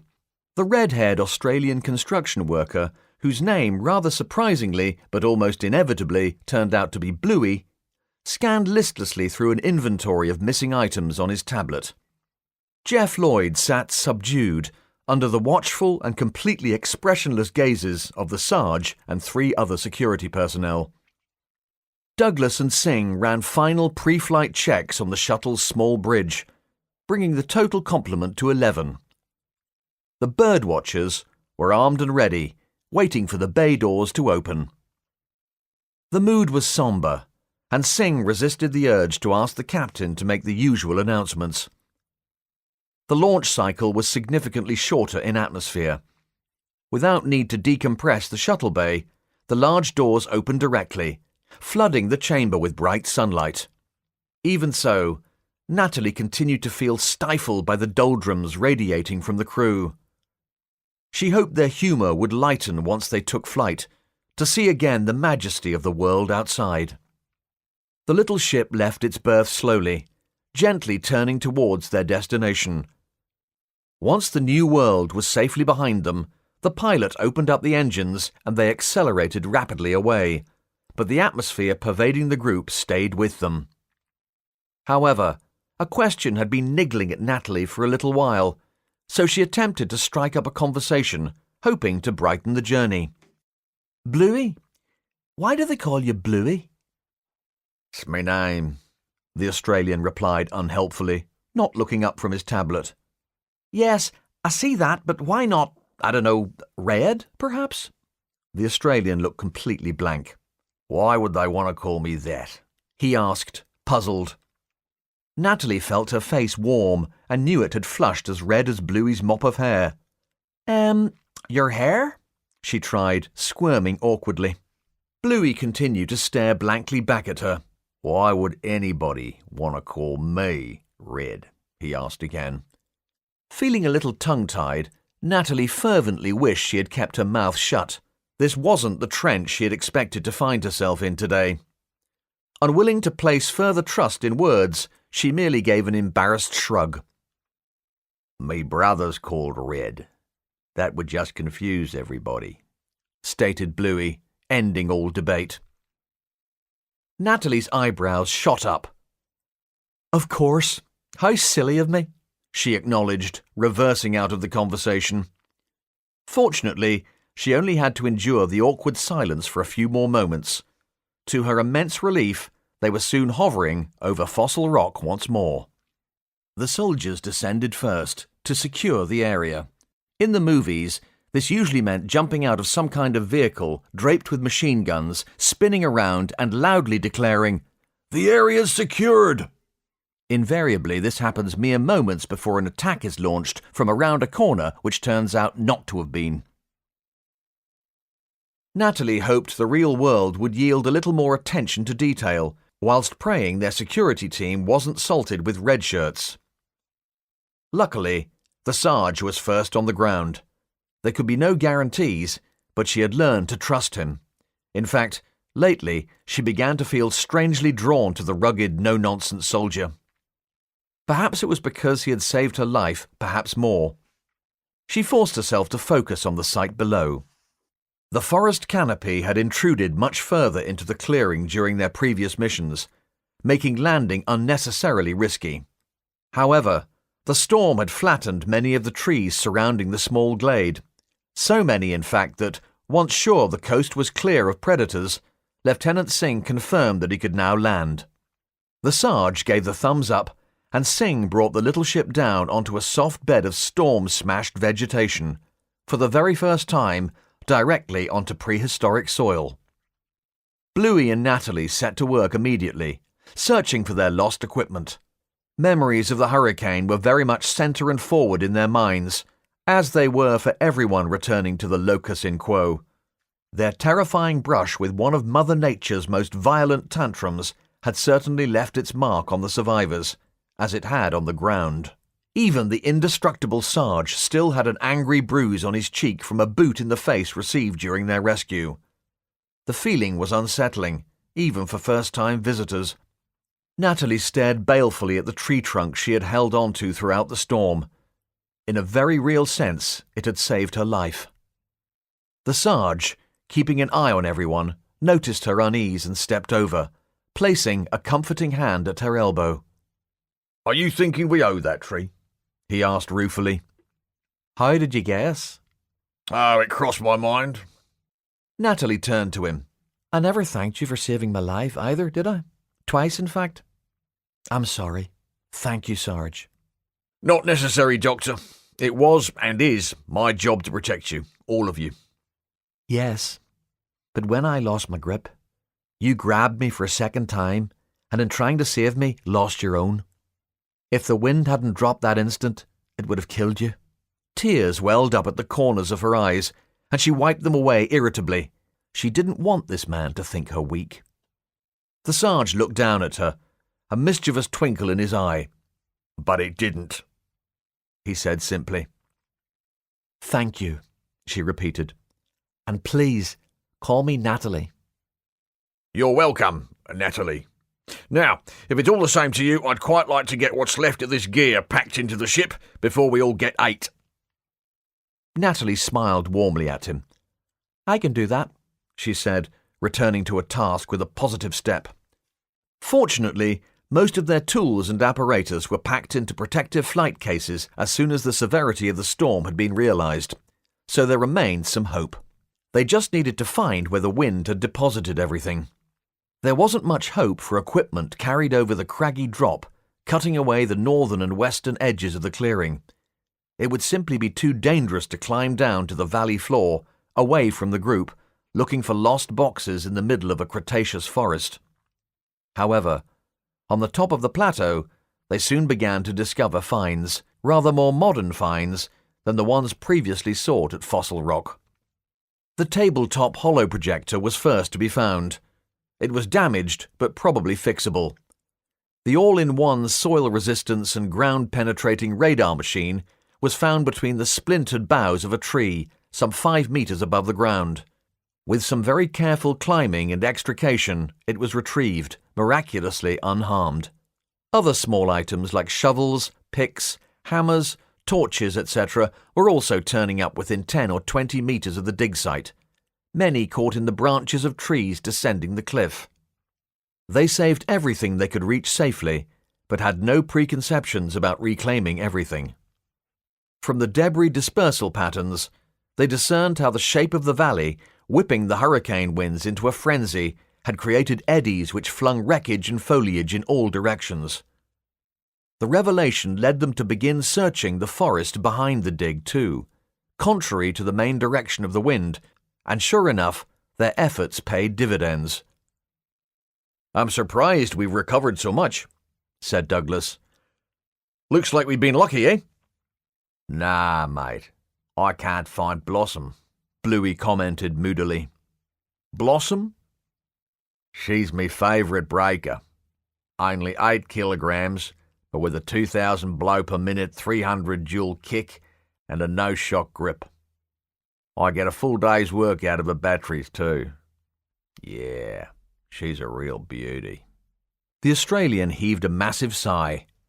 I'm Devo. With that, he strode off to resume his quest to rescue Blossom. Have we been lucky? Asked the Sarge, overhearing the brief exchange. Douglas looked at him quizzically. We lost 5 rifles, sir. None have been found when so much other stuff has. I think there's been more than chance at work here, Captain. Douglas frowned. You think they've been picked up? There's only one person out here, the Sarge replied, looking up into the hills. But that's the one person I really wouldn't want to take possession, sir. How could she possibly have found this site? Asked Douglas sceptically.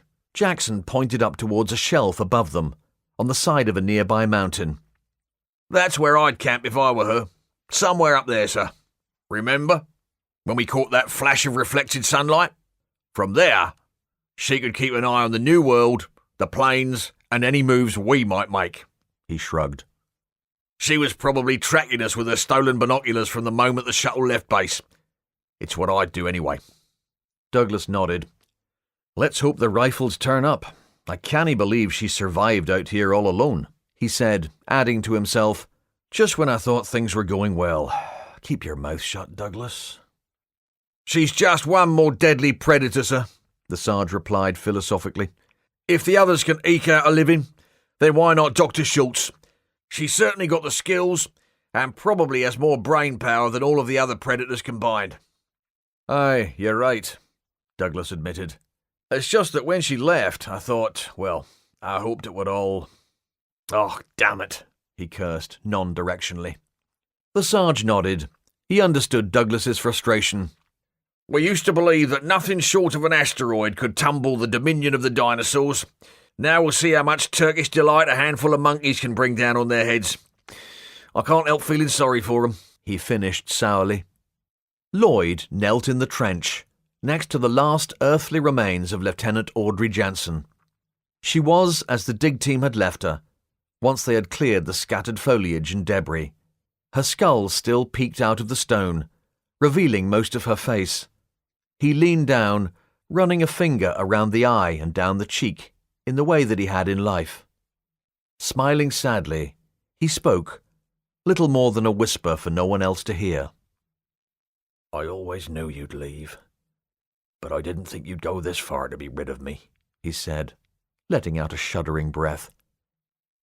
Goodbye, my love. He stood over the grave one last time, before stepping out of the trench. As Lloyd moved aside, Natalie moved in, respectfully replacing the bones of Captain Arnold Bessel. Satisfied they were laid out correctly, she jumped back out of the trench as Mother Sarah began to say a few words of closure and comfort for the long, long departed, but by the most bizarre quirk of fate, not forgotten, man and woman. Lloyd watched the process with dull detachment. Wiping a single tear from his cheek, he glanced up at young Giorgio Bacchini standing opposite him across the trench, and his eyes widened in horror. Baines was enjoying a little time out. Earlier that morning, she had spent a constructive hour with the chief engineer, discussing the planned underpinning operation beneath the ship and the repairs to the tear in her side. Assuming the current fair weather held, it would be several days before the soil dried sufficiently for groundworks. The storm and floodwaters had not yet fully subsided, but Hero was anxious to have everything in place ready. After all, they had been fortunate once, but if the ship continued to cant further, they might yet have real problems on their hands. Baines reran the engineer's proposal through her mind, sharing his concern after the way the hurricane had surprised them. 22nd century man is just not accustomed to being taken so completely unawares by the weather, and neither is 22nd century woman, apparently, she thought ruefully. At least the lorry had survived the storm. Had it been wrecked, she would never have heard the end of it. She made an effort to push her worries aside for a while. All was well at the moment, and she was at her leisure for the first time in a very long time. After making a pot of coffee and surrounding herself with snacks, she asked the computer to play a selection of pastoral classical music. Nothing too dynamic that might suddenly scare the pants off her if she nodded off. Yes, today is a good day, she thought, curling up with a real book borrowed from Lieutenant Singh. Sandy had a whole library of them, always talking about how much more relaxing the reading experience could be with paper, ink, and binding. Baines had read very few physical books until this voyage. With all the choice in the world available at a voice command or the touch of a button, she hardly saw the point. However, back on the first day of their journey, which seemed so long ago now, she had taken him up on his long-standing offer. Apparently the book was a classic, and like so many classics, everyone knew of it, but hardly anyone had actually read it. She chuckled softly to herself. Only Sandeep could set off on a voyage to Mars and lend her a space opera to read to take her mind off things. She removed what was apparently called a bookmark, or a quitter strip, as Sandy referred to them, and sighed contentedly as she continued the saga. She had to admit, the book conferred a certain tactile pleasure that was winning her over, and the escapism of the story was also proving anaesthetic to her real-world concerns. There really was nothing quite like sitting in safety and comfort while reading about someone else's crappy day full of monsters, space disasters, and psychopaths. Chief Nasaki had the bridge, so operations were in safe hands should any issues arise at the dig site. Hiro had offered to take the shift, suggesting she take the rest of the day. It was a rare event to see the chief on bridge duty, but he had a lot of diagnostic work to run on the bridge computers and would be constantly flitting from one workstation to another.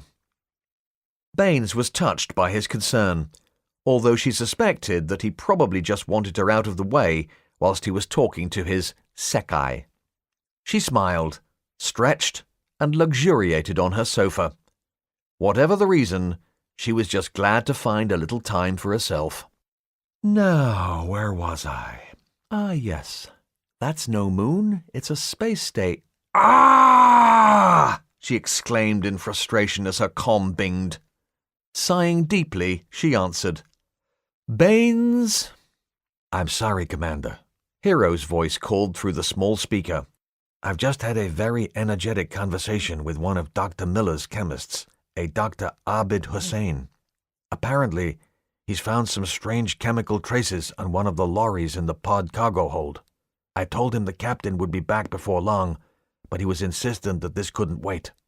Did he tell you any more than that? Asked Baines. No, but he was very agitated. When I offered to go myself, he pointed out that his findings were a matter of ship security. I informed him that I have the highest clearance, to which he replied that he would call me like a shot if the vending machine on his level broke down, but this was above my pay grade. Baines laughed. The cheeky sod. Well, I expect we'll have a lot of this type of thing now with a ship full of twitchy scientists, each more qualified than the last. It's not overly surprising after the captain's speech yesterday. Although, I think we should look into it, Commander. Would you like me to go down there anyway? I can lock the bridge. No, it's okay, said Baines, resigned. I'll go. In the pod cargo bay, you say? Yes, Commander. On my way. Baines arrived in the main cargo bay a few minutes later. She spotted Hussein at the far end of the vast chamber. Although they hadn't spoken directly, she recognized him from his photograph in the passenger files. Good morning, Dr. Hussein, she greeted. How can I help you? Hussein nodded brusquely. The samples I took are in there, Commander. He guided her to one of the smaller storage areas leading off the main bay. But I'd like to show you where I found them first. He walked her around a couple of lorries, which didn't really clarify anything, but she humoured him politely. Finally, he marched her back to the storage room. After you, Commander, he said, courteous for the first time. Baines thanked him and walked into a darkened room. She turned only to see the door closing behind her. Hey! She shouted, scrabbling around to find the door controls in the total blackout. Deep, masculine laughter from the darkness behind her made her stop. The laughter, she could hardly fail to note, was of the unpleasant sort. She turned to face the stranger, but before her eyes could fully adjust, hard, white light struck her, and she was blinded all over again. "Thank you for coming down here, Commander," said a rich, aristocratic voice. Did they teach you this little routine in baddie school? Baines asked snarkily, shielding her aching eyes. The laughter resumed. And Dr. Hussein, one of your merry men, is he? She added. "Oh, yes," the deep voice replied. "Dr. Hussein has proven himself very useful, for now. I wouldn't be the least bit surprised if he didn't prove himself to be more useful still before this little costume party is over." "Who are you?" asked Baines, more bravely than she felt. She could hear other noises now, scuffs of movement around the room. It seemed they were not alone. Oh, crap, she thought. "Commander, I'm offended. You, who diligently knows everyone's name, So you can constantly prompt that Scottish oaf. You of all people, I would expect to know who I am. The voice was smarmy, and guano slick treacherous, but there was just a quality to it that Baines thought she might recognize. She squinted against the light, not quite willing to believe, but she had to ask. Del Bond? Giorgio stood very near the edge of the crag, looking down into the grave as Mother Sarah spoke. He glanced up to see Jeff staring at him, terror etched into his every feature. Before he could speak, Lloyd launched himself across the pit at him, but missed. Giorgio spun out of the way, convinced the reflexes of youth had saved him. It was actually Lloyd who had saved him, by throwing his entire weight at the dinosaur leaping from the trees behind and to the right of him. The young Maposaurus was probably no more than 2 or 3 years old, but already several hundred kilos in weight. Lloyd was lucky, or perhaps unlucky, because he caught the animal off balance with just one clawed foot on the ground, and they went over the edge, together. The crag was very steep-sided, but tree-studded, and everyone heard the crashing as the two fell, screaming and roaring after their fashion, as they disappeared from view. It was over in the bridge of a second. The others woke to the danger quickly, but too late to help. In any case, they had their own problems. The animal was not hunting alone. The door behind Baines slid open once more. She spun around quickly, hoping for a chance to leap back through it, but her way was blocked. Dr. Abid Hussain had returned with another. Baines gaped for a second, before stepping back further into the room as the newcomer pointed a 9mm pistol at her midriff. They entered, sealing the door behind them. This time, as the door closed, the lights came on fully to compensate, and Baines could see that they carried at least 5 rifles slung over their shoulders. Schultz. She breathed the name like a curse. The blonde doctor merely curled a lip in recognition. "Welcome back, Doctor," Del Bond greeted. "Clearly you got my message?" Schultz merely nodded at the man, but her focus never left Baines. "When you nicked all that stuff," Baines pointed out with bottomless bravado, "you seem to have forgotten to pinch a hairbrush." Schultz just sneered. Baines turned back to Bond.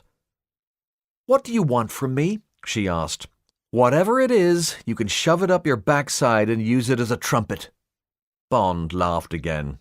"Delightful," he said, mocking her courage. Baines was completely surrounded now. Including herself, there were 9 people in the room.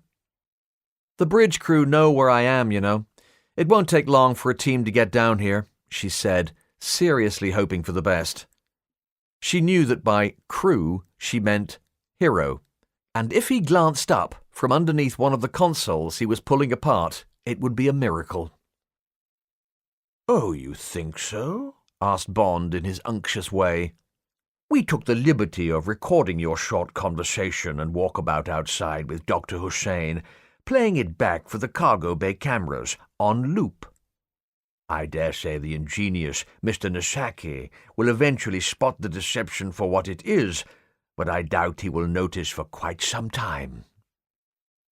Baines stared at him, wishing with all her might that James or the Sarge were on the bridge, but this situation had obviously been orchestrated to take full advantage of both men's absence.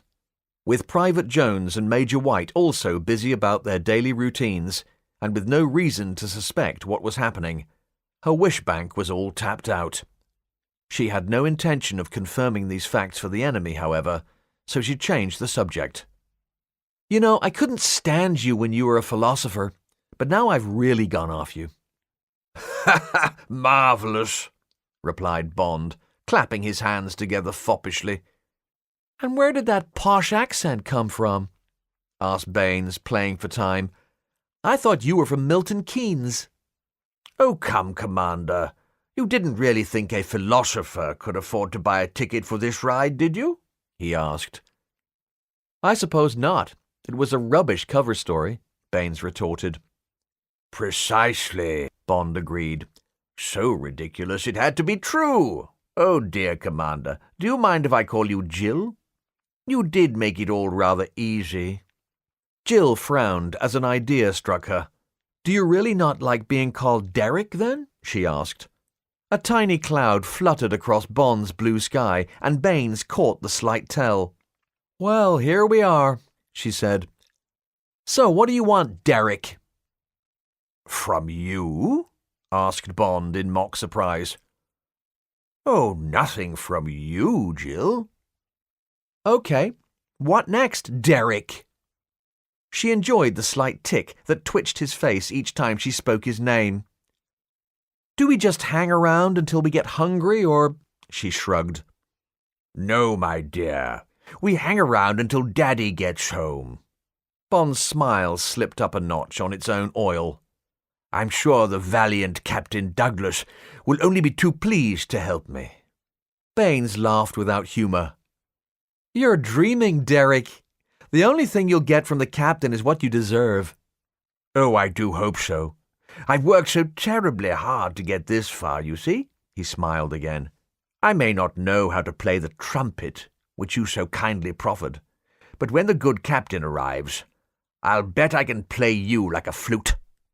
His disgusting bonhomie dropped into a snarl. A second Maposaurus roared, launching itself from the tree line. The people dove and scattered, leaving the animal temporarily confused. While it snapped around wildly, unsure whom to follow, Natalie searched for signs of a larger pack. She found none, which was a semi-comfort, at least from the backhanded perspective of a woman lost in the jungle who finds herself standing next to just the one tiger. At least the dense forest didn't afford the sort of room adults of the species required. She guessed the pair had lost or quite possibly been abandoned by their mother and were not yet fully trained in the art of hunting. Douglas didn't care. "Shoot him!"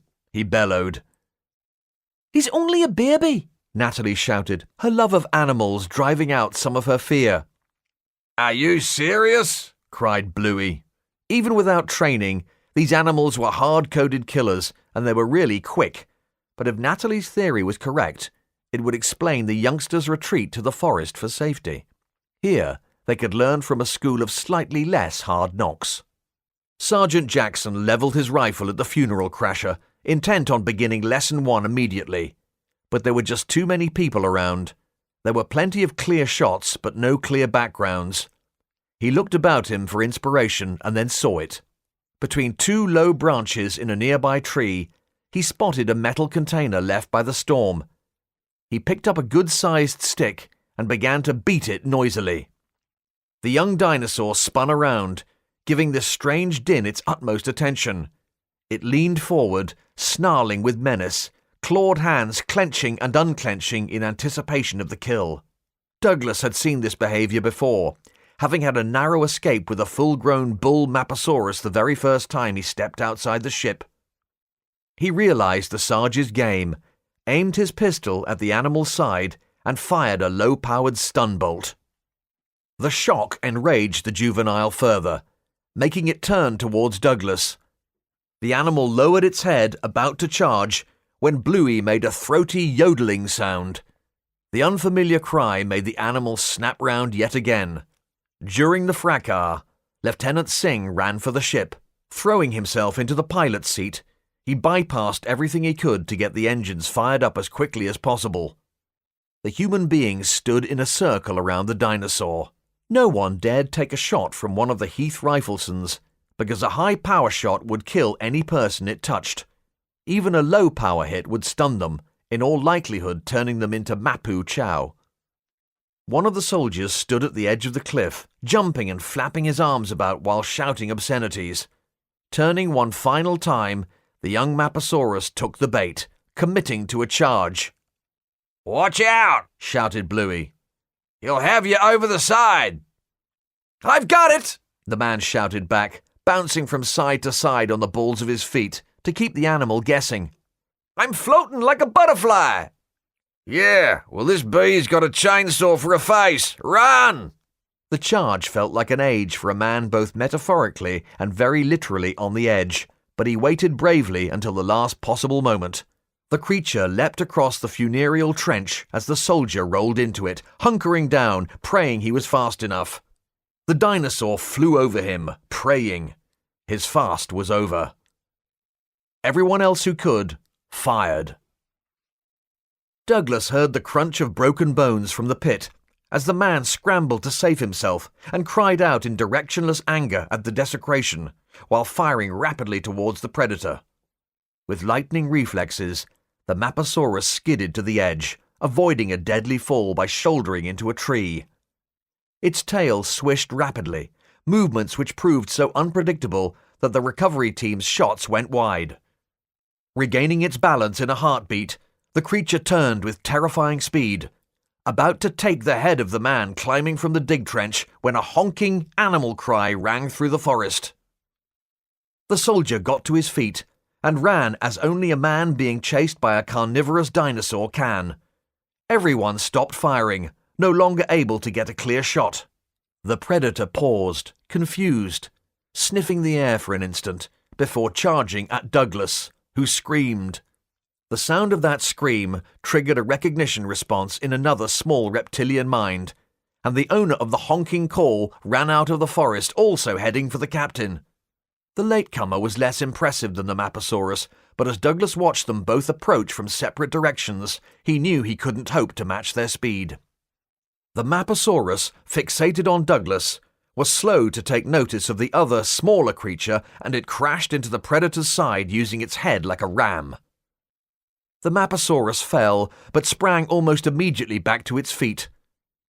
Douglas fancied he recognized the little dinosaur that had interrupted the predator's charge. It screamed in terror as the young predator turned to face this new threat and screamed in pain as the Maposaurus attacked. The adversaries went down in a bundle, the smaller animal shrieking, as a huge roar tore through the glade. The Maposaurus gave up its advantage instantly and shot off back into the forest. The men and women collapsed, panting, bathed in a symphony of rocket noise, as Singh opened up the shuttle's engines. He brought the little ship back down near the center of the clearing. Douglas and the Sarge rallied everyone quickly to begin loading the salvaged equipment into the cargo hold. "He's coming with us," said Douglas, pointing at the wounded animal. It mewed pathetically as it tried and failed to get to its feet. Unable to run from the engine roar, the creature was clearly terrified. "Are you sure, Captain?" asked Natalie. "Of course I'm sure," snapped Douglas impatiently. "That's the mayor, and he saved my life. We're no leaving him here to get eaten by that thing, and that's final. Help me get him in." Many heads were shaken in disbelief and misgiving, but the crew did as ordered, carefully carrying the creature aboard the shuttle. "What about Jeff?" asked Giorgio. With the fight for their lives, Douglas had temporarily forgotten about Lloyd. "He went over the cliff, laddie, with that evil thing's evil twin. I'm sorry," he added sympathetically. Giorgio looked bleakly at the spot where Lloyd had fallen from the edge. "You saved my life," he said quietly. "Aye," Douglas agreed sadly. "If it helps, I genuinely think he wanted redemption. It was too late, and he knew it. But saving your life, well, in the scheme of things, I didn't think that anyone could have asked any more of the man." Giorgio nodded slightly. Mario was right. It was important that I forgave him while I had the chance. Douglas guided the young and very confused engineer through the hatch with kindness. Once safely inside the shuttle, he sealed it behind them. Natalie and Bluey strapped themselves in as best they could within the small cargo hold, wishing to stay with the wounded animal while the shuttle flew back to the new world. "Do you know what it is yet?" asked Bluey. "No," Natalie admitted. "But I bet I know a man who will." Bluey nodded. "So, are you going to tell Beckett, or am I?" Natalie frowned. "Tell him what?" Bluey laughed. "That the Sarge stove the side of his beloved tucker box in with a piece of green lumber?" The shuttle docked in its berth aboard the New World without incident. Douglas unstrapped and walked down to the cargo bay, slowing as he reached Mother Sarah. How are you, Sarah? He asked. That was quite an adventure, she admitted shakily. But I'm fine, James. Don't worry. We priests have always gone to battle, you know. Aye, true enough, agreed Douglas. He patted her companionably on one shoulder and continued further down the ship to check on his wounded saviour. As he entered the cargo hold, he saw the mayor lying on his side, panting heavily with a large blood-soaked compress taped onto his hip. How is he? Asked Douglas, kneeling down to stroke the animal's head gently. I assume he's a he? He's a boy. One who's lost a lot of blood, unfortunately, replied Natalie. That was a big bite. He's in shock. Still, the wound's already coagulating nicely, and as long as we can keep it clean, he should make it, providing he'll eat and take fluids. Animals have an extraordinary healing capacity. Douglas looked into the innocent eyes of the creature.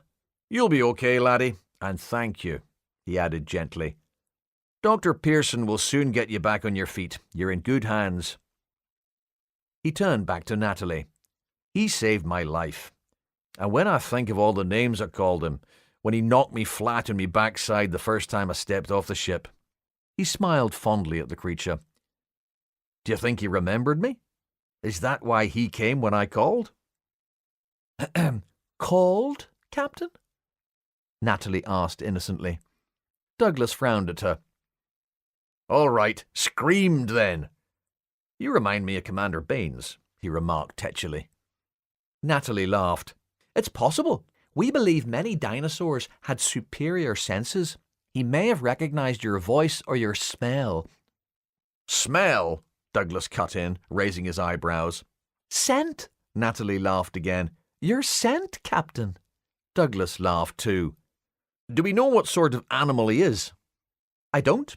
When you described your first encounter, Tim thought he might be some kind of iguanodont, a smaller descendant of iguanodon or a proto-hadrosaur, perhaps. Apparently, there haven't been, or won't be, many finds of this sort in South America, according to Tim anyway. He says the giant sauropods dominated here, but hey, who knows? The fossil record we have is only a fraction of a % of all that has lived throughout the history of life on Earth. So, who can guess what we'll find while we're here? Or what will find us, Douglas added darkly.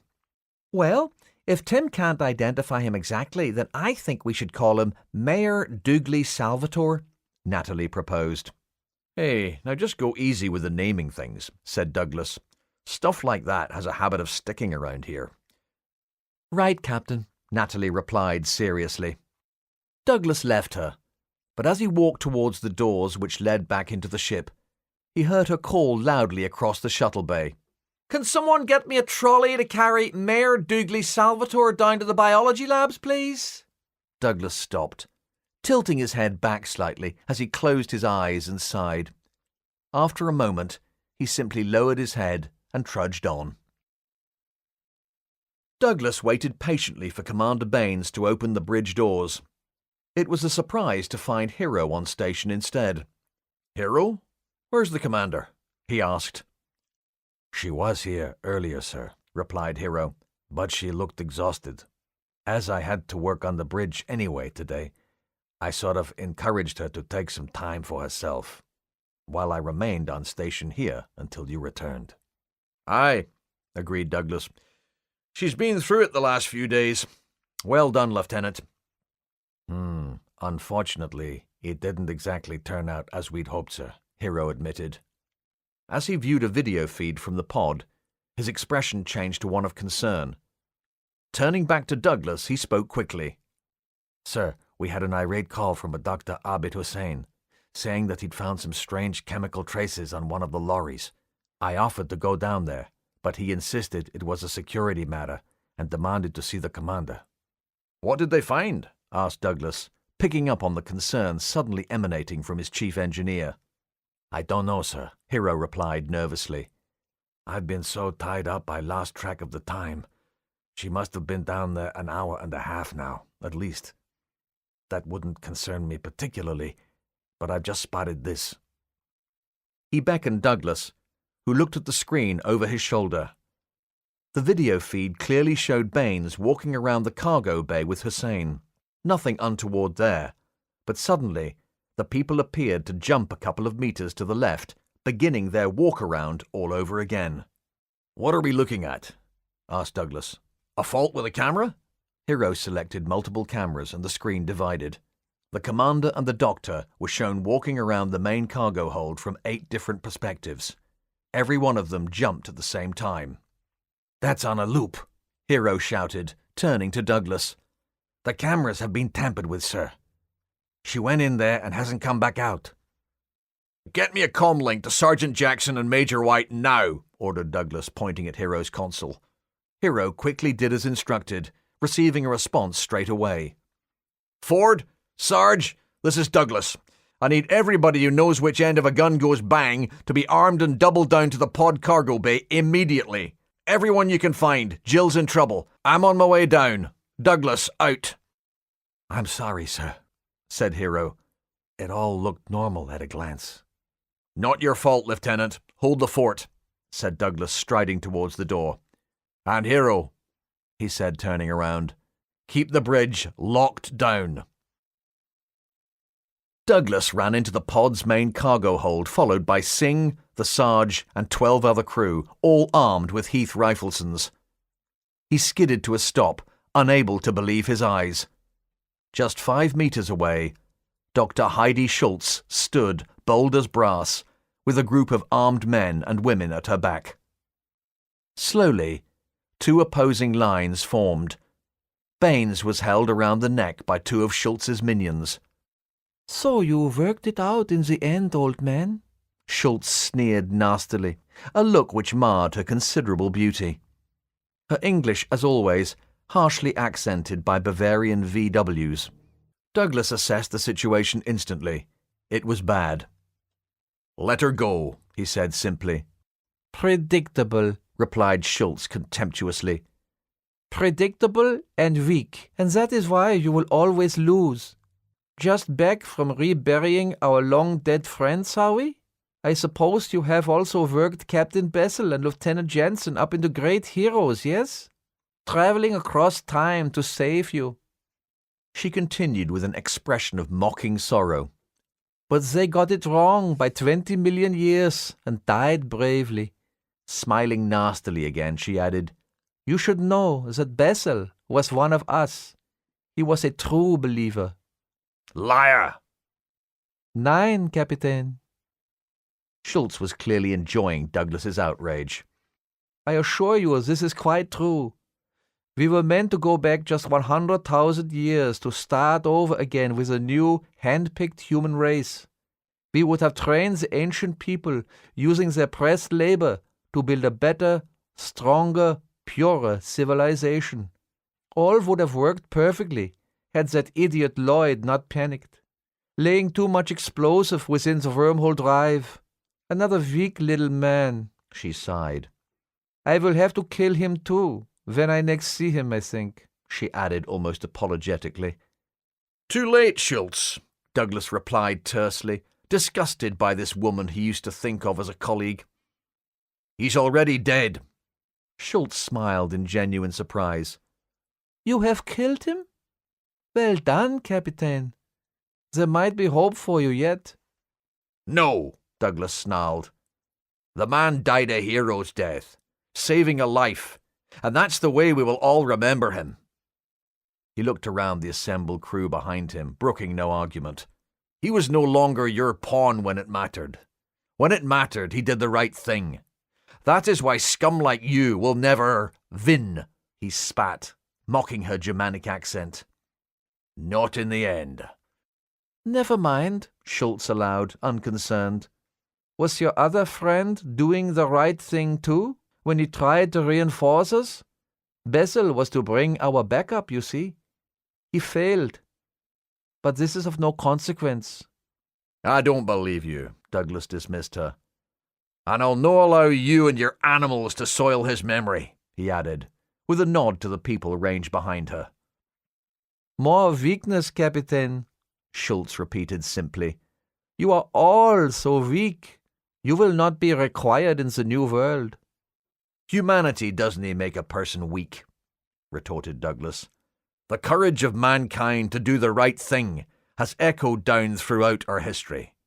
It's what gives us the strength to face any setback, any obstacle standing in our path, and win through.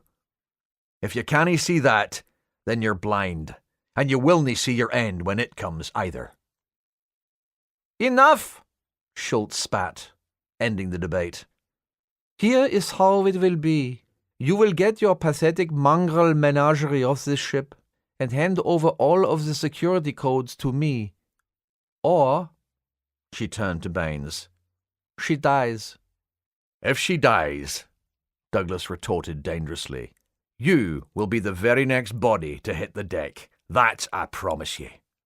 You think I won't do it? The beautiful monster asked, arching a delicate eyebrow in amusement. If you want to die, right here, right now, just say the word. Douglas spoke quietly, radiating freezing cold fury. The sounds of running feet erupted from the passageway behind him, as Major White and Captain Gleason led 7 others, all armed, into the cargo bay.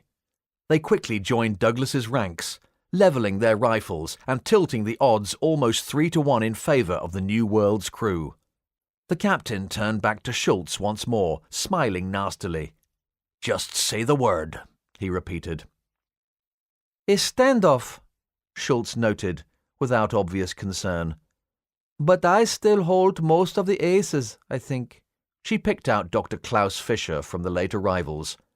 The German biologist was acting as an emergency security operative alongside many others. Klaus, she said, why don't you join me and help rebuild what was stolen from our people? Fischer gave her a look of disgust. I want nothing to do with you or your sick cause. He spoke levelly, but the anger was clear in his eyes. And neither does our modern Deutschland. We turned our back on your kind long ago. We should have stamped you out. But don't confuse kindness with weakness, Heidi. We will stop you. Schwach, Dummkopf! Schultz spat at him with contempt. Such beautiful English. You even sound like them. I love my country, Fischer replied in German, and I'm proud of my heritage, with perhaps 1 or 2 exceptions. He switched back to English, so that everyone could understand where he stood. Your ways should forever be remembered, but only so that we never repeat them. You will die with your friends then, yes? That is fine with me. She cut Fischer off, returning her gaze to Douglas. Get your people off the ship and give me the security codes. Do this, and I will not have to kill any more of your pets. Douglas glared for a long moment, running scenarios through his mind. No, Captain, said Baines. She could see he was considering Schultz's demands. It's 1 life for 100. You can't do it. You know you can't. Douglas ignored her, his eyes boring into Heidi's. 1 life for 100, he repeated distractedly. The commander is right, as she so often is. You will sacrifice her? Asked Schultz with obvious surprise. No, said Douglas doggedly. I'll make you a new offer. Schultz sighed theatrically. Well? She asked. I'll give you and your band of scum my shuttle, he replied at last. And we take the commander too, yes? No, just the shuttle. You will release Commander Baines. So you can lock me out of it by remote? Captain, please, Schultz answered disdainfully. It looks like I will have to make an example after all. She turned to give one of her henchmen the order to fire. Wait! Snapped Douglas. She held up a hand for the man to wait. Well, Captain?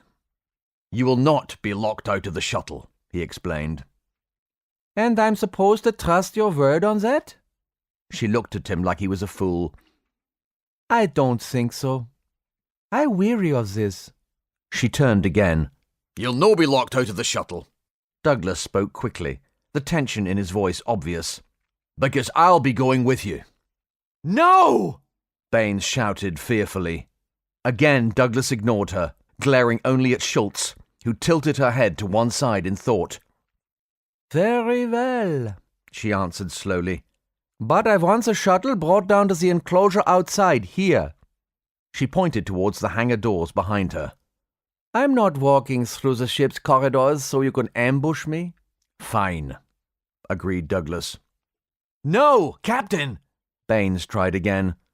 This time Schultz struck the prisoner in the stomach with her pistol grip. Baines, taken by surprise, crumpled, coughing. Being restrained by the neck was all that prevented her from going down. Douglas gave Schultz a look of absolute loathing. She's an unarmed prisoner and restrained, you coward. Ha! Schultz laughed in his face. Live out there for a few days with the monsters, and then call me that, Captain. I have the strength to do whatever must be done. Strength your kind entirely lack. I will not let my people become extinct simply to pander to fools like you. I've heard enough, spat Douglas, his voice thick with anger. Sing!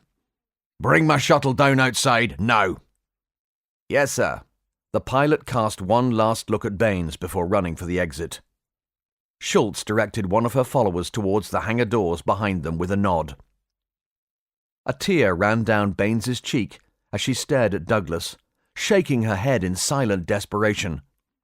For a long moment, the two sides faced one another without moving. Eventually Schultz spoke once more. Basil's attempt to find us may have failed, Captain. This is perhaps no surprise, as he was a friend of yours. But others will come. Others true to mein Großvater's cause.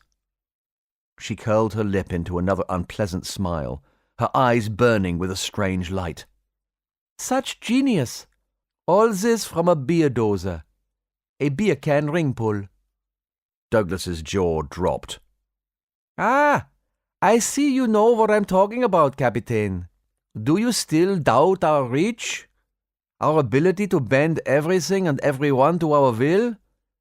We control government, military, media, everything. Can you imagine the intricacies of the planning required to make all this possible? The brilliance of its conception? Grandpa Schultz sounds like a bloody fruitcake in charge of the bloody picnic, muttered Gleason. Schultz's look of wonder turned to spite. When our support arrives, you will be overrun and exterminated. And just in case you doubt us, I will make our position plain. She took a step towards Dr. Abid Hussain.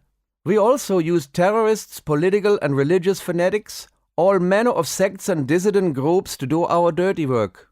We fund their little schemes to further our much larger ones. Their petty causes often sow discord, but are always engineered to serve ours. Of course, the perpetrators never realize this. Despite his dual U.S. citizenship, Dr. Hussain here is representative of one of the groups we encourage in the Middle East. He has served our interests well, although he believed he was serving his own. Hussain looked at her askance for the first time. She stopped, looking back towards Douglas. But now we are here, I will show you how the new world will be. With that, she aimed her 9mm pistol at Douglas. He braced for the pain, but at the last moment, she turned and shot Hussain in the temple. The man collapsed like a sack of dirty laundry. The echo of the gunshot died away to be replaced by the roar of atmospheric jet engines from outside, while Schultz taunted the crew, even to the point of murdering a man in cold blood. Another of her people had opened the inner and outer hangar doors, ready for their escape. A storm of debris devils erupted in the compound, now visible through the large opening as the shuttle landed. Captain Douglas stared at the dead man with a soldier's dispassion. Intellectually, he may have been relieved that the enemy was a man down, but he still carried a human being's natural horror at Schultz's contempt for life. He had extended the olive branch after Lloyd's court case in the hope that the insurgents would see reason. And now this. He was more affected by the death of an enemy than she was by the murder of an accomplice. It was inconceivable. Captain Gleason broke the shocked silence. Now, how about carking the others? Then we can have the rest of the day off, you psycho mare. Schultz narrowed her eyes at the Australian for a moment, but otherwise ignored him. "You will now load extra fuel and food supplies into the shuttle's hold," she said, cutting into Douglas's reverie. "Aviation and hypergolic fuel and Captain." She paused, smiling a huntress smile. "Captain, don't keep me waiting." To make her point, she waved her pistol indolently in Commander Baines's direction once more. Douglas swallowed and nodded to some of his people to make it happen. "Let the commander go," he demanded. "Certainly," agreed Schultz. "And you will join us over here, please?" Her courtesy was merely a sarcastic device, but Douglas knew he had only two options. He could allow Jill Baines to die, or surrender his weapon to the man next to him and walk towards the enemy. It was no choice. He crossed the space between the two sides as Baines was shoved hard back towards the New World's crew. Parity restored, Schultz casually holstered her pistol. "Welcome to the winning side, Captain." "Captain!" Baines cried wretchedly. Singh returned through the open main airlock, walking back to the crew's side of the lines. "She's gassed up and ready to go, Captain," he said quietly. The men loading the shuttle with extra fuel and containers full of supplies returned presently, nodding to Douglas that their task was complete. "Thank you, Sandeep," he said, looking the lieutenant in the eye. He glanced around the rest of the gathered crew. "Thank you all for everything." "I say," drawled Del Bond, "isn't this delicious?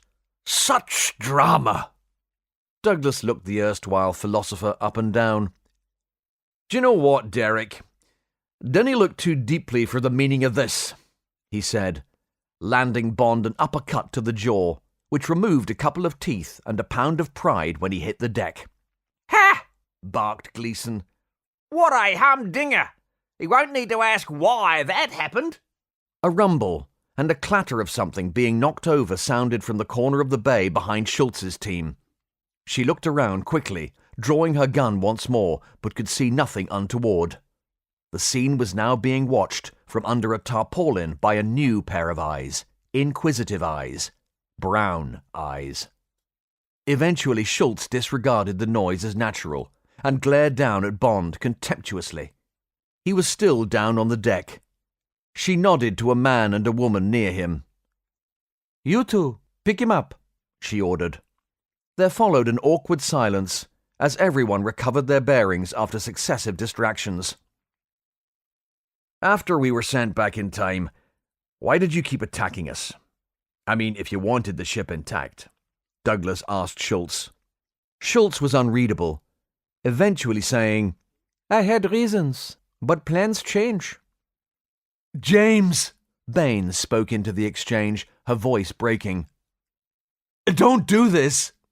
For the first time, Douglas looked at her, looked deep into her eyes. Everything he wanted to say in that gaze. Then he straightened. Standing smartly to attention, he saluted her. "Good luck, Captain Baines." "No!" Baines cried out, her eyes wide, her legs almost giving way. Douglas was impassive, the full military bearing. "Do I stand relieved, Captain?" he asked. Baines mouthed, "No, no, no," soundlessly, as tears streamed down her cheeks. "Captain!" Douglas snapped rigidly.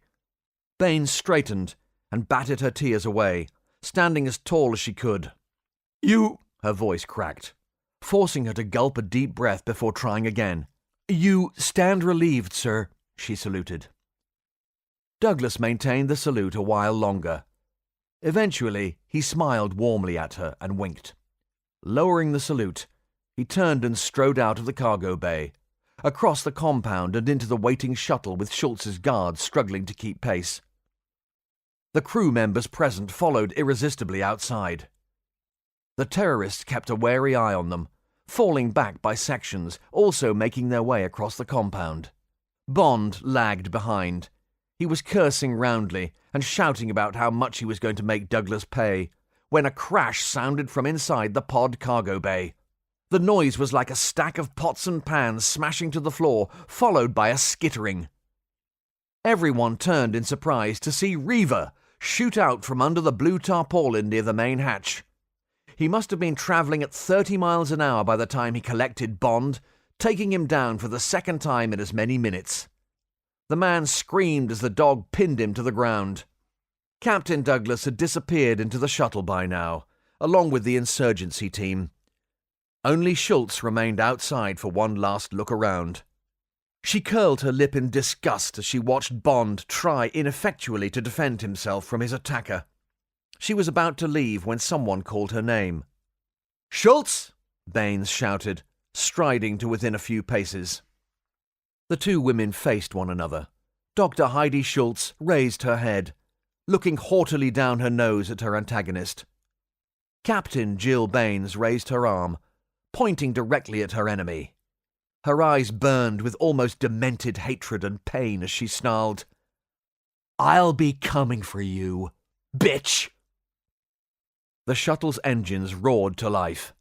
Schultz stared at Baines just a moment longer, expressionless, before turning on her heel. The hatch closed behind her as she entered the craft. Within moments, they lifted from the ground, gaining height gradually to hover 15 meters above the top of the earthworks. The crew of the New World stood in an arc around Baines, all gazing up at the rising ship in disbelief and despair. The shuttle put her stern to the mothership and accelerated away once more. Baines ran up onto the new palisade walkway to watch the little ship grow smaller and smaller in her sight, until at last it was gone altogether. The air smelt of exhaust fumes as she took a deep, shuddering breath, her exhalation carrying a single word on the wind to follow in the shuttle's wake. "James," she said.